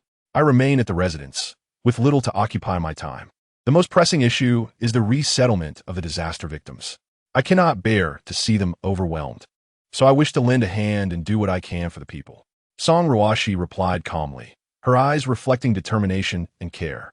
At this moment, Li Zelin leaned in closer, a serious expression upon his face, his gaze fixed intently on Song Ruoxi as he spoke softly. "I do not contest that your Majesty's actions are inappropriate. I understand the deeper meaning behind your benevolence. However, a gentle approach is appropriate. Should it exceed this, it may lead certain ill-intentioned individuals to perceive you as an overly benevolent sovereign, thus fostering a sense of impunity, potentially resulting in lawlessness. I am concerned that your Majesty's goodwill might ultimately yield unforeseen consequences." His tone was low and sincere, with slight furrows on his brow, seemingly anxious for Song Ruoxi's predicament. "Again, I lament the wisdom of the old. In striving to be virtuous, I seem to forget that I am an emperor. Reflecting upon history, many emperors who perished early were often excessively kind-hearted, and I have hit the nail on the head. Furthermore, your Majesty, consider that the relocation center for the disaster victims is rife with all manner of individuals. The assassins from Nanyue have yet to be completely eradicated. It would be exceedingly simple for someone with ulterior motives to exploit this opportunity to infiltrate." Li Zelin spoke with a grave expression, his eyes filled with concern. "Previously, your Majesty had concealed your identity, rendering the situation relatively safe. However, the current circumstances are markedly different." Chapter 77. Caution is advised. Song Ruoxi donned an ordinary, albeit somewhat worn and soiled, kitchen outfit, yet her visage stood out remarkably amidst the crowd. Although the disaster victims were initially unaware of her true identity, her unique aura set her apart. However, following Su Tiancheng's loud proclamation, the situation had changed drastically. Li Zelin furrowed his brow, contemplating that by tomorrow, this astonishing news would likely spread throughout Jiangnan like wildfire. At that point, the situation could become increasingly convoluted and difficult to manage, with various potential dangers looming. With this in mind, his frown deepened, and his gaze towards Song Ruoxi grew more laden with worry and unease. "I now find myself questioning whether Su Tiancheng is in cahoots with those assassins. Initially, I intended to conduct a discreet visit, but his outburst has made my presence widely known. The assassins could easily inquire about me along the way." Song Ruoxi remained in the kitchen until the bustle subsided and the staff finally became available, at which point she ceased her assistance. Upon returning to her quarters, she sat in contemplation, carefully reflecting on the regent's earlier words. She silently mused that, given her current status as an emperor, she could no longer afford to perceive matters through the lens of an ordinary person. While she toiled to distribute steam buns and prepare porridge, Su Tiancheng remained in his residence, indulging in lavish feasts and leisurely directing his subordinates. Was this not a recipe for further insubordination? This simply cannot be tolerated. Of course, it is not about commanding others to work, but rather ensuring they partake in the labor themselves. After all, her identity had been exposed, and it was no longer appropriate to roam about freely. In truth, they were not lacking in personnel. However, the ongoing disaster is closely tied to these officials, and without concrete evidence, they could not be apprehended. It is unacceptable for the common folk to suffer while the true culprits enjoy their freedom. Thus, compelling them to engage in labor is indeed a commendable solution. This would not only allow them to experience the hardships of the populace, but also help soothe the citizens' grievances. The more she contemplated this decision, the more reasonable it appeared, and a resolute expression gradually adorned her face. "Esteemed officials, you are all my loyal ministers." Song Ruoxi sat upright in her elevated position, her gaze sweeping over the assembly, her demeanor solemn and dignified. "The people are suffering from calamity, and I have arranged for you to assist at the relocation center, which presents a splendid opportunity for you. Once you sincerely serve the populace, they will undoubtedly express their gratitude." The officials below exchanged glances, their smiles strained, each inwardly lamenting. What splendid opportunity! This is clearly a directive for us to endure hardship. They were accustomed to lives of luxury, with servants attending to their every need. How could they possibly endure the grueling tasks at the relocation center? Yet, alas, this command comes directly from His Majesty. To refuse would be tantamount to defying the imperial order, a consequence they could ill afford. Despite their inner turmoil, they could only muster forced smiles and reluctantly acquiesce to this unwelcome task. I fully recognize that the task of relocating disaster victims is urgent and substantial. Song Ruoxi continued, a glimmer of authority in her eyes. The matters you are currently investigating may be entrusted to my personnel. Rest assured and focus on benefiting the common people. I believe that, with your capabilities and wisdom, you will manage this well, providing the populace with a stable living environment. The officials exchanged uncertain glances, ultimately gritting their teeth and responding in unison. We obey, Your Majesty. Rest assured, we shall devote ourselves wholeheartedly. Although they spoke thus, each silently prayed for the swift passage of these trying times. If tasked with investigating the cause of the dam's collapse, they would surely uncover nothing and might even endeavor to conceal the truth, making future inquiries exceedingly difficult. It is far more prudent to expedite their departure, preventing any further interference in the investigation. Truly a twofold benefit. Li Zelin, observing the scene, found himself in a state of bemusement. He shook his head slightly, reflecting that sending a multitude of pampered officials to labor alongside disaster victims was a novel strategy not easily conceived by any emperor. He cleared his throat, raised his voice, and declared, Enough, enough, esteemed officials, cease your delays and promptly attend to your duties. His gaze bore a hint of authority that brooked no dissent. And although the ministers harbored much reluctance, they could only comply. Yes, yes, we shall proceed. The ministers muttered in agreement, dragging their feet, their faces betraying their unwillingness. Li Zelin, contemplating their demeanor, resolved to hasten their departure to mitigate any potential disturbances during subsequent investigations. His sharp gaze fixed upon them, as if warning against any attempts at subterfuge. He finally relaxed slightly once they had exited the palace. Your Majesty, he spoke, his brow furrowed as he pondered the next steps. The workers responsible for constructing the dam have long been absent from Jiangnan. This is glaringly evident. If Su Tiansheng were more ruthless, those workers might have already been silenced. After a moment of contemplation, Song Ruoxi furrowed her brow and replied, It appears we must change our approach. If we seek them out, the expenditure of manpower and time is a luxury we cannot afford. Let's instead delve into the accounts. The records they present will undoubtedly be meticulously crafted to avoid scrutiny, and we must locate the original documents. Chapter 78. Supervision of Minister Su. Indeed, Your Majesty speaks most accurately. Li Zelin promptly nodded in agreement, stating that he would dispatch individuals to attend to the matter. With that, he respectfully bowed to Song Ruoxi and hurriedly departed to arrange for the execution of this critical task. Watching his retreating figure, Song Ruoxi silently prayed for success in uncovering the key evidence to address the current predicament. Summon someone. Song Ruoxi raised her voice slightly, her expression grave as she commanded the prompt dispatch of a few astute guards to the disaster victim relocation center. She was acutely aware that, given their nature, without vigilant oversight, they were bound to seek opportunities for idleness. She would certainly not allow them to be complacent. She was determined to ensure that these officials genuinely acted for the benefit of the disaster victims rather than merely performing perfunctory duties. After 2 days of relentless effort, there was still no sign of clarity in the accounts. The torrential rain arrived with ferocity, its volume surpassing any rainfall witnessed in the past several decades. The dam had long since collapsed, and despite everyone's utmost efforts to remedy the situation, it seemed that the heavens showed no mercy, with the downpour continuing unabated day after day. Consequently, a terrifying mudslide struck without warning. The disaster relief center had been established in a relatively flat area. It was still affected to some extent. Although the casualties were not catastrophic, the site was certainly rendered unusable. Thus, the pressing question remained, where would all these disaster victims go next? This posed a formidable dilemma. Regardless of the challenges, every conceivable effort must be made to construct a new shelter in a short time frame. Upon learning of this unexpected situation, Song Ruoxi felt overwhelmed, her heart heavy with anxiety and agitation.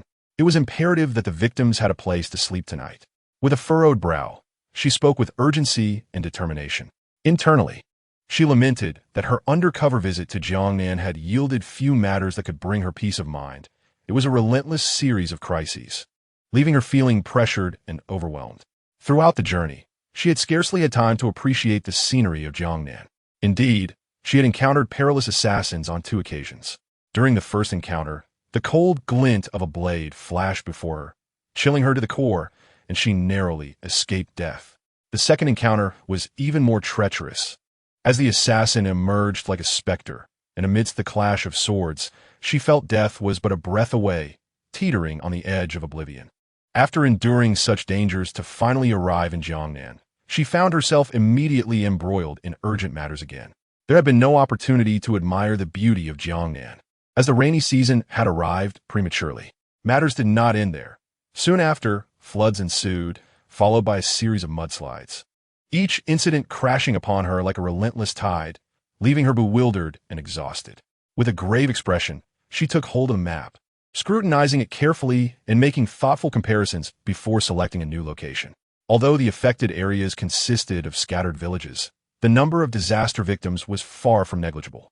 Song Ruoxi understood clearly that if the number were smaller, perhaps they could be accommodated within the city. However, with so many victims, allowing them to flood into the city simultaneously would undoubtedly lead to chaos. At that point, she would not only have to deal with the myriad troubles of the victims, but also confront various issues arising among the city's populace, presenting an intricate challenge. Recognizing that sending messages would be a waste of time, Song Ruoxi decisively changed into simpler attire and hurried to the scene. Upon arrival, she personally directed the construction of a new shelter, replicating the previous disaster relief center structure. Unfortunately, many of her original team had perished in the earlier mudslide, so this time, she had to rely on temporary workers sourced from the officials, whose efficiency paled in comparison to her former subordinates. Observing their clumsy efforts, she felt a mix of frustration and urgency, wishing she could simply hand them the blueprints directly. Despite having repeated the steps and requirements countless times, they seemed unable to grasp the instructions. Fortunately, after relentless effort from everyone, they managed to complete the new shelter just before nightfall. As the last wooden plank was secured, Song Ruoxi gazed at this modest yet hopeful new establishment, letting out a long sigh of relief. The sun began its descent, casting twilight over the land. And in that moment, the newly constructed shelter resembled a warm haven amidst the darkness.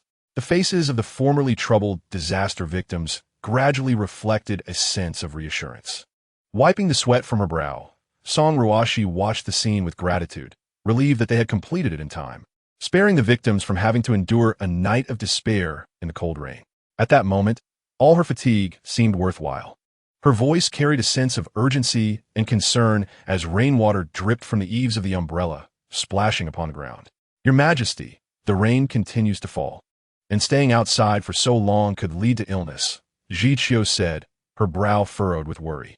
All right, Zhiqiu, no need to urge me further," Song Ruoxi replied with a weary smile, her tone tinged with exhaustion. "You've already repeated that several times today." The road ahead had become exceedingly slippery due to the soaking rain, making each step treacherous, and with every cautious movement, they risked slipping. They trudged forward, their shoes caked in mud, as Song Ruoxi and Zhiqiu supported one another, striving to maintain their balance as they slowly made their way to the official road. The road lay just ahead, only visible from a distance, and it was their only means of reaching the carriage and concluding this exhausting, drenched day. The rain continued to patter down, soaking their garments. "Your Majesty, watch your step. There's a stone ahead," Zhiqiu warned, her eyes fixed on the ground as she walked, her voice trembling with anxiety. She feared that Song Ruoxi might slip if she was not careful. Following Zhiqiu's alert, Song Ruoxi spotted the protruding stone and deftly sidestepped it. At that moment, she raised her gaze to see the carriage parked not far away, her heart instantly lightening, for it appeared as a beacon of hope in the darkness. With Zhiqiu's careful assistance, she trudged step by step toward the carriage. Finally, once she successfully boarded and settled inside, a wave of relaxation washed over her. "This year's Jiangnan seems to be particularly troublesome," Song Ruoxi murmured, a hint of frustration and confusion clouding her expression. Her complaint was not unfounded. Jiangnan had historically enjoyed favorable weather. Yet this year, during her covert visit, she had encountered such severe flooding that the entire entourage had been trapped in Jiangnan, unable to depart as planned. Your Majesty, the victims have been settled. Please take a good rest tomorrow. It's quite unstable outside, and if anything were to happen to you, I would have no way to explain it, Ji Qiu urged. Concern etched on her face. Throughout the day, she had followed closely, filled with trepidation, especially given the recent mudslide in the area. The terrifying scene remained vivid in her mind, yet the Empress had insisted on personally overseeing the situation. Ji Qiu felt helpless to dissuade her and was consumed with worry. Hoping the Empress would heed her advice and prioritize her safety, Song Ruoxi, somewhat distracted, half-heartedly acknowledged Ji Qiu's words. Perhaps the fatigue of the day had finally caught up with her, and as she sat down, the tension she had held began to dissipate. Fatigue crashing over her like a tidal wave. Just let me rest for a bit. Wake me when we arrive. As she spoke softly, she casually picked up a soft pillow nearby, pressing it closely against herself, and then closed her eyes, preparing to indulge in a brief slumber. At that moment, her brows were heavy with drowsiness. However, just as she began to succumb to sleepiness, the carriage suddenly jolted violently without warning, the body swaying violently as if it might fall apart at any moment. Simultaneously, a shrill and piercing neighing of horses echoed outside, a sound that conveyed immense fright. The jolting of the carriage caused Song Ruoxi's body to sway, and she abruptly opened her eyes, her face a tableau of shock and confusion. Her mind clouded by this unforeseen upheaval. Zhi, equally alarmed by the sudden turn of events, gripped the handles inside the carriage tightly, straining to maintain her balance. A rock had fallen from the mountain, startling the horses. Her expression tense, she swiftly pulled aside the carriage curtain, anxiously peering outside. Yet, before she could comprehend the external situation, the carriage lurched violently again, causing her body to jolt once more. Fortunately, in that critical moment, Zhi reacted swiftly, embracing her tightly, preventing her head from colliding, for had it not been for that, the previous jolt would have surely resulted in a painful bump. At this moment, Song Ruoxi was still shaken, beads of sweat forming on her forehead, her brows furrowed as she pondered how to navigate this perilous predicament. Your Majesty, it is dire. The horses cannot be held. The coachman cried out in sheer terror. Upon hearing this, Song Ruoxi's complexion drained of color, and she hastily extended her head to assess the situation. She observed that the surroundings were characterized by steep slopes, the terrain rugged and uneven, with the soil rendered exceptionally slippery due to the rain. If they were to tumble down from here, scaling back up would be exceedingly difficult, and the consequences would be unimaginable. Song Ruoxi furrowed her brows tightly, her mind racing to devise a plan. Cut the ropes, we must halt the carriage first, she declared decisively, her tone calm, yet resolute. At this juncture, it seemed there was no other option. They could not allow the frightened horses to drag them down to certain ruin. With a swift motion from the coachman, following a more violent jolt, the carriage finally came to a stop amid the swaying. Song Ruoxi and Zhi were left dazed and disoriented for quite some time before regaining their senses. Not long after the person who had gone for help had departed, a distant sound of galloping hooves suddenly pierced the previously tranquil air, the rhythmic thudding resonating sharply in the stillness, striking at the heart. The hoofbeats grew nearer, seemingly racing toward the carriage, as if someone were riding past. A flicker of curiosity and anticipation surged within Song Ruoxi. She was about to lean out to discern the situation when she suddenly heard a guard shout, "Regent, look ahead." Song Ruoxi's heart skipped a beat. Regent? Oh, my heavens, how timely his arrival is. His eyes were filled with concern and worry, eager to ascertain the situation. He quickly recognized this was the Emperor's carriage, and upon approaching, he noted that there were no signs of the horses. However, fortunately, the carriage appeared to sustain no severe damage, which relieved him somewhat. Everything is well with me. It was merely a rock tumbling down from the mountain that startled the horses, forcing us to cut the ropes. Upon hearing his inquiry, Song Ruoxi hurriedly lifted the curtain, cautiously peeking out with half her head, her face bearing a trace of fatigue, yet striving to muster a smile to reassure Lzln. Her voice remained relatively calm, though a hint of trepidation could be discerned. You two of you ride one horse and bind a freed horse. LZL, and commanded with a serious demeanor, his voice firm. As he spoke, he gestured toward several guards, his gaze exuding an undeniable authority. Upon receiving the order, the guards promptly sprang into action, coordinating their efforts. Some mounted a horse in pairs, while others swiftly unfastened the reins from the horses, expertly leading the freed horse over, preparing to secure it to the carriage. The group worked diligently and in an orderly fashion, and soon the tasks were completed. Subsequently, the coachman urged the carriage to slowly move forward, the wheels creaking as they rolled. LZL rode closely alongside the carriage, remaining vigilant, his gaze frequently scanning the surroundings to ensure their safety. After a considerable effort, the carriage finally managed to proceed with relative steadiness. Under LZL's escort, the carriage successfully arrived at the residence. Today, I owe my gratitude to the regent, Song Ruoxi expressed sincerely as she descended from the carriage, her face adorned with a heartfelt smile. Her gaze softened as it met LZL's. I happened to be nearby, having heard that your majesty was personally overseeing the construction of the designated location. So I intended to see it for myself, and fortuitously encountered the situation, LZLN replied, slightly bowing, his expression earnest.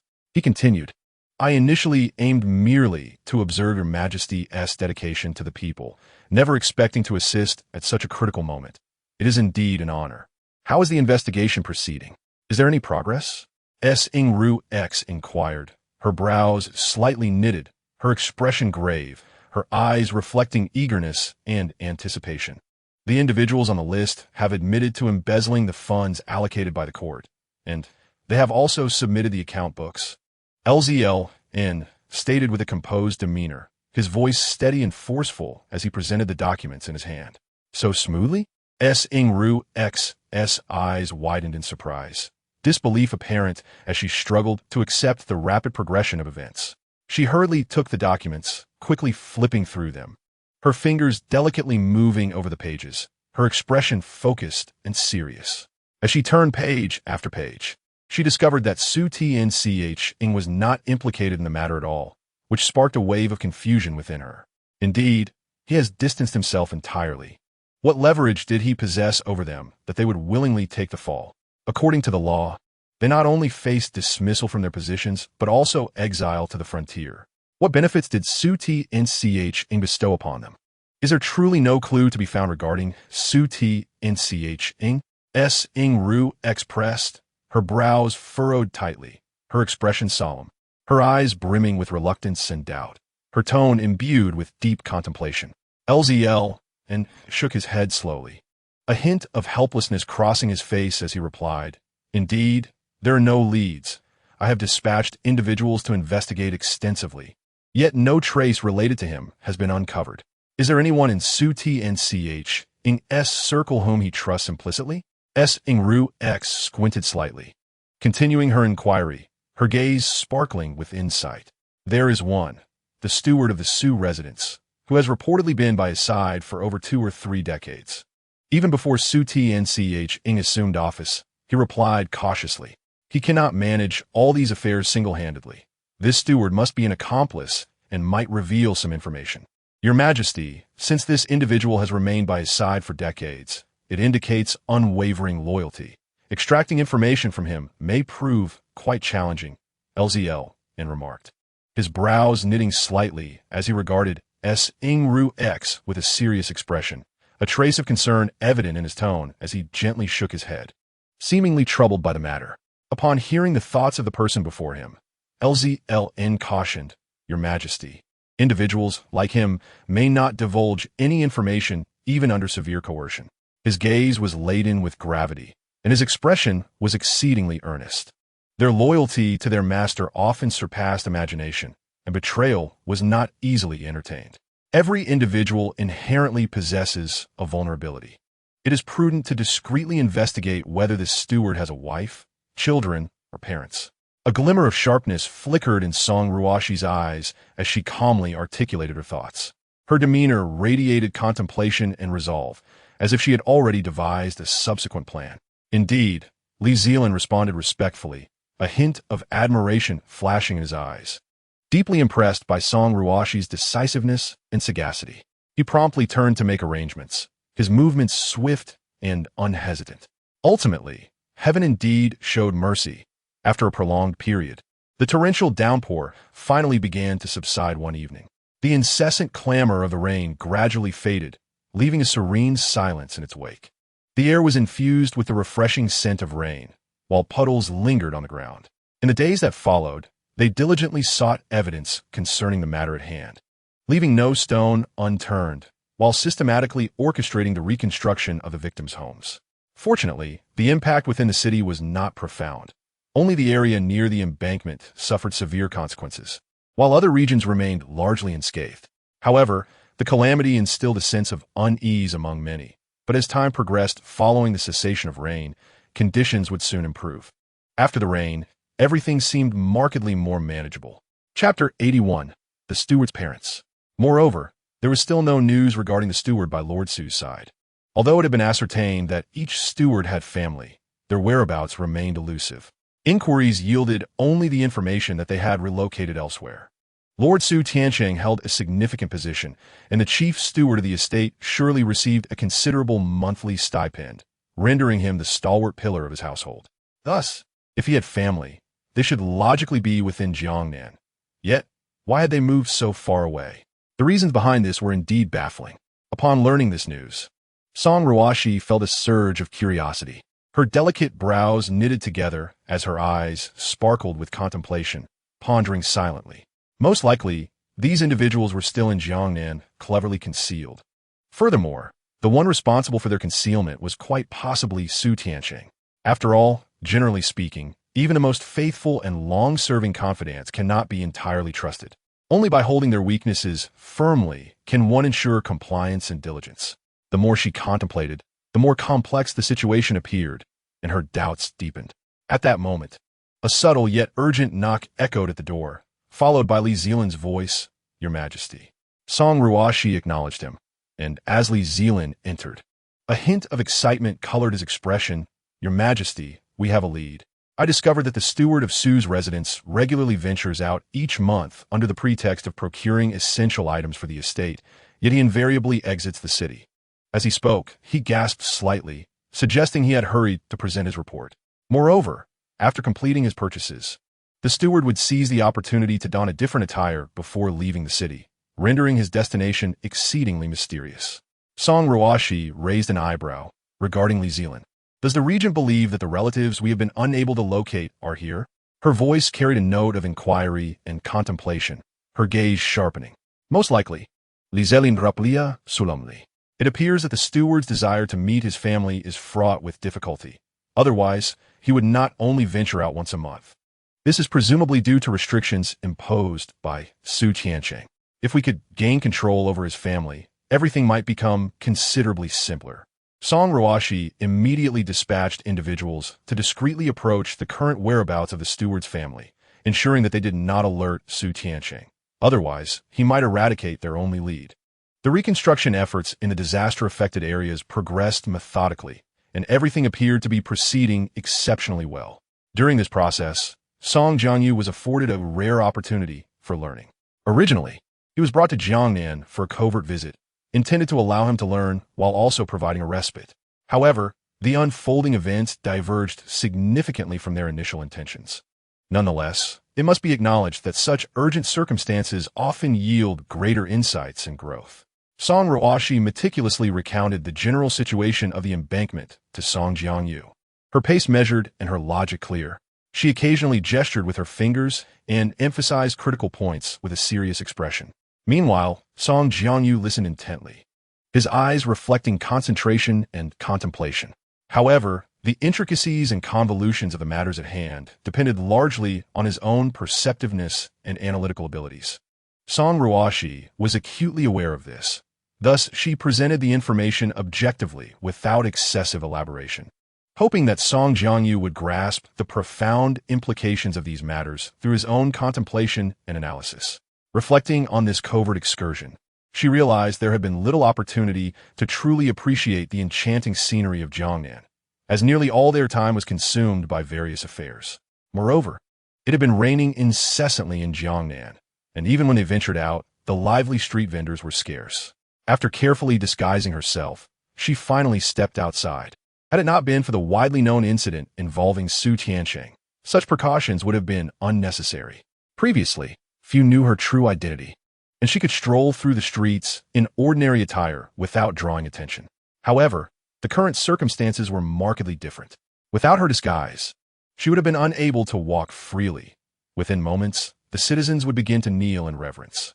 Although the attire felt somewhat uncomfortable, it at least allowed her to walk leisurely among the crowd like an ordinary person, which was a rather pleasant experience.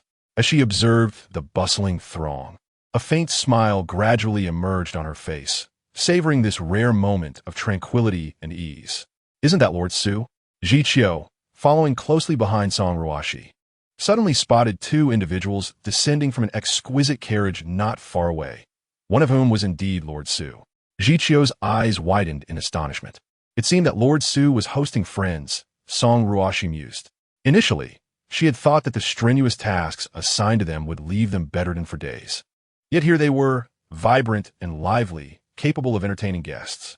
After wandering for a while, she felt somewhat fatigued and suggested they rest at a nearby tea house, perhaps gleaning some information regarding Lord Su.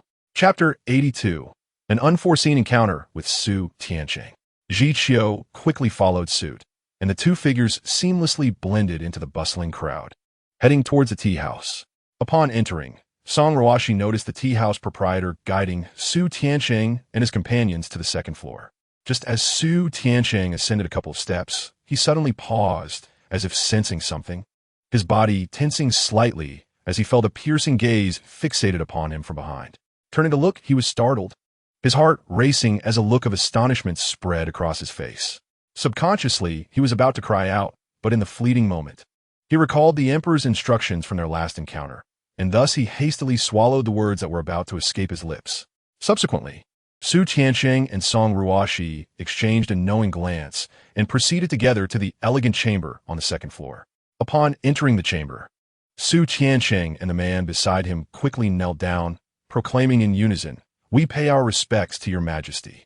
Song Ruoxi gently waved her hand, signaling them to rise. Her gaze then falling upon the unfamiliar man beside her, her eyes betraying a hint of curiosity. This man appeared quite strange to her. She couldn't help but furrow her brow and inquire, "Who might this be? He doesn't seem to be one of the gentlemen accompanying Lord Su." She scrutinized the unfamiliar man intently, her expression filled with inquisitiveness, as if seeking to discern some clue about him. Su Tiancheng promptly stood up, respectfully positioning himself beside her, ready to introduce the identity of the man. "This is Qing Zhizhou," Su Tiancheng quickly elucidated. "A few days ago, a sudden flood struck, leading to a severe shortage of materials that were in desperate demand. Upon learning that your majesty was in the city, Lord Qing personally led a group to transport the materials here.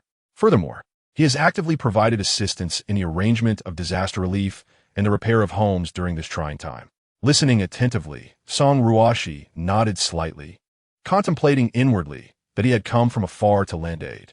Nevertheless, it was indeed commendable that a person of such rank would personally oversee the transportation of materials. Such selflessness was rare. She silently marveled at Lord Qing's altruistic nature, a quality seldom found among officials, making him a true exemplar among his peers. As she pondered, she recognized that most officials typically confine their focus to their own responsibilities and seldom find the leisure to assist others. Moreover, Su Tiancheng's rank was superior to Lord Qing's. Had it not been for today's unexpected encounter, who would have known of the assistance he provided? Such thankless tasks are often only undertaken by those of exceptionally kind hearts. Otherwise, few would willingly engage in them. "Your Majesty is too gracious," Lord Qing said, his face revealing an anxious expression. "I actually have another matter to discuss. My only daughter, who has always been quite mischievous, ventured out on her own and has since gone missing. I have only heard that she has come to Jiangnan. However, I have been preoccupied with various flood-related issues since my arrival, leaving me no time to search for her. As the days pass, my anxiety grows, for I still have no news of her." It turned out that Lord Qing's daughter was lost.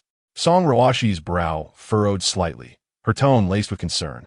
"Since she is currently in Jiangnan, I can dispatch someone from my side to assist you in your search.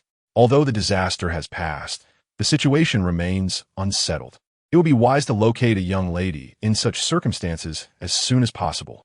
Upon hearing this, Lord Qing immediately knelt again, his countenance filled with trepidation, his voice trembling slightly.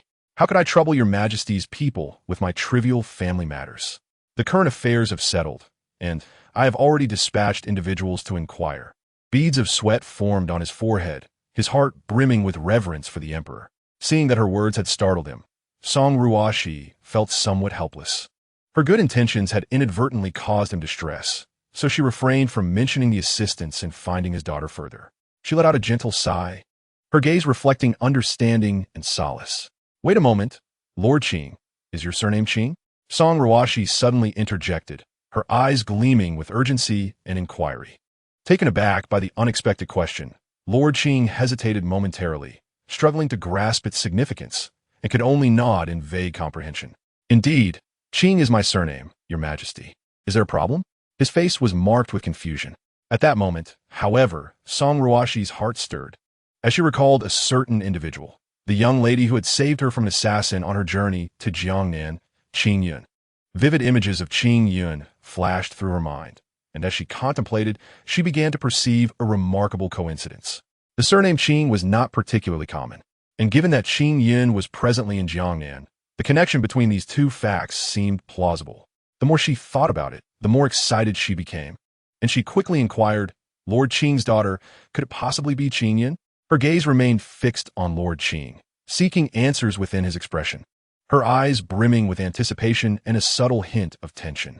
Upon hearing his daughter's name, Lord Qing appeared as if struck by lightning, his expression freezing in disbelief, his eyes widening in astonishment. How could your majesty know my daughter's name? Could it be that she has offended you? His voice quivered as his mind raced through various possibilities, struggling to comprehend how his mischievous daughter could have crossed paths with the emperor. In fact, she not only did not offend me, but saved my life, Song Ruoxi replied. I encountered an assassin on my journey, and if it were not for Qing Yun's timely intervention, I would have either perished or sustained injuries. She subsequently escorted me safely to Jiangnan before departing. The surprising revelation left Lord Qing's emotions in turmoil, his heart racing. Initially, upon hearing his daughter's name, he had feared that his mischievous daughter had gotten herself into trouble with the emperor, causing him immense anxiety. Yet, the subsequent words filled him with astonishment and joy. His lips quivered, and his body trembled slightly as he endeavored to calm the tumultuous emotions within him, secretly grateful for this serendipitous connection. Chapter 83. The Father of Qing Yun. Nevertheless, he still harbored doubts about whether this matter was genuine. However, since it came from the emperor's lips, a gentleman's word is as unyielding as a chariot, and it could not be false. Yet considering his daughter's temperament, he remained somewhat incredulous. I should know where your daughter is at present, Song Ruoxi said, narrowing her eyes slightly, her gaze reflecting contemplation. Although it had been some time since her last meeting with Qing Yun, the events that followed remained vivid in her memory. Song Ruoxi surmised that given Qing Yun's kind and warm-hearted nature, she would not rashly leave in such circumstances. It was highly likely that she was still within the city. As long as she remained in the city, it would be possible to inquire with a certain friend from the Jianghu to ascertain her whereabouts. That evening, under the deepening night, the moonlight poured like water over the streets. Lord Qing, with a face full of urgency and delight, brought Qing Yun to the front of certain residence. He gently knocked on the door, and before long, it slowly opened, allowing them to step inside. Thank you, Your Majesty, for assisting me in finding my daughter. I am truly grateful. Lord Qing's voice was filled with excitement and gratitude as he spoke, tightly grasping the slightly bewildered Qing Yun by the side, bowing solemnly. A sheen of sweat appeared on his forehead, his expression a mix of nervousness and reverence. My daughter has been pampered since childhood. If she has spoken or acted in a manner that might offend Your Majesty, I beseech your forgiveness. As he spoke, he discreetly nudged Qing Yun to prompt her to bow. She instinctively opened her mouth to call out Miss Zheng, but as soon as she uttered the first syllable, Zheng, her father pinched her sharply. The sudden pain nearly caused her to cry out, but she quickly comprehended the gravity of the situation and promptly altered her words. I pay my respects to Your Majesty. A faint blush adorned her cheeks as she stood there, somewhat flustered, her hands tightly gripping the hem of her garment. Please, rise quickly. How could I allow my savior to perform such a grand gesture? Song Ruoxi hurriedly stepped forward. Extending her hands to assist Qing Zhizhou and Qing Yun to their feet, her face adorned with a gentle smile as she said, Lord Qing, please rise quickly. You have raised a remarkable daughter. I have only admiration for her, and how could I ever hold you accountable? Did I not mention this during our last meeting at the tea house? Her gaze was filled with sincerity and kindness. Upon entering the room, Song Ruoxi had arranged for seating, yet Qing Zhizhou trembled and hesitated for quite some time.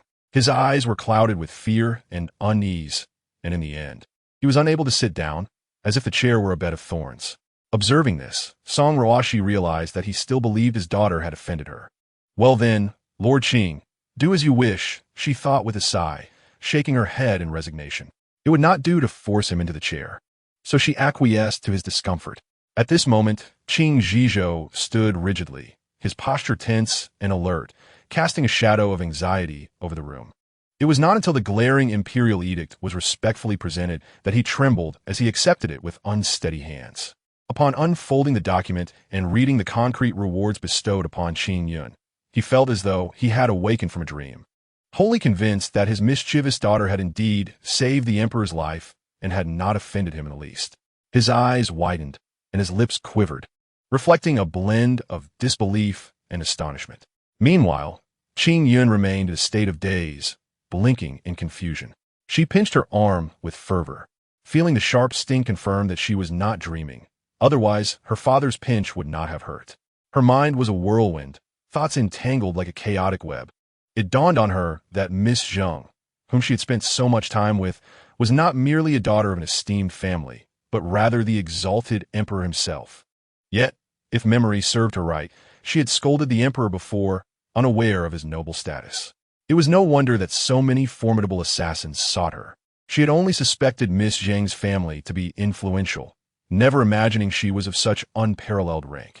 As twilight settled in, Song Ruoxi's gaze lingered on Qing Zhizhou for a moment. His attire appeared somewhat disheveled, hair slightly tousled, revealing he had rushed over with only a few anxious attendants by his side. After hearing the emperor's words, Qing Zhizhou immediately clasped his hands in gratitude, expressing, "Thank you, Your Majesty, for your great kindness. I shall comply." His voice trembled slightly, still enveloped in the surprise and tension of the moment.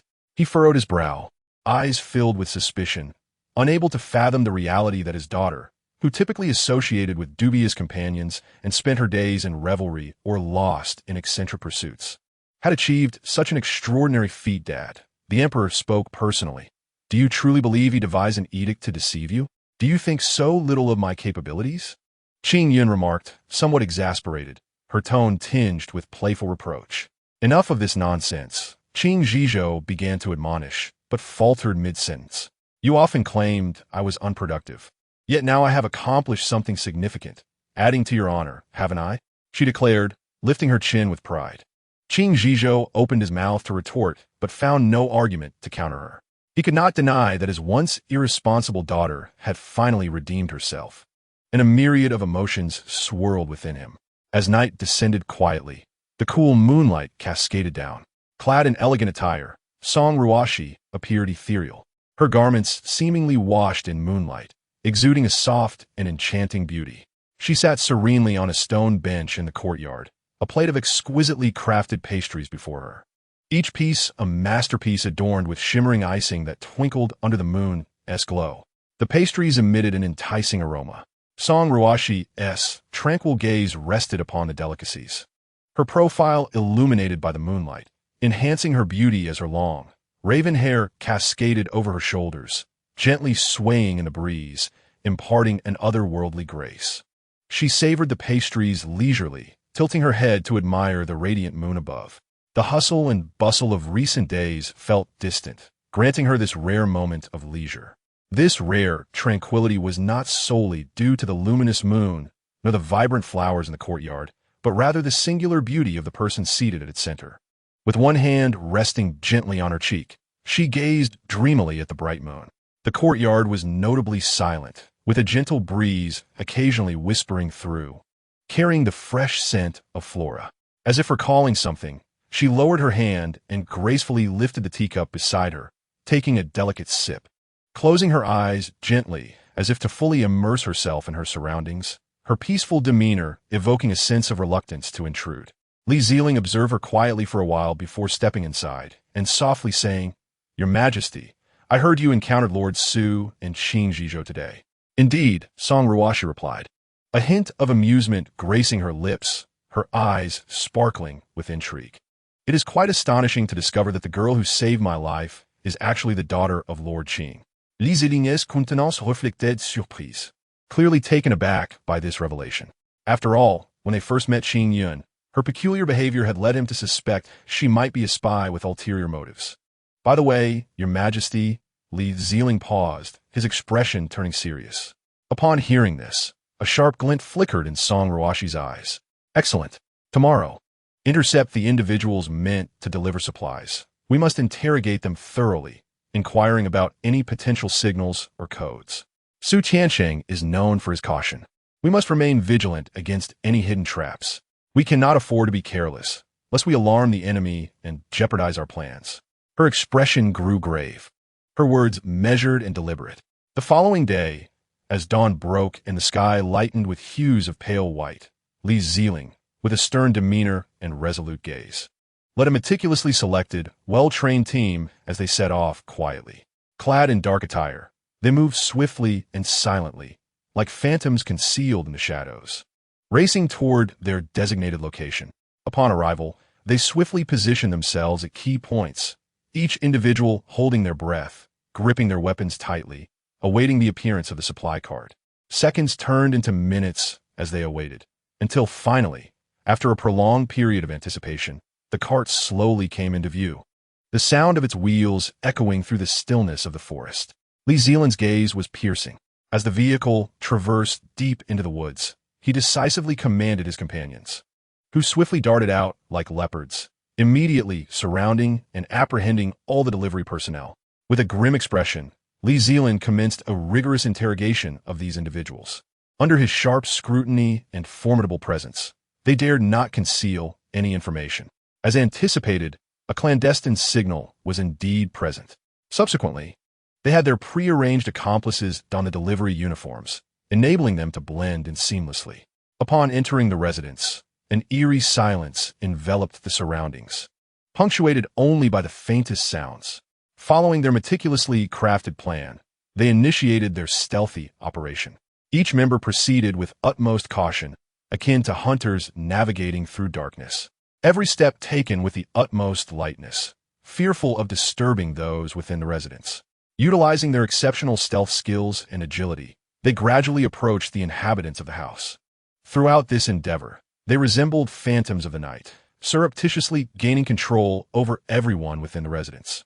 During the operation, Li Zelin maintained a heightened state of vigilance and clarity.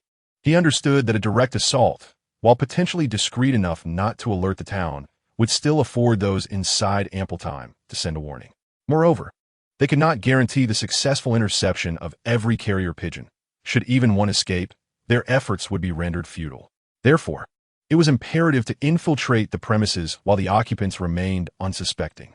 They needed to ascertain the number of individuals present in their respective locations before swiftly executing their plan with the precision of a lightning strike and the ferocity of a lion. This strategy would ensure the complete elimination of all dangers, leaving no room for future repercussions. The operation unfolded with tension and order, each participant on high alert, unwilling to exhibit any sign of complacency or negligence, driven by a singular belief, to accomplish their mission flawlessly. The serene yet dignified residence, characterized by its ancient architecture, boasted a garden where trees swayed gently in the breeze. Song Ruoxi stood within the elegantly antiquated hall, her back against an exquisite screen. "Your Majesty," Li Zelin approached rapidly, kneeling on one knee, respectfully reporting that all individuals within the house had been securely apprehended, confirming that the parents of the steward resided there. Upon hearing this, a glimmer of joy illuminated Song Ruoxi's face as she nodded slightly, saying, "Excellent. Next, find a way to discreetly summon the steward of the Su residence. Remember, this must be executed with the utmost secrecy. We must not allow Su Tiansheng any inkling of our actions until our objective is achieved." He must not be afforded any opportunity to sense something amiss. At this moment, Song Ruoxi felt a surge of elation, with everything progressing smoothly. The burden that had weighed heavily on her heart began to lift. She contemplated that if they could navigate this critical juncture unscathed, they would secure compelling evidence of Su Tianqing's corruption, at which point she would relish the opportunity to see him attempt to shift the blame elsewhere. The mere thought brought an involuntary smile to her lips, her eyes gleaming with determination. Before long, the steward, flanked by several guards and visibly anxious, was hastily brought into the residence. The instant he laid eyes on Song Ruoxi's imposing figure, his complexion drained of color, as if all vitality had been sapped from him. Trembling in fear, as if his very soul were fleeing, he fell to his knees, banging his head against the ground repeatedly in supplication. "Do you know why I summoned you here today?" Song Ruoxi's countenance was stern, her gaze unwavering as she fixed her penetrating eyes upon the steward, her voice resonating with authority. The steward, his mind utterly vacant and in a state of panic, could only shake his head in confusion, overwhelmed by uncertainty and dread. He pondered internally, questioning why the emperor would seek him, a mere steward, rather than his superior. "You, who have served Su Tianqing for decades, must surely be aware of whether he has embezzled the funds allocated by the court." Song Ruoxi's expression darkened, her eyes glimmering with intensity as she scrutinized the steward who knelt before her. At this moment, several guards brought forth a beautifully carved chair, placing it in a more open area of the courtyard. Song Ruoxi approached the chair with measured grace, taking her seat with an air of authority, her resplendent robe glinting subtly in the sunlight. Her fingers delicately rested upon the armrests, her eyes narrowing slightly. The atmosphere in the courtyard grew palpably tense, sunlight filtering through the leaves, casting mottled shadows upon Song Ruoxi and the steward. Her demeanor was serious and solemn, exuding an oppressive force as she prepared to personally interrogate him, determined to extract the truth of the matter. "I do not comprehend what your majesty is implying. Lord Su has never engaged in such actions. Hasn't the matter of embezzlement already been clarified?" The steward's face reflected bewilderment and trepidation, beads of perspiration forming on his forehead, his voice trembling as he cast frantic glances at Song Ruoxi. Observing the steward's denial, as she had anticipated, she coldly scoffed, deciding against further dialogue.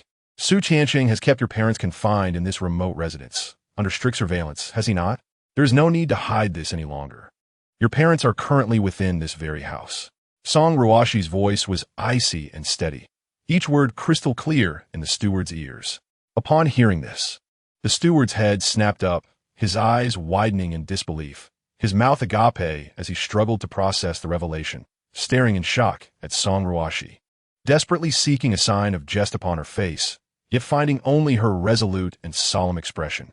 His parents had been under such stringent guard, akin to an impenetrable fortress, making any visit nearly impossible. Since their relocation to this secluded residence, he had only been afforded a meager opportunity to see them once a month. Moreover, each visit required him to be exceedingly discreet, akin to a thief, moving cautiously lest he be discovered. Su Tianqing had justified this arrangement by asserting that his elevated status would inevitably incite envy and malice from others, thus necessitating such protective measures for his parents.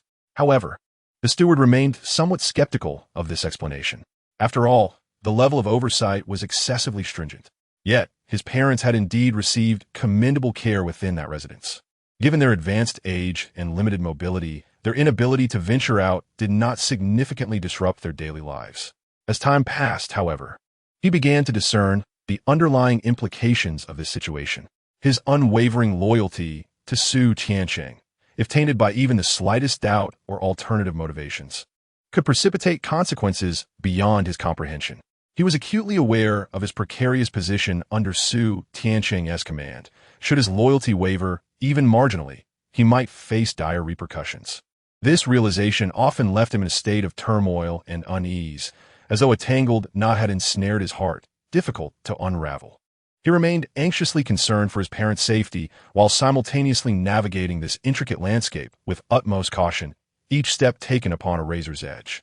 Now, to hear the emperor assert that his parents were here, the two elders are currently under strict supervision in the outskirts. How could they possibly appear here? This is simply inconceivable. At this moment, the steward felt a buzzing in his head. If you find this hard to believe, I can summon them. Song Ruoxi gazed calmly at the steward, her demeanor composed and unruffled. Chapter 86. An opportunity for you, she observed the steward's incredulous expression, recognizing that a few words would not suffice to fully convince him, and gently waved her hand. Soon, the guards brought the two elders over as instructed. Given their advanced age, any shock might pose a risk. Once the elders arrived, the steward became animated, engaging in conversation with them. After they had spoken for a considerable time, Song Ruoxi interjected, saying, "That will be enough."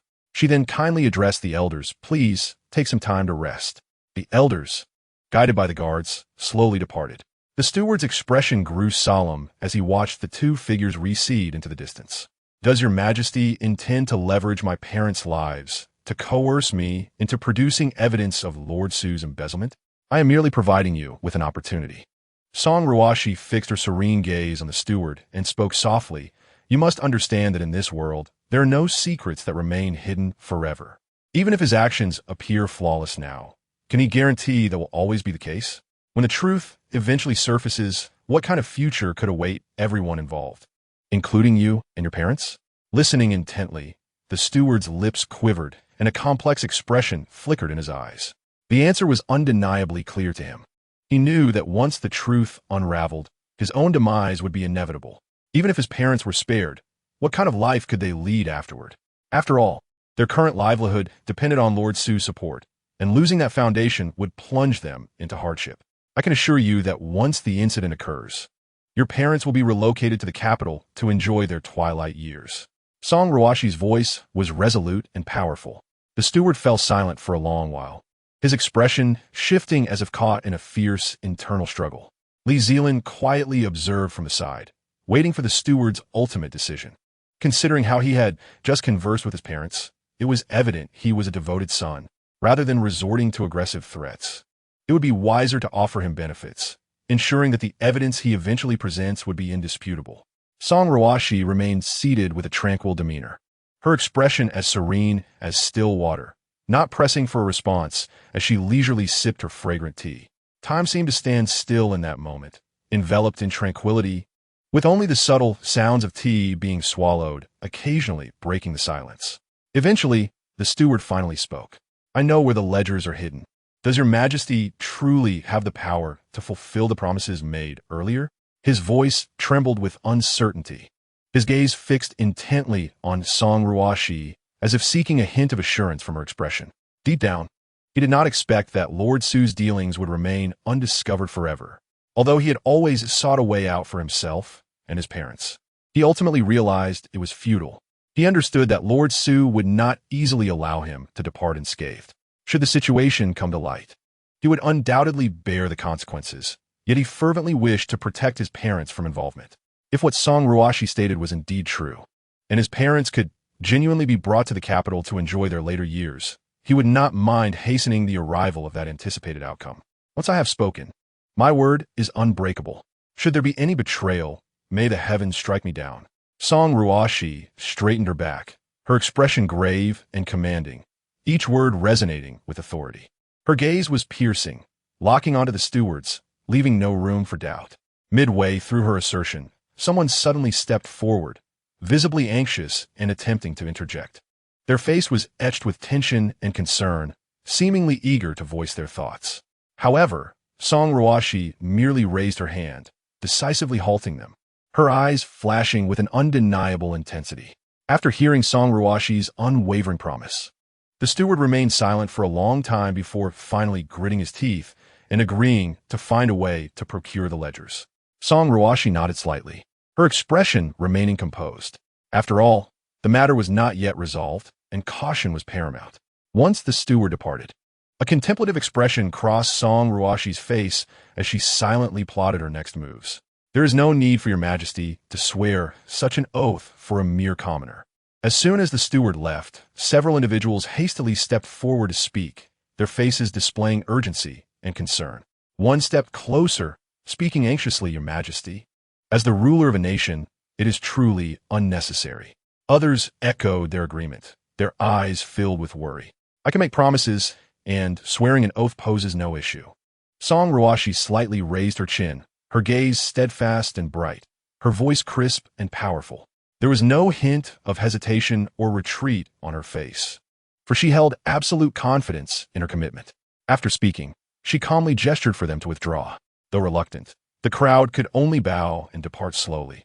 Initially, she had harbored an underlying worry that unforeseen complications might arise with the steward, her heart weighed down by an unshakable anxiety. However, to her astonishment, not long after, the steward stealthily and successfully brought the ledgers to them, much like a ghost evading notice. One could not help but admire his resourcefulness, indeed. He had spent a long time in Lord Su's company. It was evident that Lord Su's vigilance had significantly diminished over time. Had it not been for their clever maneuvering and covert interference, the steward would not have so easily turned against his master and completed this task with such ease. After confirming the accuracy of the ledgers, Song Ruoxi's demeanor hardened, and with unyielding resolve, she led a formidable group towards Su's residence. Standing firmly at the center of the formation, she maintained an upright posture, her expression commanding and dignified as she followed the guards with measured steps into the imposing estate.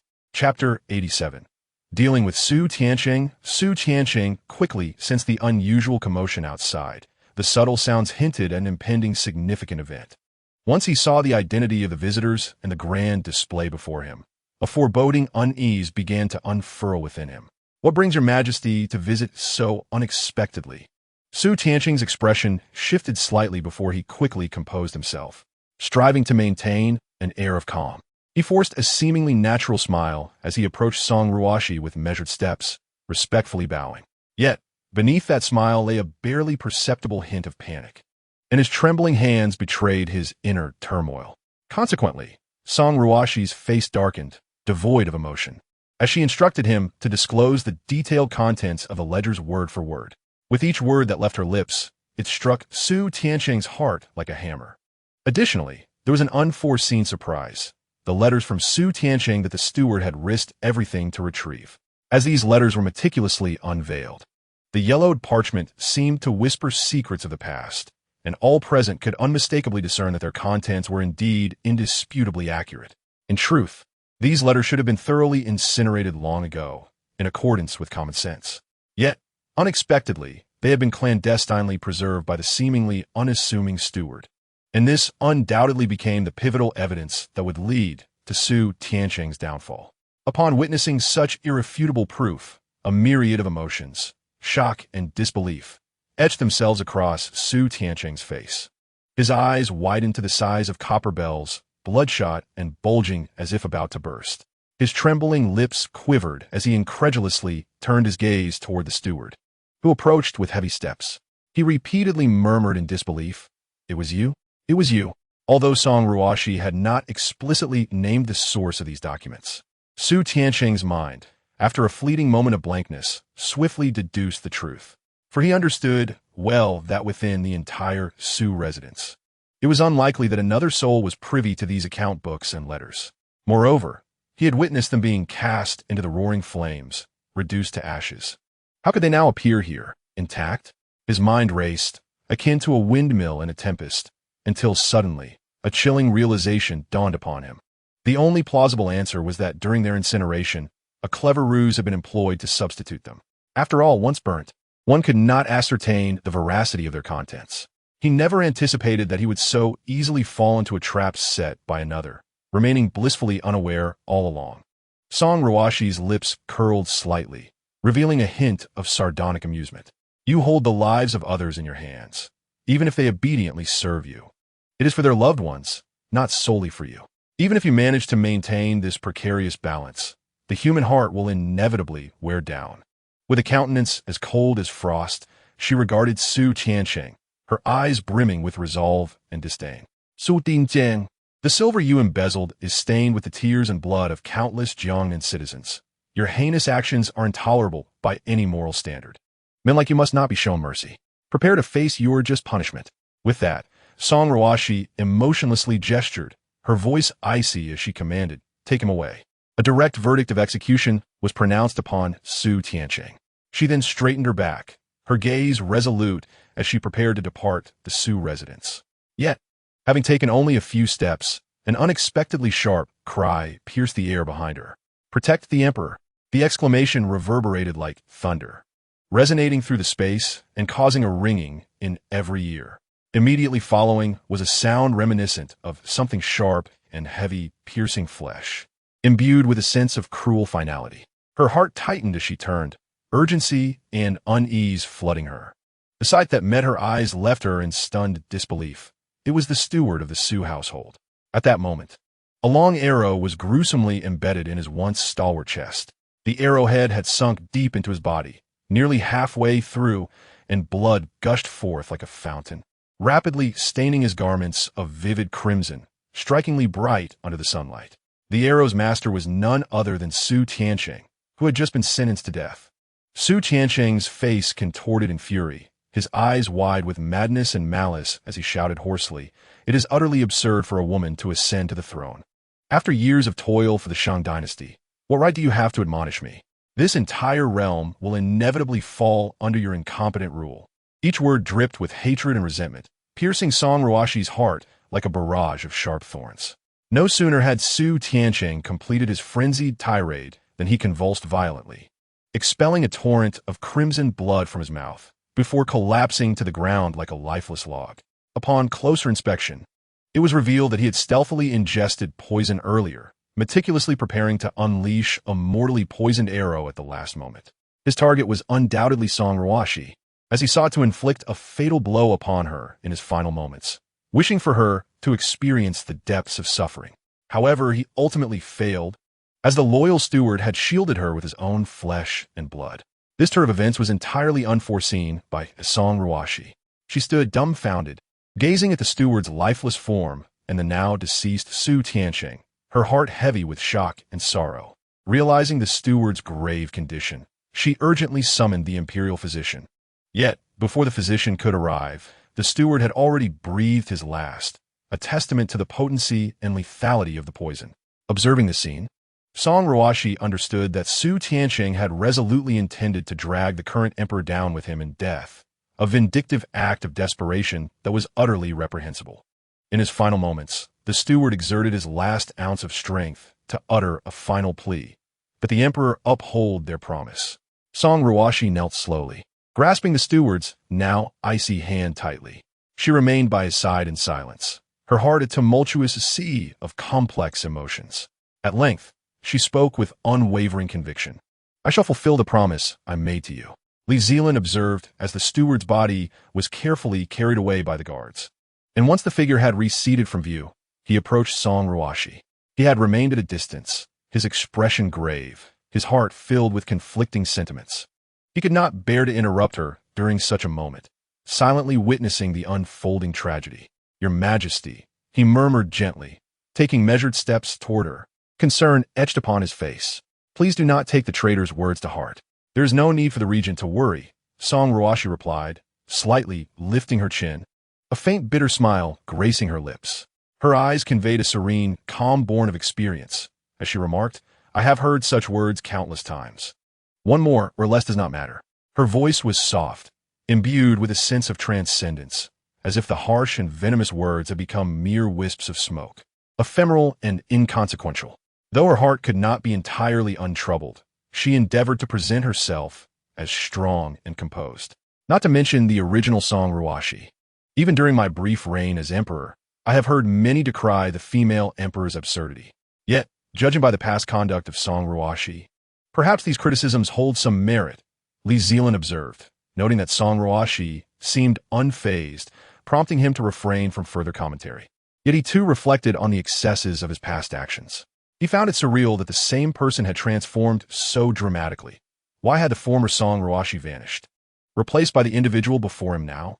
On the eve of Song Ruoxi's departure from Jiangnan, she solemnly undertook a significant task, resolutely ordering Qing Zhizhou to replace the critically important position previously held by Su Tiansheng. It is essential to recognize that the vacancy left by Su Tiansheng could not remain unaddressed indefinitely. Sooner or later, a truly suitable individual needed to be appointed to fill that role. After all, this was no trivial matter, but rather one of great consequence. Presently, Jiangnan is in dire need of revitalization, beset by numerous pressing affairs requiring careful management, each complex and urgent, leaving no room for negligence or delay. Song Ruoxi had already instructed her subordinates to conduct an in-depth investigation into Qing Zhizhou's qualifications, for she was not the type to promote individuals without thorough consideration. She mulled over the decision repeatedly, weighing various factors meticulously. Among these considerations, a profoundly significant reason was Qin Yun's past life-saving assistance to her. Although she had previously rewarded him accordingly, she was acutely aware that such gestures could hardly compare to the debt of gratitude she owed him.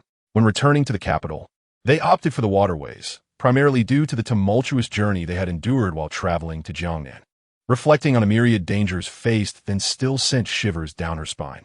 The assassins from Nanyu, having failed in their recent attempts, would undoubtedly not relent, and the fact that they had not been apprehended posed a significant hidden threat that could resurface at any moment. While the speed of land travel was undeniably superior to that of water, the latter ensured a greater degree of safety. Song Ruoxi contemplated the potential consequences of encountering assassins again on land, realizing that any delays would likely exceed those experienced on the water, assuming no unforeseen incidents arose.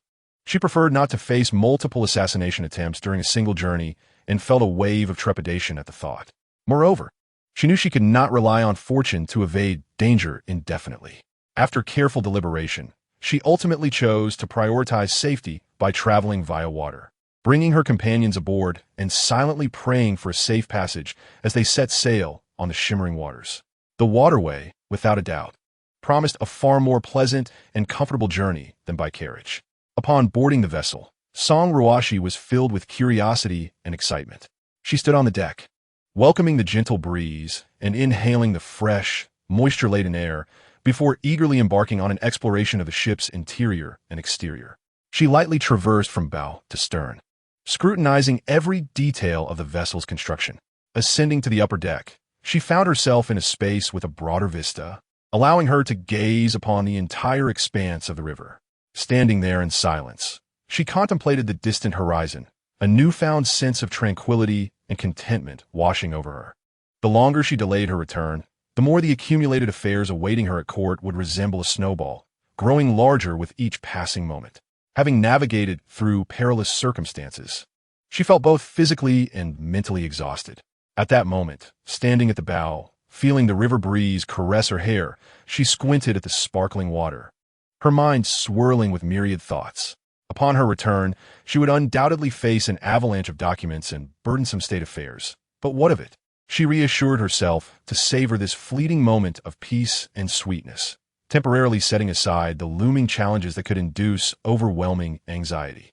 Just for a while, she allowed herself to relax and bask in this moment of serenity and comfort.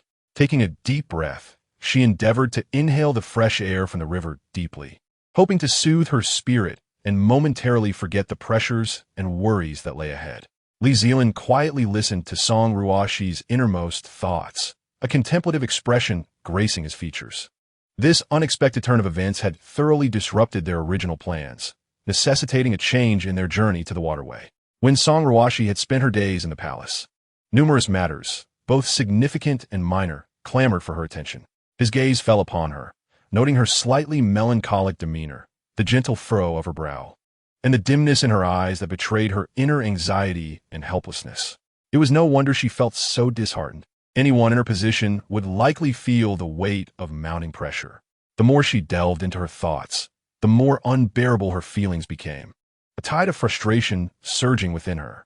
Ultimately, she chose to retreat from such thoughts, stepping into the cabin, a space that felt somewhat cramped yet offered her reassurance, and lay down for a brief nap.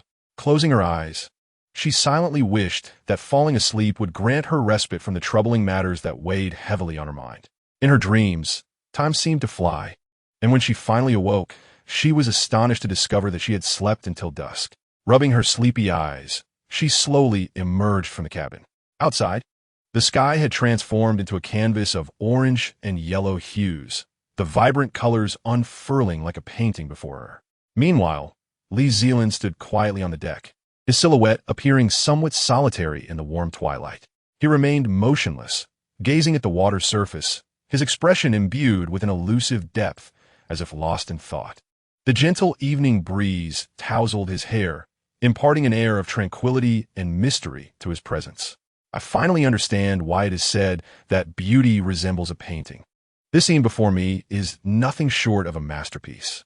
Alas, I cannot capture it with a camera, nor can I paint, so I shall simply indulge in the sight a little longer. Is His Majesty awake? I shall have someone bring dinner.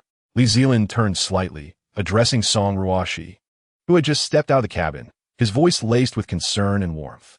Having slept soundly since noon, she had not consumed anything, and the servants, wary of waking her, had refrained from disturbing her during mealtime. Later, I am not hungry yet, Song Ruoxi replied, shaking her head gently, a hint of post-slumber languor still evident on her face. She furrowed her brow slightly before continuing, I ate quite a bit of snacks when we first boarded, so my stomach is still quite full. I hardly feel hungry. Having said that, she stretched and loosened her body, then approached the edge of the deck. Resting her hands on the railing as she gazed at the darkening sky and the shimmering water, still somewhat entranced by her recent slumber, Li Zelin observed her, a faint smile gracing his lips as he stood quietly by her side, sharing in this moment of tranquility. Surely, we shall not encounter any assassins on this waterway?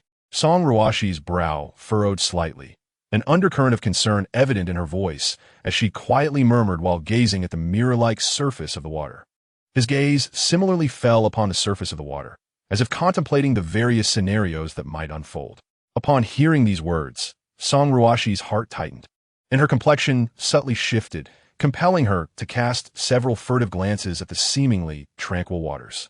Terrifying images involuntarily surfaced in her mind. Envisioning how it would be if an assassin truly emerged from the water, the scene would be nothing short of heart-stopping. She pressed her lips together, her hands instinctively gripping the railing tighter, as the unease within her intensified. How could he not utter a few auspicious and comforting words to soothe me? Especially after we had narrowly escaped an assassin's grasp not long ago. There was no need for such bluntness at this moment. How could his words carry no warmth when faced with such beauty? Chapter 90. Encounter with pirate Song Ruoxi was rendered speechless, supporting her forehead with a quiet sigh. Your Majesty need not worry. The cabin is heavily guarded, ensuring your safety, Li Zelin stated solemnly, his gaze resolute and composed, as though he wished to provide some comfort to Song Ruoxi. Listening to him, she slightly lifted her head to glance at Li Zelin, then turned her gaze to her surroundings, her face still shadowed by a hint of worry as she softly replied, I hope so. Her voice was somewhat subdued, and after speaking, she fell silent. Li Zelin's arrangements were undoubtedly meticulous, and the soldiers would surely remain dutiful, yet an inescapable worry lingered in her heart. Her fingers gently caressed the railing, her eyes betraying a barely perceptible tension and anxiety, praying for a peaceful journey devoid of any further tribulations and dangers. However, that very night, reality cruelly proved that Li Zelin was indeed a harbinger of misfortune. Having slept excessively during the day, Song Ruoxi found herself tossing and turning in bed until the late hours, yet sleep eluded her. Frustrated, she furrowed her brow and ultimately decided to rise, thinking to light a candle and read, thus alleviating the tedium of this unbearable time. Cautiously, she picked up a fire starter, gently blew on it, and a faint flame flickered to life, which she then brought close to the candle. As the candle ignited, casting a dim glow throughout the cabin, a sudden and violent tremor shook the vessel. Caught off guard, the freshly lit candle slipped from her grasp, falling directly onto her person. With her eyes widening in terror, she was relieved to find it was merely a small flame. In a flurry, she managed to extinguish it just in time. Still shaken, she reflected on her close call, relieved it was only a minor flame. Had it been larger, it could have caused a serious fire with disastrous consequences.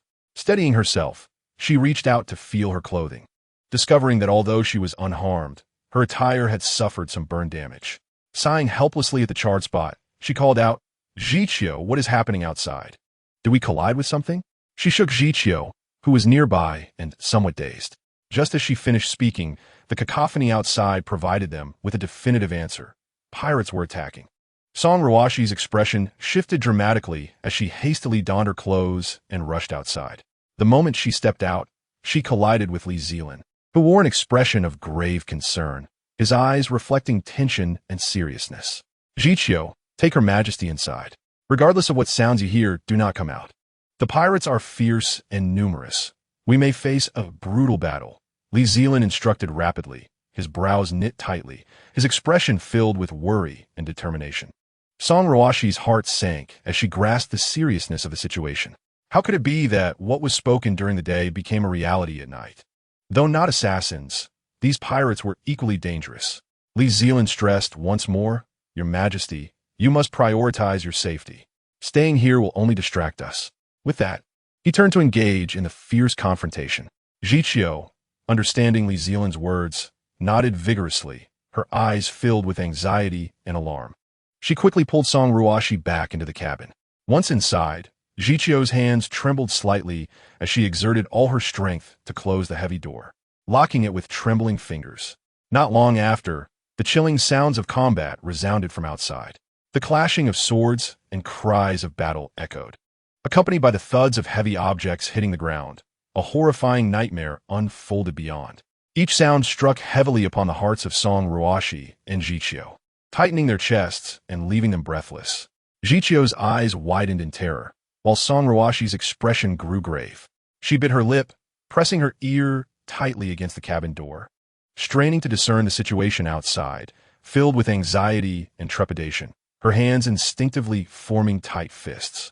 How could they have encountered pirates so suddenly? Song Ruoxi's brow furrowed deeply, her mind swirling with confusion and frustration as she listened intently to the harrowing sounds outside, silently lamenting her fate. Was it truly as if destiny sought to bring about her demise? A surge of indescribable emotions welled within her, feeling as though fate was playing tricks on her. Who could have predicted that while assassins did not come, they would instead encounter this band of ruthless pirates? These pirates were formidable, managing to engage the Imperial Guards for such an extended period. Song Ruoxi's expression tightened further, filled with astonishment and anxiety.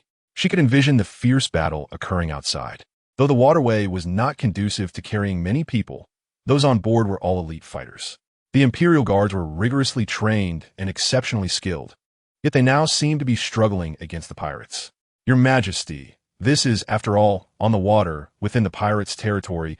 Jiqiu's voice trembled slightly, her complexion pale.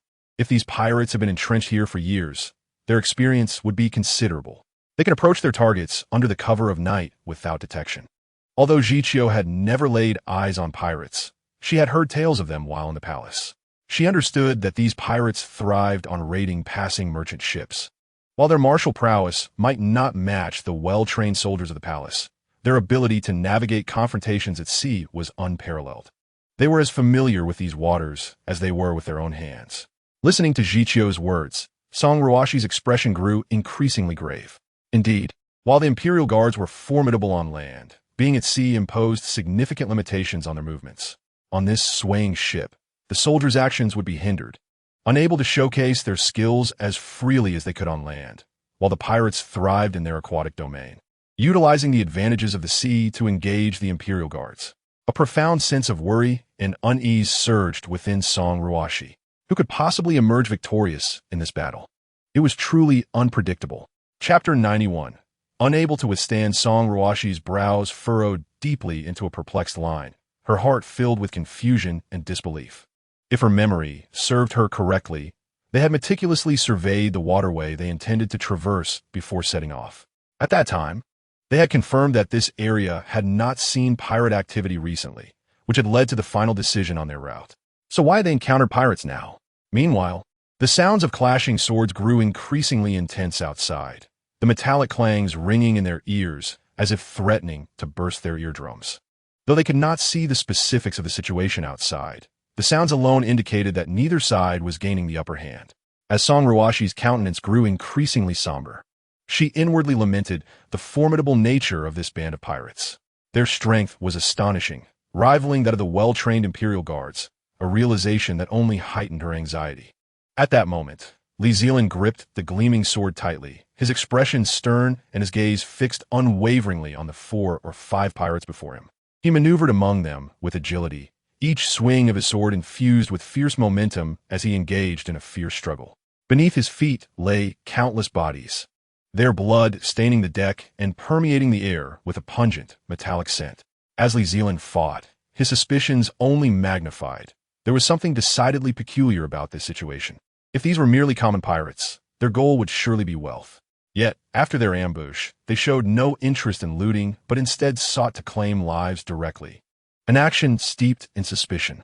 Although some pirates did indeed slaughter all aboard before pillaging, the timing of this attack was far too suspicious. Recently, there had been no reports of pirate activity in the vicinity, unless someone had tracked their movements and pursued them. Moreover, he had already made his royal identity known. But the pirates had shown no sign of acknowledgement. Their demeanor suggested foreknowledge rather than disdain. Even the most ruthless of pirates would hesitate to act so brazenly against royalty. After all, should they succeed now, it would only invite a relentless purge from the imperial family, a prospect that offered them little benefit. While valiantly combating the pirates, Li Zelin's mind raced with these thoughts, beads of sweat forming on his brow as unease swelled within him. "Your Highness, we can no longer hold them off." An anxious voice suddenly broke through. Upon hearing this, Li Zelin's expression turned frostier, his brows knitting tightly together, his eyes glinting with cold steel. The precise number of pirates remained unknown, further fueling his apprehension. The night sky was especially dark, and a thick fog had rolled in, enveloping everything like a heavy veil, rendering visibility nearly impossible. This environment was a veritable paradise for the pirates, who moved like phantoms through the darkness, elusive and unpredictable. Gritting his teeth, Li Zelin resolved to dispatch the pirates before him. He quickly relayed a message for His Majesty and the Crown Prince to escape by small boat.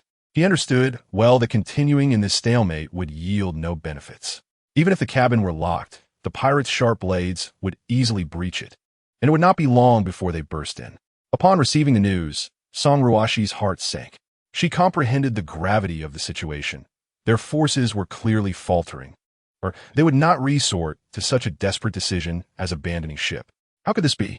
Just a band of pirates. Yet so many trained Imperial guards could only withstand for a brief time. She pressed her lips tightly together, biting her lower lip, her expression grave. Yet, there was no time for her to ponder further. Swiftly, she navigated through the cabin with agility, her steps light and urgent. Song Jiangyu was not in the same quarters as them. Given the earlier urgency, the area was heavily surrounded by pirates, leaving them little opportunity to act without revealing their position.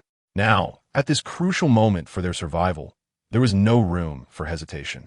If it had not escaped soon, they would undoubtedly become the unfortunate souls beneath the pirates' cold blades. "Your Highness." Upon seeing Song Ruoxi hastening toward him, Song Jiangyu's voice trembled, tinged with fear. His small face was pale, eyes filled with terror and helplessness, tears brimming in his eyes, ready to spill over. Song Ruoxi looked at him, her heart aching. Though he was a noble prince, he was still but a child. Despite her past as a cruel sister, they had faced several perilous assassination attempts along the way. Such harrowing experiences were far beyond the capacity of a young child to remain calm. "Do not be afraid, Your Highness. I will take you away," she said, crouching down to gently stroke his head, her voice tender yet resolute. "We must not make a sound, and quietly make our way to the back to board the small boat." "Board a small boat?" Upon hearing this, Song Jianyu's heart sank, and he instantly grasped the dire situation outside. The fear in his eyes deepened, and his small mouth opened slightly, as if wanting to speak, but finding no words. Merely staring blankly at Song Ruoxi, his body trembling involuntarily. Song Ruoxi grasped his tiny hand tightly, her grip as if to meld him into her palm, and cautiously prepared to follow the route she remembered to the rear. Fortunately, she had thoroughly explored the cabin upon boarding, so even in the dim light, she could still navigate the correct path with relative clarity. Before opening the door, she intended to press her ear against it to listen for any sounds outside. After all, rushing out without caution could lead to a disastrous encounter with a pirate. However, before she could lean in, a sharp blade suddenly pierced through the door with a resounding thunk, sending a jolt through them both. Song Ruoxi's eyes widened in terror, her heart racing as she clamped her hand over her mouth, fearing even the slightest sound, while her entire body shook uncontrollably. A multitude of horrifying thoughts raced through her mind. Had she acted a moment sooner, that blade might have found its mark in her own body rather than the door. An outcome too dreadful to contemplate. She frantically shook her head at Song Jiangyu, signaling him to remain silent, then swiftly pulled him forward. Yet, halfway through their escape, the door visibly teetered, threatening to collapse entirely. In desperation, they were forced to retreat to the top deck. Fortunately, there were no pirates above at that moment. But this confined space would only suffice for a brief hideaway, for once the pirates breached the cabin, they would soon discover their hiding spot. Sweat beaded on Song Ruoxi's forehead as her mind raced, contemplating how to navigate this perilous situation. The small boat is over there. She squinted against the thick fog, desperately searching for the small boat's location, her eyes brimming with urgency and tension. The current circumstances were far from optimistic. If they wished to board the small boat, they would need to traverse the area where pirates and Imperial guards were locked in fierce combat. The challenge of passing through unscathed was daunting indeed. No matter which direction she looked, it felt like a dead end, and the sense of despair within her intensified. Her grip on Song Jiangyu's hand tightened instinctively, as if he were her only anchor in that moment. Before long, other officials began to arrive at this solitary refuge, each one pale and breathless. The pirates would soon invade the cabin, meticulously searching each layer for signs of life. Remaining there would undoubtedly lead to a swifter demise. Song Ruoxi clenched her teeth, her mind racing as she contemplated their next course of action. "Your Majesty, what shall we do now?" A panicked voice echoed in her ears, laden with anxiety and helplessness. Almost immediately, a cacophony of frantic noises surrounded them, akin to a swarm of headless flies in utter disarray. Agitation surged within Song Ruoxi as she abruptly turned her head and struck the loudest individual forcefully on the head. Her visage was dark and foreboding, her eyes shimmering with fury as she lowered her voice to a near whisper, penetratingly stating, "If you wish to hasten your demise, then by all means, make a sound and summon the pirates." Her words struck the crowd like a thunderclap, leaving them all in stunned silence. They exchanged fearful glances, their eyes brimming with dread and regret. Subsequently, they obediently sealed their lips, resembling startled quails, huddling in the corners without daring to utter a breath, terrified of inadvertently attracting the vicious pirates and sealing their fates. The atmosphere grew palpably tense, with only the sound of their anxious breaths and racing heartbeats intertwining in the silence. Continuing to hide was certainly not a viable solution. If they could not successfully board the small boat, then the only alternative would be to plunge into the sea. Yet, she could not swim. The mere thought of the frigid waters and the helplessness of struggling beneath the surface sent a wave of panic through Song Ruoxi. Moreover, even if she could swim, what difference would it make? In this shrouded mist, where a vast chaotic veil enveloped the sea, finding the correct direction was an insurmountable challenge, leading inevitably to doom. Desperately, she scanned her surroundings for anything that could be of use. But aside from a scattering of dilapidated, useless crates, there was nothing. Her brow furrowed tightly, her anxiety burning within her like an unquenchable flame. Just as despair threatened to overwhelm her, her gaze inadvertently fell upon the cabin beneath their feet. Suddenly, she recalled that this was precisely the storeroom for wine. Her eyes brightened with realization. The individual who had sought to drag her down with him had inadvertently provided assistance in this dire moment. "Everyone, stop standing around. Quickly descend and help. Open those barrels and spill the wine onto the ground. Surely someone has a torch," Song Ruoxi exclaimed, her voice imbued with unwavering determination and decisiveness. At that moment, the situation was perilously urgent. Faced with impending doom, it was far better to take proactive measures than to await the pirates, armed with glistening blades, to find them. This plan was undeniably a gamble, a risk on an uncertain possibility. Soon, the cabin was saturated with wine, the air thick with its potent aroma. Song Ruoxi clutched a torch tightly, her palms slick with sweat, fully focused and poised for what fate had in store. Before long, the heavy door of the cabin was forcibly breached with a resounding crash. Li Zelin found himself encircled by a dozen pirates, their movements suggesting a premeditated assault. They obstructed his path, leaving him no opportunity to approach the cabin, forcing him to witness as they shattered the door with their sharp blades. One by one, the pirates began to enter the cabin, while those surrounding Li Zelin remained steadfastly glued to him. At that moment, he was increasingly certain that these individuals were not mere ordinary pirates driven solely by greed. Though they bore the title of pirates, There was undoubtedly someone manipulating them from the shadows. They seemed to know him well. Otherwise, they would not have dispatched so many to ensnare him. Frowning deeply, his face etched with seriousness and anxiety, he caught sight of a flickering light above the cabin. However, he quickly discerned that the light was not aimlessly wavering. Rather, it appeared to convey a message, persistently pointing towards the cabin below. Chapter 93. Deception at the ship's apex. That room appeared to be filled with exquisite wines from Jiangnan. Fire?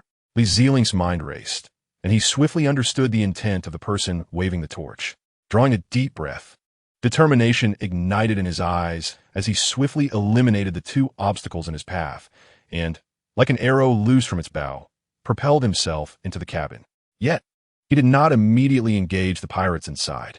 The darkness of night enveloped everything like thick ink, providing the perfect cover for the pirates' stealthy approach. Inside the cabin, it was pitch black, devoid of any light, resembling a vast abyss of darkness. Combat erupted in fierce chaos, with flashes of blades illuminating the shadows in eerie glimmers. In the melee, distinguishing friend from foe became increasingly difficult, and the confusion was suffocating and disorienting. Once inside, Li Zelin was immediately engulfed by the oppressive darkness. His eyes strained to adjust, yet he struggled to discern direction or identify his allies. He had intended to swiftly relay a message for their soldiers to retreat, minimizing casualties and losses, but the current situation thwarted his plans. Close the door tightly. We cannot allow the pirates to ascend. At that moment, a sharp voice pierced through the air from above, Song Ruoxi. When she had shouted those two commands, she had exerted every ounce of strength within her. Upon hearing her words, Li Zelin instantly understood that she had deliberately drawn the pirates upward, buying them precious time and opportunity to respond. Without hesitation, he joined in, raising his voice, filled with urgency and tension. The Emperor is on the ship's peak. Protect the Emperor. As he shouted, he anxiously surveyed his surroundings, closely monitoring the movements of the pirates, silently praying for the plan to succeed. Indeed, upon hearing the Emperor's position, the pirates went wild, as though injected with adrenaline. Their faces twisted into grimaces, eyes gleaming with avarice and madness. They abandoned their fierce battles with the Imperial Guards and surged upward like a tide, heedless of everything else. Seizing this opportunity, Li Zelin finally found a chance to relay the retreat order. Urgently, he urged his men to evacuate, repeatedly shouting, "Retreat! Retreat! If this place ignites, we won't be able to escape." He was frantic, beads of sweat cascading down his forehead. Fortuitously, the pirates, wielding their blades with ferocity, had effectively blocked all the Imperial Guards at the staircase. Otherwise, Li Zelin would not have been able to convey the retreat order so swiftly. Their sudden withdrawal quickly caught the attention of the pirates ahead. However, by the time they realized the intense scent of wine permeating the cabin, it was already too late. After hastily evacuating, Li Zelin immediately sought various materials, employing every possible means to barricade the cabin's exit. In the blink of an eye, a ferocious blaze erupted within, the flames akin to a ruthless beast, rampaging with wild abandon. After tossing down the fire starter, Song Ruoxi dared not linger for even a moment, swiftly retreating, while the others, as if awakening from a dream, fervently followed her lead in a desperate flight. It would not be long before the entire cabin would be engulfed by the dreadful inferno, and if they remained aboard, their fates would be sealed. They had to find a way to reach the deck, at the very least to avoid being consumed by the flames. Consequently, one by one, individuals recklessly leapt onto the deck, knowing full well that the fall would be harsh. Yet the pain seemed trivial when compared to the menacing flames behind them. Gritting their teeth, their eyes filled with determination, they jumped one after another. With great urgency, Song Ruoxi tightly held Song Jiangyu in her embrace, exerting all her strength to guide him to safety. Meanwhile, the surrounding flames danced like frenzied demons, greedily licking at everything in sight, the inferno growing ever more ferocious, waves of heat crashing over them as if to devour them whole. As Song Ruoxi beheld the approaching inferno, a wave of panic surged within her. Beads of sweat trickled down her forehead, and her breath quickened. If she did not leap soon, the flames would soon reach her. With gritted teeth, her gaze betrayed a sense of resolve. At that moment, many of the Imperial Guards below realized that their majesties were about to jump down. Their faces were etched with urgency and concern as they rushed below, arms outstretched, ready to catch the sovereign. The height was daunting, perhaps equivalent to 2 stories. Although there were many waiting below to catch her, uncertainty gnawed at her. What if they failed to catch her? The armor they wore seemed far more unyielding than the wooden deck itself, and she feared that landing on it would hurt more. Li Zelin, having overheard her thoughts, glanced at the soldier's armor and found her concerns valid. He hastily pushed them aside, standing alone below. What did he mean by this? Did he intend to catch her? There was no time to ponder. She had to resign herself to fate. In a moment of sheer terror, Song Ruoxi noticed that the hem of her dress had caught fire, the flames dancing mockingly at her predicament. Alarmed, she could no longer hesitate and leaped. In that instant, her mind went blank, feeling only the wind rushing past her ears. However, the anticipated pain did not arrive. Upon landing, she found herself cradled in a firm and warm embrace, steady hands catching her. A bit dazed, she blinked and realized her feet were firmly planted on the ground. Her heart had yet to calm, and she gazed at the person before her with lingering shock. "Thank you, Regent," she stammered, her voice trembling, eyes shimmering with gratitude and relief, her complexion still pale. "Your Majesty, you exaggerate," the Regent replied, his voice deep and commanding, his countenance devoid of excess expression. Yet his gaze revealed a hint of concern. Gently, he set Song Ruoxi down, standing tall beside her, his posture as resolute as a pine tree. How could he remain so composed? She thought, noting how effortlessly he had caught her despite the height of the fall. The Regent was not only intelligent, but also remarkably strong. After all, he was the male protagonist, embodying the essence of versatility. Though she did not voice her thoughts, she mentally praised him. His eyes were filled with urgency and focus, his tone carrying an undeniable authority. Indeed, the fire had been set to combat the merciless pirates within. In the current circumstances, relying solely on brute force would not yield an advantage. The pirates were adept at maritime combat, their prowess formidable. This drastic measure was a desperate gamble, yet they could not allow the flames to consume the entire vessel, as all aboard depended on it. Though there were some lifeboats, they were far too few to accommodate everyone. Hence, they had to devise a plan to protect the ship. Given the magnitude of the fire, complete preservation was unlikely, yet they had to prevent it from sinking. Inside, the agonized cries of the pirates echoed, their wails particularly haunting amidst the inferno. The cabin doors were firmly barricaded, a solid barrier against their escape, while the blazing flames appeared as a monstrous beast, relentlessly devouring all in their path. Song Ruoxi initially considered covering Song Jianyu's ears, but reconsidered. Though merely a child, at his age, even those from ordinary families would understand the gravity of the situation, let alone a royal destined for the throne. Overprotecting him might do more harm than good. Gradually, the cries within diminished, the pirates' lifeblood extinguished in the relentless flames. Their once piercing screams faded to intermittent whimpers, barely audible, as if they were making their final stand. The Imperial Guards had long since readied themselves for firefighting. Li Zelin's expression was taut, veins protruding on his forehead, his gaze fixed intently on the cabin's entrance. When he deemed the moment ripe, he inhaled deeply and commanded, "Comment section?" The fire continued to blaze, flames flickering defiantly, unwilling to succumb. Yet compared to the initial ferocity that threatened to consume everything, the fire had significantly diminished, now merely crackling intermittently.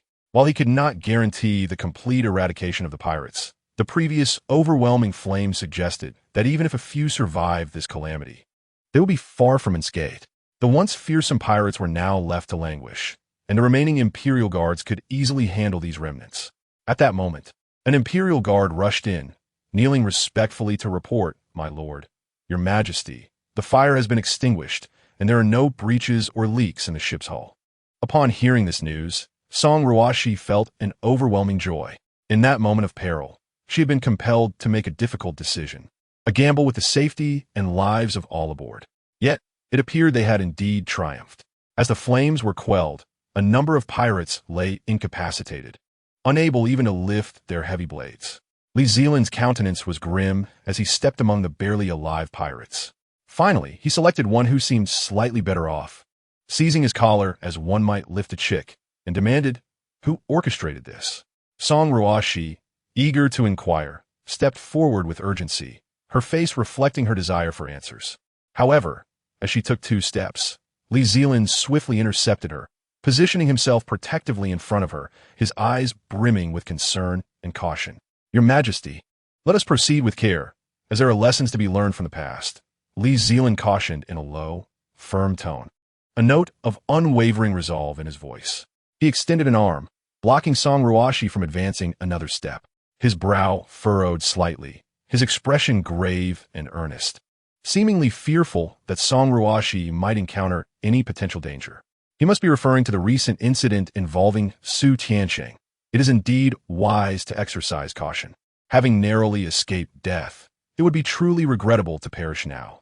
Keep your distance, keep your distance. As these thoughts coursed through Song Ruoxi's mind, she involuntarily retreated several steps. Her footsteps were hesitant, her mind swirling with various ideas. Once she believed she had retreated to a relatively safe distance, she took a deep breath and continued speaking. Chapter 95, Domestic Turmoil in Nanyue. If my guess is accurate, this is likely the handiwork of the Nanyue people. The pirates rushed up without hesitation upon hearing someone mention the Emperor's presence. They are evidently after me. The pirate opened his mouth, producing some indistinct sounds, his gaze wavering, stammering for what felt like an eternity. His facial muscles twitched intermittently, as if engaged in an internal struggle, beads of sweat cascading down his forehead, ultimately failing to utter a single word from his trembling lips. Observing his demeanor, Song Ruoxi narrowed her eyes slightly, a flicker of displeasure crossing her face. With a light huff, she remarked, "It matters not if you remain silent. I merely wish to confirm my suspicions." Standing resolutely, her gaze radiated determination. After a thorough analysis and deduction, she finally confirmed the identity of the person orchestrating events behind the scenes. At that moment, her expression was icy, devoid of hesitation. As she decisively waved her hand and commanded, "Bring forth the remaining pirates and deal with them." Her voice was cold and resolute, as if devoid of any emotion. The soldiers immediately sprang into action, weapons in hand, advancing step by step towards the pirates. The pirates watched in terror, their eyes filled with despair and fear. Song Ruoxi regarded them without a shred of pity. She understood that even if they were not being manipulated, they were still a scourge, having long terrorized the seas. Robbing and killing, they had unknowingly snuffed out countless innocent lives, shattering numerous families' happiness. Their actions were intolerable by any moral standard, and from any perspective. Their demise was richly deserved. As the soldiers moved, the lives of the pirates gradually approached their inevitable conclusion. "Your Majesty, the Nanyue Kingdom is so rampant, repeatedly attempting assassination. This is clearly a blatant provocation." Li Zelin hurriedly approached Song Ruoxi, kneeling on one knee and clasping his fists. Anger and seriousness marked his face, his brow furrowed tightly, his eyes brimming with dissatisfaction towards the actions of the Nanyue Kingdom. He continued, "Your Majesty, consider this. They repeatedly plot such insidious actions, completely disregarding us, brazenly trampling upon our dignity." His words were filled with indignation, as if he could no longer tolerate non-US behavior. Song Ruoxi listened quietly, her expression gradually growing grave. She narrowed her eyes slightly, a hint of sharpness in her gaze, and after a moment of contemplation, she slowly replied, "I am aware that we must teach them a lesson."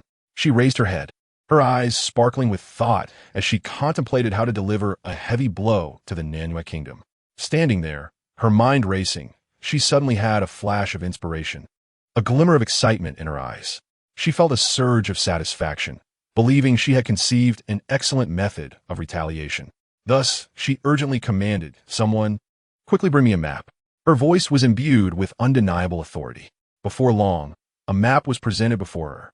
She eagerly took the map, unfolded it, and scrutinized the lines and markings intently.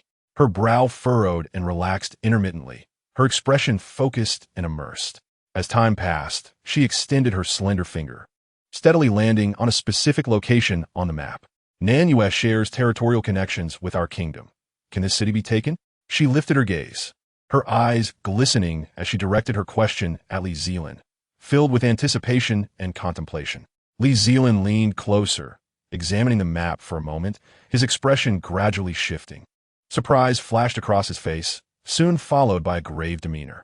After a moment of silence, he slowly spoke. It is indeed conquerable. However, your majesty, the cost we would incur may outweigh their losses.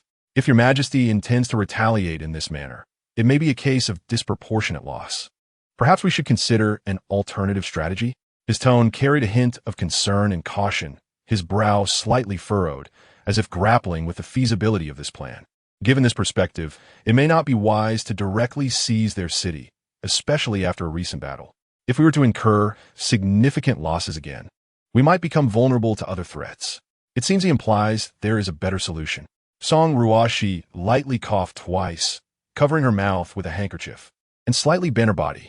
Afterwards, she straightened her back, her demeanor relaxed, and calmly regarded the regent, inquiring with measured pace, "Regent, what are your thoughts on this matter?" Her voice was steady and powerful, exuding an air of authority and confidence. Nanyue is currently facing internal strife. The regent spoke in a low tone. Internal strife? Song Ruoxi raised an eyebrow, a hint of confusion crossing her face, her gaze sparkling with contemplation. Indeed, the regent nodded, his expression serious. As far as I know, these assassination attempts have been orchestrated by their current king. However, the second prince of Nanyue harbors ulterior motives, wishing to usurp his brother from the throne. Moreover, after prolonged scheming, the second prince's influence has grown considerable. The Nanyue king is currently racking his brain on how to eliminate this second prince, and he is in a state of utter turmoil. As he spoke, the regent furrowed his brow slightly, as if he found the complex situation within Nanyue to be somewhat daunting. Is someone attempting to seize his throne? Does Li Zelin's earlier suggestion imply we should exacerbate the situation or fan the flames? Song Ruoxi stood silently, her gaze lowered in contemplation, time seemingly suspended in that moment. Her brow furrowed slightly, her eyes flickering with thoughts as various ideas raced through her mind. After a lengthy pause, she slowly raised her head, her expression still tinged with contemplative inquiry, and gently asked in a measured tone, "What is the character of this second prince?" Chapter 96. Discussion of cooperation. Li Zelin's eyes reflected a complex expression as he began to elaborate. The current king of Nanyue, while undeniably possessing a degree of cunning, is burdened by overwhelming ambition, often acting impulsively and recklessly without regard for consequences. In contrast, his second brother appears far more composed and calculating. He is indeed ambitious, yet he possesses a keen understanding of timing, discerning what actions are advisable and which are absolutely inadvisable, far more clearly than his elder brother. As he spoke, the regent's brow furrowed slightly, his gaze deep and focused, as if he were earnestly analyzing the intricate dynamics within the Nanyue royal family. "Regent, do you think that if I assist this second prince in ascending to the throne, there is a possibility for peace between our two nations?" Song Ruoxi's eyes sparkled with intensity as she posed this crucial question. Her sudden mention of peace caught Li Zelin off guard. He stood there momentarily stunned, his expression a mix of astonishment and contemplation, his brow furrowed deeply as his mind raced to consider the implications. The discord between the two parties has persisted for a considerable duration. It is certainly not a matter of just a day or two. If a peaceful negotiation had been feasible earlier, how could the situation have escalated to such a tense standoff, rife with hostility? The crux of the matter lies in the unwavering stance of NNU, which continues to exert pressure on them. Should they demonstrate a willingness to compromise, the prospect of dialogue would not be entirely unattainable. Indeed, as the regent astutely discerned my intentions, despite the formidable nature of both parties involved, the current ruler of NNU, with his audacious demeanor, occasionally resorts to acts of aggression. Presently, our dynasty must adopt a strategy of patience and restraint. I harbor no illusions that this negotiation will endure for an extended period. I merely seek to secure a reprieve for recuperation. If we are inclined to assist the second prince of NNU in this significant endeavor, the likelihood of a diplomatic resolution between our two nations becomes quite promising. Song Ruoxi nodded slightly, her gaze reflecting determination and wisdom. Given the current circumstances of our dynasty, engaging in warfare in the near term is ill-advised. In terms of military strength, provisions, and other resources, we require time to prepare and adjust. If we can leverage this opportunity to initiate dialogue, even if the second prince is not genuinely inclined towards negotiation, It could serve as a temporary expedient to alleviate the immediate tension, granting us additional time and space to navigate future developments. The two exchanged glances and swiftly solidified their plan. They aimed to lend their full support to the second prince of Inu in overthrowing their monarch. This decision is pivotal for the interests and future direction of the nation. The second prince is no pushover either. The regent furrowed his brow, his expression grave as he cautioned that we must ensure he remains loyal after our efforts bear fruit. We cannot allow our endeavors to be in vain. Although the ship appeared intact on the surface, it had endured a devastating fire for an extended period. The hull bore the marks of scorching, exuding a charred aroma.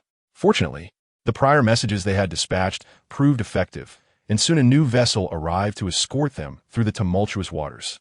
Otherwise, Song Ruoxi would have been exceedingly anxious about their ship, which resembled a piece of charcoal, maintaining its integrity. After a series of tribulations, they were finally nearing the capital and settled into a carriage. During their days on the ship, Song Ruoxi and the regent had diligently deliberated on the most suitable conditions to propose to the second prince of Nnu. They understood the necessity of securing their rightful interests, given the substantial efforts and risks they had undertaken. However, they also recognized the importance of moderation. For both parties ultimately seek a path towards reconciliation, they must not jeopardize the larger picture for the sake of minor gains. As they approached the city gate, Song Ruoxi spotted a large contingent of officials lined up in orderly fashion, adorned in a kaleidoscope of colorful and varied official attire. They stood solemnly, as if awaiting the arrival of a significant figure. However, an involuntary sense of helplessness welled up within her. With a wry smile, she shook her head and picked up a piece of pastry from the plate, hoping to alleviate her inner bitterness with its flavor.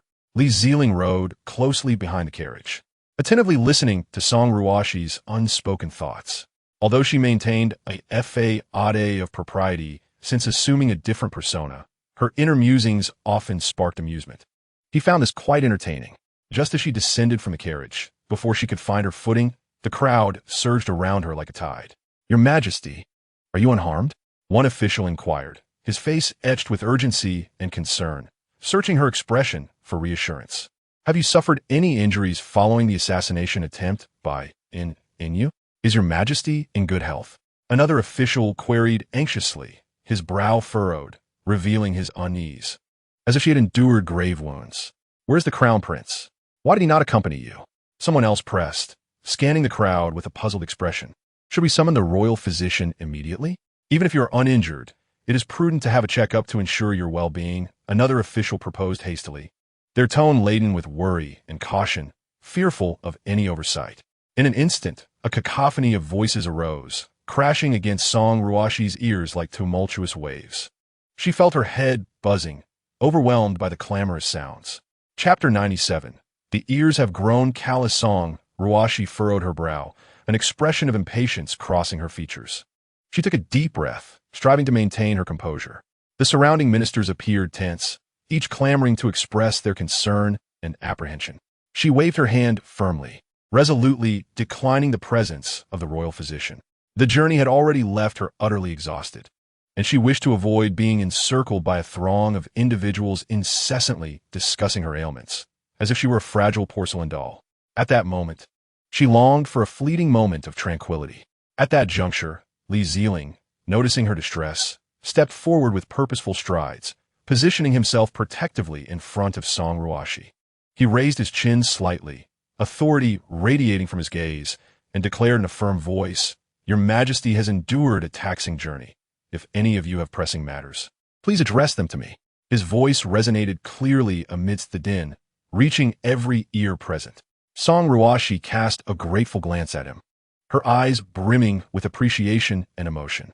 She silently exhaled a sigh of relief, as if a heavy burden had finally been lifted from her chest. Li Zelin's intervention shielded her from unnecessary disturbances and troubles, granting her a moment of respite amid the clamor. Such kindness goes unspoken. How is it that I feel the regent has become more perceptive since our journey to Jiangnan? He now recognizes the need to shield me from these individuals.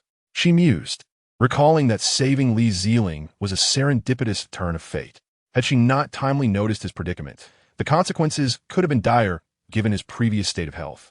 With a composed demeanor, Song Ruoxi entrusted all matters pertaining to Jiangnan to the regent without reservation. Subsequently, she gently patted Zhiqiu's hand and began to walk slowly towards the palace, Zhiqiu accompanying her. As they strolled along the palace path, Song Ruoxi was inexplicably beset by thoughts of the towering stack of memorials that awaited her attention, an unsettling worry rising within her. Halfway through their journey, she abruptly halted, as if having reached a resolute decision. Biting her lips slightly, she resolutely altered her course and turned towards the imperial study. Upon arriving at the entrance, she immediately beheld the mountain of memorials, standing like a small hill upon the desk. Observing the scene, Song Ruoxi could not help but emit a deep sigh.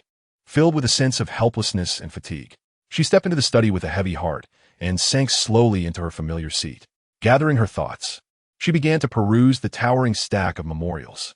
Zhiqiu, witnessing her state, hurriedly approached with urgent steps, her face a portrait of concern.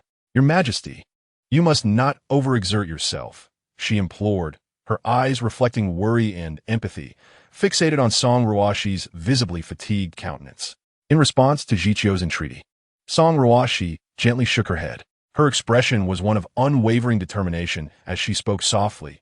"These memorials have accumulated for far too long. Certain matters cannot be delayed any longer. I must address them promptly." Her voice, though soft, possessed an irresistible force, as if the matters at hand bore an immense weight. Zhiqiu gazed at Song Ruoxi's resolute demeanor, realizing that her persuasion would be futile.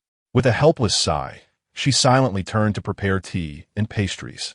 As she walked, she thought to herself that His Majesty was always like this, wholly engrossed in state affairs, entirely neglecting her own well-being. Thus, Song Ruoxi devoted herself to the handling of memorials, occasionally furrowing her brow or deep in contemplation, her brush dancing tirelessly across the documents. Time passed imperceptibly, and Song Ruoxi seemed to forget everything around her, her entire being immersed in this demanding work. The sunlight filtered through the window, moving slowly and casting elongated shadows on the floor, while Song Ruoxi continued her labor without pause, tirelessly working in the imperial study for an entire afternoon. Rubbing her tired eyes, she looked at the mountain of memorials before her and felt a wave of helplessness. Despite her intense busyness throughout the afternoon, she had managed to address only a small fraction of the work. Thoughts of Yuan Qingma crossed her mind, but he had injured his hand during the pirate attack. It seemed he would be unable to assist her in the imperial study for some time, undoubtedly complicating her already arduous duties. She sighed softly, a flicker of worry and fatigue evident in her eyes. Upon returning to the palace, he did not rest, but instead plunged into a myriad of complex tasks. One matter after another flowed through his hands as time quietly slipped away. He immersed himself in these duties, unaware that the outside world had descended into darkness. Passing by the imperial study, he inadvertently noticed a faint flicker of candlelight within. His footsteps paused slightly, brows furrowing as he softly inquired, "Is His Majesty inside?" Upon hearing this, Li Zelin's expression darkened, memories of Song Ruoxi's unwavering determination flooding his mind. Chapter 98. Health is Paramount. Recently, they had narrowly escaped an assassination by pirates, and he had anticipated that Song Ruoxi would take a few days to recuperate before tackling the overwhelming state affairs. He stood there, silently gazing at the window from which the candlelight emanated, his heart filled with complex emotions. The words she had once spoken echoed in his mind. At the time, he had deemed them improbable, but perhaps this new sovereign truly could accomplish such feats. After a moment of silence, Li Zelin slowly spoke. "Have the kitchen prepare a bowl of longan and lotus seed soup to send to His Majesty, and say it is from the Crown Prince." A nearby maid, who had been standing with her head bowed, instinctively prepared to respond, but as she opened her mouth, she suddenly realized something and caught the last part of his instruction regarding the Crown Prince's involvement. A wave of surprise washed over her. She recalled that the Crown Prince had retired for the night. How could he be the one sending it? However, looking at the person before her, the regent, a sense of trepidation held her tongue, and she merely nodded, hastily departing to fulfill the task. After all, in the palace, the regent's word was not to be questioned. Shortly thereafter, the bowl of longan and lotus seed soup was delivered steadily to the imperial study. Zhiqiu carefully accepted it and placed it gently on a nearby table. Observing Song Ruoxi still engrossed in her work, she softly remarked, "Your Majesty, the soup was sent by the Crown Prince, who wishes for you not to overexert yourself." Initially focused on her tasks, Song Ruoxi raised her head upon hearing Zhiqiu's words. When she learned that the Crown Prince had sent it, a glimmer of surprise sparkled in her eyes. Her lips involuntarily curved upward as she murmured, "Just when I was busy all afternoon, I find myself quite hungry." A sense of warmth filled her heart, realizing that the Crown Prince was considerate of his elder sister. She set down her brush and slowly walked to the table, gazing at the bowl of steaming longan and lotus seed soup, touched by the gesture. Song Ruoxi sat down, picked up a spoon, and gently stirred the soup, which rippled slightly with emotion, releasing a fragrant sweetness. She took a small spoonful and let it melt in her mouth. The delicate, smooth texture instantly enveloped her palate. The sweetness of the longan and the freshness of the lotus intertwining, bringing her immense satisfaction. With eyes gently closed, she savored this delightful flavor, as if all her fatigue dissipated in that moment. She continued to eat, a satisfied smile gradually gracing her face. As the soup warmed her from within, she felt her strength returning. Once the last spoonful of lotus seed soup was consumed, she set down her spoon and exhaled contentedly. Turning to Zhiqiu, she smiled, saying, "This lotus seed soup is indeed delightful. It reflects the Crown Prince's thoughtful intention." With renewed vigor, she returned to her unfinished state affairs. Once all the conditions were meticulously negotiated, Song Ruoxi solemnly instructed her trusted confidant to cautiously and discreetly send a message to the second prince of Nangwei. After all, the success of this transaction hinged upon his attitude and decision. She understood, well, that should he refuse, they would not humiliate themselves by begging, for they possessed their own dignity and principles. Nevertheless, Song Ruoxi held significant confidence in this matter, as she was acutely aware of the second prince's current predicament. Although he wielded considerable power, he was greatly feared by his elder brother, who had been tirelessly devising ways to eliminate him. Recently, his elder brother had begun to take overt actions against him. Song Ruoxi pondered quietly, believing that if this second prince were truly astute and visionary, he would understand what choices lay before him after weighing the pros and cons. These days, Song Ruoxi had been exceedingly busy, rising early and toiling late, diligently managing one task after another, and, at last, she had completed all that required her attention. It's becoming increasingly hot these past couple of days," she remarked softly while fanning herself. She then reached for a bowl of chilled sour plum soup nearby, the exquisite vessel emanating a refreshing coolness. Bringing the bowl to her lips, she took a gentle sip, the sweet and tangy flavor instantly enveloping her mouth, leaving her feeling invigorated, as if all her exhaustion and heat had been swept away. According to custom, it would soon be time to retreat to the summer palace to escape the heat. While Song Ruoxi held some recollections of the summer palace, they were but memories, and she had never personally experienced the coolness and comfort of the place. Thus she found herself looking forward, imagining a refreshing and pleasant summer spent there. At that moment, Zhiqiu hurriedly entered, respectfully announcing, "Your Majesty, Lord Yuan has arrived." Before long, Yuan Qingma's figure appeared before her. He walked with steady steps, exuding calmness, his official robes swaying gently with his movements, embodying a unique air of authority and grace. "Yuan Qingma, you, who recently suffered an injury, did I not advise you to rest and refrain from coming to the imperial study?" Song Ruoxi frowned slightly, her gaze resting on his bandaged hand, her concern evident as she gently reminded him. A hint of tenderness flickered in her eyes, revealing her displeasure at his decision to come while injured. Yuan Qingma hastily clasped his hands together, a resolute expression gracing his face as he earnestly declared, "Your Majesty, I have nearly recovered. Although my hand is still somewhat unsteady with the brush, I can write without issue.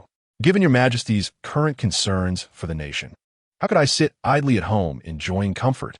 I am willing to share Your Majesty's burdens and serve the court." As he spoke, a fervent light flickered in his eyes, and he instinctively tightened the bandaged hand, as if to underscore his determination. Chapter 99. The stubborn minister Song Ruoxi listened to his words and attempted to persuade him several more times, but to no avail. She could only shake her head in resignation. With a soft sigh, she remarked, "Very well, then it shall be as you wish." It seemed that the imperial study indeed held no strenuous tasks, merely the organization of books and documents. Reflecting on his insistence, she decided it was unnecessary to obstruct him further. Thus, Yuan Qingmao remained in the imperial study, diligently commencing his organizational tasks. Despite the lingering discomfort in his hand, he approached his work with utmost seriousness and care. Li Zelin hurriedly arrived to deliver items, and upon entering the study, his gaze inadvertently fell upon the familiar figure that had reappeared in this place. His heart jolted slightly, and his brows furrowed unconsciously. Why was the regent here? Hearing the commotion, Song Ruoxi looked up, gently placing the recently perused memorial down, her eyes filled with a hint of confusion. Li Zelin's expression was grave as he pressed his lips together and stated, "There's been a response from over there." His tone was somber, and he spoke vaguely, without naming anyone, leaving others perplexed. Song Ruoxi's peripheral vision suddenly caught sight of others present in the imperial study. A flicker of understanding crossed her gaze, and she quickly urged Yuan Qingmao, "Yuan Qing, you may step outside for now." Yuan Qingmao seemed to sense the unusual nature of the situation. He refrained from further comment, respectfully bowed, and slowly exited. As he departed, the door to the study was gently closed, plunging the room into silence. Song Ruoxi redirected her attention to Li Zelin, awaiting his forthcoming words. He is quite cautious, yet this matter is of great significance, and without a conclusion on its success or failure, it is best that fewer people are aware of it. What did the second prince say? Song Ruoxi inquired, raising an eyebrow as she elegantly grasped a teapot, slowly pouring 2 cups of tea. The clear liquid cascaded from the spout into the delicate cups, releasing wisps of steam. She extended her fair hand, gently offering 1 cup, her eyes alight with anticipation. Li Zelin promptly accepted the cup with both hands, bowing slightly as he expressed, "Thank you, Your Majesty." After a brief pause, he continued, "The second prince has agreed to our proposed conditions without any additional demands." His countenance relaxed slightly as he spoke, revealing a hint of surprise and joy at the outcome. Upon hearing this, a glimmer of brightness flickered in Song Ruoxi's eyes, and her lips curved into a subtle smile, a weight lifting from her heart. "Excellent. We can now proceed to arrange the related matters." She took a delicate sip of tea, her thoughts clearly engaged. The situation is progressing more smoothly than anticipated. It seems the second prince is quite astute. Although dealing with someone perceptive can be challenging, given our current circumstances, it is still preferable to remove his war-obsessed elder brother first. Very well. What did the letter convey regarding how the second prince wishes for our assistance? Song Ruoxi straightened slightly, her gaze filled with seriousness and eagerness, her exquisite features illuminated by the candlelight, exuding an air of grace. The dynamics of this situation are unpredictable, and a slight misstep could lead to total failure. Li Zelin's demeanor turned solemn as he carefully produced an aged map from his possession, its edges yellowed with time. He unrolled it meticulously on the table, his movements gentle and cautious, as if afraid of damaging the precious document. "This marks the border of Nanyue, which also borders our territory. Half of the royal guards under the Nanyue king have gathered here," he explained, pointing to a specific location on the map. His brow slightly furrowed. "If we can resolve the subsequent issues, it should not pose much difficulty." At that moment, the room fell into silence, the only sounds being the flickering candlelight and their somewhat labored breaths. Song Ruoxi scrutinized the map, her gaze penetrating and sharp, as if contemplating strategies. Over the following days, Song Ruoxi and Li Zelin devoted themselves entirely to discussing how to launch an assault on the Nanyue border. After all, they were not facing ordinary soldiers, but the most elite guards of the Nanyue king, adding considerable complexity to their plans. However, with the second prince's potential cooperation, a glimmer of hope emerged. Soon after, through secret channels, the second prince arranged for them to receive maps of the border area. At least for now, it seemed that the second prince's intentions were quite sincere. Yet they were acutely aware of his cunning nature. Despite having negotiated conditions for their transaction, vigilance was still necessary, and complacency could not be afforded. After much deliberation and weighing their options, both parties ultimately agreed to take action during the Dragon Boat Festival. Upon receiving the news, a barely perceptible joy flickered across Song Ruoxi and Li Zelin's faces, though they understood that a challenging and unpredictable endeavor awaited them, and they could not afford even a moment of slackness or carelessness. With matters settled on this front, Song Ruoxi began to organize a grand procession to the temporary palace. The convoy resembled a serpentine dragon, its presence formidable. In this era devoid of modern cooling devices, while placing ice blocks within the palace could provide some relief, it was hardly a sustainable solution, and such excessive use of ice was an imprudent waste of resources. Typically, when the emperor retreated to the summer palace, numerous concubines accompanied him for entertainment. However, Song Ruoxi's situation was unique. She had no concubines to bring along. Thus, she summoned those under her care, including the crown prince, the regent, and several key officials, to accompany her. As they alighted from their carriages, the picturesque scenery of mountains and clear waters greeted them. Song Ruoxi tilted her head slightly, taking in the undulating green hills, lush trees, and crystal-clear streams that formed a breathtaking tableau. She inhaled deeply, realizing that the air here was far superior to that of the palace. Chapter 100. The summer palace. This place, likely due to its abundant vegetation and sparse population, was infused with a refreshing and natural aroma, as if each breath could provide immense relief and relaxation, leaving one invigorated and entranced. Now I understand why emperors retreat here in the summer.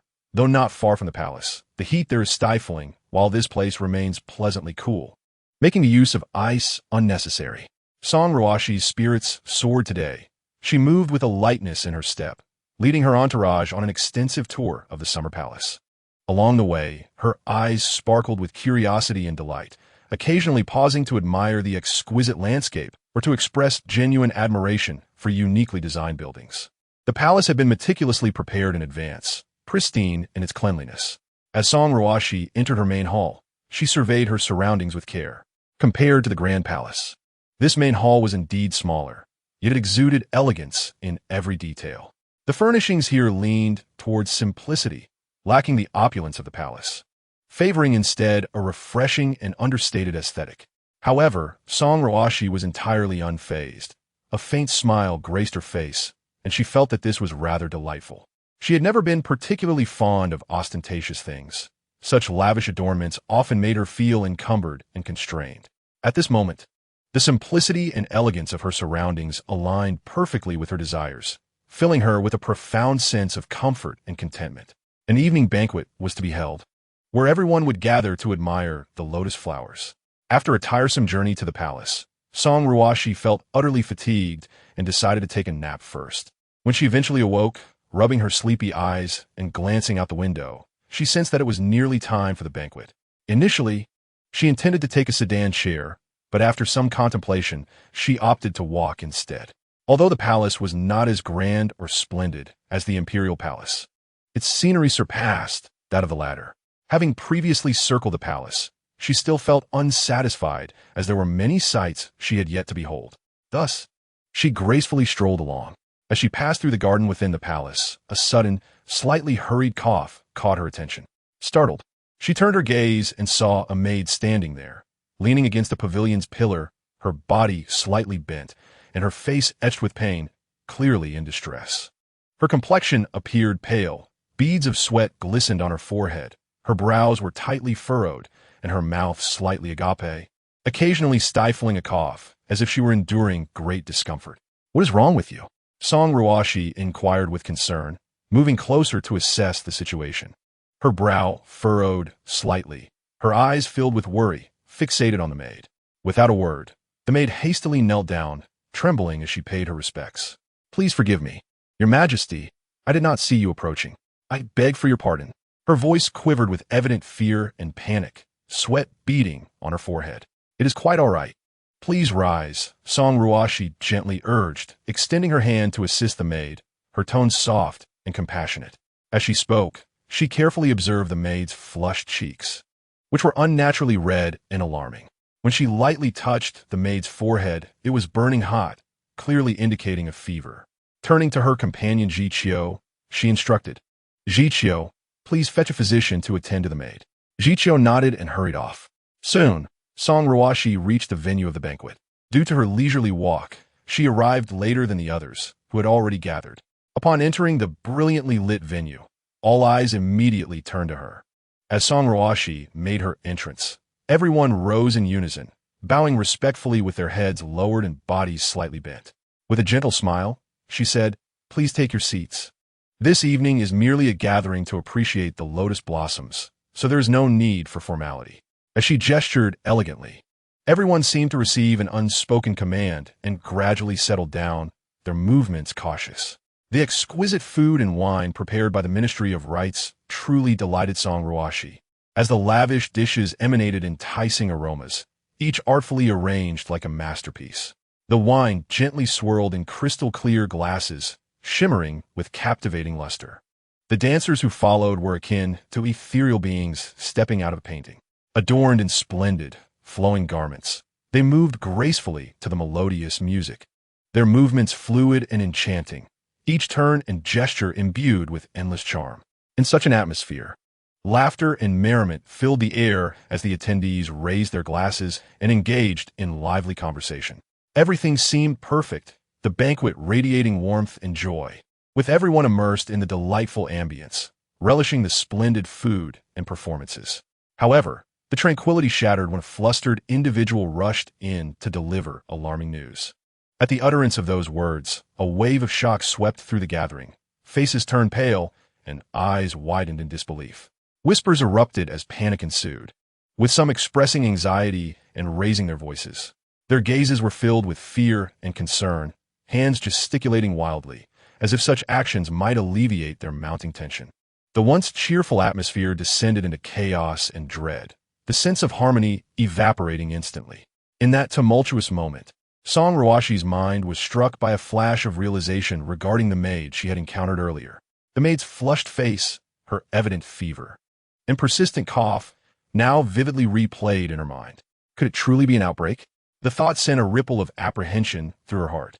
Her brows knitted tightly. Her expression grew grave.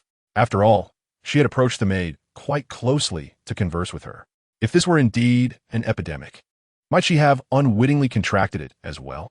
The more she pondered, the more her unease deepened, her heart racing as her hands instinctively twisted together. Li Zelin, upon hearing the alarming news, furrowed his brow tightly, his expression transformed by worry and contemplation. He had hoped that the epidemic had not spread widely within the palace, and if they acted swiftly, perhaps they could mitigate the damage. Yet, he never anticipated that Song Ruoxi had already come into close contact with the afflicted maid. Song Ruoxi felt her heart racing like a frightened deer, pounding relentlessly as if it might leap from her chest. Her complexion paled, and her eyes were filled with terror and helplessness. The sweet pastry she had held moments ago now felt like a heavy stone in her hand, rendering it tasteless in her mouth. She struggled to swallow, her throat tightening as dread seeped into her heart. "Your Majesty, do you think our encounter with that maid in the garden might be?" Jiqiu's voice was laced with uncertainty and anxiety, her face reflecting distress. She had recalled the incident during the banquet, but amidst the chaos and panic, she hesitated to voice her thoughts openly, feeling deeply conflicted. "It is highly probable," Song Ruoxi replied, her voice tinged with resignation and despair, as she slowly lowered her head. Thus, both master and servant spent the entire day in a state of trepidation, each moment stretching infinitely, every tiny sound tightening their hearts. "Jiqiu, do you feel any headache or fever? Or is there anything amiss?" Song Ruoxi inquired urgently, seizing Jiqiu's arm with palpable worry. Her gaze was fixed intently on Jiqiu, as if seeking answers from her expression. Ziqi slowly closed her eyes, immersing herself in thought for a considerable time before gently shaking her head, as if nothing had transpired. It appeared that neither the emperor nor she had been infected. Her voice carried a sense of relief and gratitude. Upon hearing this, the immense weight that had burdened Song Ruoxi's heart finally fell away with a resounding thud, allowing her to exhale deeply, her entire being seemingly liberated from the tension. Silently, she expressed her gratitude thrice, thanking the heavens for sparing them from calamity. Throughout the day, her anxiety had completely suppressed her appetite, but now, with no symptoms having manifested after a full day, she felt assured that they had indeed escaped infection. Suddenly, the long-repressed hunger surged forth like a tidal wave, and her stomach audibly protested. "Quickly, have the kitchen prepare all the dishes I usually enjoy." Song Ruoxi eagerly instructed Ziqi, her face radiating joy and her eyes sparkling with anticipation. In that moment, She resembled someone who had just emerged from suffering, filled with a sense of exhilaration and relief. She indulged in food and drink with exuberance, as if to wholly release the pent-up appetite she had stifled before. Meanwhile, Zelin was in stark contrast. After the emperor had left the banquet early, coupled with the troubling words he had heard, he was engulfed by doubt and concern. He hurried to the palace to seek an audience, only to be callously denied entry. Refusing to relent, he returned during the day, yet met with the same refusal. Anxiety gnawed at him as thoughts of the emperor's well-being consumed his mind. Fearing the worst, he summoned the imperial physician, anxiously awaiting news.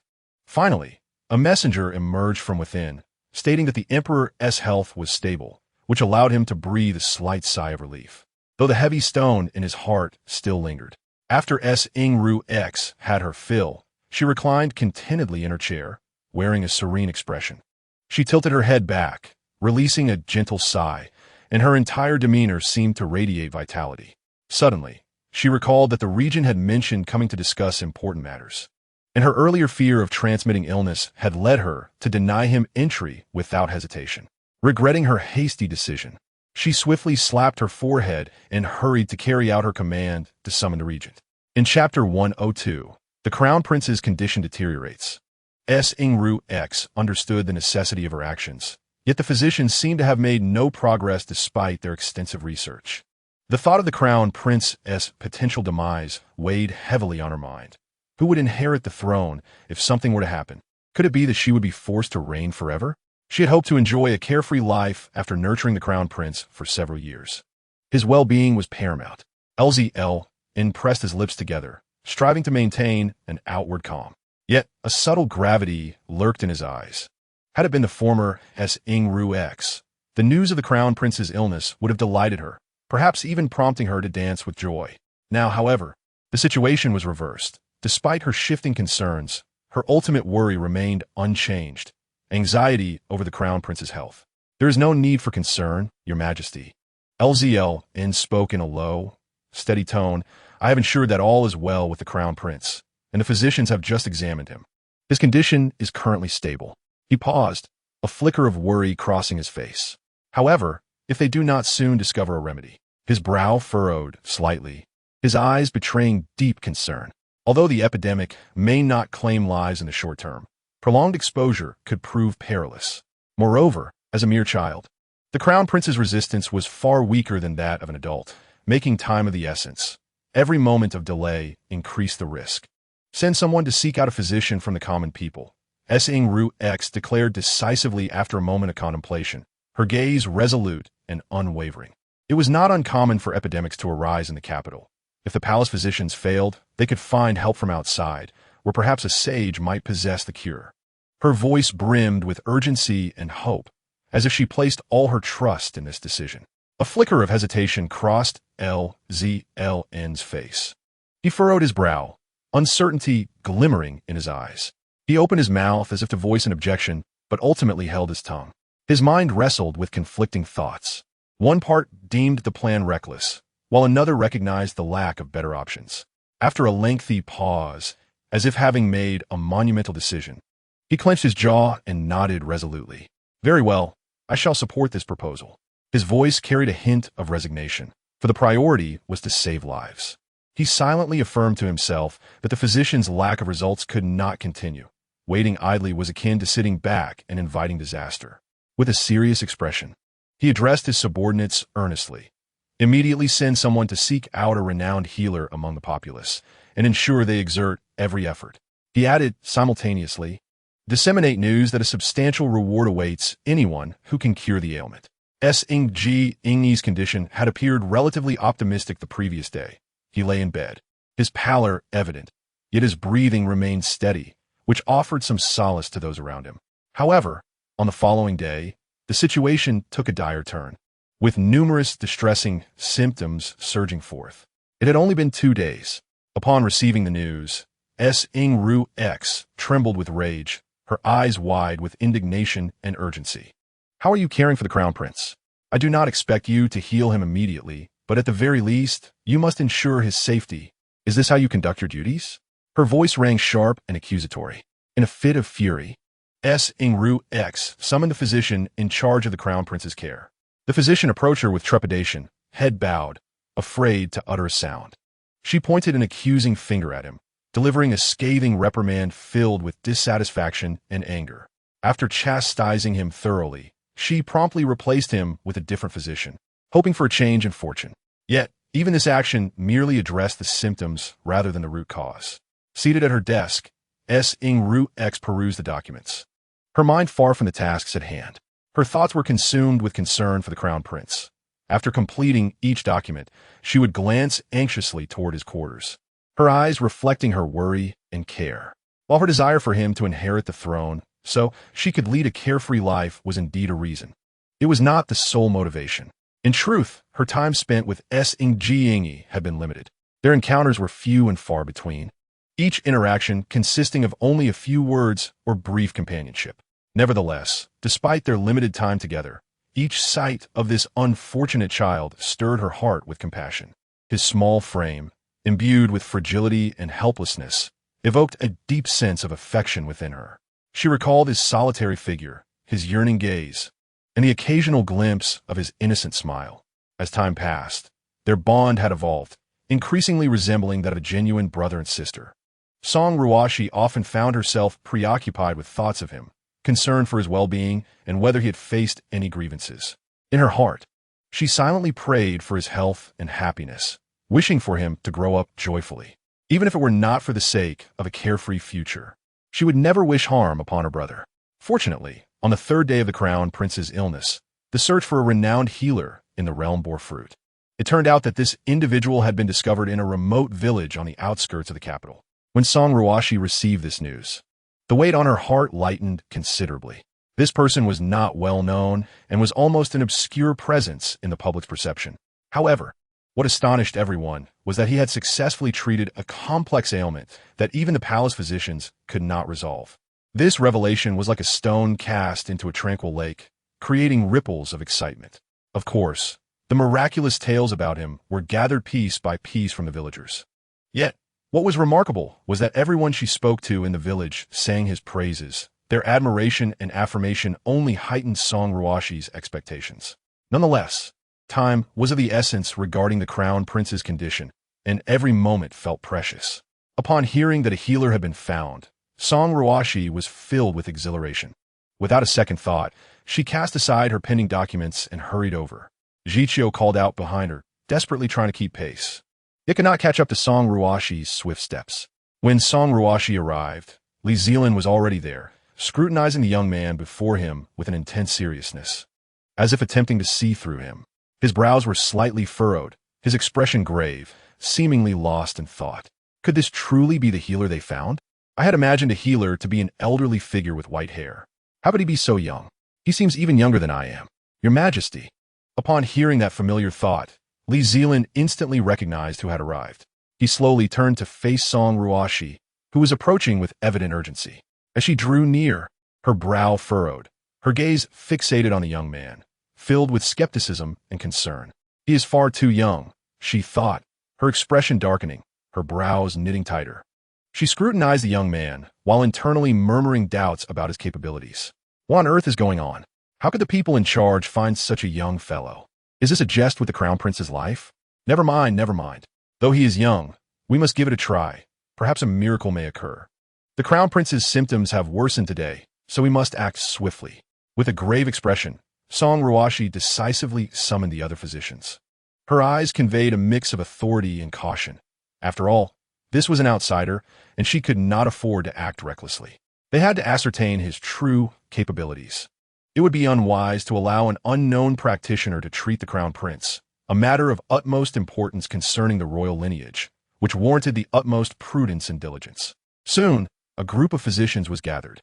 Under Song Ruoxi's direction, they collectively engaged in an assessment alongside the young healer. The atmosphere was charged with tension and seriousness. The outcome, however, was far beyond anyone's expectations. This seemingly youthful healer exhibited astonishing expertise and remarkable skill in diagnosing and addressing various ailments. His grasp of medical knowledge surpassed that of the palace's seasoned practitioners. Whether it was his profound understanding of the properties of herbs, his precise judgments on complex conditions, or his unique insights into treatment methods, he left everyone in awe. Is this not a trick? Song Ruoxi furrowed her brow slightly, her eyes betraying a hint of doubt, as she hurried to Li Zelin's side for confirmation. Her expression was tense, her body leaning forward as if eagerly awaiting a definitive answer. His gaze was steadfast and composed, meeting hers with an assuring confidence. His tone carried an undeniable conviction that calmed her anxious heart. After meticulously confirming the young man's credentials and ensuring his integrity, she finally felt at ease, allowing him to attend to the crown prince. To err on the side of caution, she assigned an experienced physician to assist him. Standing by the crown prince's bedside, wearing a mask she had crafted herself, Song Ruoxi appeared anxious, her eyes filled with concern as she focused intently on the crown prince. How is he faring? Her voice trembled slightly with urgency and hope. Xiao Wanzhou, with a serious expression, carefully lifted his hand from Song Jianyu's wrist and proceeded to examine the crown prince's eyes and mouth. His brow was tightly furrowed, as if he was contemplating something significant. Upon hearing his words, Song Ruoxi's face brightened with overwhelming joy, her eyes sparkling with excitement. She hurriedly urged her subordinates to assist Xiao Wanzhou in preparing the medicine, her voice quivering with urgency. Hurry, take him to prepare the medicine. Your Majesty, you should leave quickly. It would be unfortunate if you were to catch the illness, echoed warnings she had already heard multiple times. The urgency and concern in those voices reflected their fear for her safety. In an instant, Song Ruoxi's expression soured with impatience, her brows knitted tightly, her eyes flashing with annoyance. Get out! The crown prince is my brother. Is it not permissible for me to be here? Now that we have found a healer capable of curing him, there is no need for such precautions. Her voice held an undeniable authority, laced with a hint of dissatisfaction. Li Zelin, upon hearing her words, felt a surge of surprise. His gaze flickered as he observed Song Ruoxi's retreating figure, pondering deeply.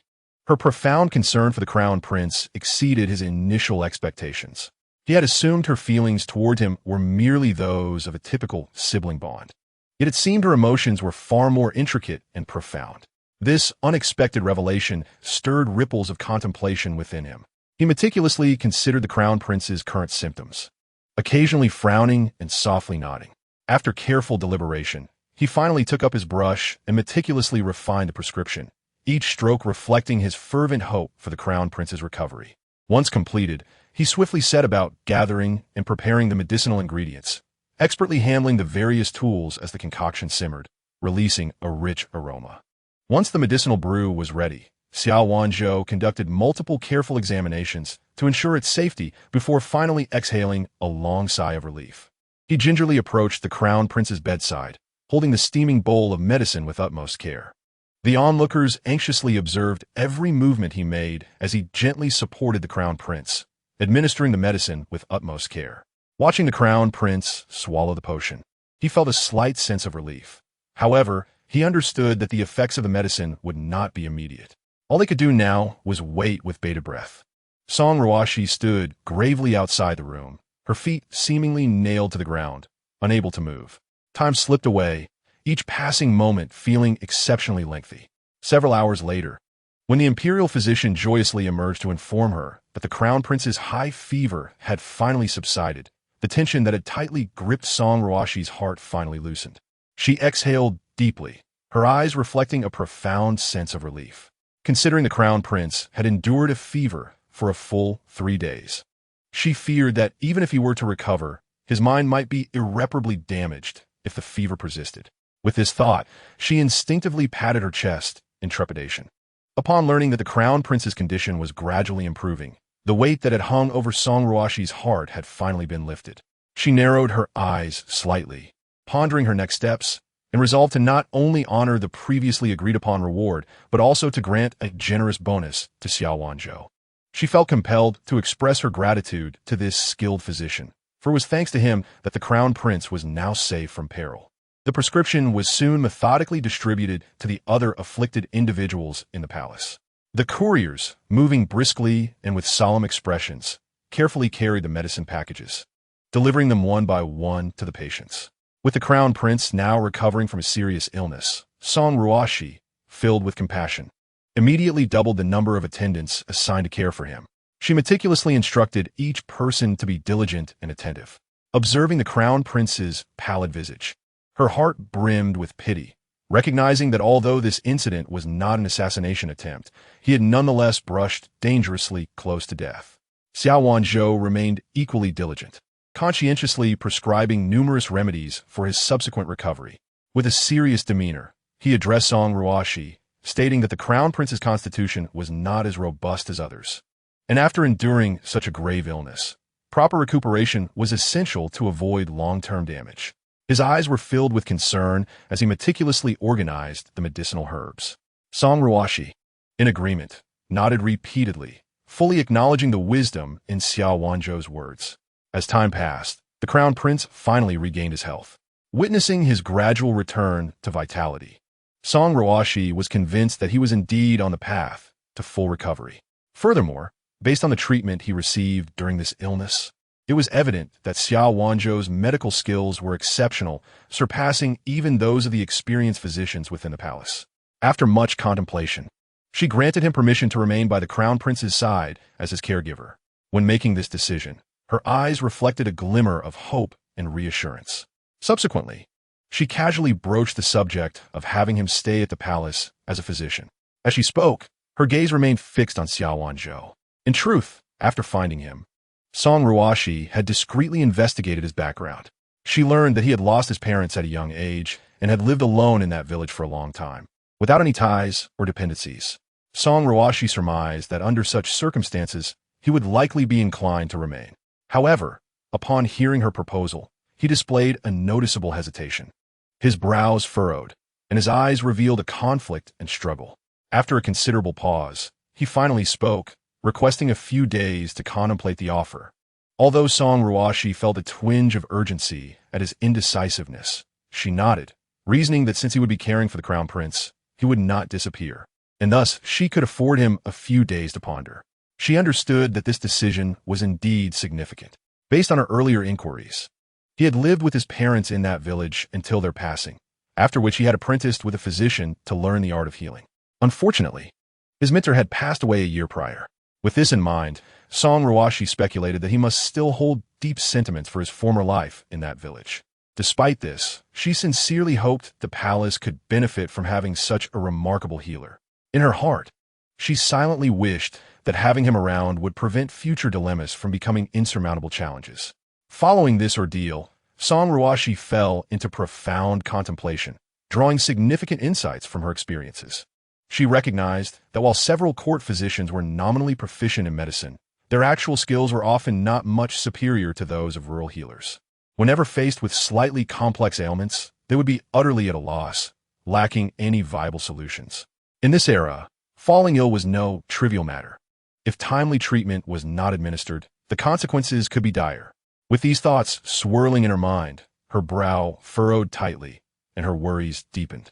Consequently, Song Ruoxi resolved to thoroughly reassess the physicians within the imperial hospital. It was imperative to eliminate the mediocre and select individuals of true capability. On this particular day, Song Ruoxi rose early and instructed the kitchen to prepare a nourishing soup. With a gentle yet focused demeanor, she personally carried the food container, hurrying towards the crown prince's chambers. Upon gently pushing open the door, she was surprised to find Li Zelin already inside, engaged in earnest conversation with the crown prince. "Your Majesty," Li Zelin exclaimed, rising quickly to pay his respects upon noticing Song Ruoxi's entrance. Observing this, Song Ruoxi offered a warm smile and waved her hand, saying, "No need for formalities. How do you feel today? You seem to be improving." Her face radiated concern as she gracefully approached the bedside and seated herself. Her gaze softened as she carefully examined Song Jianyu, her eyes brimming with compassion and sympathy.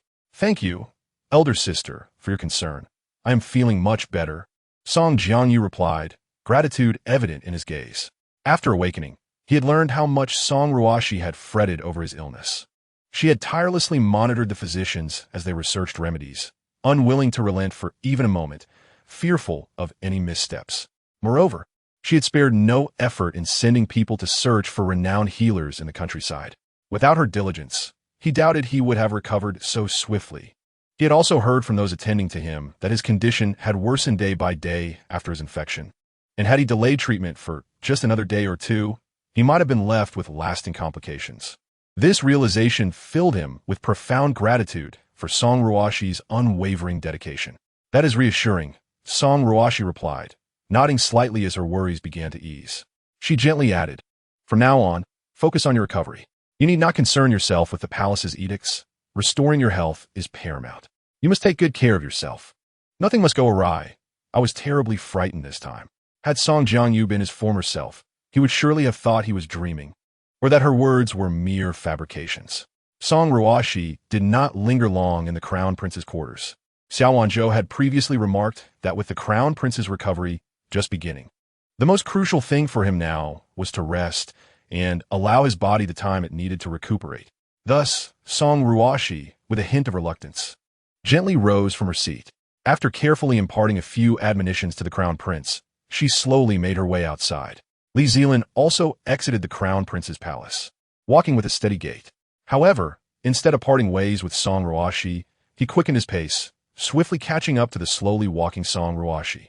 "Your Majesty," Li Zelin called softly, his tone imbued with a sense of gravity. He slightly inclined his body to walk in parallel with Song Ruoxi and continued, "With the Dragon Boat Festival approaching, our people have already begun preparations. Oh dear, amidst the myriad of affairs these past few days, I completely neglected this matter. It is understandable, as the past few days have been exceedingly hectic and chaotic. Let them proceed with caution, and ensure not to alarm the King of Nanyue." Song Ruoxi replied with a slight nod, her expression serious, as she emphasized the importance of the situation. A glimmer of authority and caution shone in her gaze, indicating her profound concern regarding the matter at hand. Standing there, her mind raced with various potential scenarios, and she added with palpable unease, "They must exercise utmost care, leaving no room for oversight." At that moment, Song Ruoxi abruptly recalled the numerous documents awaiting her review, causing her expression to tense. As she walked, she pondered that with the Crown Prince needing to recuperate, the documents could not be sent in his direction, presenting a vexing dilemma. Fortunately, she had Yuan Qingmao by her side to assist, which provided her with a modicum of relief amidst the chaos. Nonetheless, the actual situation was far from easy, as they were burdened with a plethora of tasks that had been delayed due to the epidemic. Even with two of them working together, they remained perpetually occupied.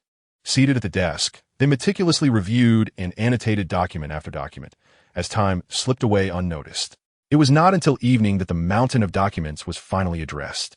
Song Ruoxi rubbed her weary eyes and sighed softly, reflecting on the conclusion of this frenetic day. Yuan Qingmao nodded in acknowledgement and turned to leave. Once Yuan Qingmao departed, Song Ruoxi gazed at the towering pile of documents before her, unable to suppress another long sigh of exasperation. She furrowed her brow, her eyes betraying a sense of helplessness and fatigue, and murmured to herself, "Ah, being an emperor is truly no easy task."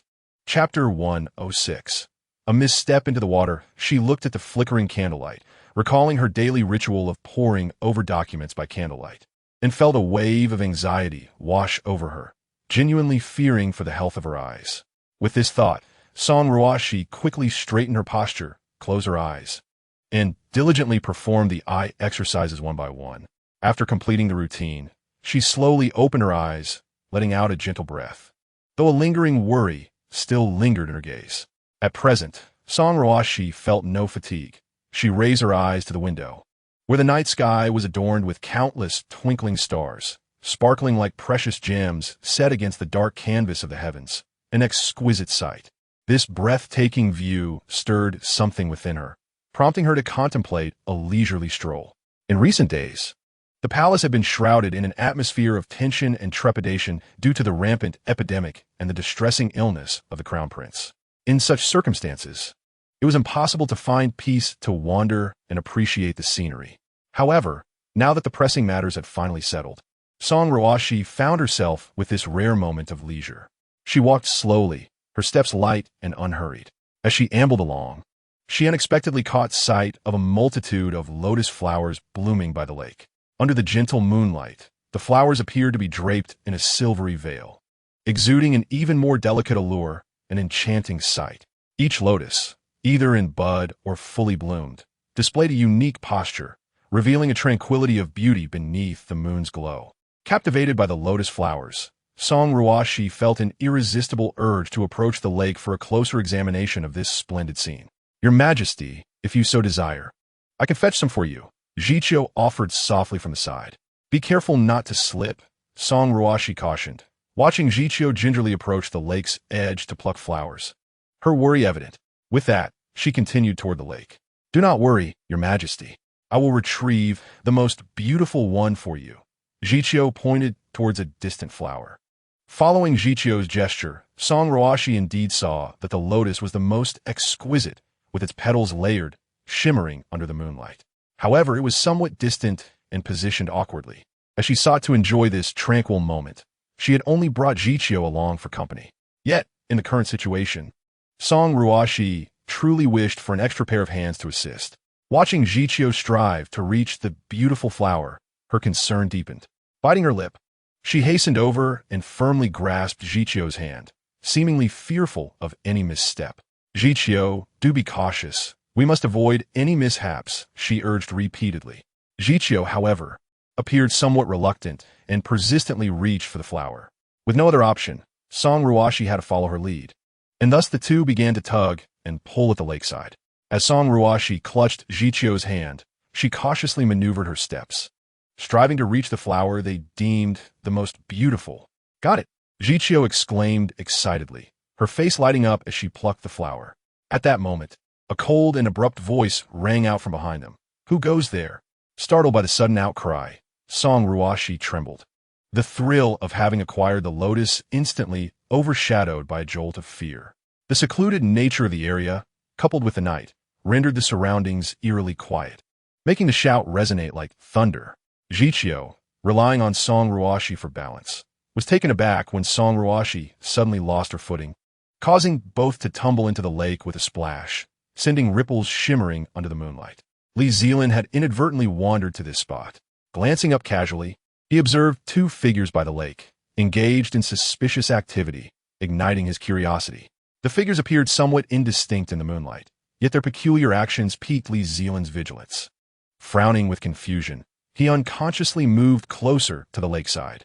Little did he expect that a mere shout would send the two figures into a panic, causing them to stumble and fall into the water. The sounds of splashing water quickly reached Li Zelin's ears, amplifying in the stillness of the night with a sense of urgency. Anxiously scanning his surroundings, he realized there were no guards patrolling nearby. Faced with an emergency, he had no time to hesitate. Gritting his teeth, he dashed over, determined to rescue the two who had fallen. Due to the cover of trees, visibility had been poor. But as he finally reached the lake's edge, illuminated by the bright moonlight, he was able to discern the faces of the two individuals who had plunged into the water. "Your Majesty!" he exclaimed in astonishment. He could scarcely believe that one of the figures he had seen earlier, acting furtively, was none other than the Emperor herself. The individual beside him appeared somewhat familiar. Upon scrutinizing her features more closely, he suddenly recalled that she was Zhiqiu, the maid who had always attended to Song Ruoxi. He hastily extended both hands, gripping one of them firmly, exerting all his strength, his muscles taut with effort. With a sudden, forceful pull, he managed to rescue both of them from the lake with a splash. At that moment, beads of sweat began to form on his forehead, and his breath grew slightly labored. What a predicament this is. It is truly exasperating. All I desired was to pluck a few exquisite lotus flowers. Who, pray tell, is the audacious individual that so recklessly emerged to startle me, causing both Zhiqiu and myself to tumble into the lake? Today, I shall thoroughly investigate who possesses such audacity to commit such an act. It infuriates me to no end.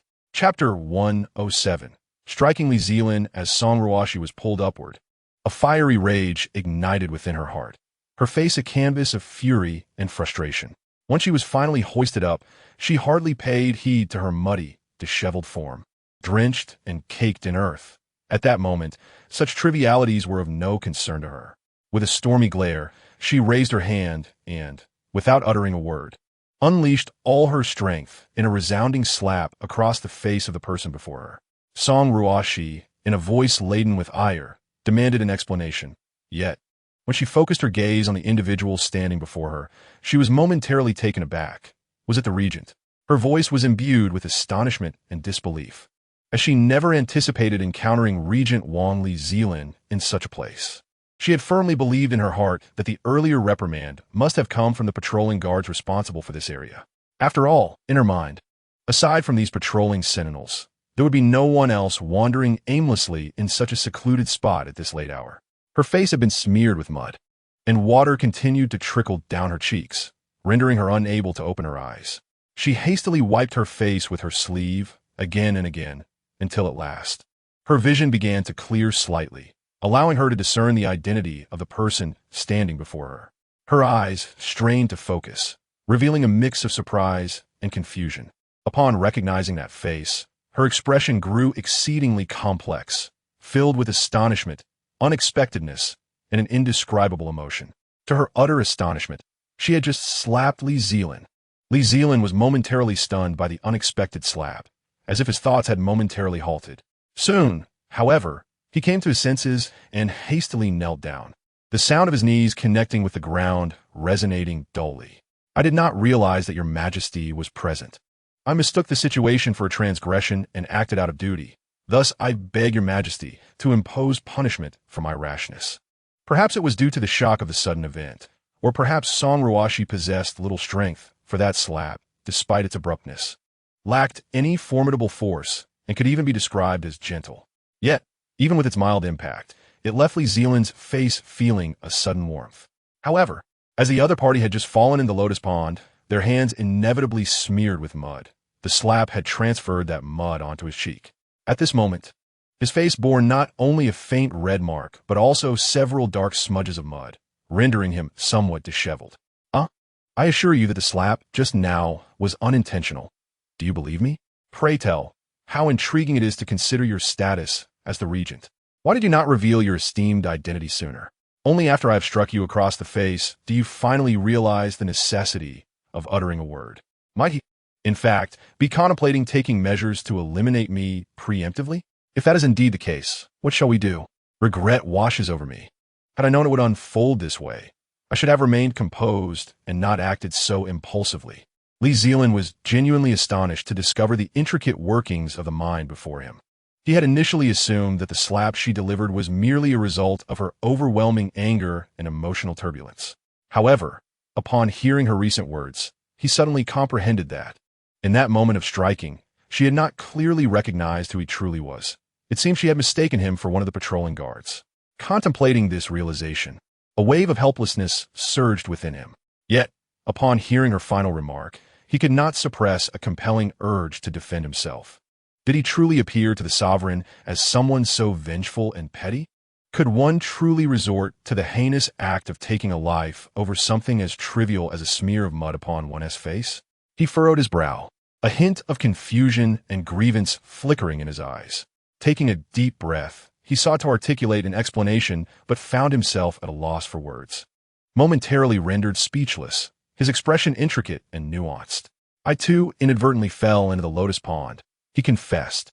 "Regent Wang, please rise. I shall not pursue this matter further."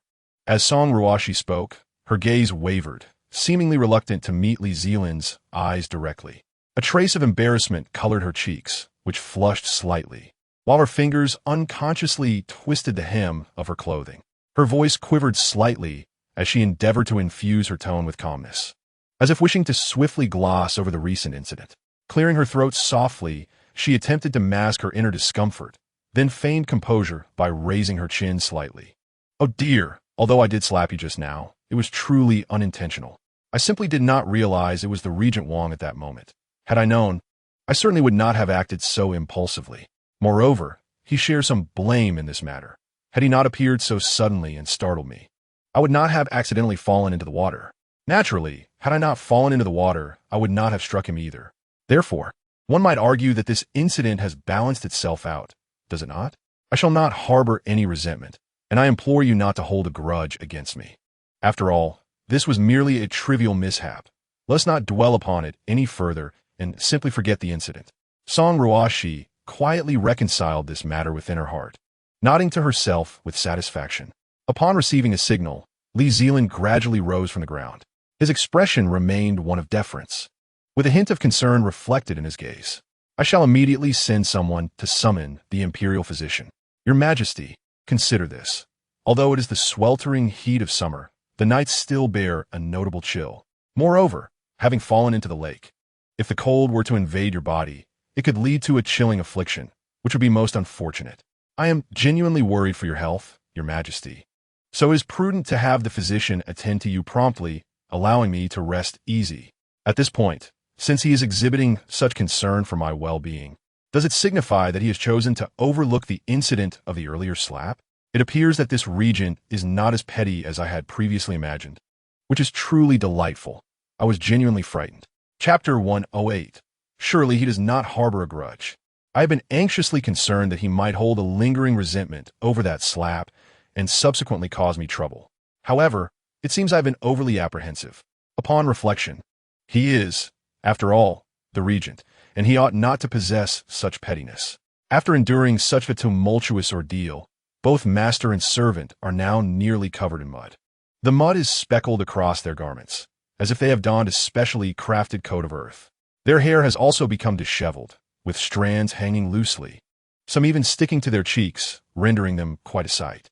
Undoubtedly, their current appearance rendered them incapable of continuing their stroll through the gardens. Thus, the trio slowly made their way towards the palace.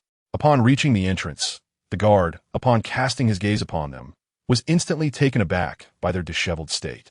His eyes widened in disbelief, his mouth slightly agape, and his countenance reflected sheer astonishment. He stared at them as though witnessing an extraordinary spectacle, involuntarily taking a step backward, startled by their sudden and pitiable appearance. Your Majesty, what has happened to you? The guard, eyes wide and incredulous, stammered, his words faltering, and Your Highness, your face. Li Zelin cleared his throat, maintaining his composure, and calmly instructed, quickly summon the imperial physician. His voice shattered the momentary paralysis, awakening the guard from his stupor. The guard hurriedly nodded, exclaiming, Yes, yes, I shall go at once. With that, he dashed away in a flurry to fetch the physician. As they entered the palace, the maids, upon seeing the emperor covered in mud and dripping wet, were thoroughly alarmed, and they clamored to summon the physician. No need, Song Ruoxi interjected urgently, her tone slightly anxious. The regent has already sent for someone. With that, she reached out, attempting to haul the maid who had begun to run halfway to fetch the physician. Her brow furrowed slightly, her expression one of helplessness. At that moment, her primary concern was not the risk of catching a chill, but rather the urgent desire to change out of her mud-soaked and drenched attire. The muck and moisture clung to her skin, making her feel exceedingly uncomfortable, as if countless tiny insects were crawling over her. The sticky, unpleasant sensation from their journey had become nearly unbearable. All she wished for now was to don a clean and refreshing outfit, liberating herself from this dreadful condition. Seeing the emperor's resolute stance, the maids dared not protest further, responding swiftly, Yes, Your Majesty. They hurriedly began preparing for Song Ruoxi's bath and change. Before long, a bathtub was brought in, filled with warm water that steamed invitingly. The maids carefully assisted Song Ruoxi in shedding her soiled garments, and at the moment she stepped into the tub, she let out a long sigh of relief. Immersed in the warm water, she savored the comfort it provided. The maids gently washed her body and hair, while Song Ruoxi, with her eyes slightly closed, found her thoughts lingering on the recent events, reflecting on the series of unexpected occurrences with a touch of melancholy.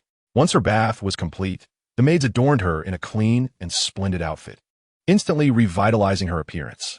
Meanwhile, the mud on Li Zelin's face had dried due to the prolonged wait, clinging to his features and rendering his handsome visage somewhat comical. Upon witnessing this scene, Song Ruoxi promptly directed those nearby to fetch a damp handkerchief for him. She slightly turned to the maid beside her and softly instructed quickly, Bring a damp handkerchief to the regent. The maid complied with haste, swiftly retrieving the handkerchief and presenting it respectfully to Li Zelin. With a hint of apology, Song Ruoxi gently remarked, At that moment, I failed to recognize you as the regent. Please wipe the mud from your face. A flicker of discomfort and guilt shone in her eyes. Li Zelin, upon hearing this, promptly accepted the handkerchief with both hands, slightly bowing his head, and sincerely replied, Thank you, Your Majesty. That slap was indeed deserved. I believe the consequence of your falling into the water was a punishment too lenient for me. As he spoke, He meticulously wiped the mud from his face, though he claimed that the punishment of a slap was too mild. I couldn't help but feel there was an unspoken sentiment behind his words. Might he still harbor resentment for that slap? Could it be that while he appeared so composed outwardly, he had yet to truly let go of it internally? The regent's duty to instruct the crown prince in loyalty to the nation was indeed his responsibility, and tonight's events were merely a misunderstanding. Song Ruoxi raised her chin slightly, her expression serene, and stated, "His guidance has always been sincere and devoted, and his loyalty and sense of responsibility are apparent. One cannot be overly harsh due to a minor mishap. Moreover, everyone has endured considerable turmoil this evening. Let this matter conclude here." With a wave of her hand, she indicated that the issue should not be pursued any further. "You were merely struck by my hand, while I was the one who fell into the lake due to your fright. Upon reflection, I seem to have suffered the greater loss. Why should I be so fearful of him? I have every right to let this matter pass," displaying magnanimity.